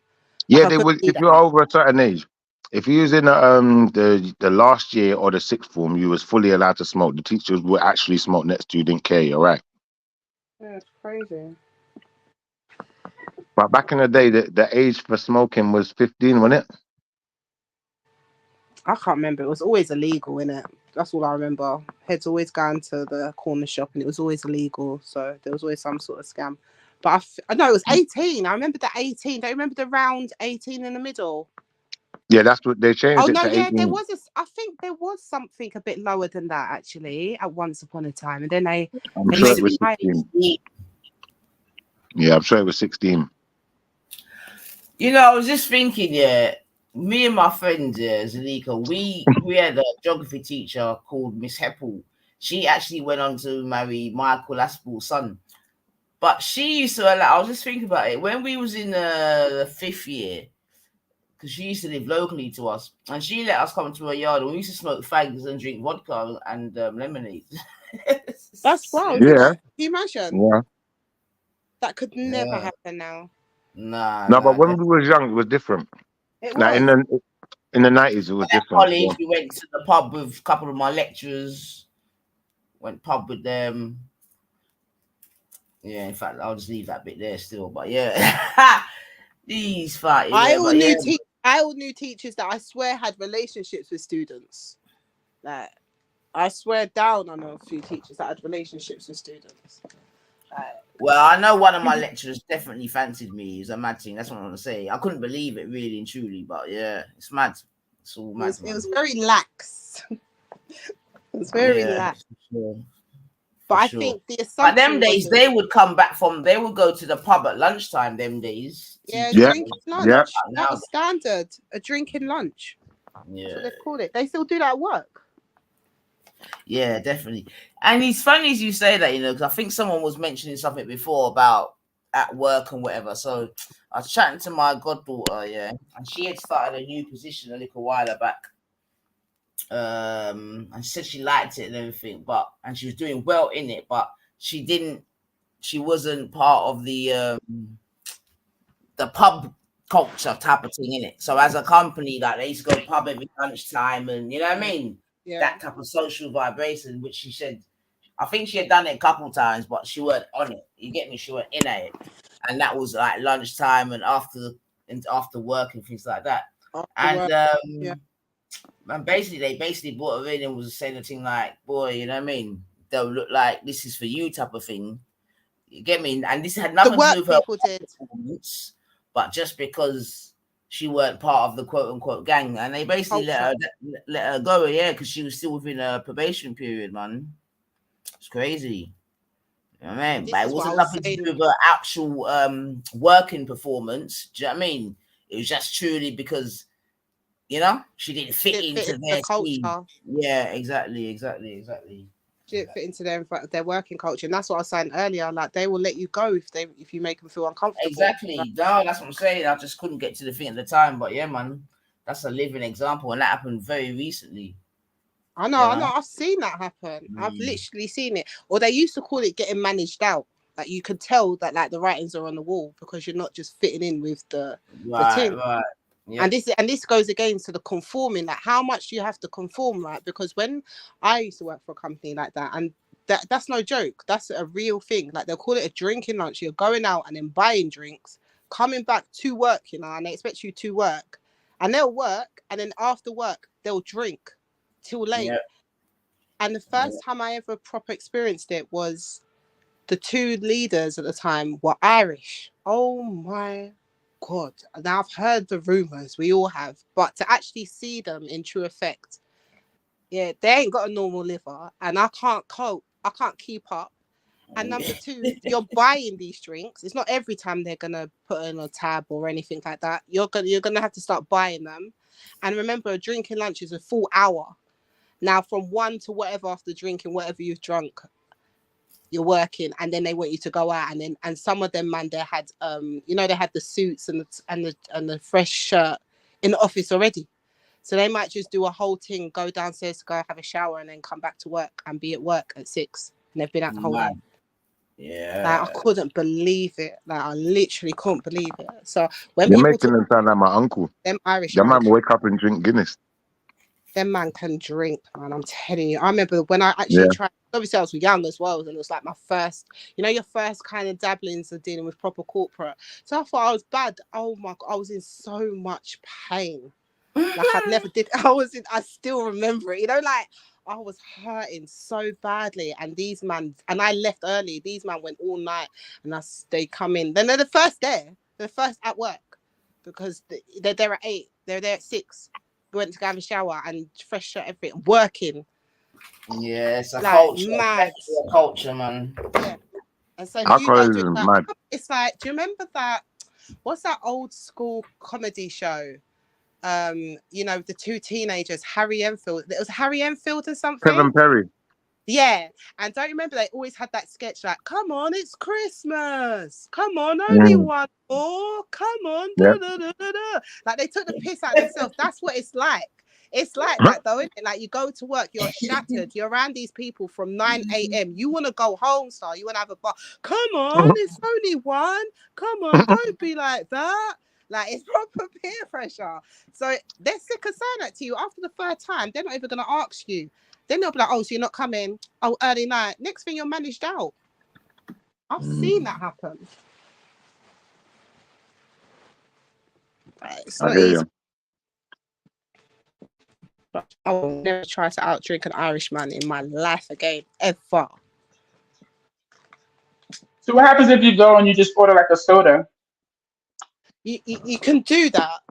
Like that's what I try to go for the one, but they never want you to stay for the one. Do you know what I mean? Like as soon as like you'd always see that one person who might be religious, maybe like Muslim or something, and they're just nursing this orange juice. Like they're just nursing this one orange. And you can tell they just want to go home. And you imagine they can't even drink. Like I was just, but yeah, you have to have one drink and stuff like that. And then when it's done, it's always, do you want another? I'm getting some. I'll get you another. It's all right, I'll get you another. I'll get you another. When do you know you've made it, Kush? What do you mean? When do you know you've made it in the corporate? In corporate? I think we're still trying to see that, ain't we? We're still trying to see a live example of it. I was gonna take the piss and say if you get asked if you want to do a line. Oh, yeah, no, that is it. That is it. That's when you know you're getting the contract for real. You have made it. Definitely. But good luck now if you don't take that line. I don't know what. Oh my goodness. But yeah, if they're that comfortable talking about come get a line, then you're already in. You're definitely in. You're in the crowd. I'm far from in. Then I'm out. I ended up catching them. Do you know what I mean? Like it was like a Christmas do or something, and then I go into the toilet and big management, big old management. 2 days ago, I heard you talking about how we need to move further and move more professional and this, that, and the other. And now I've just wondered if you're just cocked over halfway through it. Do you know what I mean? Like big corporate.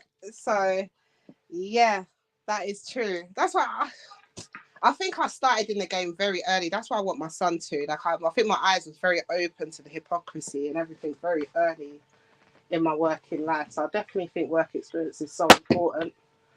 But yeah, man, them man there sniffed nicely. I don't think I was ever in the corporate field, corporate sector. I think that you know, the best time for me in corporate was definitely Christmas time. When them lot get drunk, man. Oh my god. Literally. Yeah. Do you hear much of that melanated over in America? This kind of culture of go on, have another one, drink with us. Do you hear about that kind of? Oh yeah, I was at happy hour last night. Look, my coworkers. What you melanated, did you confirm, sis? Did you confirm? But I don't think it was like who drinks and who doesn't. You know, it's more of like if you don't drink, could you be around people that do? And you know what I mean? But everybody's ordering their stuff. Everyone's, you know, like it's not really like, hey, what are you drinking? That's all you drinking? Oh, that's a sucker drink. Get some strong. Like, yeah, I mean, nobody's doing all of that because at the end of the day, we're all like driving home. You know, like they were sober enough to drive. Yeah. No one was pissy drunk when it's time to leave. But I would say I had one drink. There were people who were paying $50 tabs, $60 tabs for happy hour. So like if a drink is $6, how many drinks did you have? Goddamn. I think like the one thing about them though, when they're quite merry, they like to buy the rounds. Like they like to buy everyone a drink. Yeah, I mean that sounds like rounds. Oh, do you want one? Go on, I'll get you one. No, the lady next to me, I counted. She at least drank 3 to 4 herself. Like she was drinking, and then the waiter would come and be like, "Okay, is everything okay?" And she's like, "I'll get another," like that. And I was like, "How much other?" But I didn't say anything. I'm enjoying. I do love a liquid lunch. Fuck it, I'll join in. Fuck that. I'm involved, mate. I mean, at lunchtime. How you mean? And then you go back to work. Listen, if you ain't working, I'm not working. Simple. Yeah, but that's the thing, man. They work. Well, then I'll work that was the thing for me. Like, right, okay, like especially one of my first ever jobs. I'm like, okay, drinking lunch. Like, I was with it, but after a while, it's just like there's only so much as well, Nine. Like after, and I'm talking about drinking lunch every day, Monday to Friday, Nine, every day, every week. So, like, no, listen, one of my first jobs, that's how it was set, man. I was like, wait, so when you talking about drinking lunch, they taking shots? They take anything they want. Drink what you drink, innit? Like whatever you're like drinking. Hard.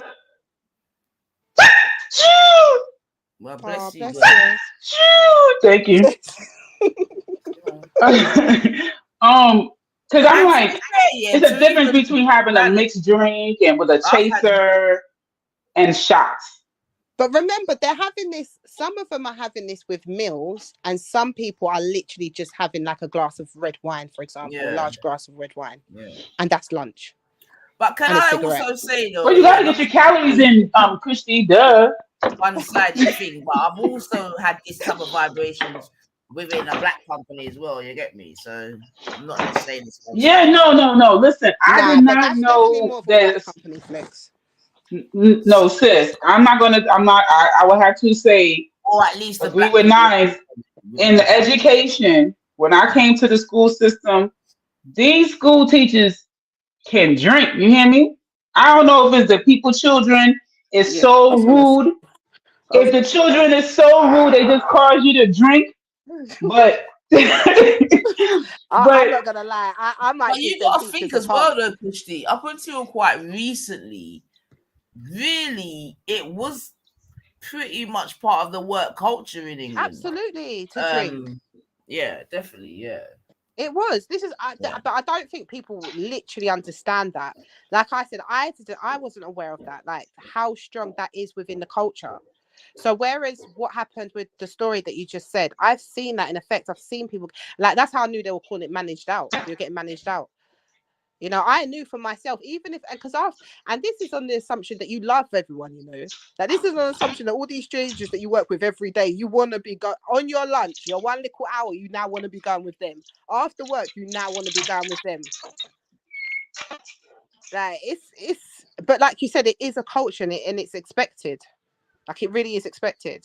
And it's expected that you know about that as well. That's the thing about getting ready for the workplace. No one ever really explained that to me. I had to kind of feel that out for myself. So yeah. Nah, fam, I'm not trying to be with my co-workers on my lunch break. I ain't even gonna lie to you. Like, people got phone calls to make. You know, you might want to. Back in the day, you had to pay your bills quickly. Do you know what I mean? Yeah, talk to your kids, check up on your kids, do whatever. Like, nobody got time to be hanging out with y'all on my lunch break. Every lunch, that was the thing for me. That, don't get me wrong, I love the fact that, and I like Nan said, there is, because you think that when you hear that they do a drinking lunch, it kind of gives you an atmosphere that it's not so tight. You know, that they're not so wound up, so tight. You know, you could go out, have a drinking lunch. They understand that you can go back to work and things like that. I think, and I enjoyed it when it was good. But when you're now working with people that you can't stand, do you understand? Now I've got to go lunch. Now after work, I now have to go drink again. You know, everyone's there. So shoot, no, because if I can't stand you and I'm tipsy, oh my God, what's gonna come out of my mouth? But that was the other fun thing, because some of them, like I said, like one of my seniors, she always used to just get a tall glass of red wine, 2 sometimes. That was her lunch. You know what I mean? Like, I didn't mind going out with her because I know she's buying it as well. Oh, come on, do you want to go out for lunch? And like, I'm having a free lunch. So, but yeah, and no, I'm saying I might be privy to like insult you or really say how I feel about you if I don't rock with you. And now I'm tipsy. I'm a little, under the influence. As well, sorry to interrupt, but some of them balance it out as well. Because so when you think they're juicing it out, they're balancing it out, man. That's why they can go back and go on like they've just woken up. They're balancing it out with what? Hey? Okay, I know what. Yeah, I hear you. Definitely. Yeah. Definitely. No, listen, I got a homegirl that I didn't know, like, she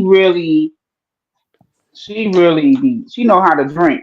I don't know, and she would share all of her secrets. She was like, oh, she don't want to gain too much weight.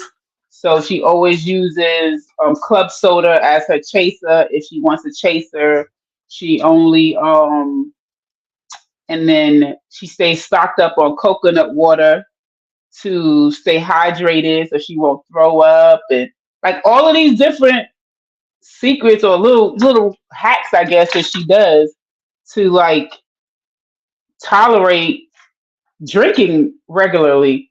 And I'm like, why don't you just smoke weed? I don't know. But that's I'm the just thing like, as well. Some people are drinkers, some people are blazers, some people are sniffers, some people are teetotal. Do you know what I mean? It depends what you are. I knew very quickly, like I got shown very quickly, I am not as good with the drinking as some people. But if you know you're a lightweight and you're going for a drinking lunch meal, you need to get something very light. Pina colada, a Coke, a Diet Coke. You just need to stay away from alcohol. She said a pina colada. Like, yeah. Nah, people is gonna joke. They're gonna clown you. You come through with some damn pina colada. Like, your job is gonna You have clown to you. You get like order a a pina Coke and then colada. act like it's a mixer. Put it in a mixer glass and just get a Coke, act like it's a rum and Coke in there. I've done that before as well. I was just like, not today. Not today, Joe. I just got myself a Coke and act like it was a rum and Coke. I feel like a glass of wine is like lightweight. So maybe I'm a little bit more of a drinker. Like, if I'm wanting to get some rum in my system, then you know what time it is. But if I'm just trying to chill, I'm gonna just have me a glass of wine. That's ain't gonna do nothing but make me a little sleepy. That was my drink of choice. It was always wine. But wine never made me sleepy. No, I knew that I'd have to watch it because I'm a prosecco girl, as you sort of know. So I love me a bit of prosecco. So I could easily just keep drinking that and forget myself. So that's what I'm saying. You have to be careful in them scenarios, man. But wait, prosecco. That's the one that have the bubbles in it, right? Yeah. I cannot stand a carbonated wine. Do you not like champagne? No. Oh man. No champagne, no prosecco, no bubbly Moscato, no bubbly nothing. But I do like bubbly water. I like bubbly water. Do you like fizzy drink? Yes, I like fizzy. I just don't want my wine on. Breathe. I don't want my alcohol to be bubbly. What the hell?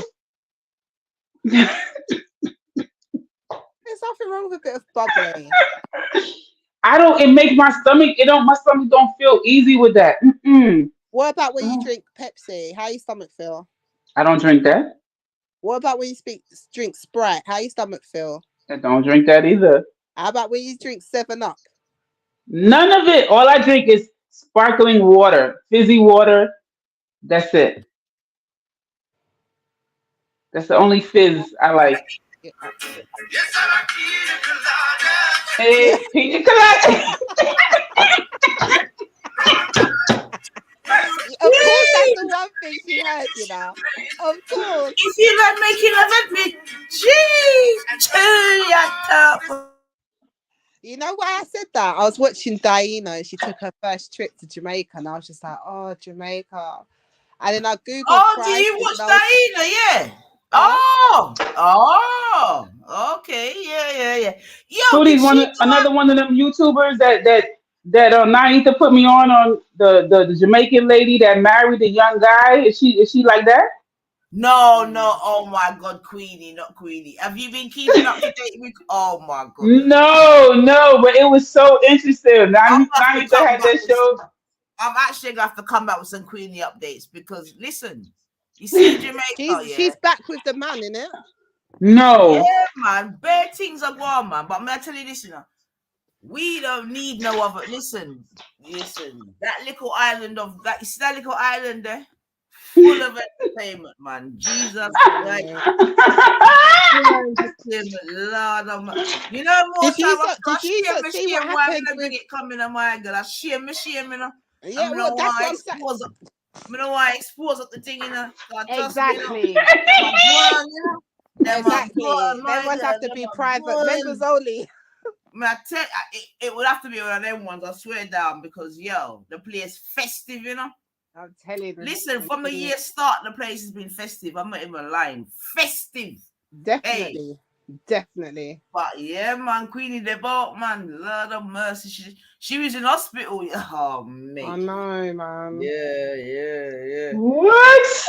That's her husband combat. Oh, God. I was thoroughly entertained. What are you making? Some fake oxtail. What are you making? No, I'm making some chai tea. I'm getting ready. I'm going to a dance class. You know. Yes, you know me. Dancer, private dancer. You're making chai tea. What's that? Well, what they call it, chai latte, because chai is technically a tea, but So what so are you like chopping tea. up? Oh, in the tea. Oh no! I'm also put ice in my water because I'm gonna be gone for a few hours. So I like to. What are you doing? Kazimbo. I'm doing Kasimba, merengue, bachata, and salsa. Yes, girl. All in one day. Yeah, it's different workshops. One day. Bloody hell, man. It's workshops. It's different workshops, and then tonight it's a party. Oh, will you take some videos? Sure. Thank you. Love you much. Oh. Yeah, I'd love to see that. A little I won't Kazimbo. even. Someone's asking if you're gonna get your leg over, Mel. What is that? What's a leg over? What is that? I don't know about leg over. No, are you gonna get lucky tonight? I'm a good girl. That's ostrich, man. Ostrich is asking if you're gonna get your leg over tonight. Oh Lord, not the ostrich. I'm a good ostrich. The ostrich behaves herself. Trust me, yo. Randy's asking if he can come because he's Mr. Black extraordinaire. Oh Lord, that's the dude that likes black women, right? Yeah. Oh my goodness. Him and his goddess. He is hilarious. Yeah, man, in my tech. Did you see what happened with Steph London and Burna Boy? Pick up yourself, Cotton. What happened with them? I thought they broke up. Burna Boy was the memes and stuff that was going on the internet about Nigerian men was cracking me up around that time, you know. What's the big up, Cotton, if you're still there? Who did Jada? It was Jada Kingdom. It was Jada Kingdom and Steph London. You mean their battle? Yeah. Yeah. So when you said that the island was festive since the beginning of the year, from the beginning of the year, my girl, for real, yeah, for real. But with the Stephon girl, that was from like they've been broke up like 2 years now, right? I find it. I don't know. I think he must have sexed one next girl in it because him and this lady, what's her name? Something Kingdom. They done a thing in it. Jada Kingdom, yeah. They done a thing, and then from that there was some sound clash thing. But you know what? There's always that double standard, right? Like, so he could do, be with like 10, 15 women now that from the industry, and she just gotta like, be lay low and just look like she keep it to herself. Because if she would have turned around and I don't know, like, started dating WizKid. Oh my God, that would be like a big like, oh, she's a thought, she's a this. First Burna Boy, now WizKid, who's next? DeVito. You know what I'm saying? It would be a big Next, DeVito. Yeah, it would be a big problem if she would have started, sleeping with the Nigerian men. It definitely would have been. Yes, that would have been a big thing. Because Jada Kingdom, she's Jamaican as well, so that is a fair point. I didn't even actually ever think of that. Anyways, he weren't looking too good for that either. And then next thing I see what happened with, if you see what's happened with Portia Williams. Yeah, serves her right, man. I was like, these Nigerian men are not helping the thing, Wait, what happened with her? What happened? Oh my God, you don't know about Portia and her fake Nigerian prince? Well, not prince, but big millionaire. Well, I know that I saw some kind of wedding where they had like a whole bunch of different weddings and Yeah, they had Oh a yeah, that was beautiful a wedding. couple. Yeah, that was that last year or the year before? The Yeah, year it's before barely last. been a year, I think. It feels like so it's what been happened? So what longer. happened after that? It's recently been exposed that he doesn't have citizenship for the US. His Daddy, for you right? No, I'm going on mute. Are you sure? He doesn't have citizenship for the US. His name is not even the name that we call him as, and he's got like a string of like 419s basically, all running down in his past. It goes back to like I think he's gone back to the 80s, like where he's just kept on applying under different names, marrying different women, divorcing them. I just if it was a British man, they'd call it wheeling and dealing. Do you know what I mean? He's a bit of an entrepreneur. You know what I mean? He just dabbles in a few things, and it got exposed. That's all, really. Like, really. Yeah. I mean, so he has a couple businesses that failed and he started a new one, right? I mean, I don't even know what the kerfuffle is really, but yeah. So Because I mean, him not having citizenship in the U.S. Is no, but that they the want to same? deport him, innit? Because he's been doing a number of, well, some of his dealings, like, some would say are not, a stupid thing like legal or So he has something. like criminal charges against him. Yeah. Because I mean, like he could be a legal resident. Right. And he was under one of his names, but then they realized that wasn't his actual name, innit? So where he married Portia, he tried again. And they were just like, no. Like, I'll send you some videos in it. If you look at the people that have done, like, he's got a rap sheet. Like back in the day, what's called a rap sheet. Like, it goes back. You can constantly see him trying to apply for citizenship under this name. I think there was something that the government was giving out as an incentive to help certain people with building up something. He applied for it, he got it. He got citizenship up under that name. Then they found out it wasn't him. Then he got out. So I think with this team with Portia now, he's again trying to get citizenship, and then it all gets exposed because he gets denied. Portia finds out that, perhaps his name is not that name. Perhaps he's got a bit of a past.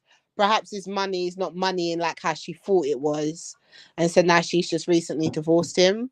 But the thing is, people are saying that obviously Portia met him married to what was her friend, right?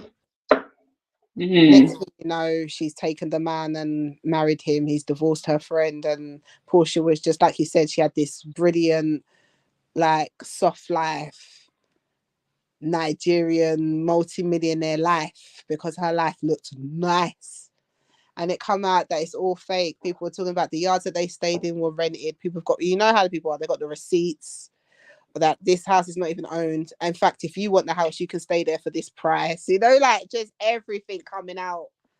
So Oh wow. It's quite embarrassing for her, man. But like Nine says, a lot of people are saying that she deserves it because you lose them how you get them. Absolutely. It's not helping so much to the stereotype though, is it really? Sister melanated. I don't know what you're talking about, man. My Neither do I. Nigerian man. Neither do I. You know what I'm saying? Oh. I was gonna make a joke, but I ain't want to. Nah, my joke. The joke was gonna start some mess, and Sister Nine. You don't need no damage. I don't need her to do no damage control. But it would have been funny. It would have been funny, yo. It would have been a funny joke, but nah. I'm laughing with you in the joking spirit. Don't worry. I think I heard it. I'm laughing in spirit still. Yes. Just know some of my Nigerian brothers. You sound well informed still, Pushki. Where have you been getting your news from, Bab? Huh? I said you sound well informed still. Where have you been getting your news from? Oh, I keep my ears to the Nigerian I didn't know streets. all of that. I didn't know about the 419. What 419? What are you talking about? I don't know. I just heard you a stream of 419. Yeah, I mean, some call it 419, some call it dealings. You know what I mean? Oh, potato. Yeah, you understand? Yo, I'm in the States and y'all way more informed than me, man. I'm like, but y'all know my thing. I be ignoring half of the stuff that be going on around. I'll be like, what? I know I saw, because I remember I was admiring the wedding outfits. That's really how I was starting to watch it. Yes. For that, man, it was beautiful. That's what I'm saying. She ideally she had like the perfect kind of life you'd expect to have if you had like this multi-millionaire Nigerian man. Like, she was just living her life, man. The outfits were absolutely beautiful as well. But all of them chase that money too much. So I would say that is what they get, because they not with a man because of, like love, like how you with a man you don't even know what he do. What the hell? Exactly. What the hell? You're literally saying I do. As soon as he gets in trouble, she divorce him. There ain't no ride or die anymore. That's horrible. That is totally horrible. Now he gets in trouble. You knew he was 419 or whatever from beginning. Yeah. Or not from beginning, but at least before you said I do. Otherwise, you're still an idiot, because you don't even know what you're getting married to. And she should have known. The man don't even have a mustache. Kushti, do you know this girl here? Yeah, Tisa something. Tisa Lisa something like that. Tisa tells. Yeah. Yeah. That girl, she don't no stone unturned with that one. No stone unturned. All right, then we're done. Did you see when she done an expose into his millions? Yeah. Okay, say that. Yeah. These people be real life like private investigators or some shit. I don't know. You see this girl though. This girl is like, for real. If you was a man going in relationship for her, you should shiver. Like, she is literally chef's kiss. She's elite. One time I was sitting down, I was watching this, and Mr. just walked over in it, because obviously I'm watching it. Like, you can hear it in the background. You can see me all intrigued in there, and he just looked at me. I said, "Rah, you see this girl? She's a problem." He just walked off because see this little thing in the corner, this little thing in the bottom right. It's too small. See where my mouse is? Yeah, but who is that? That's somebody's avatar, right?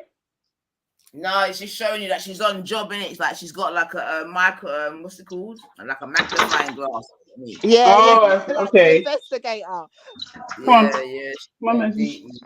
Yeah, no, she's on. Yeah, ma'am. She paid, I think it was $106. Did you see that bit where you can get someone just to mock up your profile? Oh no! Oh, she done the same thing. I swear to God, man. It was on it. But to be honest though, it is bad. Obviously, it is bad, yeah.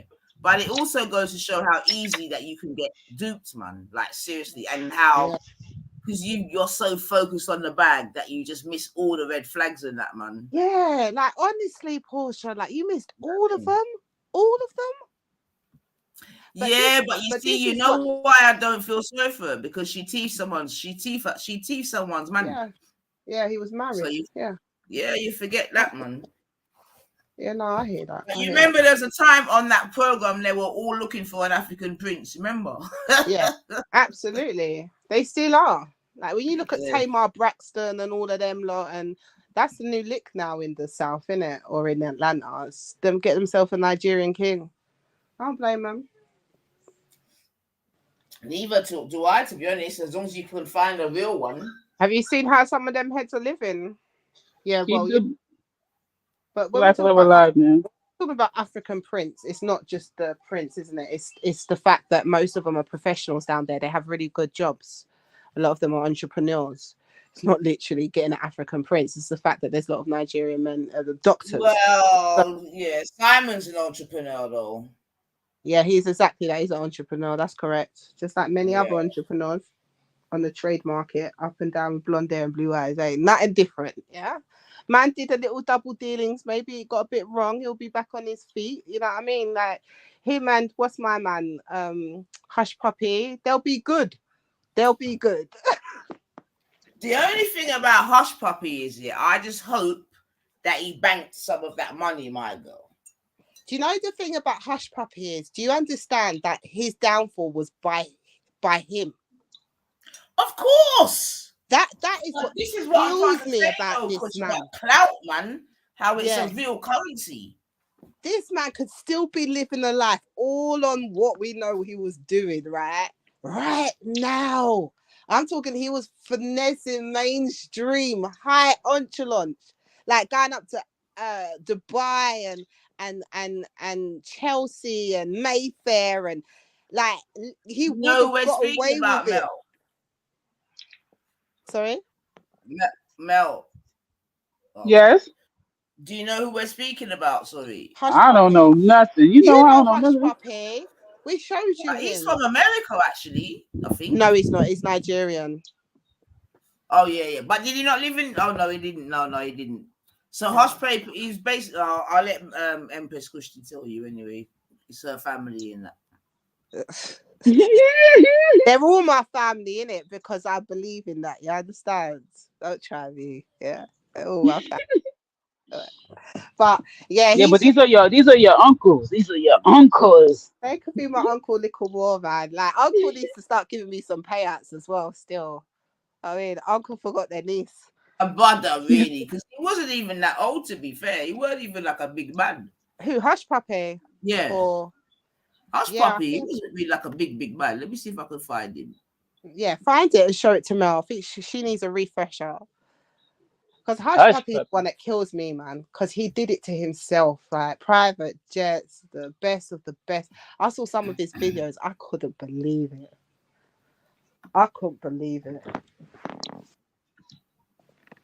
Y'all, the trees are starting to bloom out here. I'm so if you're somebody excited. who's looking for a legitimate way to make money on the internet right now, Ramon Hush Puppy Abbas seemed to have it all. Shopping Make trips it big, in sis. Paris with stops at Gucci and Louis Vuitton, posing by his pricey party cars, be it his Mercedes-Benz G-Wagon, Can you enlarge it, his sis? Ferrari 488 GTB, and showing off his birthday cake that depicted himself on top. I ain't mad at that. He loved himself. Exactly, sis. That's our uncle. I don't know what Mel's Nine's saying. Like, leave our uncle alone. Surrounded by Fendi bags were all common Instagram posts by this social media mogul. But here's the thing. All of Hush Puppy's wealth was fake. He had stolen millions from unsuspecting victims and fooled everyone. How did he do it? How long did he get away with it? Where is he now? Stolen's a bit Stick hard. around to find out. So, just who was Hush Puppy before he was, well, Hush Puppy? Born Ramon Abbas in the city of Lagos, Nigeria, this social media influencer and future scammer grew up rather poor and made his living washing cars. His father was a cab driver, and his mother sold bread on the street. No doubt it was these humble beginnings that made Ramon dream of a better life. Unfortunately, he went about getting that better life in the entirely wrong way. Ramon was seduced by the dark underworld of internet scams and started working for a company called Yahoo Yahoo. Yes, you heard that right. There's a bit of propaganda here, you know, so I'll take some of these things as a pinch of salt, you know. Hold on, sorry, I was just checking what page I was on, man. Sorry, just for these fucking copyright dickheads. Hold on. What it say? It says you're going to get a copyright? Did the message come up? No. This scam company took the name of the sole provider of the internet in Nigeria in a blatant attempt to confuse people. Unfortunately, this works, and people would indeed send over their money. Femi Olabi, a journalist at The Cable, has opened up about the most common and successful scams that Yahoo Yahoo would orchestrate. He said the most common format involved pretending to be an American soldier stranded in Africa. They would send emails requesting money for help to people in America. Mr. Abbas apparently had a real knack for tricking people into sending money. But Abbas wanted more. He traveled to South Africa and met up with even more seedy scammers who taught him how to take his illegal activities to the next level, and Abbas succeeded. After his first big score, he went out and bought a Rolex and posted pictures of it online. As time went on, the posts got more eccentric, and Ramon found he was gaining a following. These early Instagram posts can be traced back to 2012. Behind the scenes, Ramon was considered the ringleader of an entire group of scammers, and he moved his operation to Malaysia and eventually the United Arab Emirates. Part of the appeal of his posts was absolutely Abbas's biting tone. An early post featuring the interior of his Rolls Royce was coupled with the caption, "This post is just to hurt my enemies." Another post which highlighted a beautifully arranged meal came with the text, "Hope y'all ate today." And his followers, they ate it up. They started referring to Ramon as Boss Man Hush, and soon Abbas had garnered 2.5 million Instagram followers under his moniker, Hush Puppy. All right, Mel. So you get the picture, because I don't know, like I said, I don't want to go too far because these people have been fucking hitting me up left, right, and centre. But basically, that's what it was doing up until as late as, when was it, Kushti? 2021? There you go. Probably Kushti's gone. Mel? I'm here. It's just real windy out here, but I'm here. Yeah. So basically, this is So like he basically like got a like was scamming people, getting money from it, taking pictures of the stuff that he got popular really from being materialistic. Basically, wow. Like, his downfall was that he kept publicizing what he was doing, and then that obviously got the FBI. Was it FBI? Was it called FBI? FBI. Exactly. Yes. On his ass. I mean, like they started investigating him and all them things there until he finally was arrested. So yeah, he was a proper big celeb at one point as well. Like I guess he was doing bits, man. But that's what I was trying to say to you before, Kushti. I would hope that he has at least put down some money to come out to. You get me? If he's done all of that and he's gonna come out broke, then he's a dickhead. He's a dickhead. Yeah, no, for real, absolutely. So he's arrested now. He's in jail. Yeah, he's in jail right now. Are they gonna deport him? I think he got locked up like 3 years, 2 years ago now, probably even longer. I think. So they're not gonna deport him. He's just gonna stay in America in jail. Yeah, because like the charges against him are serious. They're like, I don't know, what do you call it, federal, or like he started dipping in like the taxing, and like he started dealing with quite wealthy people. He was dealing with people in Dubai. Like I think that was quite lightweight, some of the stuff that he said. That if you go for other videos, you'll see he was quite deep with a lot of stuff, shall we say. So yeah, they're saying that he's there for a while, so hopefully that's what heads are saying, that he put stuff away, because that makes sense. It's like like Tasha K's husband, like Tasha K, she got that problem with Cardi B and her husband's from Mali, innit? So heads are saying that Cardi is now asking them to do an intensive check, because they reckon that they're hiding the money in Mali, because it's easier to just do things like that, innit? So you'd like to think that like Hush Puppy's done the same for his people, his I'd like to think so, man, because it's much easier to sit in jail knowing you're coming out to exactly.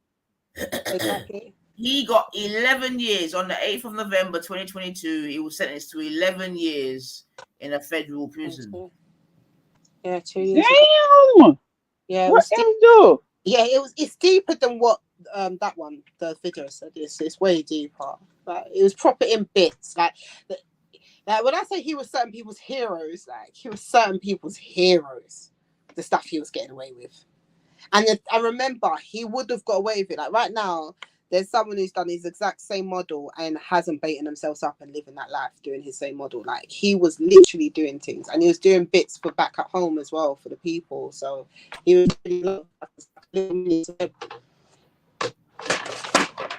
I'll just quickly read something from the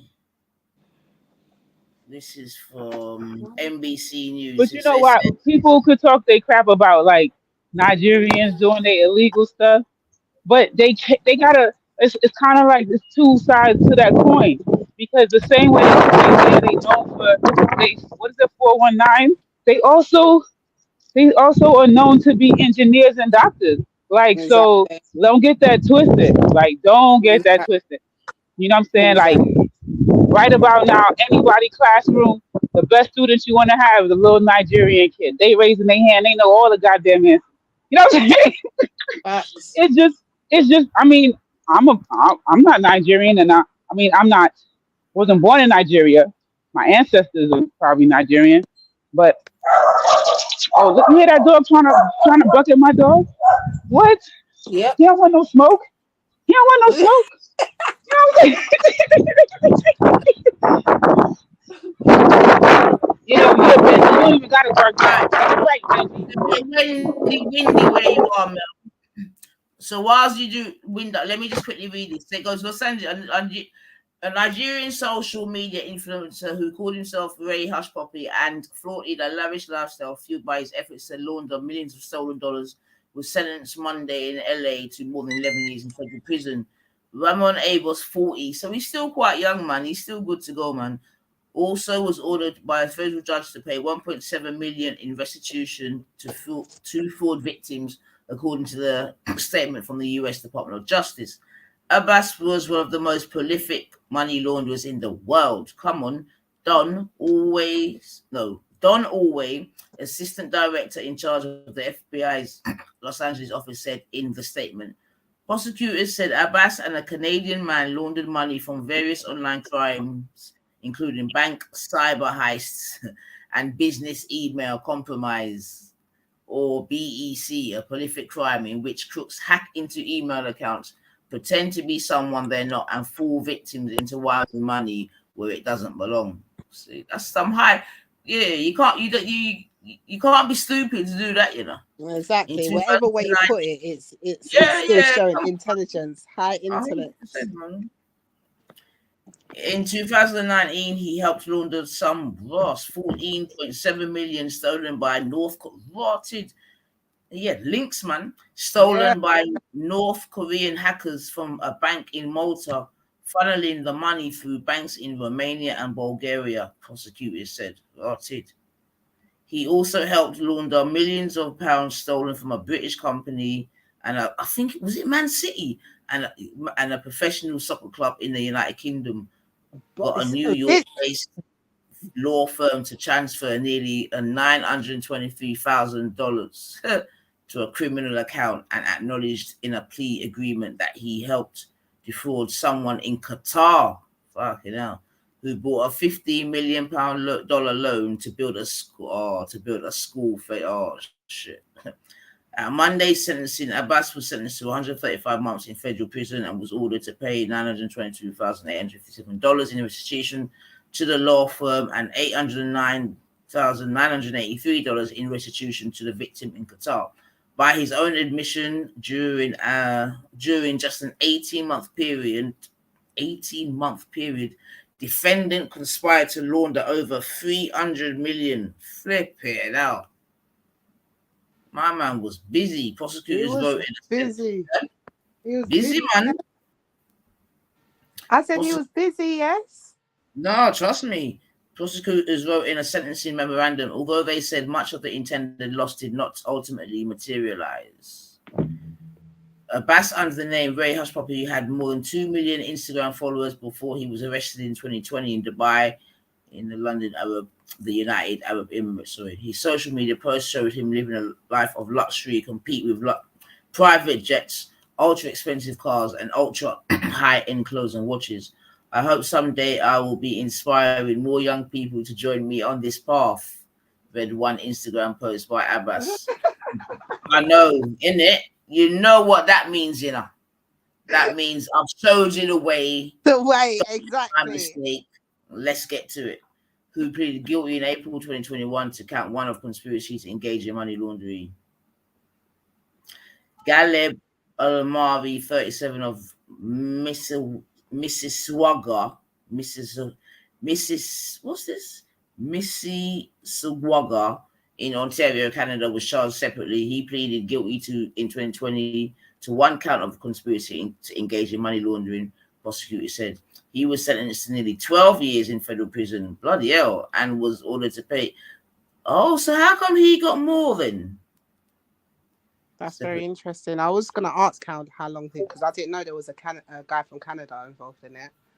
Yes, he pleaded guilty to one count of conspiracy to engage in money laundering. He was sentenced to nearly, so he got a bit more than my guy, and he had to pay back more. That's interesting. Okay. Let's see what he looks like. What does he look? Oh, let me see. I think this because they said he was from. Oh, let me see if his name, if it comes up still. But the thing is, yeah, as long as he's got some money to come out to, it'll be bad or not too bad. But if he comes out to nothing, then he's an idiot, man. Definitely. I mean, you've got to weigh it up. Like, if you're coming out to those kind of numbers, then 12 years is... you know what I mean? For 12 years, you know what I mean, you can go off to oblivion and just live your life nicely, no worries. Then, you know what I mean? It's... Talking about Nigeria, but Arab looking.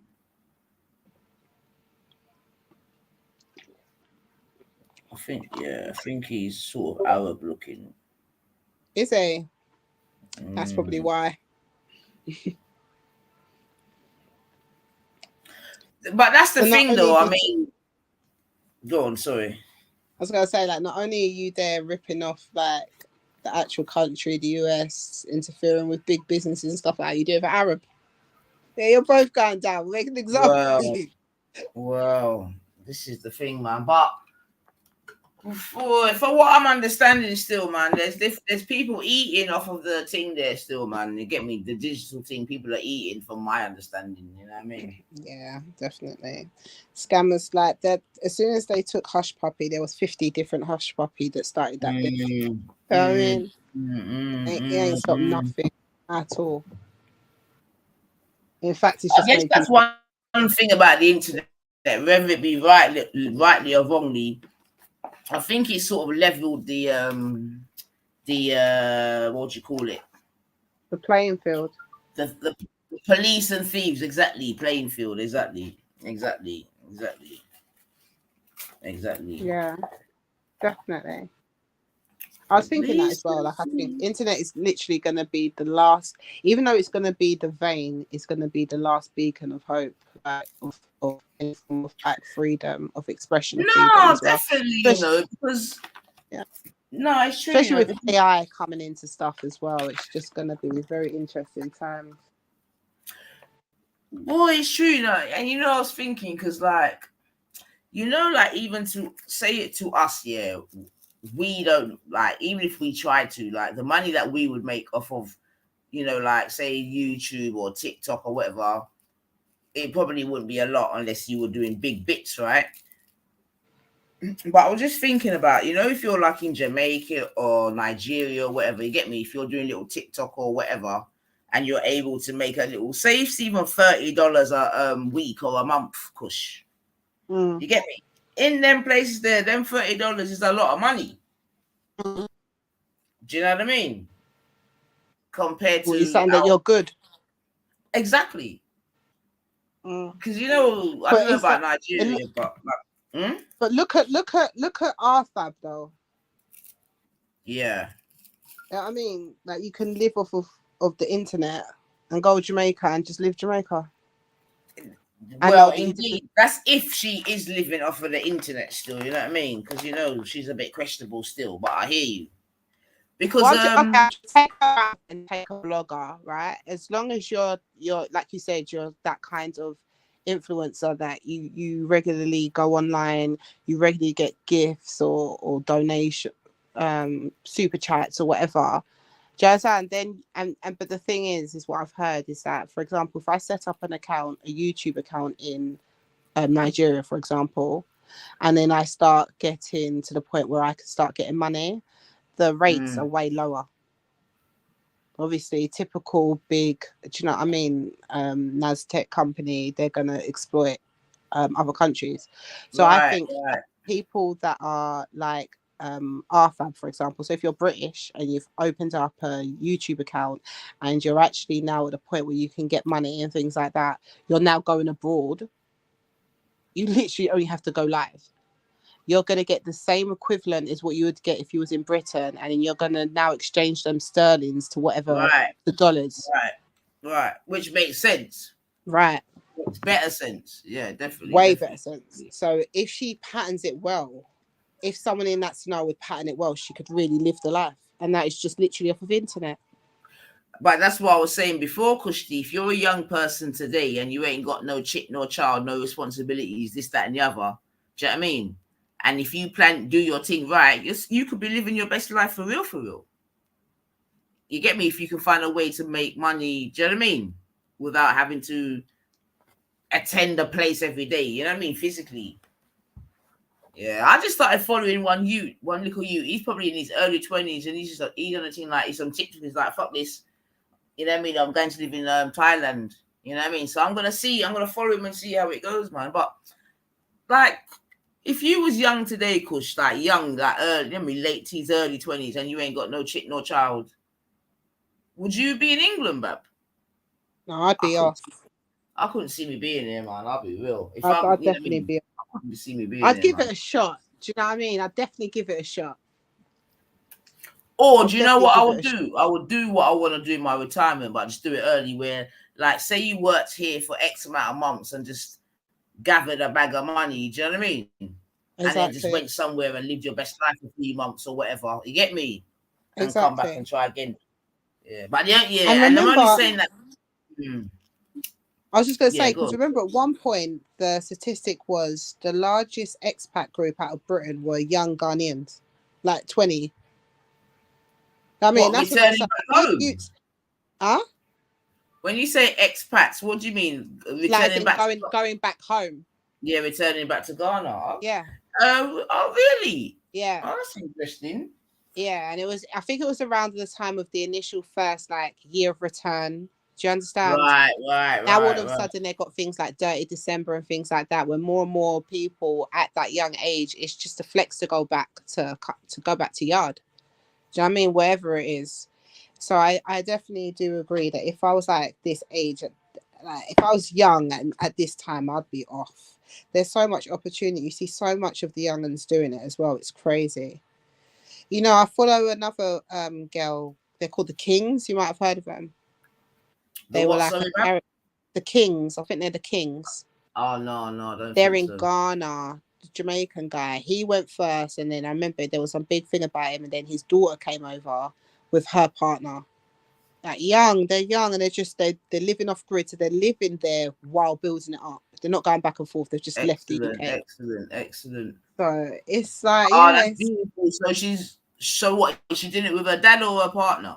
Literally all of them. Her dad started. Yeah, that's lovely, man. Yeah, that is so lovely, man. Yeah, if I show him to you, you might know him as well. Like you might know the person as well. He's got a bit of a keloid near his ear, Jamaican guy. But yeah, he went over, did his thing, bought land. Literally, you could see him just building it up. He bought a little, what would be known, maybe like a guest house for future, just in case. He didn't want to pressure him. The daughter came over and was like, you know what, Dad, I want to do it as well.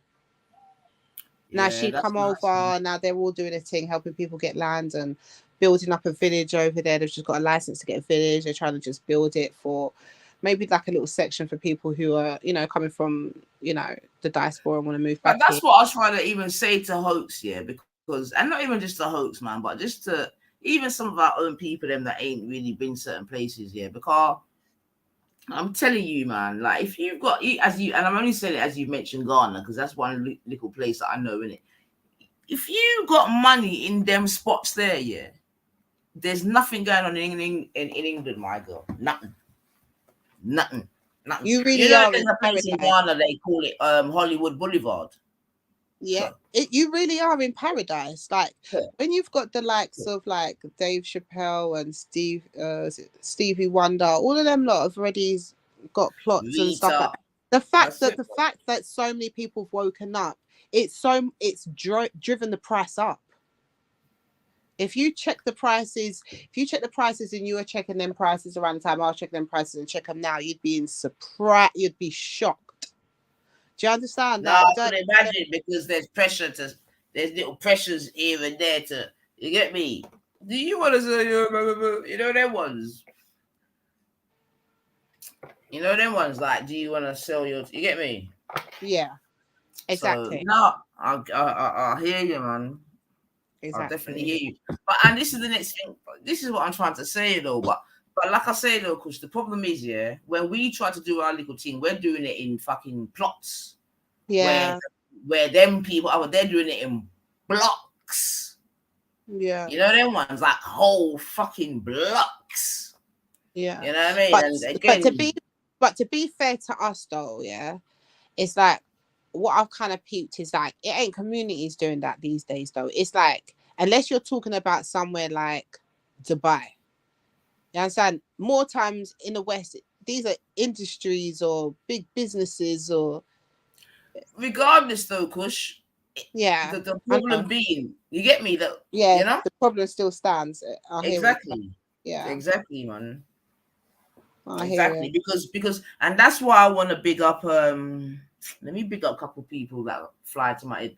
Big up Acorn still, although I know he may be questionable certain other ways, but big up Acorn because I know that he went home and tried to do his thing.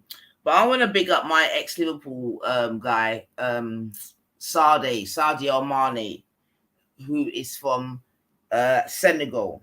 You get me? And he's gone back and he's done lots of but you know them, like we were saying before, Kushti, whereby the unsung heroes, in it, you know, they don't you know what I mean, they don't get their shine. You get what I'm trying to say to you? But absolutely, he's definitely gone back and done a lot for his country, his village, or whatever, because he did definitely start with his village. So let me not say country because that might sound a bit grandiose, but for his village, you know what I mean? Schools, hospitals, blah blah blah blah blah blah.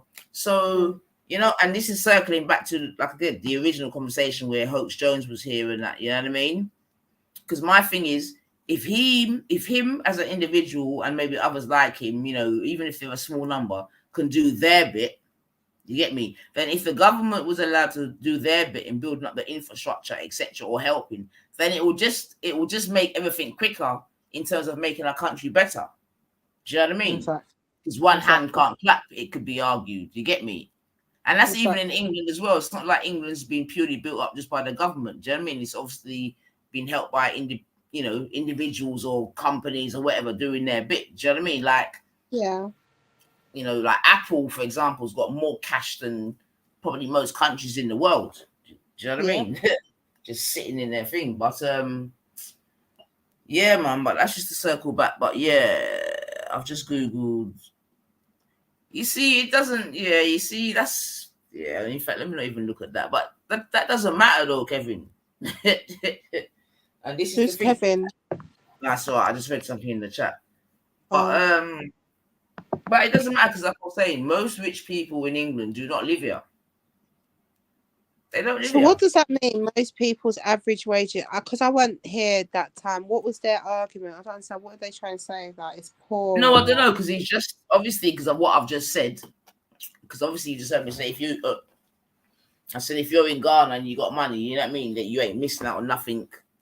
He's obviously just done that and just come back with that. But that's what I'm trying to say. That doesn't really mean anything. Like that's fine. You know, like a part of me kind of thinks like, yeah, you should think that. Like, let it be our little secret for once. Like, if you really think that going back to these places is like, like you said, if you haven't been, you don't know. Like, you don't know the meaning of paradise until you've seen these kind of places. So it's once like you said, you don't have to worry about money. Doesn't even matter, man. It's literally, it's not even something. If you literally, like, if you only knew, like, if you don't understand that, then it's if you only knew. Seriously. But it's like I've always said though, like, Kush, I've never been on a plane to any of these places, and it's been empty. Never. No, of course not. And it's often filled up with people that don't look like me and you. So where are you going? And I've done told you already about when I went to Kenya and blah blah blah. I'm giving the story. Was going to Kenya on holiday. You get me? From we went on Yeah. the seat, there was someone sat beside me that was just wrapped up under some covers. Do you know what I mean? Didn't eat nor nothing, was just under the covers. Time coming, and the pilot was on a thing like, okay, well, no, the reverse.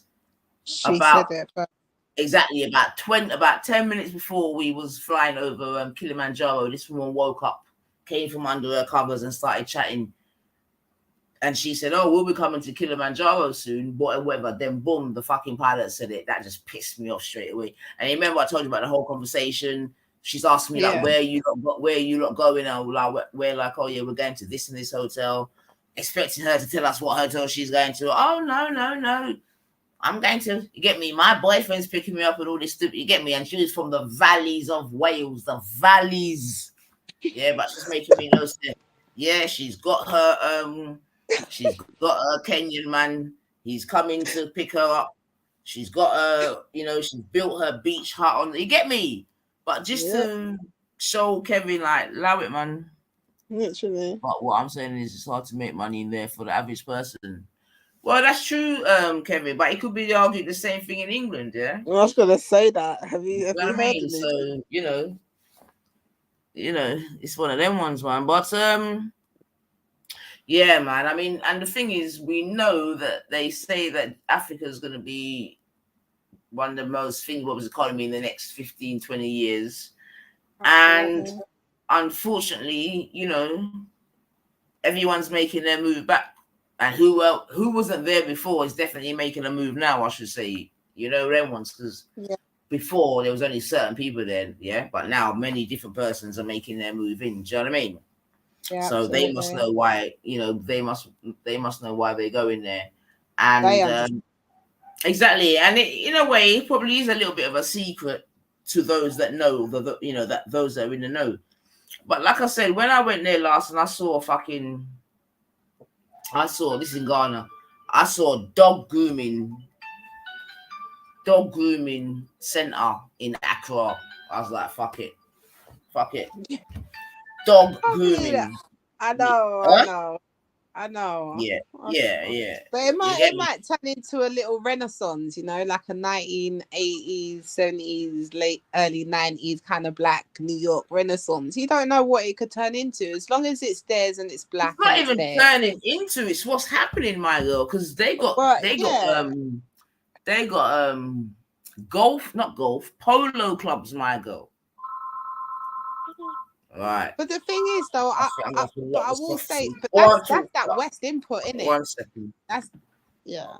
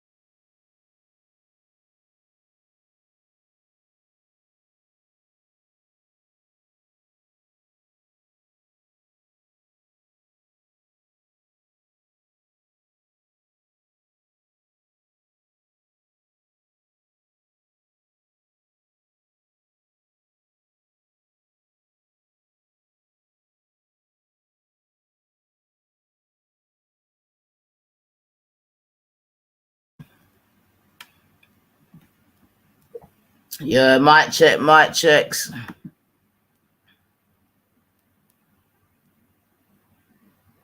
Right, sorry about that, family.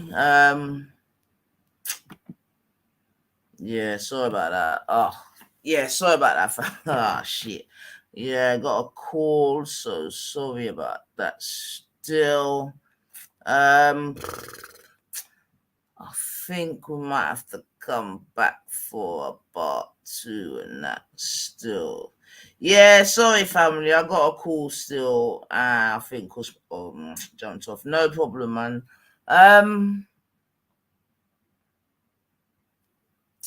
Yeah. Sorry about that. I got a call, family, man. Yo, when I say life can life sometimes, trust me, yeah. Hey, life can life sometimes. Yeah, man, come on, Disco Bunny, you done that, go already. But I think I'll leave it there still, family. We're not on a live still car. Yeah, nah, cause man. Alright, let me see.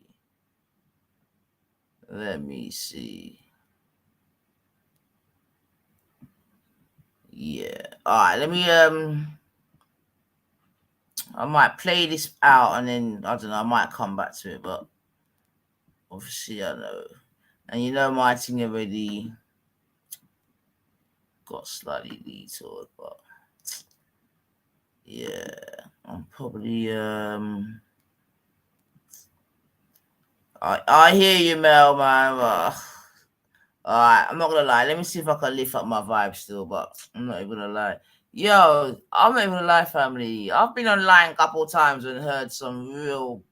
Anyway, let me just check. Alright. Alright, let me see if I can get back to the original title, but I saw it got sometimes still. Man got spared today. Man got spared today. And that's why, say in a real life, in a real life, we're compassionate, But alright, let me see. Where did we actually get to? In terms of this video? But I think I might have to come back with some little bummy side update still. Good, isn't it? Good. Got the story. Yeah, so then obviously, I think that was the Yeah, door but hear me. like that, right? Like how you so flip for women this, to kind of disrespect on like Love that. on no, everything. but why get all of this? I'm saying No,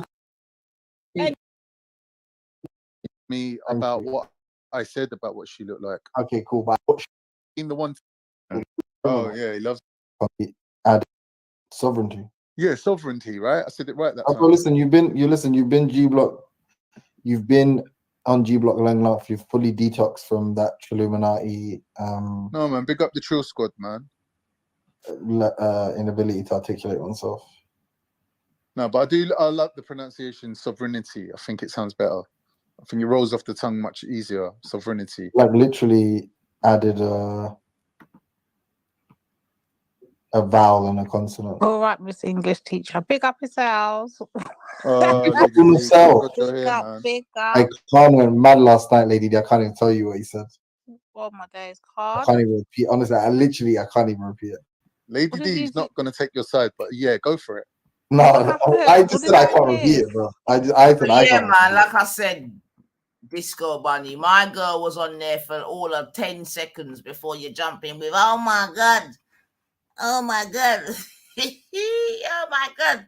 Not even 10 seconds, man. Yeah. Disco pastor. I tell you that disco pastor. Oh my God, Jacob is a menace, bro. He's a criminal. Oh yeah, he loves it. God, Jacob is an actual criminal. He should be arrested. What happened? What have I walked into? That's not respectfully. No, but can't say what you said, bro. I can't say it. I just said I can't repeat myself. I was mentioning the fact that I've met Nynefa in real life, and they were asking me what she looks like, and I said she's extremely beautiful. No, I said she's extremely. Are you going to cut me straight away? What do you mean they? You and Scientific. I asked you what she looks like. Yeah.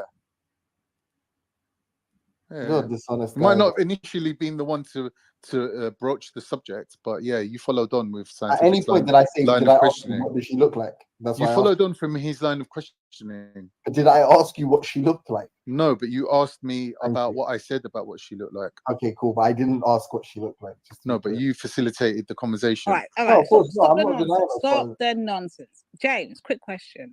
Yeah. Why is it every time I come onto this panel, there's always a conversation still with Nanifa? Like, This what the him, hell? bro.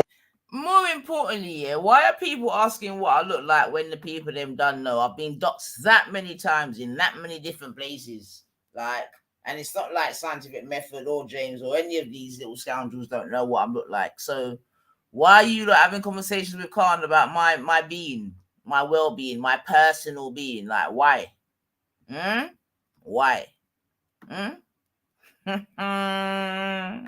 What is that to do with me? No, Well, what is no, what is that's wrong not with your true. That's obsession not with true. nines? For real. What is your obsession with nines? No, Because they're in my the church. initial conversation was, why do Lady D and Nanifa hate me when Shakara and No, I didn't say Lady D. and yeah, you did. You said both I of them didn't. I hate said me. Christian You nines. did I say didn't that. say Lady D. I Oh, didn't sorry. say- Yeah, you said. I beg your pardon. You are correct. You said Kush, whatever her name is. Oh, you realize that I don't hate you more than Kushti, right? You No, I know find you any do hate me. I shock, just yeah? didn't mention you. No, I know you do actually hate me. I just didn't say you yesterday. And then carry on, Con. What did you Oh say? yeah, so that's obviously how that got brought up. It's exactly Norma, man. And that one there was a few years ago. And there's been many since, do you know what I mean? So when they're asking what I look like, all these little fucking reprobates know what the goddess looks like, man. You get me? In various, they've even tried to make me look ugly, bless them. You get me? Because the powers are too high. You get me? Jimmy Hill, also known as I've been touched, bleeding heart. You know what I mean? All of these weird people. But obviously, when I appear on your channel, it gives your channel a little bit more credence. You know what I mean? It gives it a little bit more sexiness. You know what I mean? You know them ones, Jimmy. Hey, you, Jimmy. Yeah, you with the touch of with the touchers in their family. Yeah. Yo, imagine you're out here doing badness, you know. When you've got people in your family that touch up your family, it's a mad thing, man. Well, thank you very much. Do you know what, Norma? I can't even say that I disagree with you. I can't even say that I disagree, bab. Fine looking lady, and I'm jealous with you. I mean, I don't like to toot my horn, but Lord of mercy, all they keep seem to do is try to go over my person, go off my person. They don't talk about what's coming out my mouth. Just look at Nines. Anyway. And I was saying to him that I don't think Nanifa hates you. I just think she finds you irritating. And I think that some people irritating them is like how you're going to get a reaction out of them. Because if Nanifa hated you, you'd get very little response or any kind of like communication from her. On this part, well said, Norma. What you said, the crazy thing. Well, you were saying something Mona, about come on. Shakara and what was his name? Scattered Minds. Agreed with you almost politically on everything. No, but why forget all of this? I'm saying because this is how like Lady D's asked the question, why is Nanifa's name always in your mouth? That's and this is what we're getting to.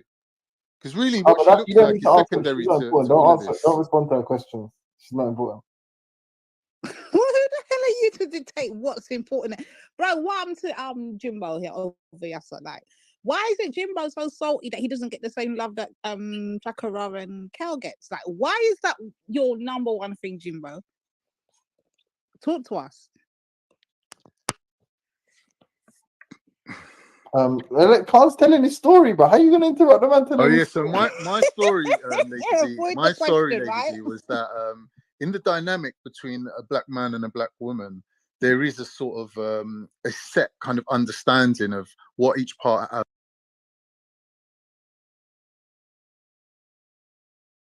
See, now I know that before Khan was getting a lot of steam and stick and that, you know what I mean? You get me? But me personally, I want to take it away from Khan, innit? not even take it away from him, because at the end of the day, like I said, innit, it could be argued that Khan's doing what he's supposed to do. You see what I'm saying to you? But what I find more interesting is when you got a man like Disco Jones, yeah, or Disco Bunny, as his new name is, who constantly brings these, I don't want to say outside persons, but just persons not of the same, into certain arguments and discussions. You get me? So before, when you got Sister Cushy saying, well, why is A, B, C, D, and E? You know what I mean?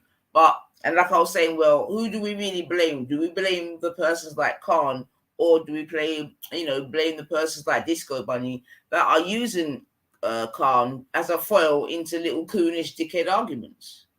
Do you know what I mean? Because it could be argued if James wasn't having these conversations with said person, whether it be Khan or S&M and whatever, then they couldn't say nothing, because themselves on their own, they're not going to start bringing up certain discussions. That's a definite. Do you know what I mean? But obviously, if you're going to bring them in to be, then, and this is what I'm trying to say, man. Anyway. Brings to the table in terms of the dynamic, right?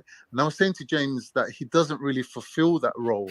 Like, he doesn't come across as the silent, strong type of man that women can depend on. Like, he's not really macho like that, right? So for women to kind of disrespect him, you're for being women to just call him wet and wash. Like, yeah, so like for him to not really get respect from specifically black women, it's no surprise to me.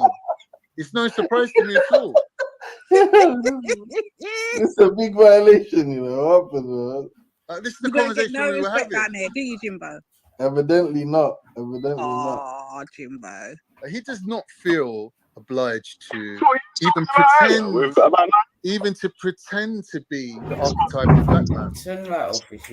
He's always crying about 9, bro. Always crying about. I don't know what it is with James and 9, but he's obsessed with 9.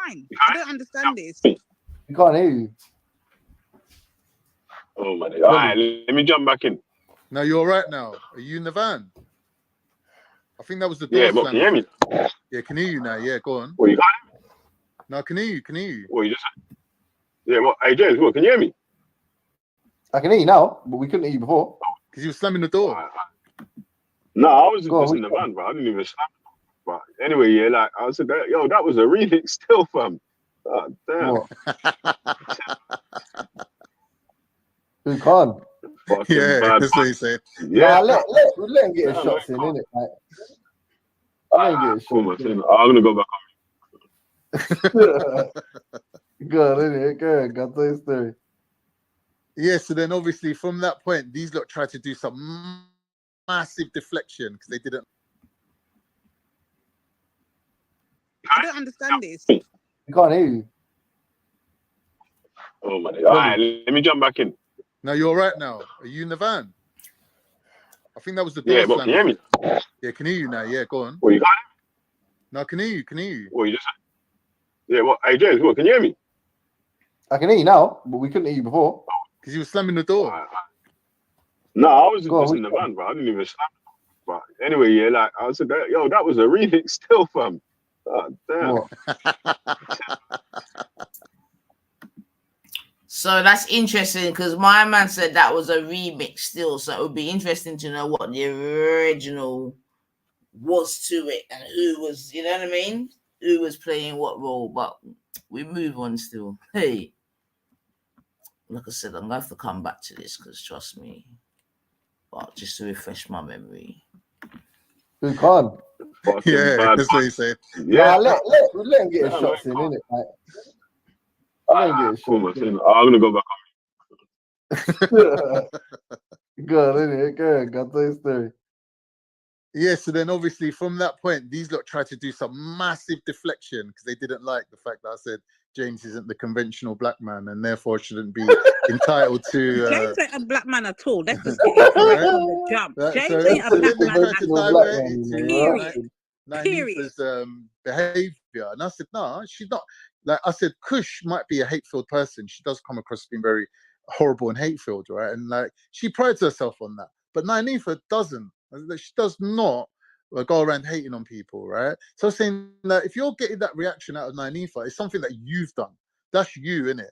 And then from my assumption or my understanding, I would say that you're basically very irritating. That's the factor that's really like provokes Nynaeve, is that you're like, it's not that you're a good person or a bad person, because she communicates very well with good people and bad people. It's the fact that you're deliberately irritating. That's why you get that reaction. My favorite topic is talking about nines. Can I just point out though, yeah, just to be clear, what I asked you was to render what you had said. Yeah, this is all things that I said. I don't know why this is about me the and conversation Nynaeve. we were having. Yeah, but what's that got to do with me and Nynaeve? Like, look. No, I was saying I said to Lady V, do you know what Khan said? Nynaeve doesn't hate you. Say it. And I said, no, you say it. What is it you have supposed you to at have said, any Khan? point What said did what you you say? said What about her looks, you mean? Huh?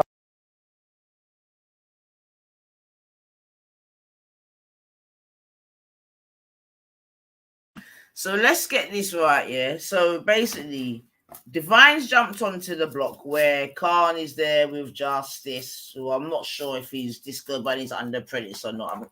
I haven't come to the conclusion yet, but he's there with Khan and whatever. As soon as she jumps on, he's like anything like, yo, Divine, you get me? 10 seconds. So all right, bam, comes round to myself. Now the reason why I'm saying that Disco Bunny is just like, annoying is not even the word, to be fair. Like, he's just, do you know what? I might even allow it, you know. I swear to God, man. I might actually just allow it, man. Going around, circling back to the sort of conversation that we had this afternoon in terms of conforming and this and that, I might just leave it right there, you know. I might just leave it. I might just let it play, but I might just leave the commentary. I might just do that, you know. Circling back to the conversation that we had today still. So, you know what?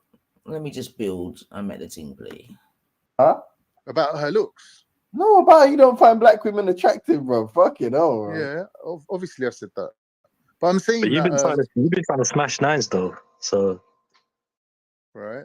And ignore so him, Khan. you do What is find it them you're attractive. saying? So what are you on about? It's a contradiction. No, because Lady James V, said did he you hear what doesn't he said, fancy. He said he don't fancy Taylor Swift like that, but he would still smash her. And based on what he was set, that premise that he'd set up, I said, now, yeah, what happened there? What happened there? What happened there? What the fuck's this? Hold on. Hey, what's up, guys? Listen and shut the door. What's up, SaTdAy Squad? We have so much to talk about. Kate Middleton, right?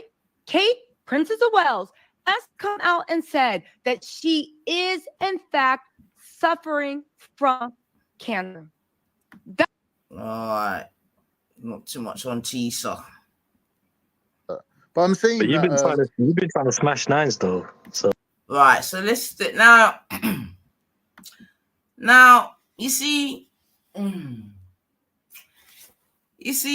even just I don't even know how to. You've been trying to smash nines. The disrespect, man. The disrespect, you know. You know, yo, don't rap with Tisa, man. I'm a girl that, man. Trust me. Yo, she's been on the Kate Middleton thing from early, my girl. Early, man. Early.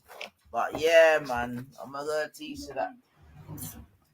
Yeah, I think people are going to be catching blights today still, because it's not quite Piccadilly Circus, but it's still busy in our ends, yeah. But yeah, disrespect about smash. Disrespect. I tell you.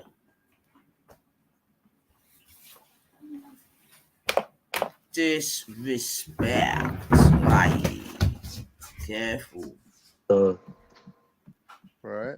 And ignore him. So Khan. you do find them attractive. So what are you on about? It's a contradiction. No, because James said he doesn't fancy. He said he don't fancy. So obviously at that point, Slimmers is trolling, yeah, about because you know that's foolishness. You get me? Because there's no way Slimmers is out here trying to smash nobody, especially in Nynaeve. So stop all of that. Now, obviously, I'm just gonna take this as man them having, lads having banter, no problem. You get me? what I want to really point out is how the QuOoN brings in the Iceman and not the Iceman, the Mountain Man and the Sound Man into the thing, and that's why I'll always put it on him in it, because this is straight QuOoning, man. Straight, because the thing is, James couldn't get near a Turkish girl in Khan's company, and he couldn't get near an Indian girl in S&M's company. Couldn't even get near it, not to mention talk about it. Yeah, but he's comfortable allowing you, and this is the difference, man. You get me? This is the difference, and this is again swinging back to what Kushti was saying before about the defamation and all the rest of it. It's all good, but you gotta have people that are looking to you get me, to be, like I said, part of the admin. But when you got QuOONs like this that don't mind your people then being under, you know, and basically encourages it. That's basically whilst giggling. You get me? It's a mad thing. They're both the same, each of the Turk and the sellout. And yeah, I hear you, but like I said, it could be argued the Turk is doing what he's supposed to do, my girl. You get me? Snake should be a snake, the sellout should be a sellout. He's doing that. Yeah, fair enough. But I'm not putting equal thing though. Nah. I'm not putting equal yoke on them. You get me? Khan's doing what he's supposed to do. You know what I mean? And I suppose the QuOON's doing what he's supposed to do too, man. The QuOON and the Khan. There's actually a little ring to it. The QuOON and the Khan. I see Taylor Swift like that, but he would still smash her. And based on what he was set, that premise that he'd set up, I said, I don't find Nyanifa attractive. Like, she's not my type, but I would still smash her because she's gorgeous. So why are we talking about smashing sisters, and why is James she not be your type, but she'd be gorgeous? I don't get Why it. are you upholding this She's not my type, bro. Lady D, all him. No, James, you initiated the fuck shit, and then you. No, I that's what he did. And I said, I even said that. I said she's in a relationship. We shouldn't be talking like this about her, but they wanted to pursue the. They were basically dragging it out. Dragging it out. And scientific method was facilitating James in this. But you know what we were debating? But scientific method's a little waste, man. Where anytime I catch him, I'm done. No, listen. Look, scientific method. Literally, just I don't know what in the context was. He asked Khan. He was like, "Have you seen Nyanifa or something like that?" And then Khan was like, "Yeah," and he just went off a fusing about her. He went off a fusing about her, and I jumped in and said, "Bro, if you don't mean those things, don't." Now you see, look when Disco Bunny says he jumps in. Yeah, not at the point when even my name is in S&M's mouth, which is what he's supposed to do. No. He makes it get to when it's like a debatable point. You get me? And this is what I'm trying to say, man. Listen, I'll take a... Anyway, let me not even say that stuff. Foolishness, man. But, you know? Don't say that. That's not what happened. You're lying. That's not what I said. Nyanifa is exceptionally attractive woman, aesthetically pleasing. And he said, oh, do you know that if you say nice things about people, sometimes it can be taken as an insult? And I was like, how? He's like, because you're overdoing it. You're saying that she's really that nice. And I'm like, yeah, but she is. No, you know why? You know why, Lady D? But he didn't want to believe me. Didn't want to believe me. And he's like, would other black men find her attractive? It's kind of now. Oh, weird questions he's asking. You even apologize, brother. No, but I was saying I don't know what black men like. As far as now, imagine if that is the case, family. Yeah, if that is the case, like, if that is the case, that Disco Jones is asking a fucking Turkish man if another black man would find her attractive. Wow. And this is circling back to the earlier part of the conversation. Do you know what I mean? Even when we got put, if you remember the comment that Code made, you see what I'm saying to you about how he was made to feel, or his feelings within the workplace for having a black family, etc., etc. You know? And then if you now circle back where we are now, where you've got a black man, that's if it's true. You got one black man from the east asking a Turkish man, would other black men fancy her? Wow. Yeah. Wow. You know them ones, family. That's a wow still, man. And just, Kushti, I see you there. Just, you know what I mean? To always bring context back to the conversation that we're having today still, man. These are the settings, man. These are the settings where you've got a brother asking a Turkish man if a brother would find a sister attractive. It's a mad thing. It's a mad thing, star. Yeah, but I don't feel no weight because, like I've always said, right. One thing I've said about that youth there is that I find him interesting because if he could be the future of some of the man them in England. Still, I've always said that, man.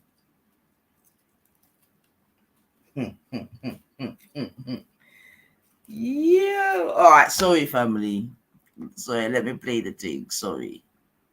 You apologize. Hold on. Hold on. See, now I'm confused. Because you literally apologized to me for saying that.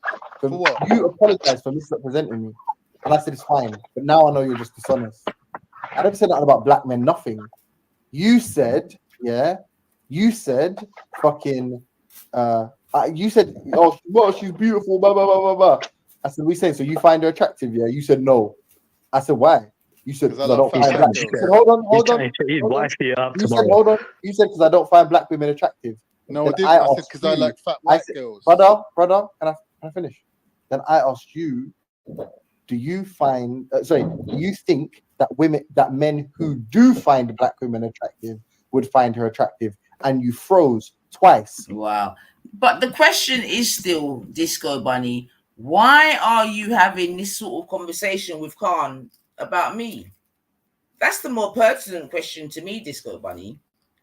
No matter how you dress it up, no matter when you use your little thesaurus words, this, that, and the other, why are you speaking to Khan about me and asking him what other men would think? Yo, Bedrin, just come pay me my dues and done.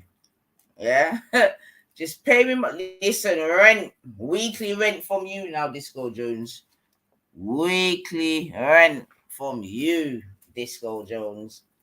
But seriously, that's what I'm saying. I am literally the Miss World right now. Man saying, oh, would other women oh, Lord, would other women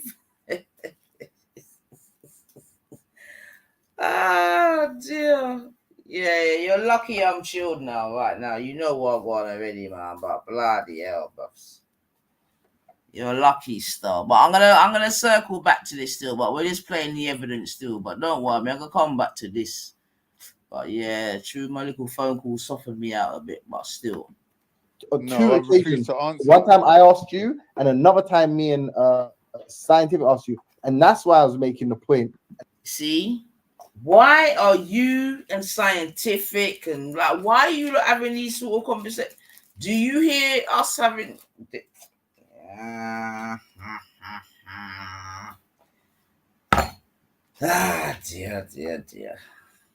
I'm saying it's dishonest, and it's patronizing, condescending, and by implication offensive when you say someone is exceptionally attractive and someone asks you, oh, so do you think other people find them attractive? So do you find them attractive? You go, no. Do you think other people find them attractive? You go, I don't know. No, I think it's stemming from insecurity. If you ask me the question, is I don't know, Beyonce attractive? Do you think is Beyonce stunning? I say, yes, she's stunning. Yeah, then you say to me, oh, are you attracted to her? I'll be like, yeah, obviously. And then someone say, oh, do you think other people are attracted to her? I'll be like, yeah, obviously. Okay, well, that's why she's stunning, isn't it? So now if I say she's exceptional, it makes sense. What you did is slightly mocking, and that's why I pointed it out. Because she's too much for him. He's shook, isn't it? That's why he's saying that. Now you're shook that she'll leave your ass, isn't it? Yeah, you don't think you're good enough. That's your problem. That's why you're saying before you come up here with your nonsense. Are you doing Ramadan? My opinion thing is much better than you, Lady D. Behave. Are you doing Ramadan? That's all I asked you. All right. So I want you lot to here, Trilla's game now, because remember, Trilla just said, my Kenyan thing. And this is when I say, them man, you know, Viet, them boy, you none at all. So Trilla's like, my Kenyan thing's much better than you, Divine. But like I'm saying, James, you could never get to chat to none of Trilla's people, them. You could never get to chat to none of Scientific Methods people, them. And you could never get to chat to any of Khan's people, them, in any capacity. That's the difference. Yeah? But these are the crosses that we have to live with still. You get me? You know? But when you can have them, and this is what I'm saying, man, all the big words and the yeah. So now, anyway, but the thing is, it's all fun and jokes. How much are you doing, Ramadan? Man, don't respect, man. Yeah. Some what the heck? What's that? I don't know. The fuck? Yemen Somali Center. So yeah, Somyam. What was it? Yes. Oh, cuisine. Sorry, cuisine. Come closer so I can see what Somalis eat. But what is beef? Because the banana. I can't probably see. Was that banana? Yeah. Can you see that? No, get me. I'm gonna get onto this geezer. Imagine he said black women. I don't even know what you lot were trying to say. To be fair, I'm saying he said black women ain't attractive. Listen, if you don't think black women are attractive, that's all good, yeah. Because let me just shut my mouth. Yeah, that's all good, isn't it? Let's leave it. Nah, say that, man. He's subjective, so that's up to him. It's subjective, though. About a man, this the whole black people. Then look, I can see a better side.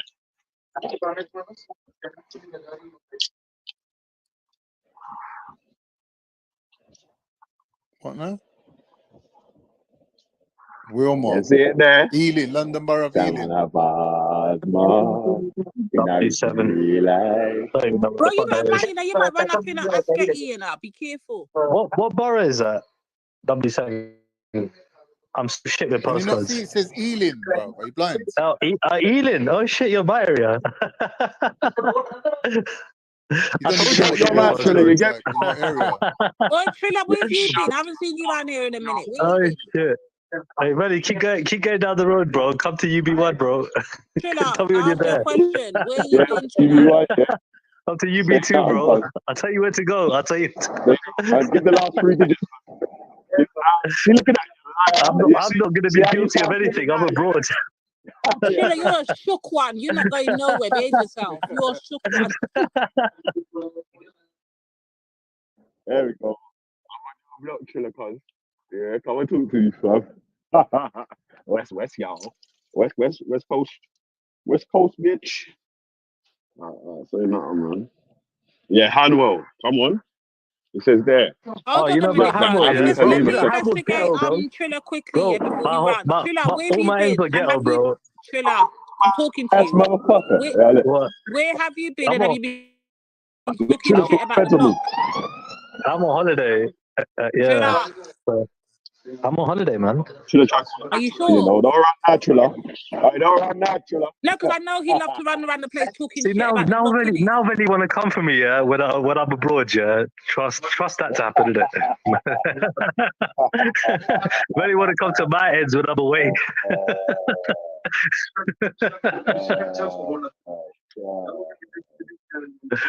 Oh, shit. So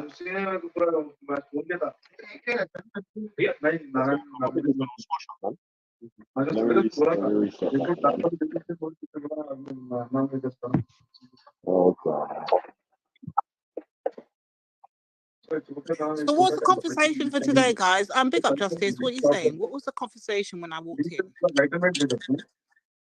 The conversation is Luke capable of a coherent conversation without emotional outbursts? That's a no. That's a no. Unless he's talking to wait. That's a bit hasty, Trilla, because I've had conversations with Luke, so. Yeah, About Well, what? you know, Beauty? he didn't know that you're black, innit? no, So, about reparations and all kinds of stuff. oh, okay. You're I lucky don't I was know. muted I then, mean, you know calm what it is? still. If it's like a one-on-one, innit, he might do that, innit? But like, if he gets, I don't know, he gets a bit angsty real quick, innit? He's got issues, man. He's got mental health issues. He talks about it. Justice, Yeah, that Luke's your much is cousin. obvious. You've got a cousin called Luke, who looks exactly like Luke.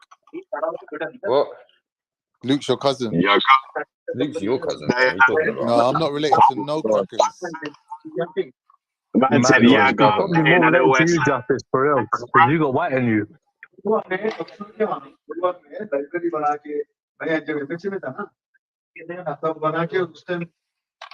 don't be talking about Trilla, my you got ice, the man. whole the My fucking ice, family round there today, Trilla. What you lot doing?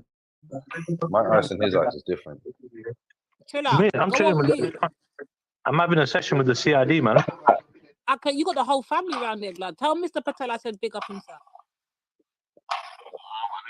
He's out there snitching, cuz. Didn't you hear him? He's having a drink with the CID. I'm making my links, snitching bro. up the place, cuz. Mm-hmm. Yeah. Bro, these are a terror squad. What, with the CID, These are yeah? fucking proper special agents and that. Mad ones. Terror Nah, serious. Yeah. I'm not even joking. Like, bro, if I get into trouble, yeah, like, man, I got links. Hey, listen, yeah? I'm gonna fucking restart a new show though, still, man. Can't lie, come on my own now, still, man. So, All right, yeah. man. Time for the evening shift, yeah. Big up yourself, bro. All right Time for then, the bro. evening. Is there subject matter though when you come back? Cool. Is there what? A Nah, we subject can fucking carry on with specific. whatever you want. With what it Okay. was like. And Oh, do you know really? what? I got a What I will question. do, yeah? I got a question. Go on. Is it possible to get steel toe cap boots that don't mash up your feet? Yeah, man, the MX ones. Yeah. Steel toe cap boots.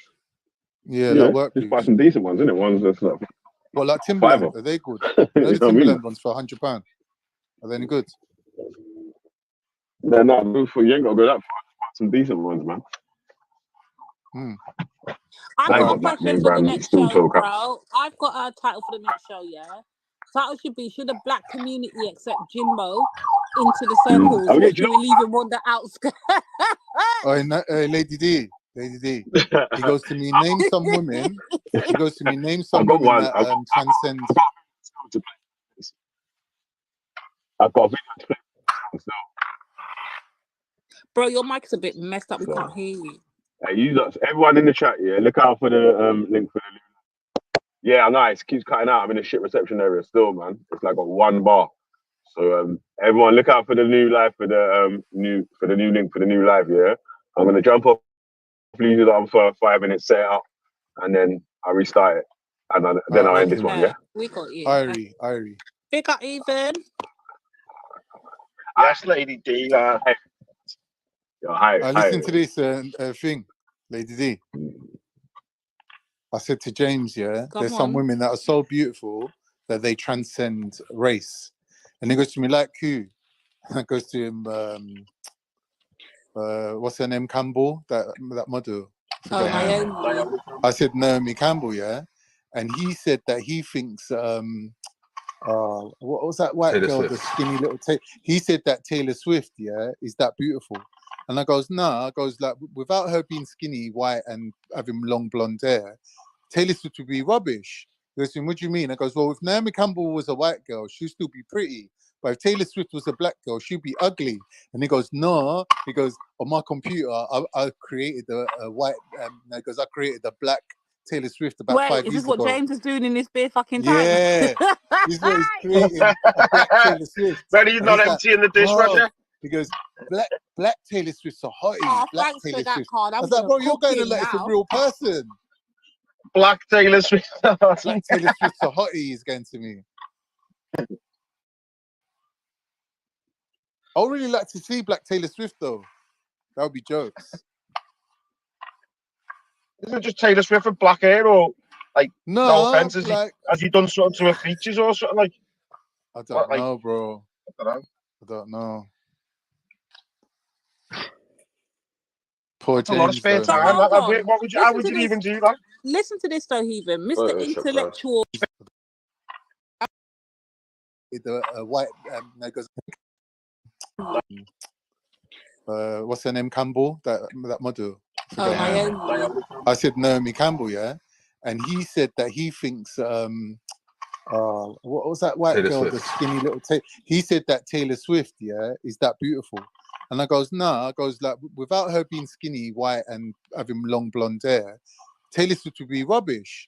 He goes, what do you mean? I goes, well, if Naomi Campbell was a white girl, she'd still be pretty. But if Taylor Swift was a black girl, she'd be ugly. And he goes, no. He goes, on my computer, I created a white, he goes, I created a black Taylor Swift about 5 Wait, years is this what ago. James is doing in this bare fucking time? Yeah. This is what he's creating, a black Taylor Swift. But he's And not he's emptying the like, dishwasher. he goes, black Taylor Swift's a hottie. Oh, Black thanks for Taylor that Swift. card. I I'm was like, gonna bro, you're cook going to him let it's a now. real person. Black Taylor Swift. Black Taylor Swift's a hottie, he's going to me. I would really like to see Black Taylor Swift, though. That would be jokes. Isn't it just Taylor Swift with black hair? Or be a hottie, be rubbish. And he said that he thinks what was that white Taylor girl, Swift. the skinny little he said that Taylor Swift, yeah, is that beautiful. And I goes, nah, I goes, like, without her being skinny, white, and having long blonde hair, Taylor Swift would be rubbish. He goes, what do you mean? I goes, well, if Naomi Campbell was a white girl, she'd still be pretty. But if Taylor Swift was a black girl, she'd be ugly. And he goes, no. He goes, on my computer, I created a white, he goes, I created a black Taylor Swift about Wait, 5 is years this what ago. James is doing in this bare fucking time? Yeah. This is what he's creating, a black Taylor Swift. but he's And not he's emptying the like, dishwasher. he goes, black Taylor Swift's a hottie. Oh, Black thanks Taylor for that Swift. card. I I'm was like, gonna bro, you're cook going to him let it's a now. real person. Black Taylor Swift. Black Taylor Swift's a hottie, he's going to me. I would really like to see Black Taylor Swift, though. That would be jokes. Isn't it just Taylor Swift with black hair? Or, like, no offense, has he done something to her features or something? Like, I don't know, bro. I don't know. I don't know. Poor That's a lot of James, spare though, time. man. Like, Hold on. what would you, how would you even do that? Listen to this though, Heathen. Mr. Photoshop, Intellectual English teacher in his spare time sits down on his computer and makes images of women and changes their skin of their color From of their 5 skin. years Like, ago, Lady T. And he Yeah. can keeps it you for see 5 what years. we're dealing with here though, Heathen? Like, for real. Madness, lady. Madness, man. Complete madness. Do you know what? Do you know the other day, my apprentice was in the van and he was surprised because they had he's on Snapchat, right? And they had do you know the way you have the things at the bottom and it has like different faces? They had, do you know the filter, footballer the Saka? filters. Yeah, the filters. Yeah, the filters. They had a Saka one, which made you black. Lad, and I don't know whether it was this. Honestly, that, but it literally lasted about, That's amazing. like, say till dinner time, lad, and then he went to show someone else it, and it was off there. It was weird. Yeah. Which made the bottom. Isn't it just Taylor Swift with black hair, or like? Thanks for Taylor that. Swift. Rob's like, yeah, Come there's on. some. Yeah, I know. It keeps cutting out. I'm in a shit reception area still, man. It's like got one bar. So everyone, look out for the new live for the new link for the new live. Yeah, I'm gonna jump off Lee's arm for 5 minutes, set it up, and then Sorry, I'll I had to restart it, rewind. and then I'll end this one. Yeah. We got you. Irie. To go Pick on up mute. Heathen. Yes, Lady D. You Hi, never I hi. listened walk to alone, this son. thing, Lady D. I said to James, yeah, Come there's some on. women that are so beautiful that they transcend race. And he goes to me, like who? I goes to him, what's her name, Campbell, that model. Oh, Forgot her name. Naomi. I said Naomi Campbell, yeah, and he said that he thinks what was that white Taylor girl, Swift. the skinny little he said that Taylor Swift, yeah, is that beautiful. And I goes, nah, I goes, like, without her being skinny, white, and having long blonde hair, Taylor Swift would be rubbish. He goes, what do you mean? I goes, well, if Naomi Campbell was a white girl, she'd still be pretty. But if Taylor Swift was a black girl, she'd be ugly. And he goes, no. He goes, on my computer, I created a white, he goes, I created a black Taylor Swift about Wait, 5 is this years what ago. James is doing in this bare fucking Yeah. time? This is what he's creating, a black Taylor Swift. But he's And not he's emptying the bro, dishwasher. he goes, black Taylor Swift's a hottie. Oh, Black thanks Taylor for that Swift. card. I I'm was like, gonna bro, you're cook going to him let it's a now. real person. Black Taylor Swift. Black Taylor Swift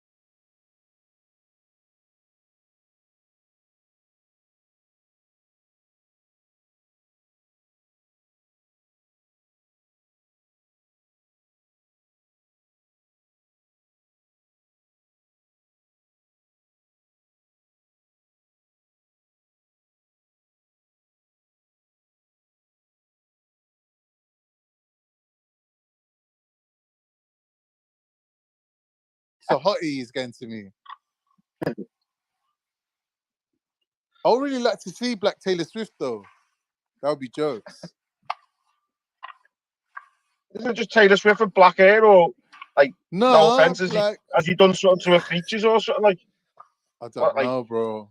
I don't know. I don't know. Poor That's a lot of James. spare Though, time. man.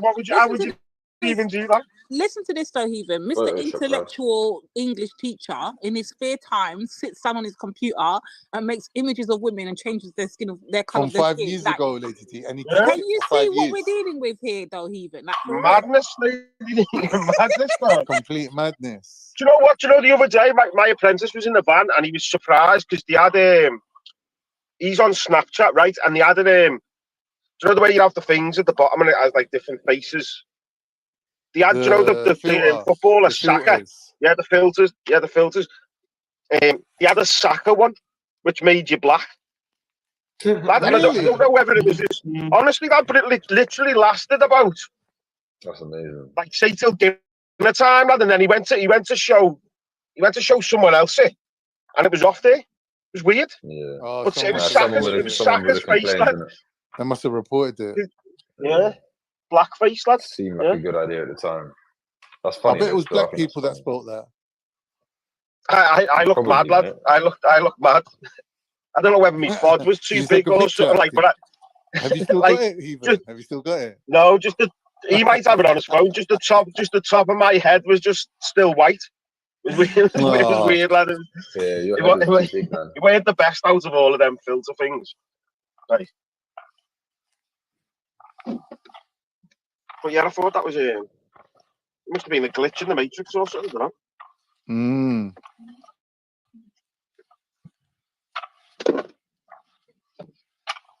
Anyway, I'm jumping off, man. Let Billy do the new thing, innit? Oh, but someone better come with a good subject matter on the other side. Please, someone think of something. Haven't you got any, Lady D? I haven't looked at the news or not. No, I haven't. What's going on? Have you been watching any of Jedi's little shorts? What was that one I brought up this morning? Oh. I wasn't here this morning.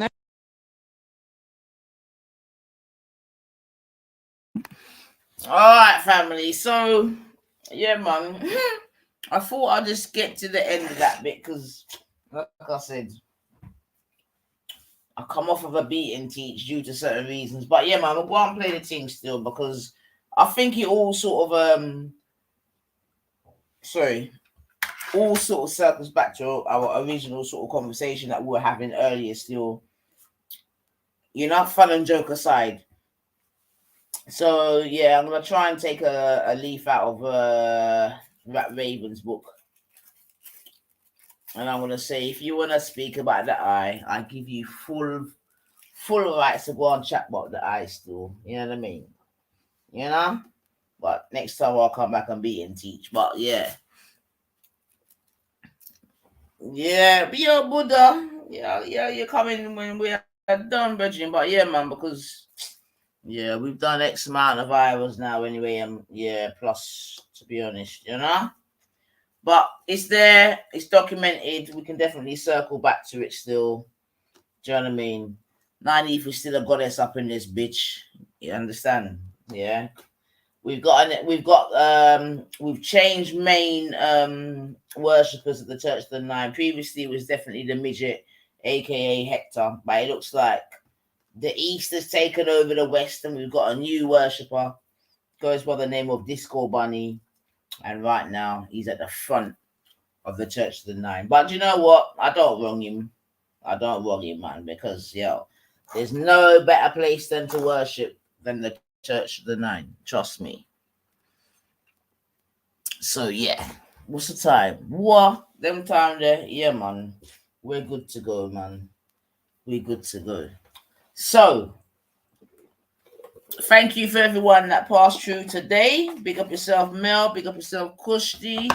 Always nice for the sisters to pass through. We had the great. No, man, joking. We had Khan. Obviously, Goldilocks Randy came through. Who else did we have?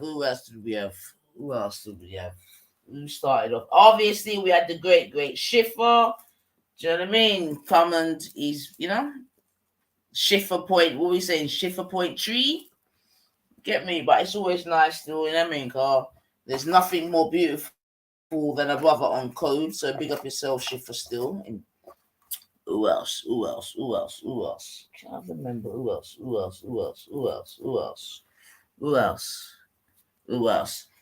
Right, let me shout out, just in case you're listening, let me shout out Snip still. Big up yourself, Sniper. You get me? Hope you're well in that. You know what I mean? You might be one of my bushmen, them just listening out still, but if you are, big up yourself. And as ever, I hope you and the family are well. You know what I mean? Oh, yeah. All right, well, my militant sis is saying, listen, good reasoning once we got rid of, you know, said of the referaf. Me no know she a talk about still. But you know, I feel I thought that. But yeah, man. I heard you on panel. You done offered the thing in from a panel. Okay, so I talked to Buddhage. Yeah, come on, big up yourself, Buddhage.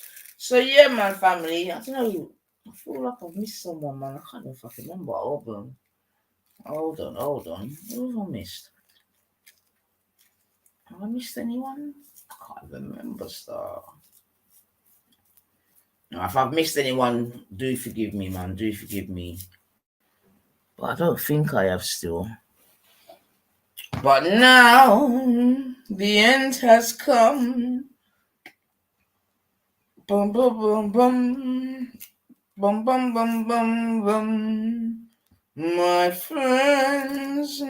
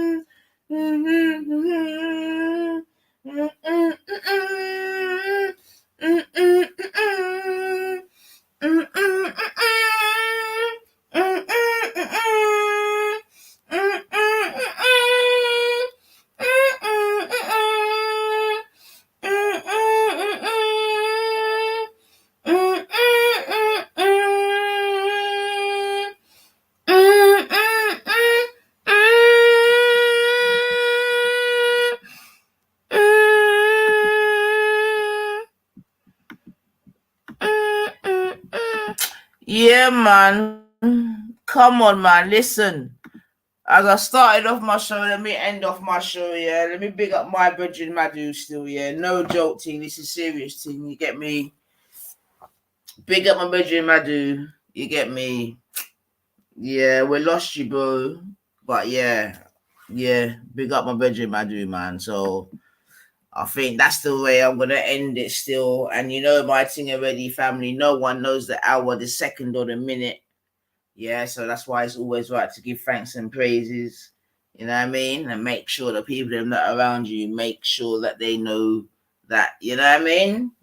Yeah, because no one knows the minute, the second, the hour. And like I said, and these are not old people, family. Do you understand what I'm saying to you? You know what I mean? And boy, yeah. This is my college youth. You get me? My Liverpool brethren, my Nigerian brethren, my local brethren, like, yeah, we this is man, our family. Listen, those of you that listen to me, yeah, because I know that there's a certain core of you that just listen to me, but you see, when you've ever heard me tell a story or an anecdote whereby I've said, 1 year we went to Carnival, yeah, and he was wearing a Public Enemy t-shirt, you get me?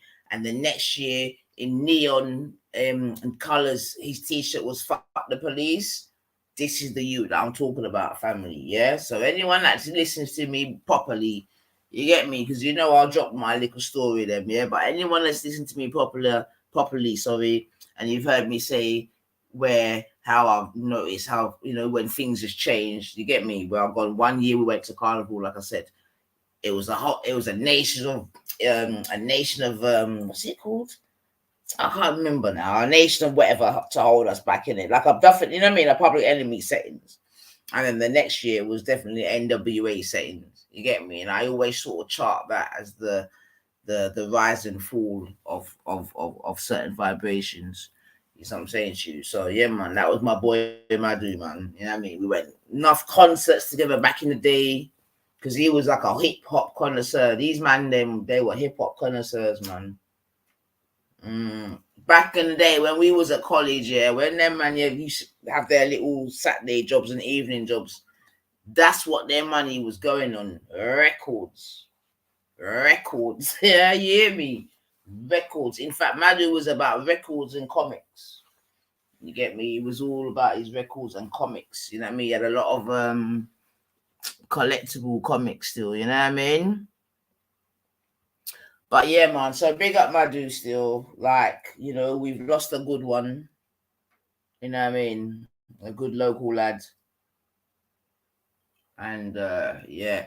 And he was prolific on Facebook and all of them way there. So yeah, man.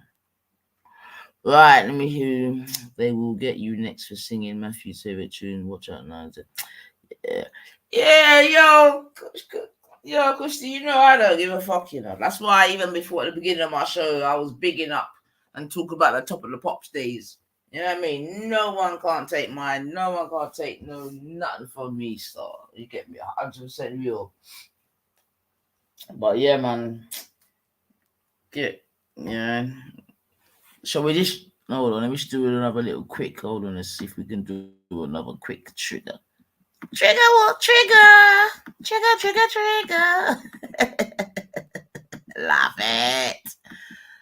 Love it. Get me? Love it. And this is what I'm trying to say. Matthew knew my friend. Like, we all went to college. This is what I'm trying to say, man. This is what I'm trying to say. Like, these relationships that we speak about, these are not just today or yesterday relationships, man. These relationships are, they're vintage, man. They're vintage, man. They're absolutely vintage. Get me? Madu's a youth that used to go around and you got a cigarette, mate? Yeah, that was Madu. Madu used to love mega cigarette stuff. Yeah, but yeah, family, I'm telling you, man, he's left three children. Well, 3 children, 2 older ones, 1 younger one still. So all these things got to be taken into consideration. You know what I mean? But yeah, man, big up Madu still, man. Mad thing, mad. Mad thing. But yeah, family, listen, let me leave it there so still before I get to, you know what I mean, whatever the word is. But yeah, man.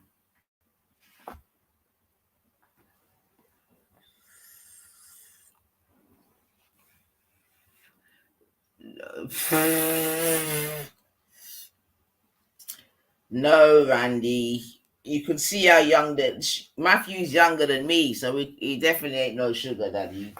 But he's a good. You know what? I probably need to show a more updated picture of me and Max still. But yeah, man, this was, I can't remember where we were here, actually. Let me just check. I think this was actually, where was this? Let me check. Where was this? I think this was in Morocco still, I think this is in Morocco still, man.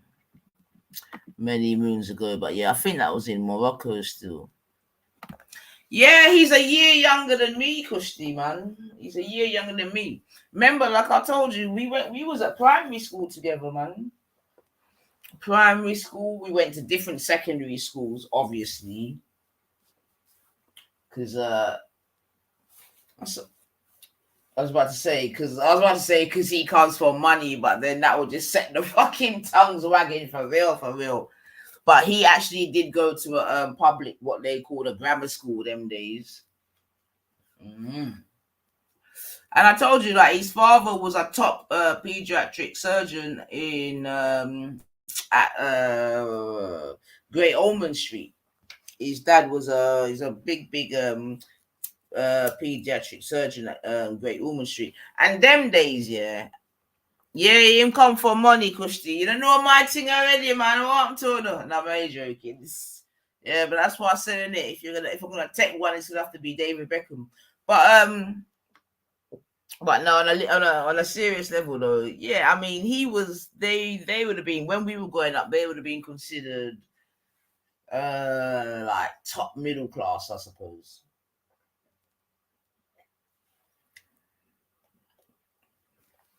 But yeah, his dad was a top pediatric surgeon at Great Ormond Street, and when we was at primary school, yeah, just to give not even context, but just a little drop. And this was, I think it probably happens more then. I don't think it happens as much now. But do you know what I mean? If you had a parent or whatever that had certain links, you were able to go to their place of work. So basically the point I'm making is that because through his father's links, we were able to visit Great Ormond Street when we was in primary school. Get me? So I definitely remember that still, man. So yeah, man, big up Matthew still, man. I told him, I was chatting to him this week actually, because we was actually speaking about my mate Madhu, you get me? Because like I said, we all know each other. And I let Matthew know, so right now we are the talk of the streets, man. You get me? Him and his daughter, we was all laughing, man. You get me? We was all laughing. He's from the area that I grew up in, Randy. I'm not going to say too much because I know you lot know how to Google and that, but like I said, we all grew up together, man. We all grew up in, and those that, you know, those that know, innit? But we all grew up in the same area, man.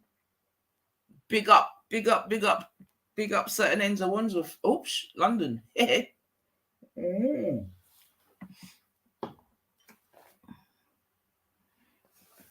No, well, you're right.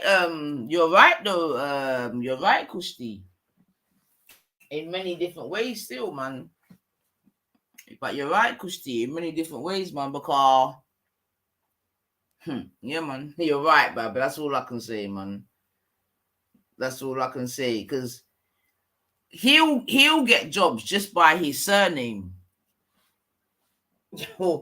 He'll get a job. No, let me not go that far. But he'll at least get an interview just by his surname. That's a fact, man. It is what it is, man. It is what it is. You know what I mean? Them people, they get jobs from their surname. Again, circling back to the conversation that we were having today, and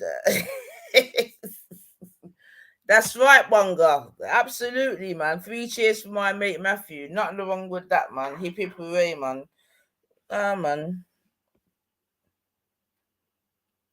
Oh, you used to work around the corner from Great Ormond Street. Yeah, man. Come on, man. And big up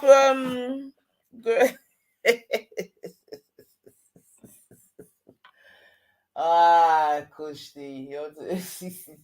Yo, but the thing is though, anyway, that's for another day, Kushti. But you know, so if we were that way inclined, we could do them thing there, because like I said, I've been a goddess up in this bitch at least since college days. I'm not even gonna lie.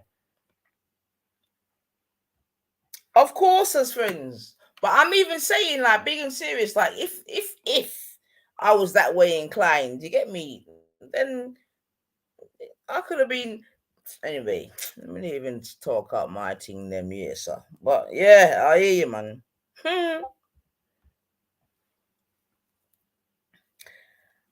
Bunga, I don't know, Bab. I don't know, man. I don't know. I even told him, I'm like, yo, Matt, they want to talk to you. But the thing is, though, yeah, Matthew be like, yeah, he's my boy, man. Yeah, but that's what I'm saying, yo, Bunga. And this is what I'm saying, yeah, Bunga. As much as you hear me talk this, that, and the other, these people taught me a lot as well, man. You get me? They taught me as well. Do you know what I'm saying to you, Bunga? 100%, man. And as well, and this is what I was trying to say, like before, innit? Like, I'm used to talking to real people that tell you the real shit. Do you know what I mean? So from back a day, we were talking real shit, man. Absolutely, Bunga. I couldn't agree more. I actually couldn't agree more. And that's why, if you heard me before, I would encourage, even if you are of a certain political persuasion, this, that, and the other, to link up with the right people then. But not only to link up with them, but to utilize them. 100%, Bunga.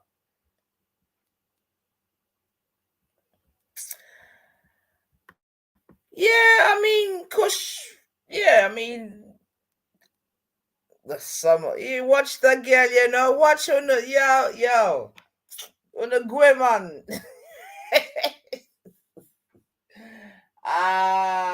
You lot are too funny. But I fucking love it, man. I love it, man. I love it. Alright, let me entertain you lot for. He didn't live in a mansion, Randy, but like I said, when we were growing up, he was definitely top. In my area, he was like top middle. There was still one more, now we're being really, really crude now, but obviously this is when I was coming up, you get me? But no, it wasn't a townhouse, Randy. It was, how would you describe it, man? All I would say is that in terms of differentiation, Matthew had a games room, and in his games and he's in his games room there was it was near full size snooker table that could turn into a pool like I said, in it, when we were growing up, they were top middle. In my area, there was probably like one above them, to be real. But no, we didn't have a butler. Stop being silly, man.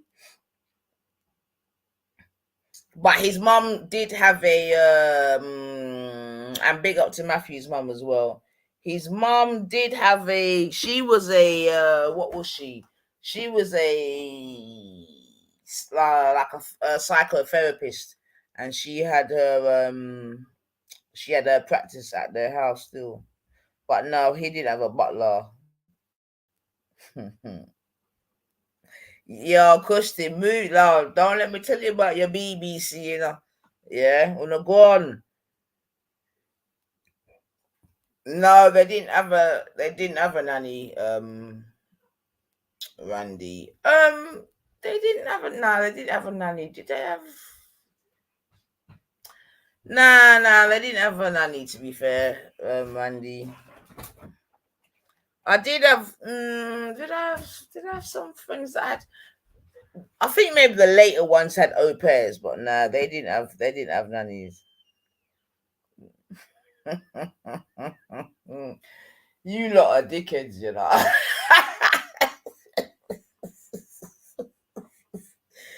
You lot are actually dickheads, fam. I swear to God, man. Yo. Yeah, they had a cleaner. They definitely had a cleaner. Yeah, they had a cleaner. Did they have a gardener? I think they had maybe like one-off landscape gardeners and that. All right, but if we're gonna run little fun and joke aside and then way there, but so when we was coming up, all right, let me go back to certain, go back to certain memories kind of thing. So I remember like back in the day, so this is a time when some of us had gotten, or we had learned about certain bad habits, right?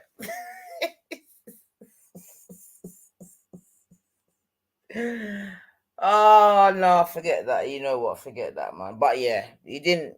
He had land. Didn't know. I wouldn't say a gardener, but they definitely had like private like violin and piano. And certain times I just know, so my man was going back to play piano, caned. You get me? If you know, you know. But yeah, man. About you listening. You know what, Kush? One day you are gonna meet my mate Matthew. Trust me. One day you're gonna meet my mate Matthew. Trust me, man.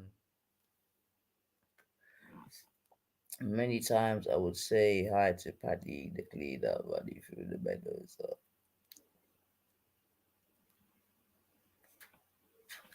Mischief. We didn't get up to mischief, really. Nah. Did we get? Nah. My other mate, Ziggy, me and Ziggy got up to mischief, but not mischief like that though. Not mischief like that. The most mischievous thing we used to do would be, did they have a cook? Nah, they didn't have a cook.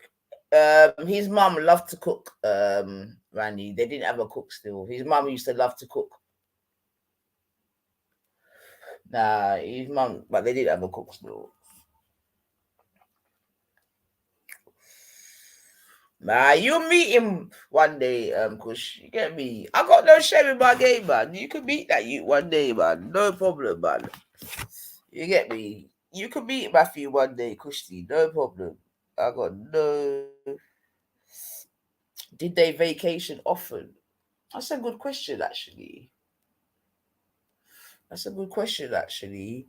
That's a good question, actually. That's a good question.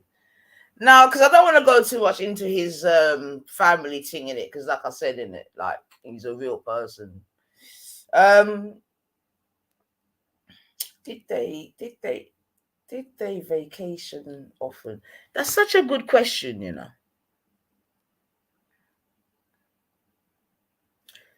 Did they have garden parties?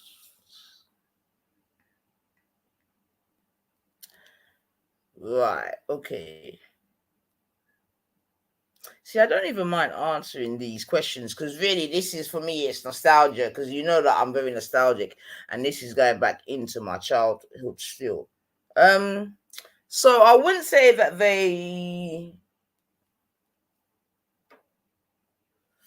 Yeah, I don't want to talk too much still, but what I would say is that his mum and dad divorced, in it. That's one thing I would say. I won't even go into circumstances, but his mum and dad did divorce. Did they go? Yeah, Matthew definitely went skiing. No, they didn't. Nah, they didn't. No, they didn't stick their pinky finger up Bunga, but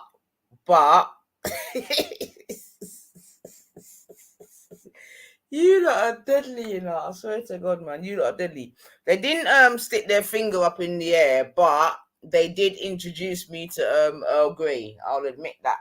You get me? But I didn't like Earl Grey. When they used to drink it, I'm like, what the fuck is this? But I didn't like Earl Grey them days.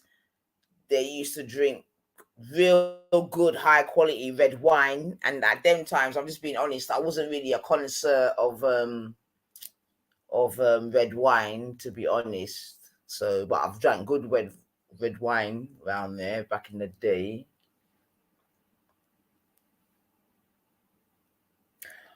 Oh my God, Randy, fuck off, man.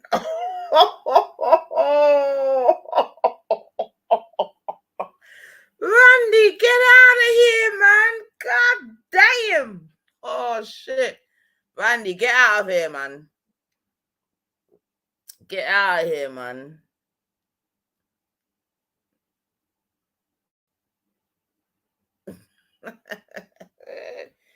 Yeah, you lot are serious, man.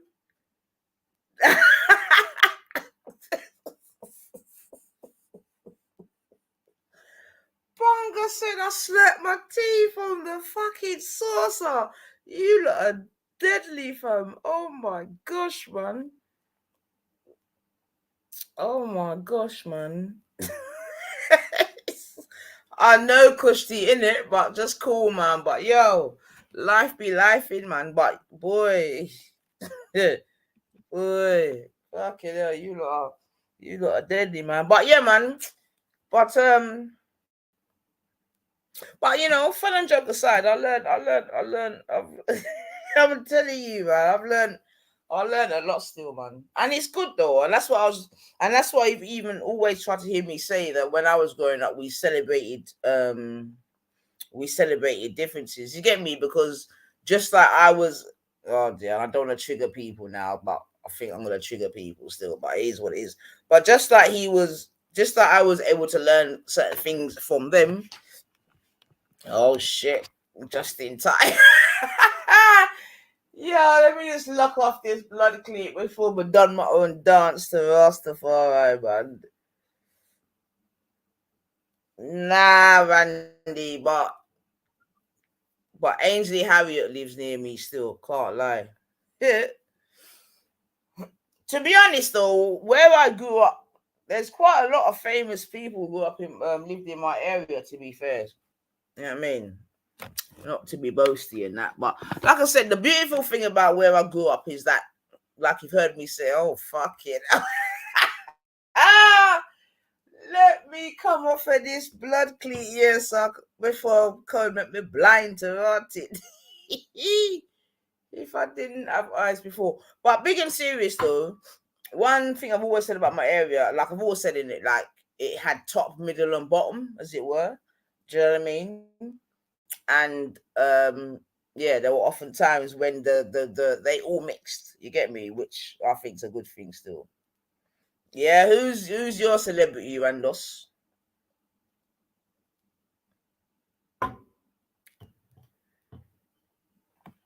Absolutely, Bunga, man.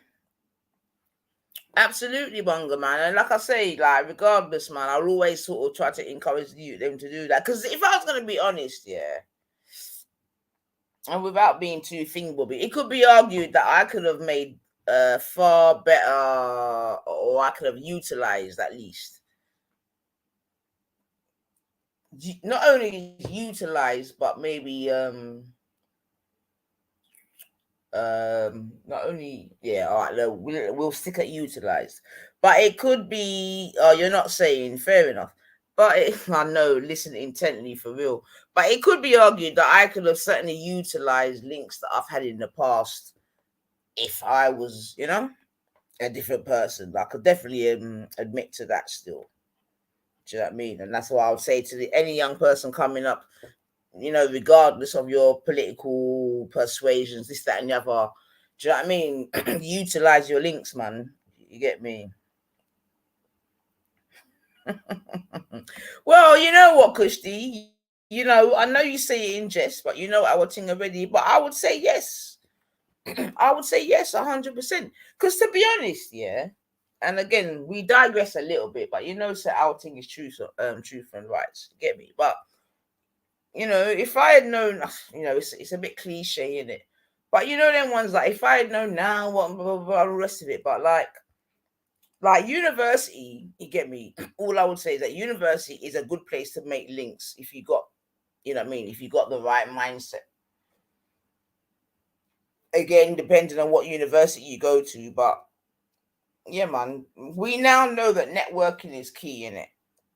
Do you know what I mean?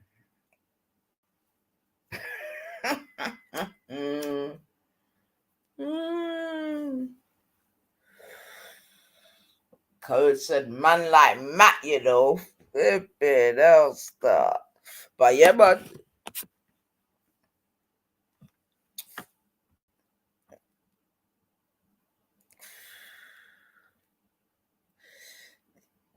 I don't know why. Well, I don't know why is it 97, man? Because we could go a little bit before that if you're gonna, like, when we were doing stuff, Kushti, as you would have told me and that. But like, if we were to talk about the summer of rare and the summer of rare, we gotta go a little bit. We gotta go a little bit further back, my girl. To be honest. You know what I mean?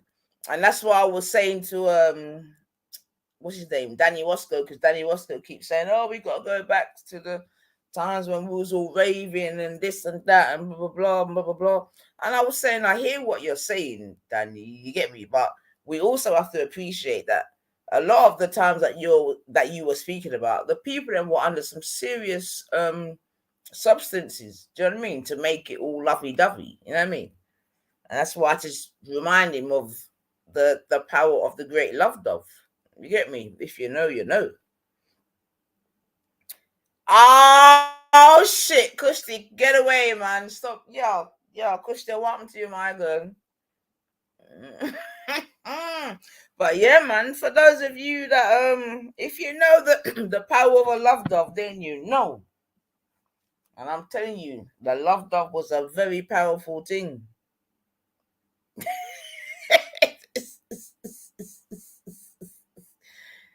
Yo, Carl, allow Eunice, man. God damn it, allow Eunice, man. Chuck, you know, always on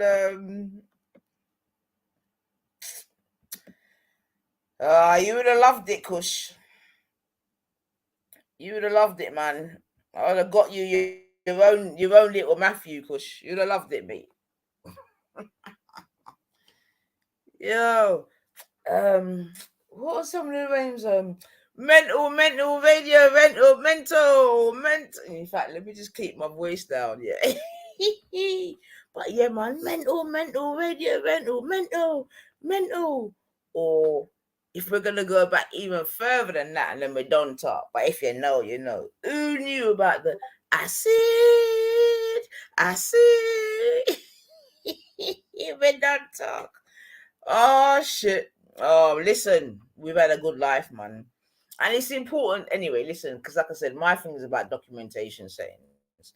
And all what going with all the ups and downs, all the things that we've had to fight, this, that, and the other. You get me? We've always managed to have a nice time, man. I see. Oh dear. I'll be there with my fight, the power of big sword. Yeah, but the thing is though, Kushti, that was exactly me. And this is the point I'm trying to make, man. Like, even throughout all of those different genres, this, that, I was still 90 for 99, man. Like, never different, man. Get me? Never different, man. And that's why, like Queenie said, I love myself. Yeah, man. Never try to, you know what I mean, water down the thing, man. Wherever, yeah, man, that's what the thing set, man.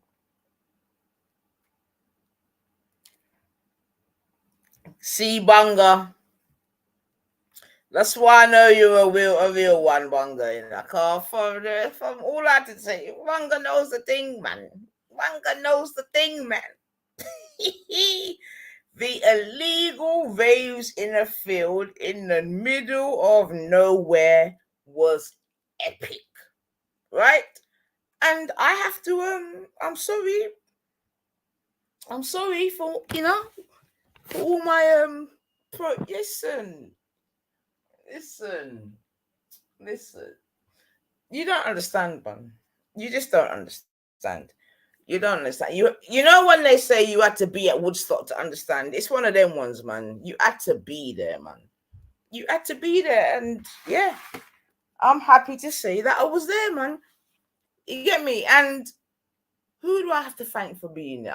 I've told you the story already as to how I probably got to my first outdoor illegal rave and that, because I'll be honest, back in the day, you got to remember them time there, yeah. I was a ragga head. It was just like hip hop, ragga, and them days it was like sound tapes. I used to listen to a lot of sound tapes. Yeah, if you know, you know. You get me? Sound tapes. You get me? Sound tapes. Oh, if you're like grandma pregnant, you're pregnant. Yes, grandson. Grandma pregnant, you're pregnant. Great grandson. Cocky ears and listen to me. Bam.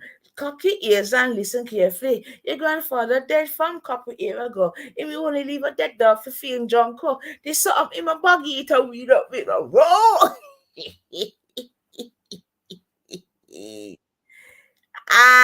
Yo, cold. I want to you. It weren't boy zone anyway. It weren't boy zone. I want to you.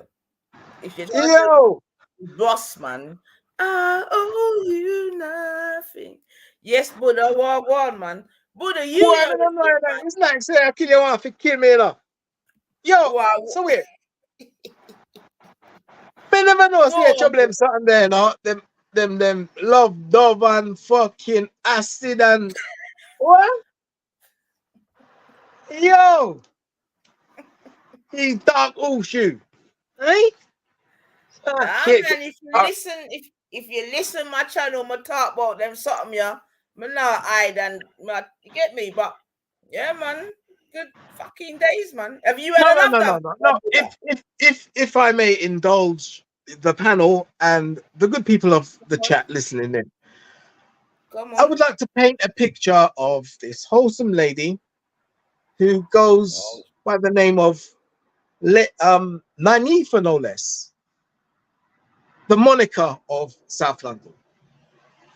True rights and standing up for herself, and yeah. But meanwhile, in the corner of the said battleship, she's there dropping fucking. I'm in shock. I am actually in shock. Shock about what, Bunga? Who's Bunga? I call Bunga. No, Bunga, no. Sorry, in shock of what, Buddha? My bad. Are you in shock about calling me Bunga? No, I did not envisage you like one of them people who would do them said things there. Like, okay. Was that like a one-off, or is that like a regular something back in the day? Nah, well, I definitely wasn't doing it like some people, like weekly, blah blah blah blah. But I definitely fucking had yeah, man. I definitely had a touch, bums. What?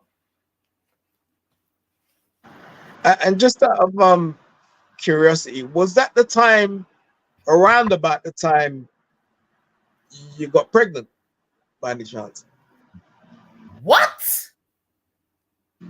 No, in that era, is that when you got them kind of? I can't even believe. No, I tell you for why. Because that was a common effect. Because apparently, the physical effects on those things, yeah. So that's what I heard. I've never tried it. I wouldn't try it, but you know, would you recommend it or? Right, so let me just deal with that first bit, because that was such an interesting comment that you just made there, yeah? So, just for clarity, because you know, she says she can't boot a blood clot. So, just for clarity for those, because you know, people clip and, you know what I mean, make fucking finger of you get me? But no, Buddha, no, Buddha, that was, that's not the time when I was blessed to have my child, Buddhage. Just for the record, I had my child way after I finished all of that, finished uni, went into my professional life, you know, built up myself, had my own shit. You get me, Buddhage? Then, you know, we gave birth. And so when you... I was not an early person that just got high. No. Listen, I had some loose sex, you get me? Like I'm not even trying to put that forward. What I'm saying, no, because I hear what you're saying, Buddha. What you're saying is not incorrect, but I'm just clarifying that my child's not like a summer of love child. You get me? You understand me? Like, you know why? Because like all right. So when you took it, was it like did you build up and say, do you know, I'm going to try that something there? Or was it like, you know what, fuck it, give us one? Is it, how did that fly? And if I'm being too intrusive, just tell me to shut up. Like, I'm just fascinated. Kushti's got Tourette's in the comments. No, go on, ask me though. Go on, sorry. Ask me the question, buddies, because I ain't got no shame in my game. Go on, ask me what you're trying to ask me. Go on, Bab. So I'm asking, was it a planned thing, or was it like someone offered you? When I took my first other drug, you mean? Bumblebee, yeah. No, it wasn't a planned thing. Do you want me to tell you my initial story? Go on then. Yeah. All right, let me tell you my initial story, yeah? Because I've told it before and I love telling it, so I don't give a fuck. So back in the day, there was trigger warning, yeah. There was a pub that we used to go to, more so on a Sunday, yeah, in my area. Now, you know my area. I don't know if you've heard of a pub called, and I know the people that will start Googling, but there used to be a pub called the Oldie Still, right? Anyway, back in the day, yeah. Putney, innit? Nah, man. Okay. Right where we are in the big W, yeah? Okay, Yeah. So just so this is going back to the time now, Buddha. So let me set the scene for you. You get me? Where do you remember? I don't know. It's back in the day, innit? You remember when it was pool, the snooker halls was open. You can get a bag of chips for 60p. You know what I mean? We're going back, right? But anyway. Yeah. So on this, so there was this pub, but on a Sunday, there was a guy called Clifford, and he was allowed to play like house and garage and whatever, yeah. So on a Sunday, this pub would like turn into, you know what I mean, like a little raven. Oh shit, these were good days, bro. So that's how it was that's how it used to be, right? But then what happened then, that these raves started happening, yeah, and then some of these people was going to these raves, yeah. But like I said, them days we were just hip hop heads and just, like I said, sound clash and all them way there. So that wasn't really our thing, innit? We're just really going there because it was vibesy and we're juicing up and all the rest of it. You know what I'm saying to you? And them days, you know what I mean, where it's burning our local weed, blah, blah, blah, blah, blah. All right, cool. So one night now, we was there at the pub now, and then this night, there was a rave on. You get me? Yeah? Code, I can see you, you know. Yeah? We can see you in the chats, and I watch the chats right now, you know. But anyway, and actually, this was before uni, if you need to know. So, bam, going back to you, Buddha. So this particular night, we was in the pub now, and there was a rave on, yeah? And my mate Kermy, big up yourself, Kermy. Yeah, them days, just to try to set the scene, Kermy had an XR2. Do you remember them cars, Buddha? Well, yeah, man, XR2, yeah. Yeah, the Fiesta XR2, right? Now, he treated this car better than he treated his fucking self. You get me? You know them ones. You know when the early days, man's proud of their car, clean as a whistle, it smelled good, you couldn't drop a crumb in there. You know them ones, yeah? Right. Now, incidentally, my friend used to go out with this guy, yeah? And one time she goes to me, she's like, Nines, he would pay more attention to me if I had a fucking set of headlights and a registration plate. Come on. You mean what? You never got Box Hill? Come on, man. The whole convoy flying. Come on. What you mean? You know what I mean? So I'm just saying that to show you how my man love his car, right? All right, then, cool. Yo, these were good days. So anyway, we're at the pub, whatever. And like I said, this night there was this rave on, innit? And this night, somehow, like we, if you want to call it the outsiders, you get me, the black folks, we were kind of on it, like he's like, comes like, where's it at? This, that, never. And I remember them time there, yeah. In order to get to the rave, it was all about telephone call settings. You get me? So this is going back before people had mobile phones and all them way there. You know what I mean? And then what it is that you would get a number, you have to phone the number, and you find out where the thing is, and it's all of them ones. Yeah. So that was the mission for the night. And my man saying, right, we're going tonight. You know what I mean? And we had no ticket, we had no nothing. All we had was a car with petrol. Oh, these were good days. So anyway, now we found out it was a little while because we had to stop and start because we're trying to find out where it is. Those who know. You know what I mean? Only for stopping and starting, this and that. Anyway, we finally get to the place. You get me? get to the place now. We can hear the music of QuOoN, this and that. We can see lights, this and that. But we ain't got no ticket. So you know what we did, Buddha? What did we do, Bab? Come on. What did we do? Beat up the security. I don't know. No, man, we're not beat girls up nobody. Girls have always got a way of something. Man. But we definitely jump fence and all them way there. You get me? So bam, we jump fence. We're in the wait. You're putting another image in my head now. So I'm seeing Nynefa jumping over a fence in a Elise tracksuit and a set of 180s or 190 trainers. Like, am I correct or what we did?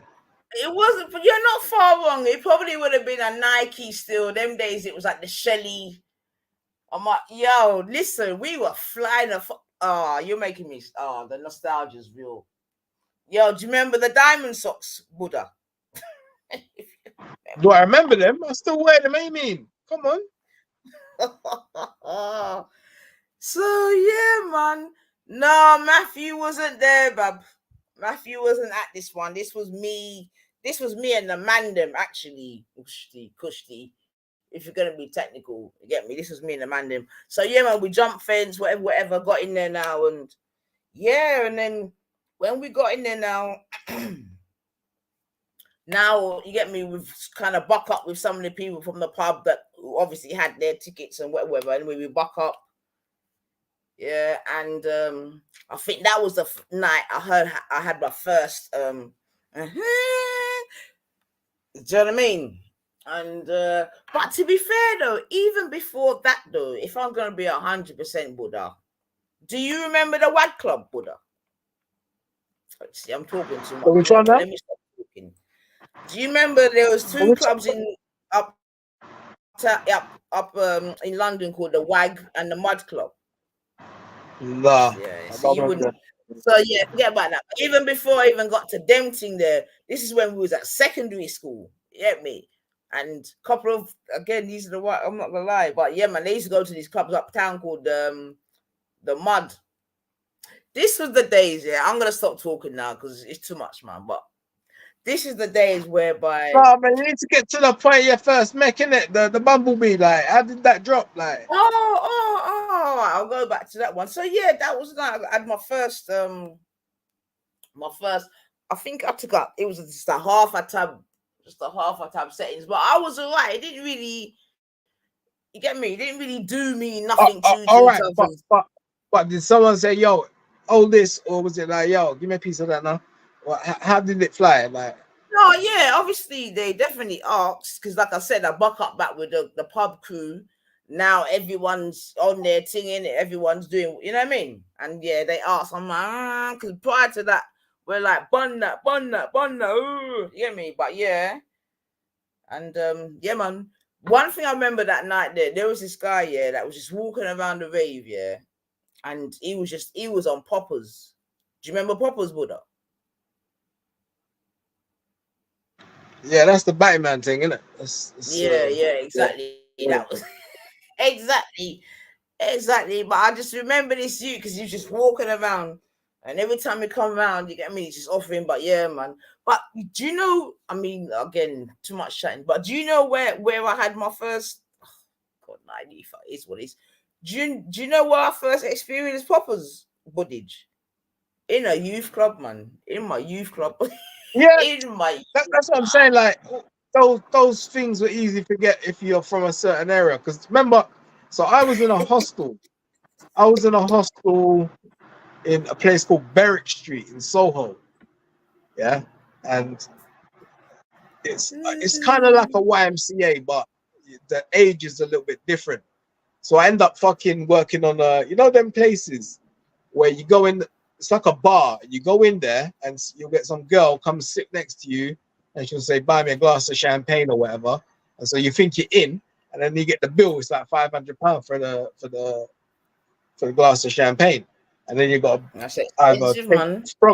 frog march him to the fucking cash point and give him a beating. So I ended up doing that because it was literally around the corner from the hostel I was staying in. So, but all of that amyl nitrate, fucking, all of that fucking was down them sides. No, So I'm just watching my people and bun me out in the chats, boy. Hey, but yeah,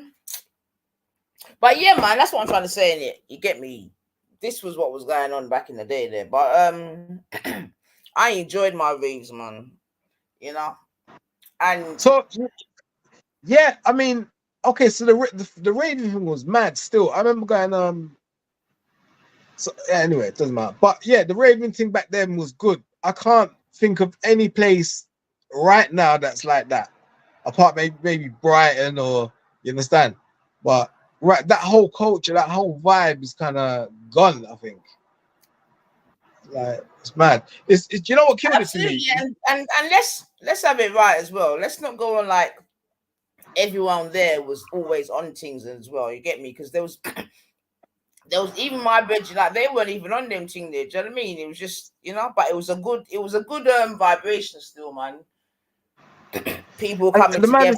Man, what killed it for me was like, remember, it was a whole crew of us.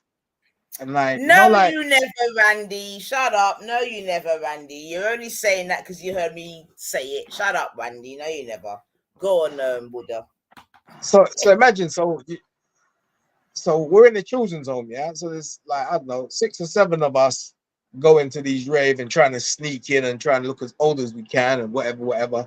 But then you end up moving children's homes. So that crew that you used to go with ain't about. Some of them get shipped out to different areas, whatever.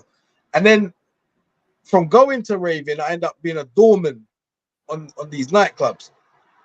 And then I was like, you know what, this is not for me. It's just, that's what killed it, literally killed it. Like seeing the other side, you know, when you go in there, you start your fuckery, but then when you got to deal with that said fuckery, it's a different thing altogether, isn't it? But I do miss them days, man. Some fucking wicked days still.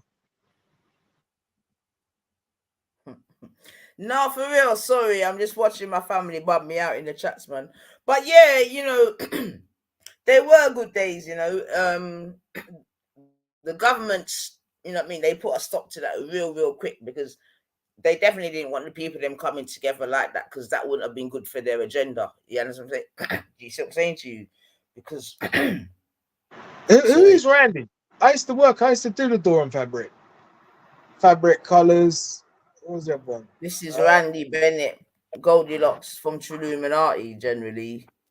Oh, okay. Yeah. But you know what? The reason I was asking you about the whole thing, because I remember back in the day, so everyone was used to banning us up. Everyone was used to drinking their juice or whatever. Let me preface this though. At this point, though, these things are not really what black people were doing still. You know what I mean? Because even, you get me? That's what I'm trying to say. We used to ban it out. Like, we used to ban out them thing there. But it's only because, and it could be argued a bit hypocritical, but like I said, I went to this place this night and, you know what I mean? Like, fuck it. And then from then, I was good, man. But no regrets, man. If anything, I wish I'd done it a little bit more, to be fair, man. But I was never like them people that would, like, weekly out there doing 2s and 3s and no. Never that, man. Because I had some friends that were doing that, man. You know, like, them thing that messed up some people's life, Buddha. Let's have it right. Do you know what I mean? So that's what I was gonna say. Like the thing I was saying is, so everyone was used to a certain setting. So banners, look, drink a juice, whatever. All right, cool. But when this thing came along, it works on the serotonin, and I feel like people weren't really ready for the effects of that sun. Do you know what I'm saying? Because they're so used to the effects of everything else. And I remember there was so many girls getting pregnant because apparently it puts you in this different kind of mood or sensation or whatever. Do you understand? So there was a lot of people that I used to roll with were getting pregnant on these things. Like, I don't know if they let go of their inhibitions or there was like, I don't know, I can't tell you. Interesting you actually say that, you know, Buddhage, yeah, because you're making me kind of think back to do you know what I mean? And one thing about me, yeah, and one thing about, you see, it's funny you say that. It's funny you say that because you are right. But one thing about me, I would never you get me? That would never be me in terms of letting go of my inhibitions. You see what I'm saying to you? In that regard. So I hear what you're saying, but that's never but me. I'm not even saying like you go and meet a one night stand or something. Like, I'm talking about people with boyfriend, and you understand. And no, but yeah, regardless, because mad. I'm hearing what you're saying, but I'm still saying that was never me, because I would never allow the thing to. You get me? I would always be in control, innit? You know them ones. Whereas there's others that would just let the thing take them over, man. There was levels to the thing, man. But okay. But yeah, you know, man, because I'll tell you a story, yeah. Not even a story, but it's something that and even circling back to my mate Matthew, yeah. So there was a time, yeah, there was me and my mate, we went down to Exeter way, yeah, because one of our other friends that we grew up with, they had left London and went down to Exeter, yeah, to live, yeah. Big up yourself, Leon, yeah. So anyway, one time we've gone down there, yeah, and we've gone raving, yeah. Oh shit! And what it is, we've gone to our next village outside of Exeter, yeah. And it was like a barn rave, yeah. It was a barn rave, yeah. Oh, right, and the people that were raving, they was literally in Wellingtons, and there was fucking stacks of hay in the place and all that. But they made a bar and all of that, yeah. Anyway, cool. But my virgin Leon, yeah, he dropped to E, yeah, and he did a whole one straight, and he was drinking pints and just doing the most. And I think me and my boy Matthew, I think we must probably done half each, or whatever. Anyway, the point being, I could see this thing taking hold on my brethren. Like, you could see his whole face changing, his whole demeanor was changing. He just went from light to dark. You can see it twisting him up. Yeah, it's a mad. Yes, and yeah, I don't know why. I just was just remembering the story. Sorry, I went off piece, man. But yeah, I can't remember your question, man. But yeah, sorry. Yeah, have you ever done them thing, them bullies? No. No, so I was gonna explain it to you. The reason why we never done it. Did I have to tell you about my brethren Courtney? R.I.P. Nah. So I was in a children. Sorry, boy. It's not. Sorry, Buddha. I'm reading the chats, man, and they're just dunning me out. Sorry, go on, Buddha. Them are done me. So I was in a children's home up in New Cross, right? And yeah, right next to the fire station on Queen's Road, and and there was this young brother called Courtney, and Courtney was cool, man. So this place is only for 16-year-olds. You can't be younger or older, specifically for 16-year-olds. And Courtney, how did he end up in the children's home? His mum dashed him out. Why did his mum dash him out? Because he was eating the place. He was eating everything in the house. Courtney's hobby was bodybuilding. So he was big into the, we're talking about back then, not now, like, you understand? So back then he was into the bodybuilding, drinking them shakes and proper on it. He was a big, for 16, he was a big youth, like, you can imagine, bodybuilder. So his mum couldn't take it no more. So she's like, you gotta go. But Courtney was one funny fucker. Like, the boy was just like, he had no fear. He was a funny guy. Like, anyway, he ended up teething a car, and he was high on something. I don't think it was ecstasy. He was high on something, and he crashed the car and died. And shit! And so we come to find out, because he was in the car with a girl. He teethed the car. And we find out about it. There's no mobile phone or anything. Yeah, we're back at the children's home. We get the staff was like, we need to talk to you, come in this room. And they told us what happened. So we bow down to the hospital now, and we couldn't even see him, like, because of our age and whatnot. We couldn't even see him, and we weren't family. But we see the girlfriend. And the girlfriend's going, basically, he was driving the car, and he was looking in the back mirror, and I think he was tripping or something like that. And he was saying that the fucking buildings were chasing him. Like, he was telling the girl this. So obviously he was like, from that day we all kind of said, yeah, we ain't gonna trouble none of that shit. If it don't grow and it don't fucking brew, we ain't troubling it. You get me? So I've had not a fear, but just like an adversity towards anything, any of them fucking things. No, you're But right, man. To be honest with you, there is something I do want to try. You know, the DMT. You know what Mike Tyson talks about, and Joe Rogan. I do want to try that. I'm gonna lie. Yeah, I've got a couple of I got a couple of veterans that have, but not for me, Star. But I hear you still, man. Because the thing is, Buddha, like, you know what I'm saying? Like I've said to you, even when back in the day when I was, you get me, it was still quite taboo amongst our people, them, yeah. But that is not the case anymore. You do realize that, right? What do you mean? What do you mean? Yeah, because the things that we're talking about now, like I said, even when I'm, you know, the one time that I tried it, that one time, yeah, it was still quite taboo, right? Amongst our people, them, yeah.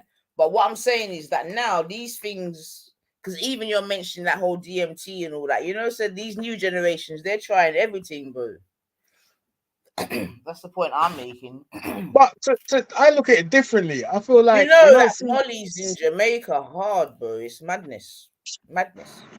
Well, you see, I look at it like this. You see, like DMT and all of them kind of things there, you know, that's within our heritage, like our shaman brothers and uncles and aunties. Yeah. You understand? Yeah. So I don't feel like we're breaking any kind of similar drugs. Is it not using Nah. Hold on, Buddha. Hold on. I've got to respond to this one now because enough is enough. Nah, brother. Yeah, nah. None of that, man. None of that. To be honest, yeah. Because those that listen to me know that I lived in Jamaica for some of my secondary school education. Yeah, when I came back from Jamaica, this was a thing. Like people were sniffing glue and Tipex and all of them things there. But nah, man, never that, man. And airspray and all of them things there, but never that, man. You remember them things there, innit, Woodage? Yeah, you know the gaslighter fluid, not fluid, exactly. The gas. Yeah. That. I ain't gonna be funny, but there's a certain section of society that were doing them kind of things. Yeah, I've never known a black youth to do any of that. Like, nah, that definitely weren't. Because them days you used to go down the subways and you would just see certain subways you just see the empty cans because that's where they used to do it down the subways. Yeah, man. Elephant, you know the subway in Elephant Castle, you know, market there. You used to see all of that shit. Yeah. Now it's all the what's them things called? The laughing gas, the nitrous oxide. You see them fucking all over the place. Carnival was like a scrap dealer's paradise, apparently. That's Triller's drug of choice, that is. That's the millionaire's drug of choice, that is. Laughing gas. Yeah, but you know what? I don't feel why you have to fucking sniff gas to fucking laugh. Like, put on a fucking Richard Pryor record or something. You know what I mean? Like, that's mad. That's all fucking fake, isn't it? Like, you're not really laughing. Mark Smith is saying the solvent abuse was insane in the 80s. That's true. Felt tip pen, true. Them days they were sniffing the most weirdest of things, man. But never that. All right, so Kushti's asking for an explanation. Tipex, they used to put it on their some people they used to put it on their school uniform white shirt and they used to burn holes into their shirt and that. That's what I came back to, man. So Kushti's asking for an explanation of amyl nitrate, yeah, or poppers. So Kushti, poppers are a little bottle of liquid, right? And what you do is when you open the bottle and you sniff it, it gives you like a high. I'm not too sure what the high is like, but it doesn't last very long. However, the homosexuals use it because it loosens up certain parts of your body. So what they would do is open it up, put it inside a room, and then close the door and close the window. And then they go out and find some guy and then bring them back to the yard. So when they go inside the yard, the whole room is filled with the fumes of this amyl nitrate. And obviously that muscle relaxes certain parts of your body and then they can get done and dirty and do them fuckery. Yeah. So there's the explanation. Kushti, you know. No, it's true, man, because I'll be like I said, my anyway, it is what it is. But like I said, yeah, my my mate Kevin Holden, I'll call his name out. Oh, Kevin Holden, a white boy, and this time, yeah, he was on YTS. Yeah. So that means he was getting little money, yeah. And remember, I said he was at we were still going youth club, yeah. Big up my youth club, because my youth club was big, but we were still going youth club, and he was on YTS at this time, innit? So he was 16. Which one was your youth club? Brocklebank? No. Again, this place is crazy, man. But yeah, I'll tell you another time because these people are dickheads, man. But no, man. But you know, it's in my area still, man. Get me? You know, it's in my area. Yeah. Anyway, so you lot 9 took one sniff and they done in my blood clot today. But anyway, so yeah, man. Kevin Holden. So like I said, he had started his youth. He was doing YTS. What was he doing? It was he was doing do you remember when churches used to have, is it pain? What's it called? Do you remember when churches in particular, like remember, used to have stained glass windows? That's it. Stained glass windows. Yeah. Stained glass windows. That's what he was doing it in, yeah. Yeah. Younger than you, Randy. But anyway, so that means he was earning his little money, yeah. So anyway, he went to a sex shop.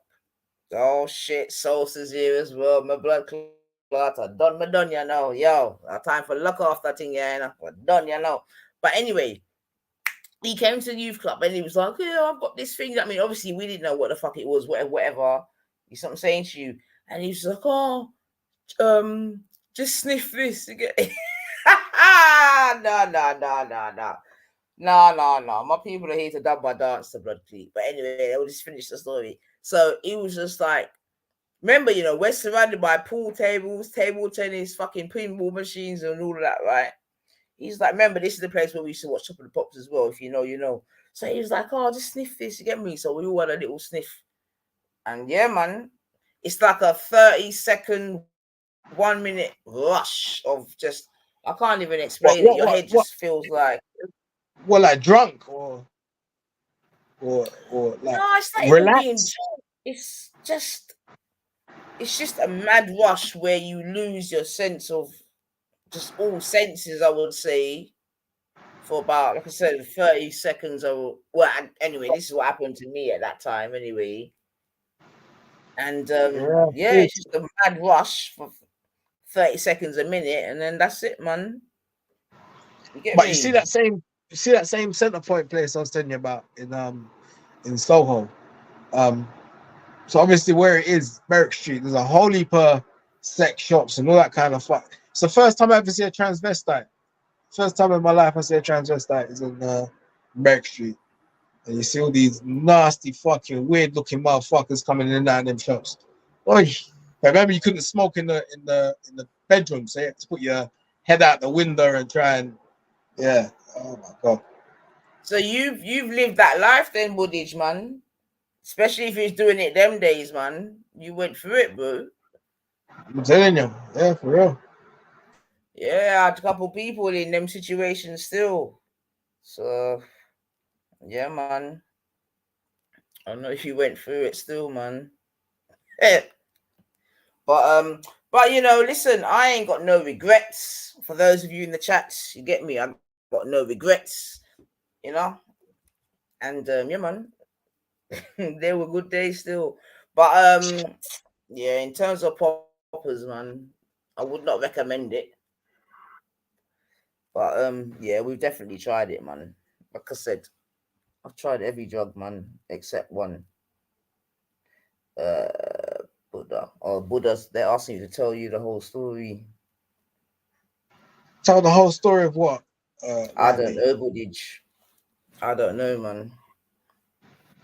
But yeah, man. But in terms of today, though, Buddhage, obviously we were talking about them days there. But you know, today they're like I know you mentioned the DMT, but I know that them are doing like they're they're doing cat. They're doing what's that other thing called? Oh shit. What's the one they give the horse tranquilizer? What's that called? That's ketamine. Yeah, that's ketamine, man. All right, cool. So imagine this, right? I bumped into this yoga teacher, right? And me and her start chatting and whatnot. And so she hold on, Buddy, yeah.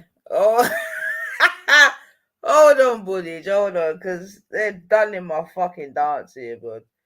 Hold on a minute, hold on a minute.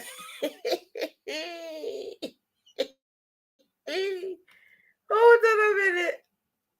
Yo. No, let me take that back. But a few. Let me put some clothes on that. But no. No, but a few. Yo, I need to come off of this thing. My own people are done in my dance, fam. You get me? They're building walls that ain't there, man. Someone's put fentanyl.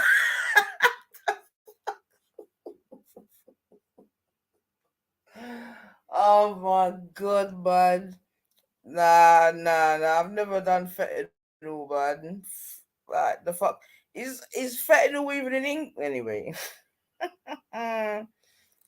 Go on, Buddage. Sorry, man. They're done to me in the fucking chats, man. Go on, Buddage. I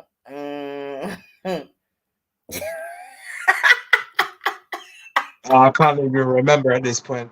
Anyway, listen, I need to cut, and I'll come back on if you're still on. Give me like 20 minutes. I'm going now, man, because they're done in my dancing here. Man said you fixed that quick, you know. All right, yo, big up Nines, big up everyone on the panel, big up chat, take it easy. Yeah, big up yourself, man. I think I've put myself in a bit of I think I've put myself in a bit of a quandary here with my reminiscing bobs, because my family's gone mad stuff. Oh my god, man. Yeah. Oh my god, man. You lot are dead. Yo, you lot are deadly, man. This is why. Anyway, my first stand up in a mature to blood cleat. My first stand up in a mature star. Now he's turned into my sugar son. Oh my god, you lot are deadly, man. Hold on a second here. Let me check something. Let me see. They're probably busy right now, but let me really fucking see what's good, because you lot are done in my dance bars. Let me really see what's good.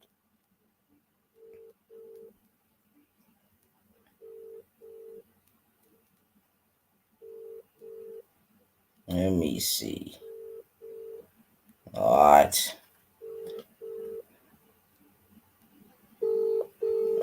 in my sleep, you know.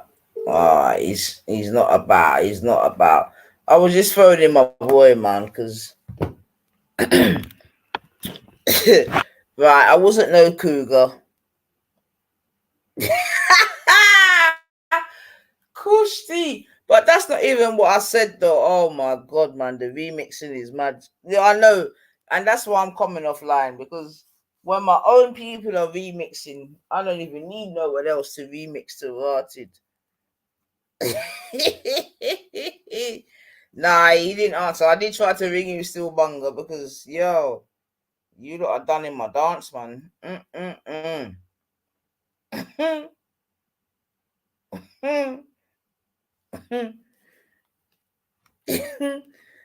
Yeah, I think it's time to leave you lot, man.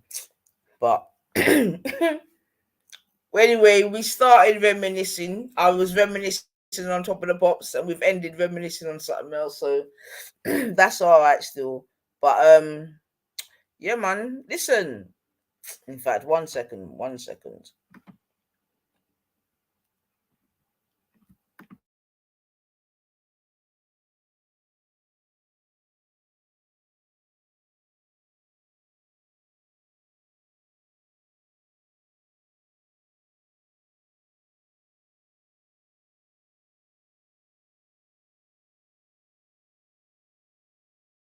All right, so now, man. So first of all, let me say big and serious. Yeah, big up yourselves, yeah, because like I said, innit, I got a little phone call that kind of get me, dropped my mood a bit, but you lot soon picked it up still, even if it's taking the piss out of myself. But I stand in my truth still. You get me? Yeah, man. All these things that I've spoken, they're the truth, innit? Like, there's no lies told. And yeah, man, I'm still the same person still. Yeah, here you go. How you mean, Salsa? You're behind the times, man. Want to you? I know some me and Matthew are taking life right now. See, get me? Trigger warning, trigger. Do you know what? I'm actually gonna look for some old pictures and start scanning them blood cleat and send them up, man. He is very lovely, Safar Amari. To be fair, he's a very, very lovely boy, man. He's a very lovely boy. But yeah, man. Big up Matthew still, 100%, man.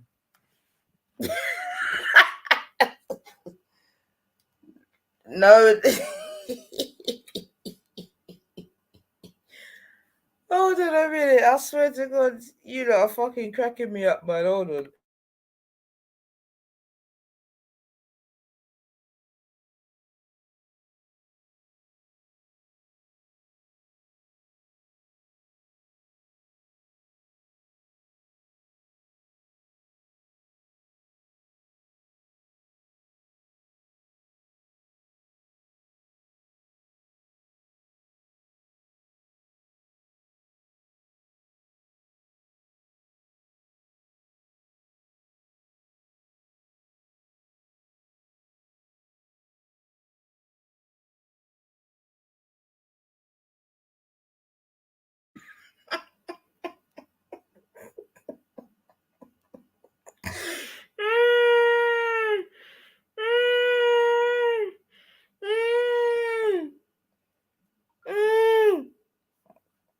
Yo, you lot are done in my yo, fucking hell, you lot are done in my dance, fam. Oh my gosh, man.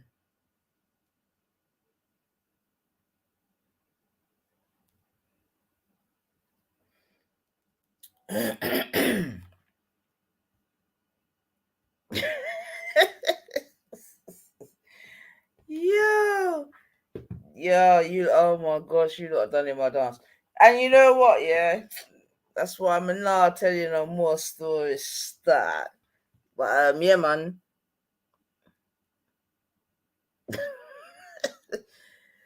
Kushti's going in. Kushti's saying some of 88, 89 was at the barnyard with Matthew having everything but one.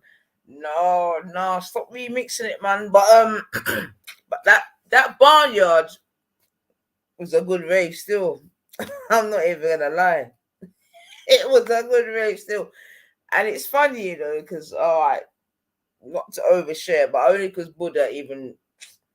That's why when Buddha was giving his little testimony still, I was like, fuck me, man. That's why sometimes, you know, that you not live life on the edge, but so that same barn dance I was telling you about when we was down in the country, yeah. Oh, I'm not laughing. But we was driving on our way home now, yeah. So the barn dance is done, yeah. Everyone's in a good mood, if you want to call it. You get me? And we're driving back now because we're driving back to Exeter, yeah, because that's where we're obviously where we're coming from. So we're driving back, and we're driving on these country roads, yeah. You get me? And all of a sudden, yeah, the driver just started weaving. It's not even funny. Like I'm saying it now, like it's funny, like I can bust joke in it, but for real, at the time, yeah, the driver just started weaving. You understand what I'm saying? You just weaving in these country roads, yeah. And now when we're asking the driver, like, driver, what the fuck are you looking? No, let me keep my voice down. Like, driver, like a what happened to you? But I was like, he's like saying, and I'll just leave it here. He just asked the question, didn't you not see the rabbits in the road? You get me? We're telling this, you listen. There's no blood cleat rabbits in the road, yeah. Just drive the mum. Family, I'm laughing now, but at the time, it wasn't even one of them ones. It was a serious thing like, yo, brother, there's no blood cleat rabbits or whatever the fuck you're seeing. I beg you, drive safely and get us home in one blood cleat, please. I beg you. I'm not laughing. I'm not even laughing. I'm not laughing, but I'm not laughing, but look, I'm not laughing, but this is just the truth, man. This is the shit that you get me. But I would like to say that this was in my early development of life, yeah. You get me? This was like I said, this was like college, uni. No. Let me not. This was uni days, yeah. So we're still young and fresh, you know. You get me? Still a bit green, you know. You know what I mean? Yeah, definitely uni day, college, uni. But yeah, man.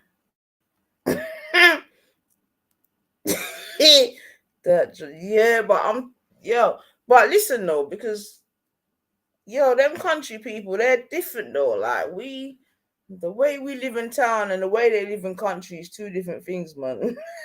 Too late for disclaimers.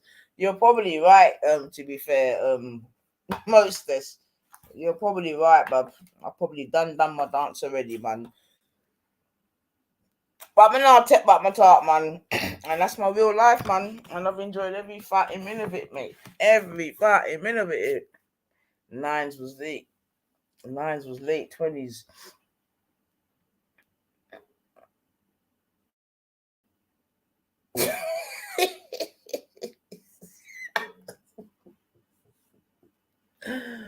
Oh shit, man. Oh dear.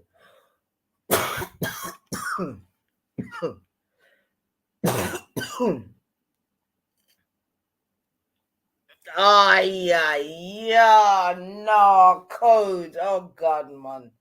Oh God, code, man. Oh God, man. Oh God, code. Oh God, code, man. Oh God, man. Oh God, code. I say you done me. Oh God, man. Oh Lord, yeah. All right, family. At time to go where you know. At time me go where you now. Look there, man. They're calling for backup, you know. They want the 9 skinned alive, yo.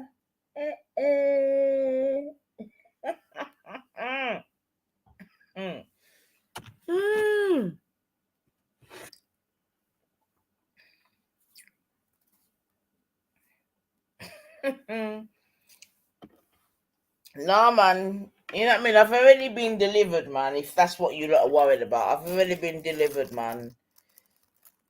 Because remember, yeah, good night, Safa. Good night, Bab. Sorry if it got a bit too much for you. But I've already been delivered, though, family. I remember Shakara's dad blessed my son, man. So we all got blessed in that one, man. Get me? Me, Daddy, yeah. Everybody, man. Anyway, Code, I won't even start talking about my Birmingham settings, you know. Yeah. So you go on like some Birmingham now, go on with nothing, but I'll leave it there still. Yeah, me. I won't even tell you about one time when we went to a rave in Coventry. Where one of us was in a cab and one of us had to be in the bottom of the cab for the whole journey because there was only allowed, I don't know, these other 4 or 5 people and we had 6. So someone had to just stay hidden, man.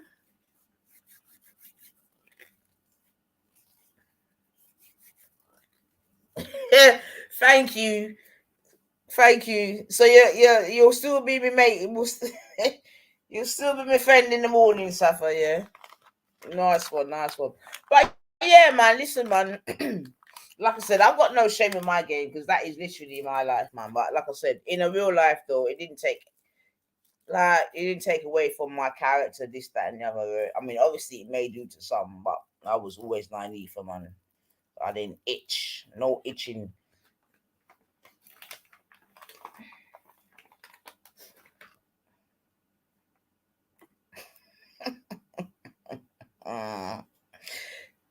I've even been, for those that know, you know what I mean? There's a thing in London called Back to 95, man. Yeah, there's a rave called Back to 95. If you know, you know, man. Who was at the bottom was Poppers involved.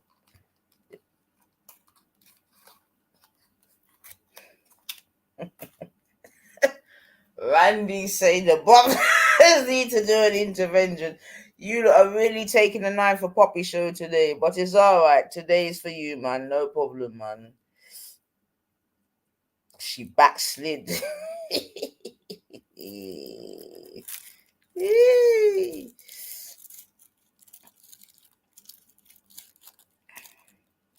Nah, but like that to be fair, that Poppers thing, like I said, that's never been like I said, I tried it, but nah, man. Yeah, you know what my jug of them, yeah, come on, man. But if you're gonna try one, you might as well try a couple. Acid. Yo, the thing is, yeah, some of you need a good love dove. I'm not gonna lie. Some of you need loosening up. I'm not gonna lie. Some of you are too uptight. I'm not gonna mention any names in that. But some of you could do with a good, you know what I mean? Something to loosen you up, man. Some of you are a little bit too uptight, you get me? Some of you need to see the world through colored glasses. See the world through colored glasses.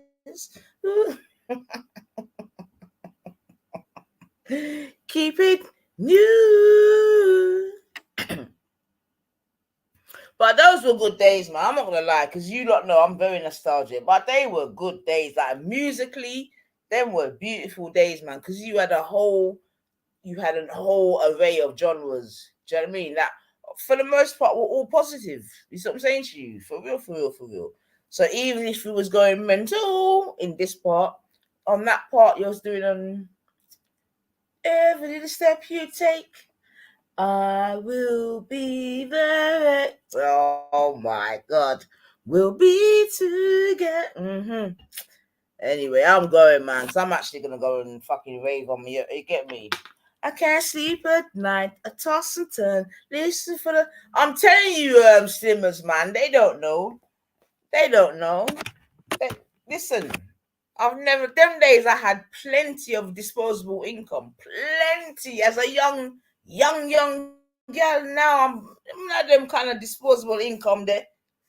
Lord, please, man. Me and my friend were chatting the other day. I was like, yo, remember the days where the only thing you had to worry about was everyone chucking in a couple of quids to get a little 16th or a little £10 if you can manage it, and just laugh the evening away. You see what I'm saying to you? Yeah, them were good days, man. Including my bedroom, my dude that I'm saying rest in peace to, man. Like you lot, some of you that have listened to me speak about college days, like, these were very college days, man. Big up Richmond upon Thames College. That was my college. Yeah, Richmond upon Thames. And we set pace. Man. We set pace. Now, some of us weren't able to keep up with the pace because some people dropped out. I'm not gonna lie. They couldn't keep up. Yeah, they could not keep up. But yeah, man, we get through, man. I told you, my college was in the paper for selling the most Rizla in the country. I'm not saying I'm proud. I'm just saying it is what it was at that time. They was in the paper for selling the most for selling the most Rizla, man. Tell you, in my college, yeah, them days, they were, anyway.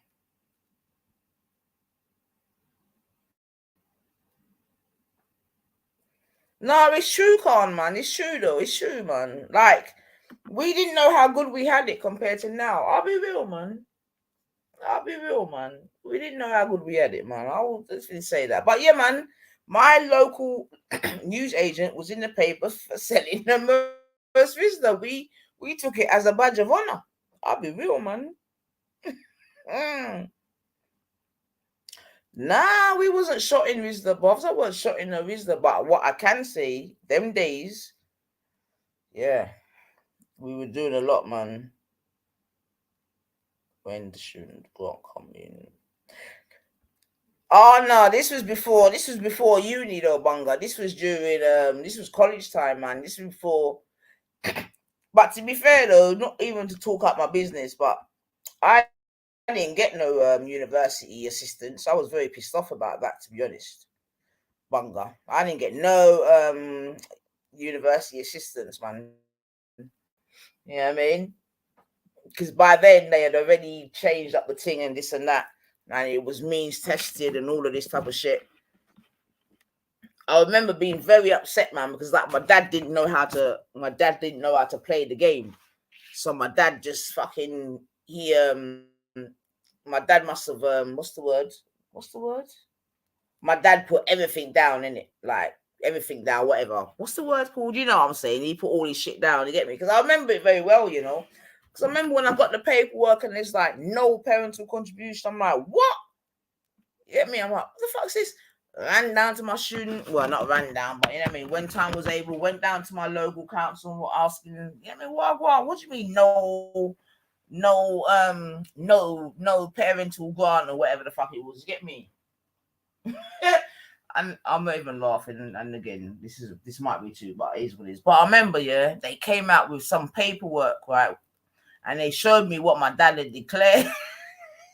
I'm not laughing, but they showed me what my dad had declared in it, because my dad, you know what I mean, he's too fucking honest. Too fucking honest. You get me?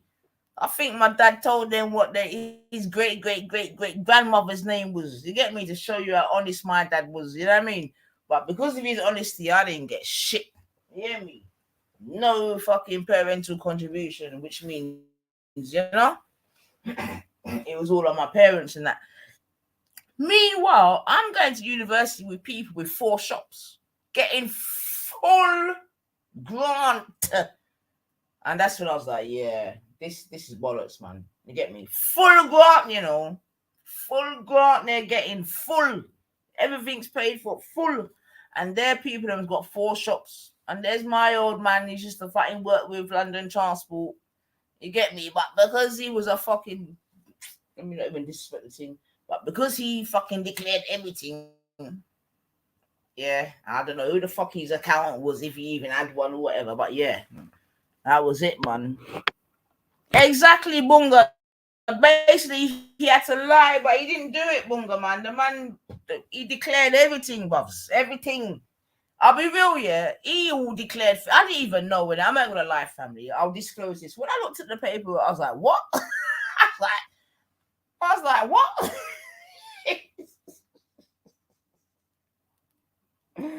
Oh boy, but yeah, man. Trust me, it is what it is, man. It is what it is. But yeah, I learned some valuable lessons still. But this is what I'm trying to say. Sometimes some of our people are too honest, man. Far too honest and just don't know how to play the game, man. You know? But yeah. Other people are getting full grants. Not me. Not me. They paid for my fees, don't get me wrong. But that was it, man. Everything else had to come from my people then, man. Trust me. But big up my mum and dad still. They made sure that I was good. Don't get it twisted, you know what I mean? I lived a good university life, man. In fact, I lived a very good life. Anyway, anyone that listens to my uni stories, I loved uni, man. I fucking loved it, man. Loved it, man. We didn't even know how good we had it at uni, man. I swear to God, man. It was good. Uni was good, man. uni was real good. I mean, I don't know what it's like for the youth them today, but I can't think it was as good as it was when sorry, when we was at uni. But because obviously I speak to some of the youth them at uni today, and yeah, it doesn't sound as exciting as when I was at uni, to be honest, man. Yeah, I know, Bunga. I know my dad fucked up, man. He was far too honest, man. Like I said, it was only when, like I said, I started speaking to other people and they're telling me they got full grants and then they're telling me they're people in situation. I'm like, what?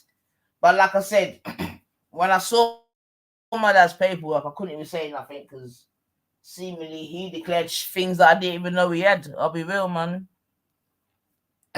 He declared things I didn't even know we had, dogs. To be honest, man. But regardless, still, you get me. They made sure that I was nice because I didn't want for nothing at uni. And those of you that listen to my stories, you know that I was well patterned still. You know what I mean? But yeah, man, I loved uni, man. You get me? I loved Birmingham. Like Birmingham was a perfect city to go to university in, man. I loved it, man. Yeah, you're probably right, so you know, you're probably right, Star, because like I said, when they gave me the paperwork, so there's things on there I hadn't fucking had a clue about. I'll be real, I didn't have a fucking clue. Because I was ready to make noise and I was ready to be like, what do you mean I can't have a full grant? And I was ready to go off on one and they showed me the paperwork and I'm like, I just had to leave there, just like I just had to leave there, man. I just had to leave there, innit? And go and take my dad's little money, fam. Well, not even little money, but do you know what I mean? Kushti, oh God. But you're probably right still, though. You're probably right, though. You're probably right, man. You're probably right, but you're probably right. You're probably right. Because Matthew probably ain't got a full grant, to be fair, although his dad was a fucking top pediatrician at Great Ormond Street. But yeah, you're probably right, man. What do you mean leave them out of it? Are you mad? No, sir. Code, you know, say might have one heap of brum in a me. We can't leave it out. Eh? I have one heap of brum in a me. Oh my God, Bunga, don't let me tell you another fucking story, man. Don't, Bunga. Are you talking? Bunga, don't let me. Bunga, I've got a story for this, bro. I've got a story for that, bubs. I've got a story for that, man. Because I applied, you know, Bunga. Yeah. 1 year, only because of my friend. But we went to I'm sure I've told the story. I went to Scotland to apply for BeGgEd, fam. We went to Scotland, bubs. We went to Scotland to apply for it. And that's where I told that story when they were racist to me up in Scotland, man. Fuck that. BeGgEd, but big up yourself, man. But yeah, I applied, but they fucked me right off.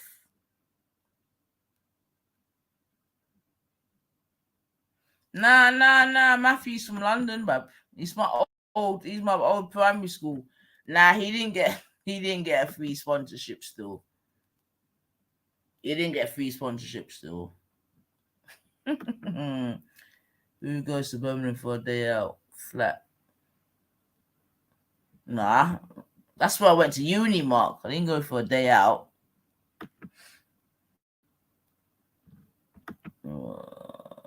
So you went to the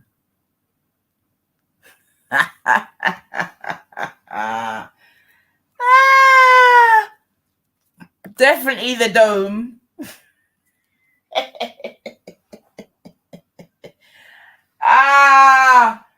Don't make me laugh, Bunga, man. Fucking hell, man. Yeah, I've lived a good life, man. The Dome, you know. Fucking hell, stop.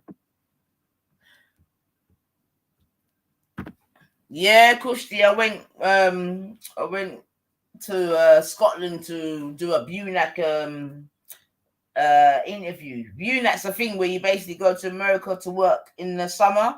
And one of my friends that I lived with at the time, her name was Vivian, Nigerian, funny enough. But she wanted to go up there because she wanted to do this summer thing. So we left from Birmingham and went to Scotland to do the interview, man. Yeah. I didn't get through, but yo, yeah, I can tell you a couple stories about that. I tell you, yeah, what it was here. One of the stories is this here, family. So, like I'm saying, we went to Scotland, or I think it was Glasgow or Edinburgh. No, it was actually Edinburgh to do the interview for this BeGgEd thing, yeah. So on the way back now, I remember on the way back, this is what happened, right? So when we was in Edinburgh, yeah, we stopped off at I can't remember. Let's call it a sports shop because I can't remember which one it was in particular, yeah. A sports shop, maybe I can't remember, right? But anyway, when we went there, they had a just do it sign, yeah. Those of you that know, them days that would, in fact, it probably is their sign now, slogan, sorry, but they had just do it, right? So I was like, oh, can I have your sign? Blah, blah, blah, blah. Anyway, they gave me the sign, right? So it was a black just do it sign, you know, probably about not quite a meter, maybe just like 3/4 of a meter, or maybe about a meter or 3/4. Yeah, just do it. So they gave me the sign, yeah. So got the sign now. So we're on our way back to Birmingham. What it is now, we went from Edinburgh to Glasgow, and then we had to change coaches at Glasgow to get to Birmingham. Yeah. All right, then cool. So what's happened now is that if I remember correctly, we've changed coaches, yeah. So now we're on our coach to get to, say, Birmingham or whatever, yeah, from because we're in Glasgow, if I remember correctly, yeah. So I'm on this coach, and then I've remembered, yeah, that I've left my sign on my other coach that I've just come off of, right? So say it's a transfer thing. You get me? And it's like I've left my sign on this other coach, yeah? So it's like I'm sitting on the other coach waiting to go back to Birmingham. I'm like, rah, I've left my sign. So what I want to do is quickly get off of this coach to jump onto the other coach to pick up my sign to come back. All right, then cool. So that's the settings. So I've got up now, yeah? And I'm trying to get off the coach, and there was a guy on the coach, right? And he was selling newspapers, right? He was selling newspapers, yeah? So he's kind of in the aisle, and I'm in the aisle. So if you can imagine, I'm trying to get off this coach to get onto the other one to take my son to come back. He's in the aisle, started selling newspapers, yeah? So I'm trying to get off the coach, and he's in the way. And then there was like an exchange started to happen, yeah? And I can't remember it word for word of verbatim, you get me? But I'm trying to, like I said, get off the coach. He's trying to sell his newspapers, and he's not moving out my way, you get me? So I'm like, excuse me, whatever. He ain't moving, you get me? Then he started going off on one, basically, to be honest. He started going off on one, yeah? And he was just like, oh, well, you know what I mean? He was just basic. He was being racist. It was just one of them ones. He's like, what are you doing here? Do you know what I mean? I can't remember what it was saying, but it was just going off on one, innit? Telling me, you black this, what are you doing in my country, all this other stupid type of shit. And I'm like trying to say, like, forget all of that, man. Move out of the way because I want to go and get my sign, innit? Because really, I just want to go and get my Just Night sign, this, that, and the other, yeah? And he's cussing about whatever. But I remember he said something about, like, fucking, you know, what you're doing in our country and all this other bullshit. I'm like, nah, fuck this. So I looked at him like, yo, dude, you are selling newspapers at whatever time in the morning and you're questioning my validity in your country. You get me? So I definitely remember that because, like I said, it was quite... And most importantly, what I remember is that there was loads of people on the coach and he was going off on one and being quite racial, this thing, ever. And no one was saying nothing. You get me? No one was saying nothing. You know what I mean? Everyone was just like, you know what I mean, looking forward, going on, they can't hear.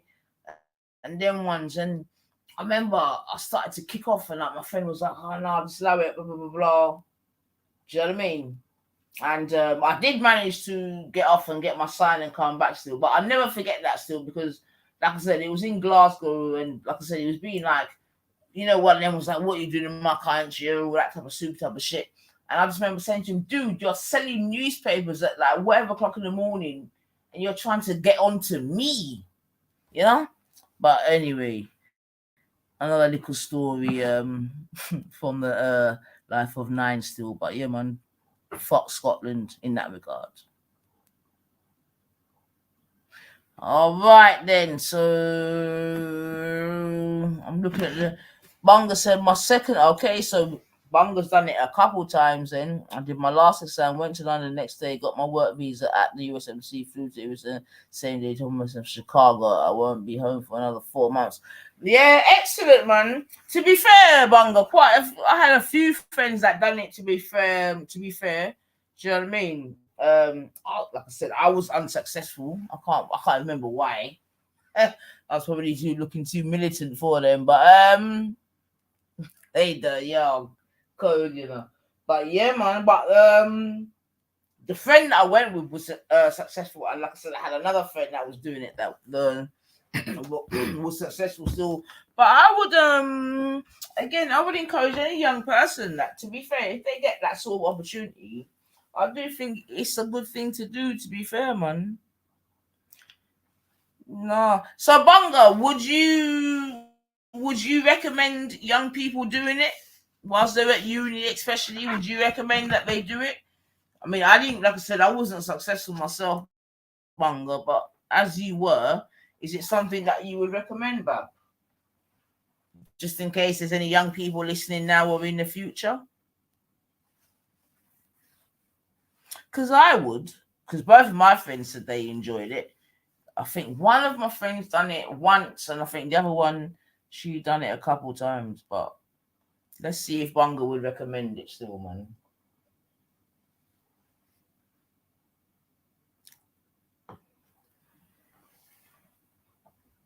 But you know, just again, yeah, to be, because you know what I mean. I know what they are, fun and joke aside, and this, that, and the other. But for any, especially the young people listening, man, make sure excellent. See, he done 3 summers, so I think that Bunga, that's telling you that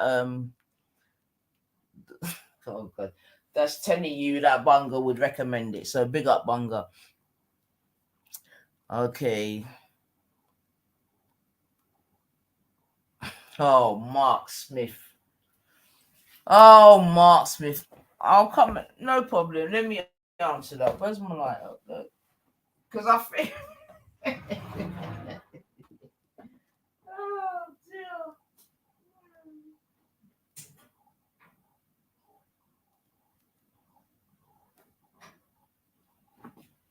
dear. You lot are deadly, man.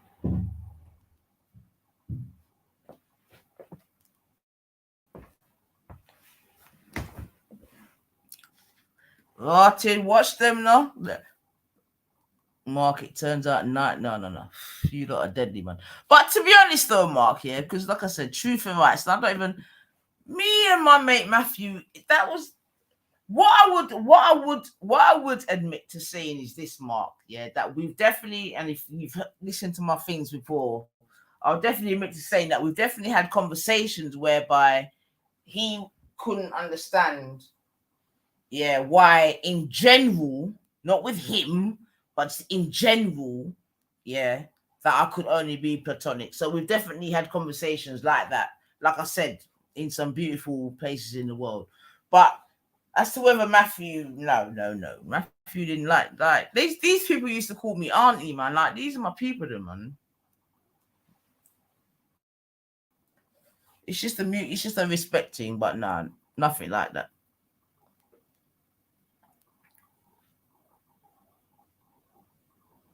Nah, to be honest, yeah, if it was one of them ones, I will tell you, man. But with my mate Matthew, it's nothing. It's not one of them ones, man. It's not. It's just purely. It's just a love and respecting, man. You get me? I'm not saying that there weren't others that didn't. You get me? But not him, though, man. Just love and respect thing. I like you've heard, those of you that listen to me, I love, I've got enough love and respect for Matthew for varying reasons. Like I said, he was the one that introduced me to traveling with a backpack, and I'll always love him for that because that definitely expanded my mind. You get me?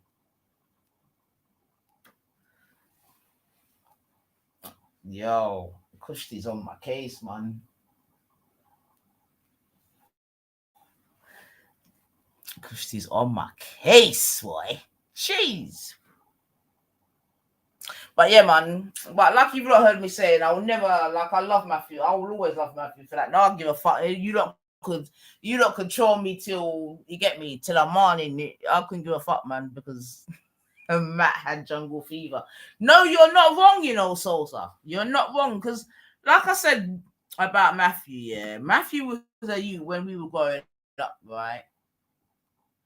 He was one of them utopic type of youth there, yeah? Like, yeah, man. If ever, yeah, he's a utopic type of guy, man. Like,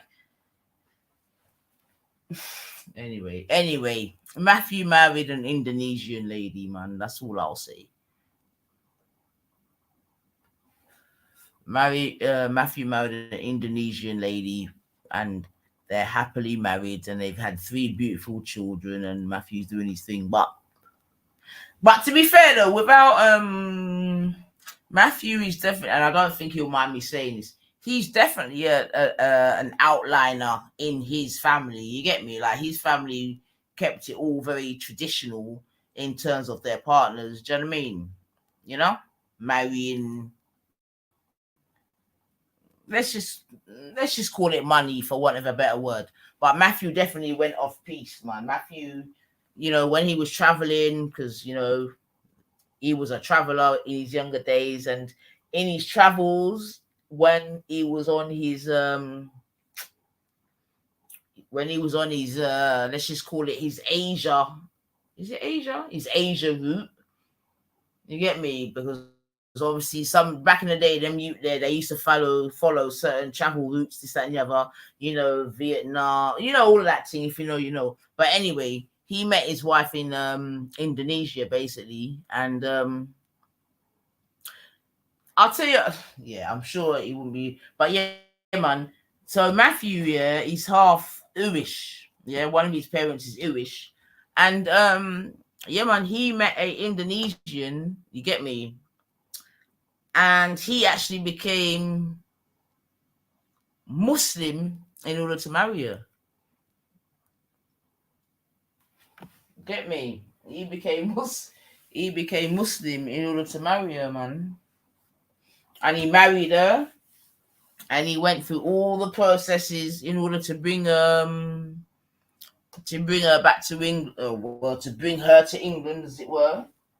And yeah, man, he brought her to England, and yeah, man, they've done the thing ever since, man. And big up Mrs. Matthew, man. She's a really, really wonderful soul. I'll be real, man.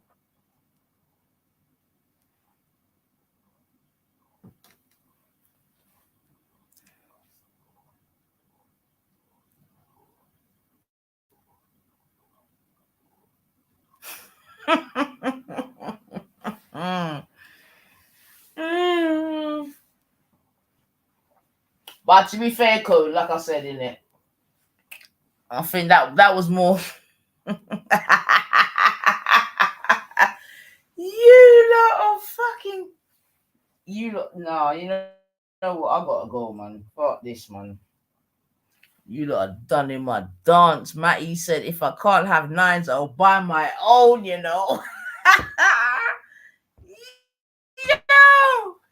You lot are fucking. Listen. You lot are. No, man. No, but listen, thank you, though, you lot, because trust me, you put a smile back on my face. I'm not gonna lie, man. You definitely put a smile on my face. However temporary it may be, boy.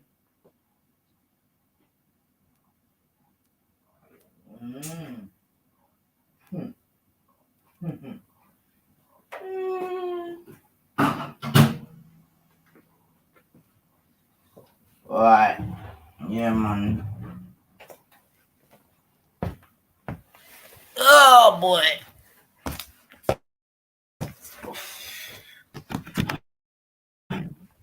Looks like my screen's my enemy to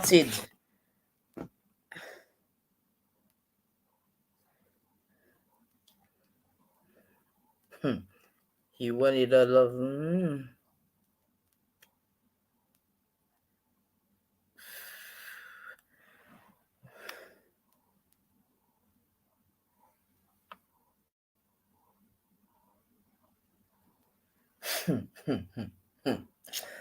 Alright, I think I've given you lot enough joke for one day to blood clot. You get me? What? Yeah, I've definitely given you lot your entertainment star. I've definitely given you lot your entertainment, man. You know what I mean? There'll be at least another 3 weeks now of I need for ooh, can you be pro-black and have a white friend?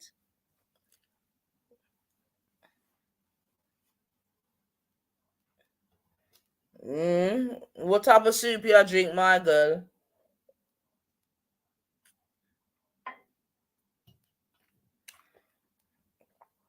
But yeah, man, listen. Like I said, you lot control me about my fuel there. I got no problem, man, because yeah, man, that it's a real thing. It's not even a joke thing, man. And what I will also say is like, hopefully there's more, there's some of you out there that are able to have tomato. Yeah, idiot, my girl. You don't worry, yeah, idiot, but tomato soup by the sound of things. Yeah, bright the bomber clot. You're gone. These people are done in my dance star. Oh my God, man. We will learn about 90s poppers days. The busy summer of 88, one in the middle.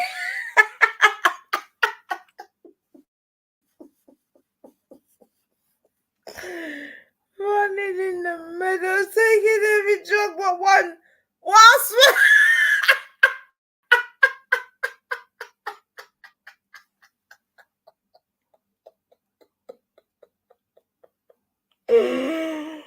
Oh my God, fucking killing me, fam. Oh my God. Oh my God, man. Oh my God. No. Don't forget, out of many, we are one, Fucking hell, fam. Nah, man. Nah, you lot have done me out, but no. I can't be creating this man's entertainment. Nah, fuck this, man. Nah. I ain't no fucking poppy show, fam. What the fuck's this, boss? Nah. You are take me for blood clot poppy show. No. Nah. Fuck that. Bomber clot. What? I'm gonna start going bad now. Man, the people them who me bomber clot be. Hold on there. Nah, man. Nah, man. Well, we learn about 9 spots. Yo. Yeah, I done, I done, brethren. I done, me done, man. No, some done, man. Me done, boy. Lord of mercy, me done, What me gonna do to myself, No. No.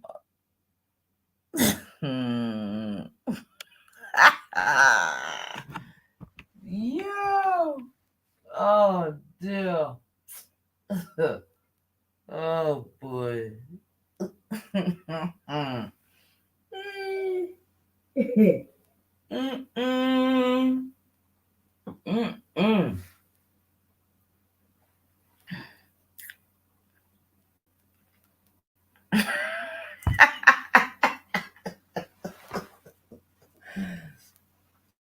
Oh my God, man. Fucking hell, stop.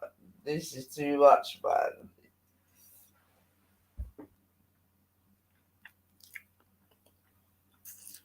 Listen, yeah.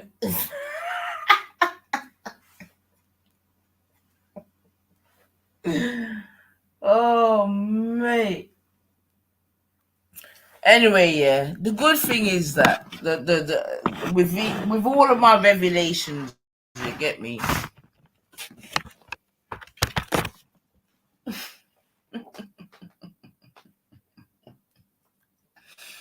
Oh, dear me. Yeah. But that's why my name's 90 for 99, man. You get me? Keep it real. In and amongst all of the bunny them, the this, the that, the this, the that, the this, the that, the this, the that. Never come off of my square, man. And you couldn't, there's no one can come and say that 90 came off of a square, man. So I love it, man. Yeah, man. Putting the bunnies in there, man. Putting the bunny in there, man. Oh, boy. Oh, shit. That was funny, man. Yeah.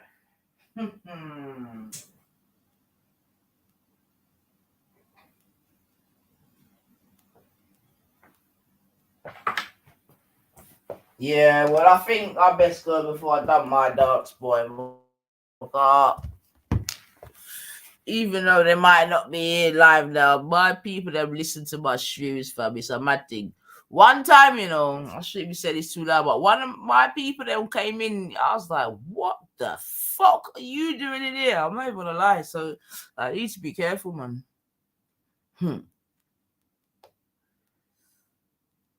We also reminisced online spawn your activity balances.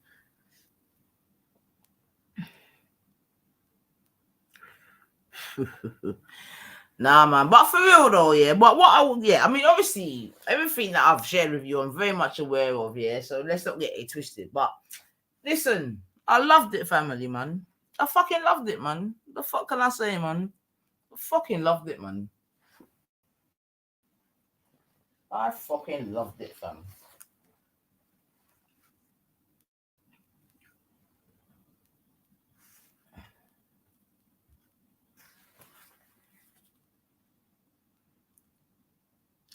Good point, Barber. Who's Barber?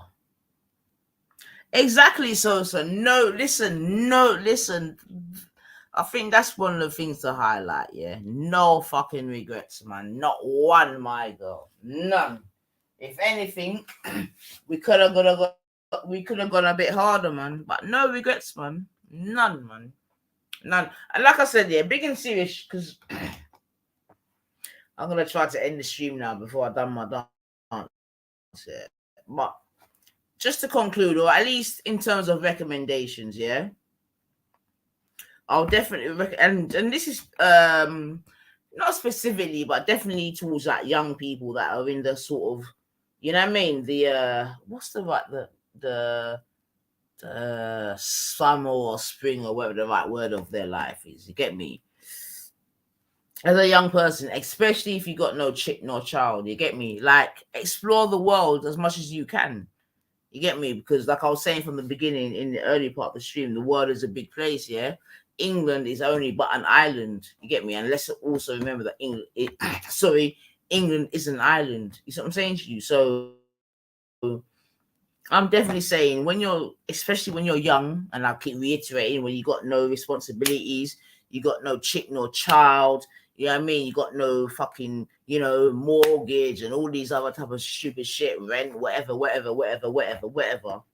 Yeah.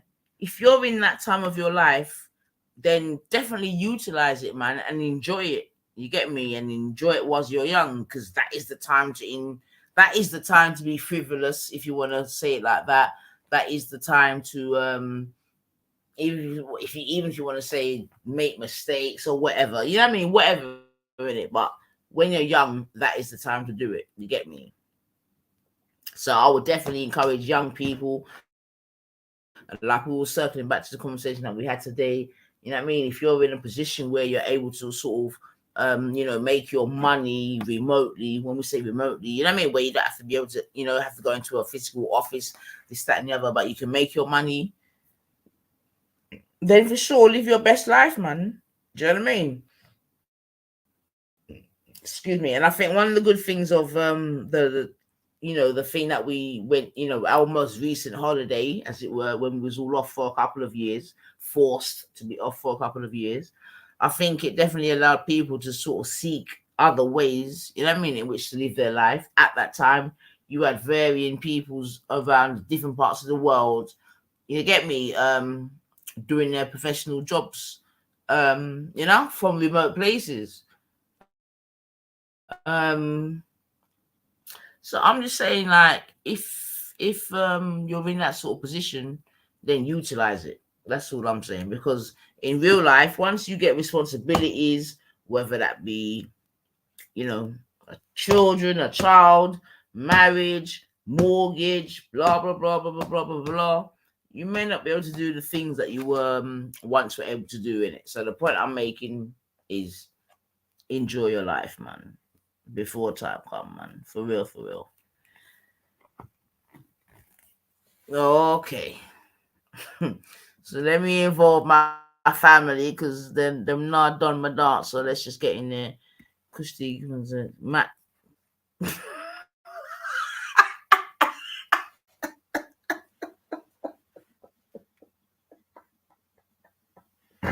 Oh, fucking hell, stop. No way, stop. No.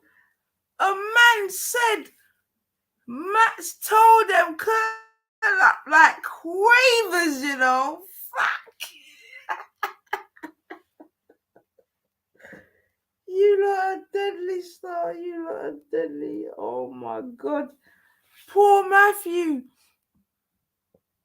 Oh my God. Them people have said him, man, them to curl like a quavers, Oh my God. Explore the world with a Matthew and poppers preferably. Oh my God, man. Oh God. I wouldn't encourage the people them to take poppers still. Yeah. I'm telling you, man's done me with the quavers to yo. Not even like cheese tricks, but like quavers, Me blood clean. Lest we forget, Easter is near 9, might start moving sideways, Yo.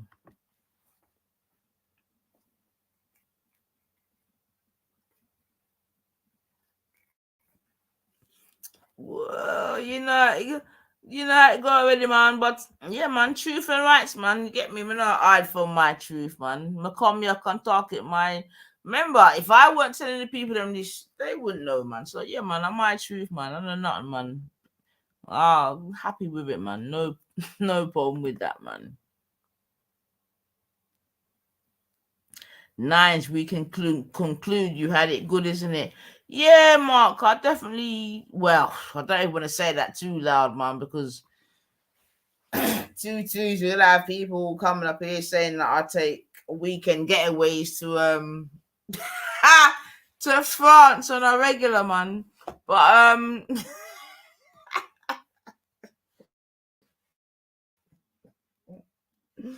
but yeah, Mark, man. Yeah.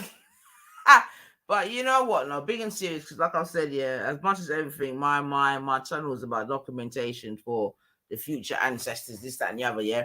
And 100%, Mark, like you can definitely conclude that yeah, I had it all right, man. Like my you know what I mean, God bless my parents, but yeah, man, we were all right, man. I was good, man. I was the last child as well, man. So yeah, man, I was good still. I can't lie. I've had a good life, can't lie.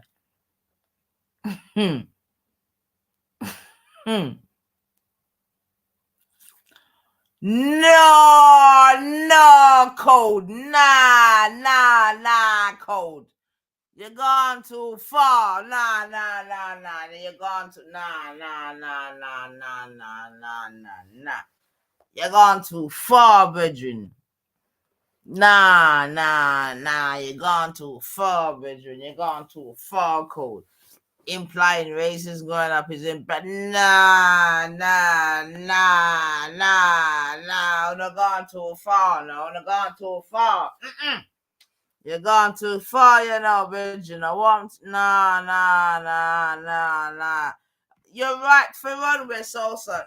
You're gone too far, big man. Yo, nah. You're gone too far.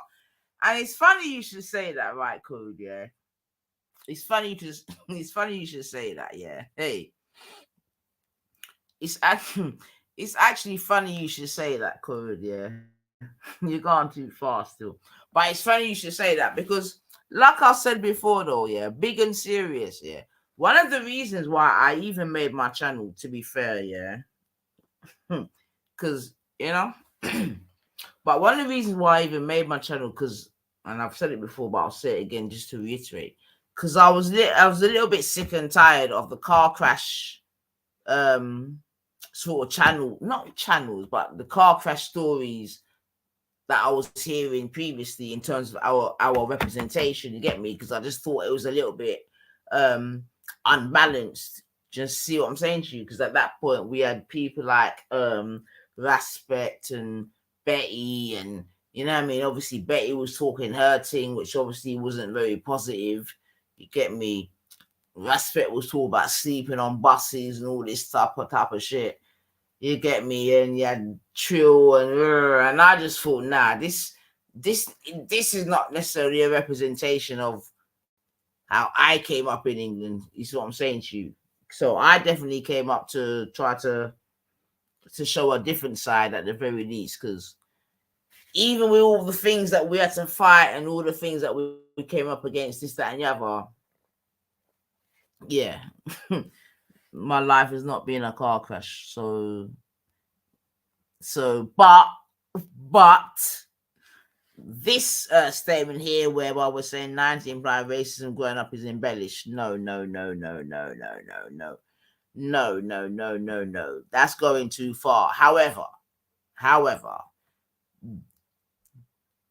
definitely I wanted to show that, you get me, not everyone came up that I don't want to use the word rough, but I can't think of a better word. You see what I'm saying to you? But you know, there was no abuse in my family. There was no one sleeping on buses in my family. You know, we came up in like I used to say, a good 2-parent family with a fucking dog, a budgerigard, and a fence and all them shits there. But yeah, so I just wanted to show a little bit of a balance. You get me? But fuck that, man.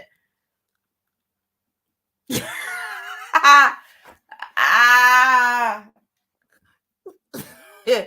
But you know, maybe I should, maybe, you know, when I see comments like this, maybe I should have come online and just spoke about a completely hard life where I was eating fucking, you know, bully beef for Sunday dinner, and you get me? I don't know what else. I don't know fucking what else. I don't know. When I opened the fridge, there was nothing in there, and I had to put water on my cornflakes, and maybe I should have come up with that kind of story. Maybe I would have got more ratings, you get me, if I came up and said, yeah, I had to put hot water on my cornflakes.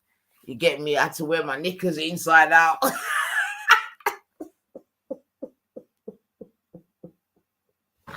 You know what I mean? Maybe if I come and say my dad was really my uncle and my mom was really my aunt, maybe I would have got more ratings, you know?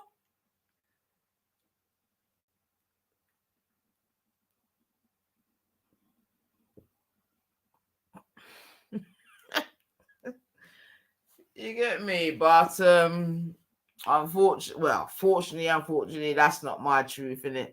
My truth is actually what I tell you lot, you know what I mean? And it's the truth that you lot can take control. But it's definitely my truth still, 100%, man. But yeah, man.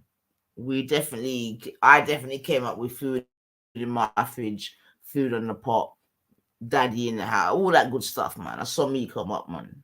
Get me? But you know what I'm saying, though, Kusti? You know what I'm saying? It's maybe better that maybe I only had 3 sets of knickers for the week. You know them ones they had to wash and wear. Maybe that's what the people don't want to hear. You understand? You get me? For real, man. You know? But in reality, that was not my life, man.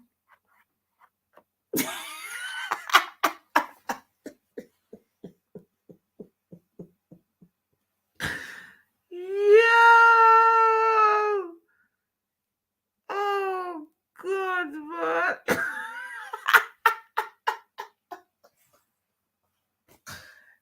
Yo! Nah, man. Yo! Nah, man. You know, I'm done in my dance, though. I'm done. I ain't got nothing. I ain't got...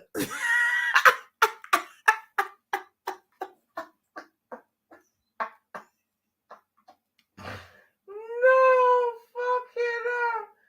Man said, we grew up on, hold on, did he say, not Armani, but Amani, hold on, wait, hold on. Man said, we grew up on Armani.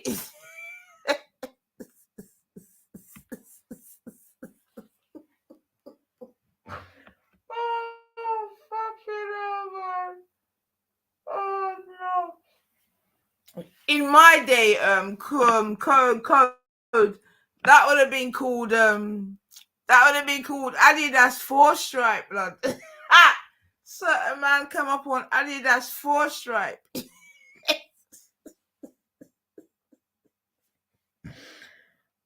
Oh my God, I'm not even laughing, man. I'm not even laughing. You know what? That's another show for another day, man. You get me? Like, in terms of maybe some childhood or primary school drama or trauma, man.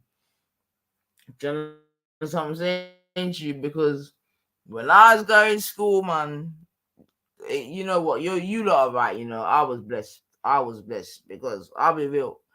I never went to school in a pair of black or white pink soles. If you know, you know.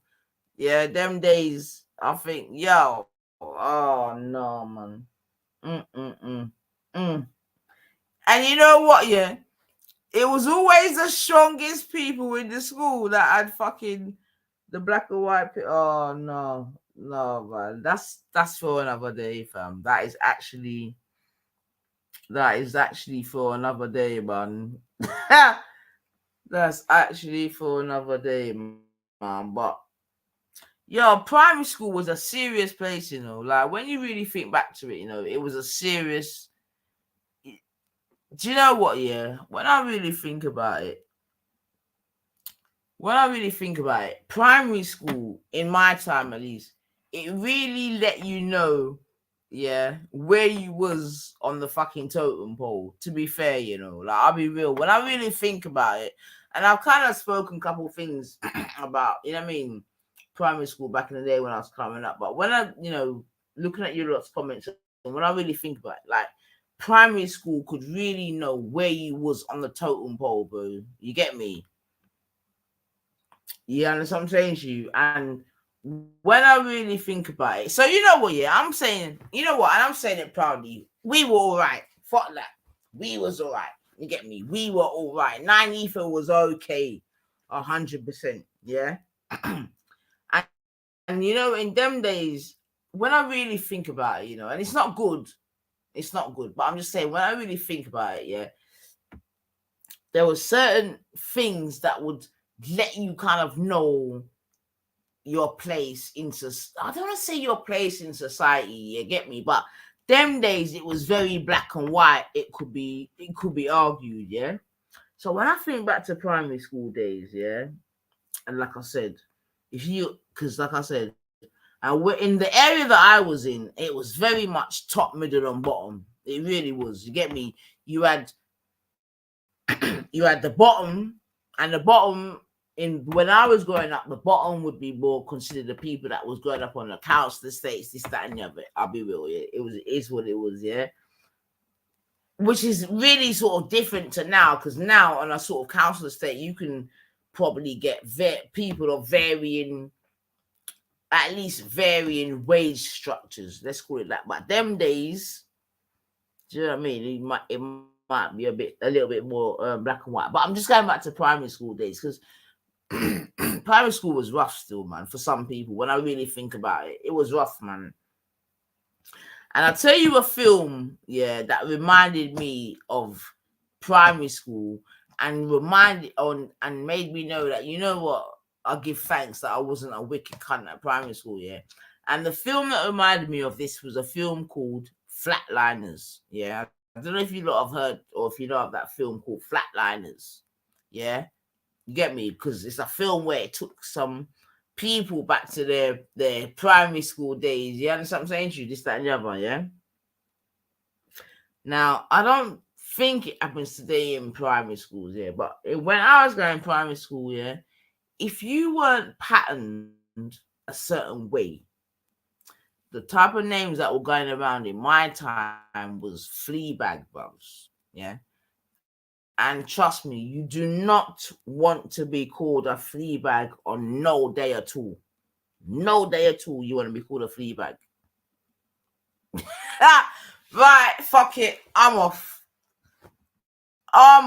That's it. Fuck that. I'm off. Man said, I'm off. I'm off, man. You lot are deadly, man. You lot are deadly, man. You lot are deadly, man. Fuck this. I'm off. No, sir. You lot are deadly, fam. What's this one say? Nines grew up with me. You lot are deadly. My girl said Nines grew up with a miniature bell, which went directly to Sir Matthew's mansion, you know, some upstairs and downstairs thing, in which his personal butler would come at once. You lot are deadly, man. Yo. You lot are deadly, man. You lot are deadly. Oh, what's this way? Trust me. What's this? Trust me, if you didn't know who the Fleabag was.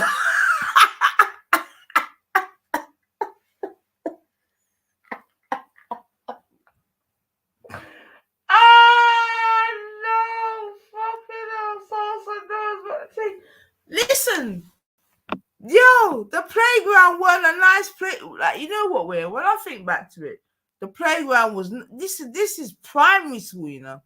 Yo, it wasn't a nice place. I'll be real, man. I'll be real.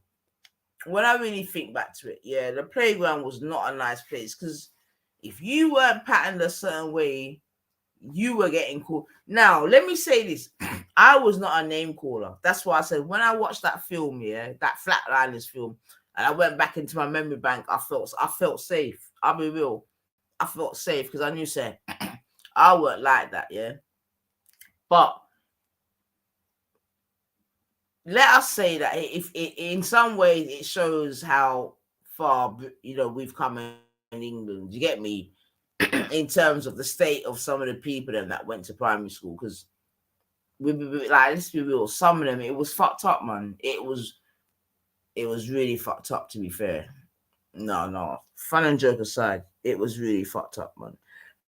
And the thing is, though, we say that we've moved forward a lot, though, but the thing is, in 2024, yeah, and let's try and be a little bit more serious again.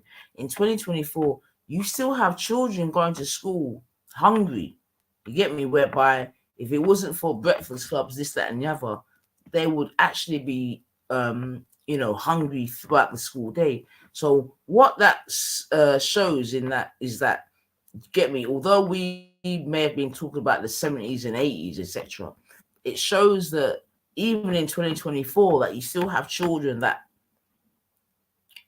I don't want to say going without whatever. I don't know what the right word is. You understand what I'm saying to you? But if in 2024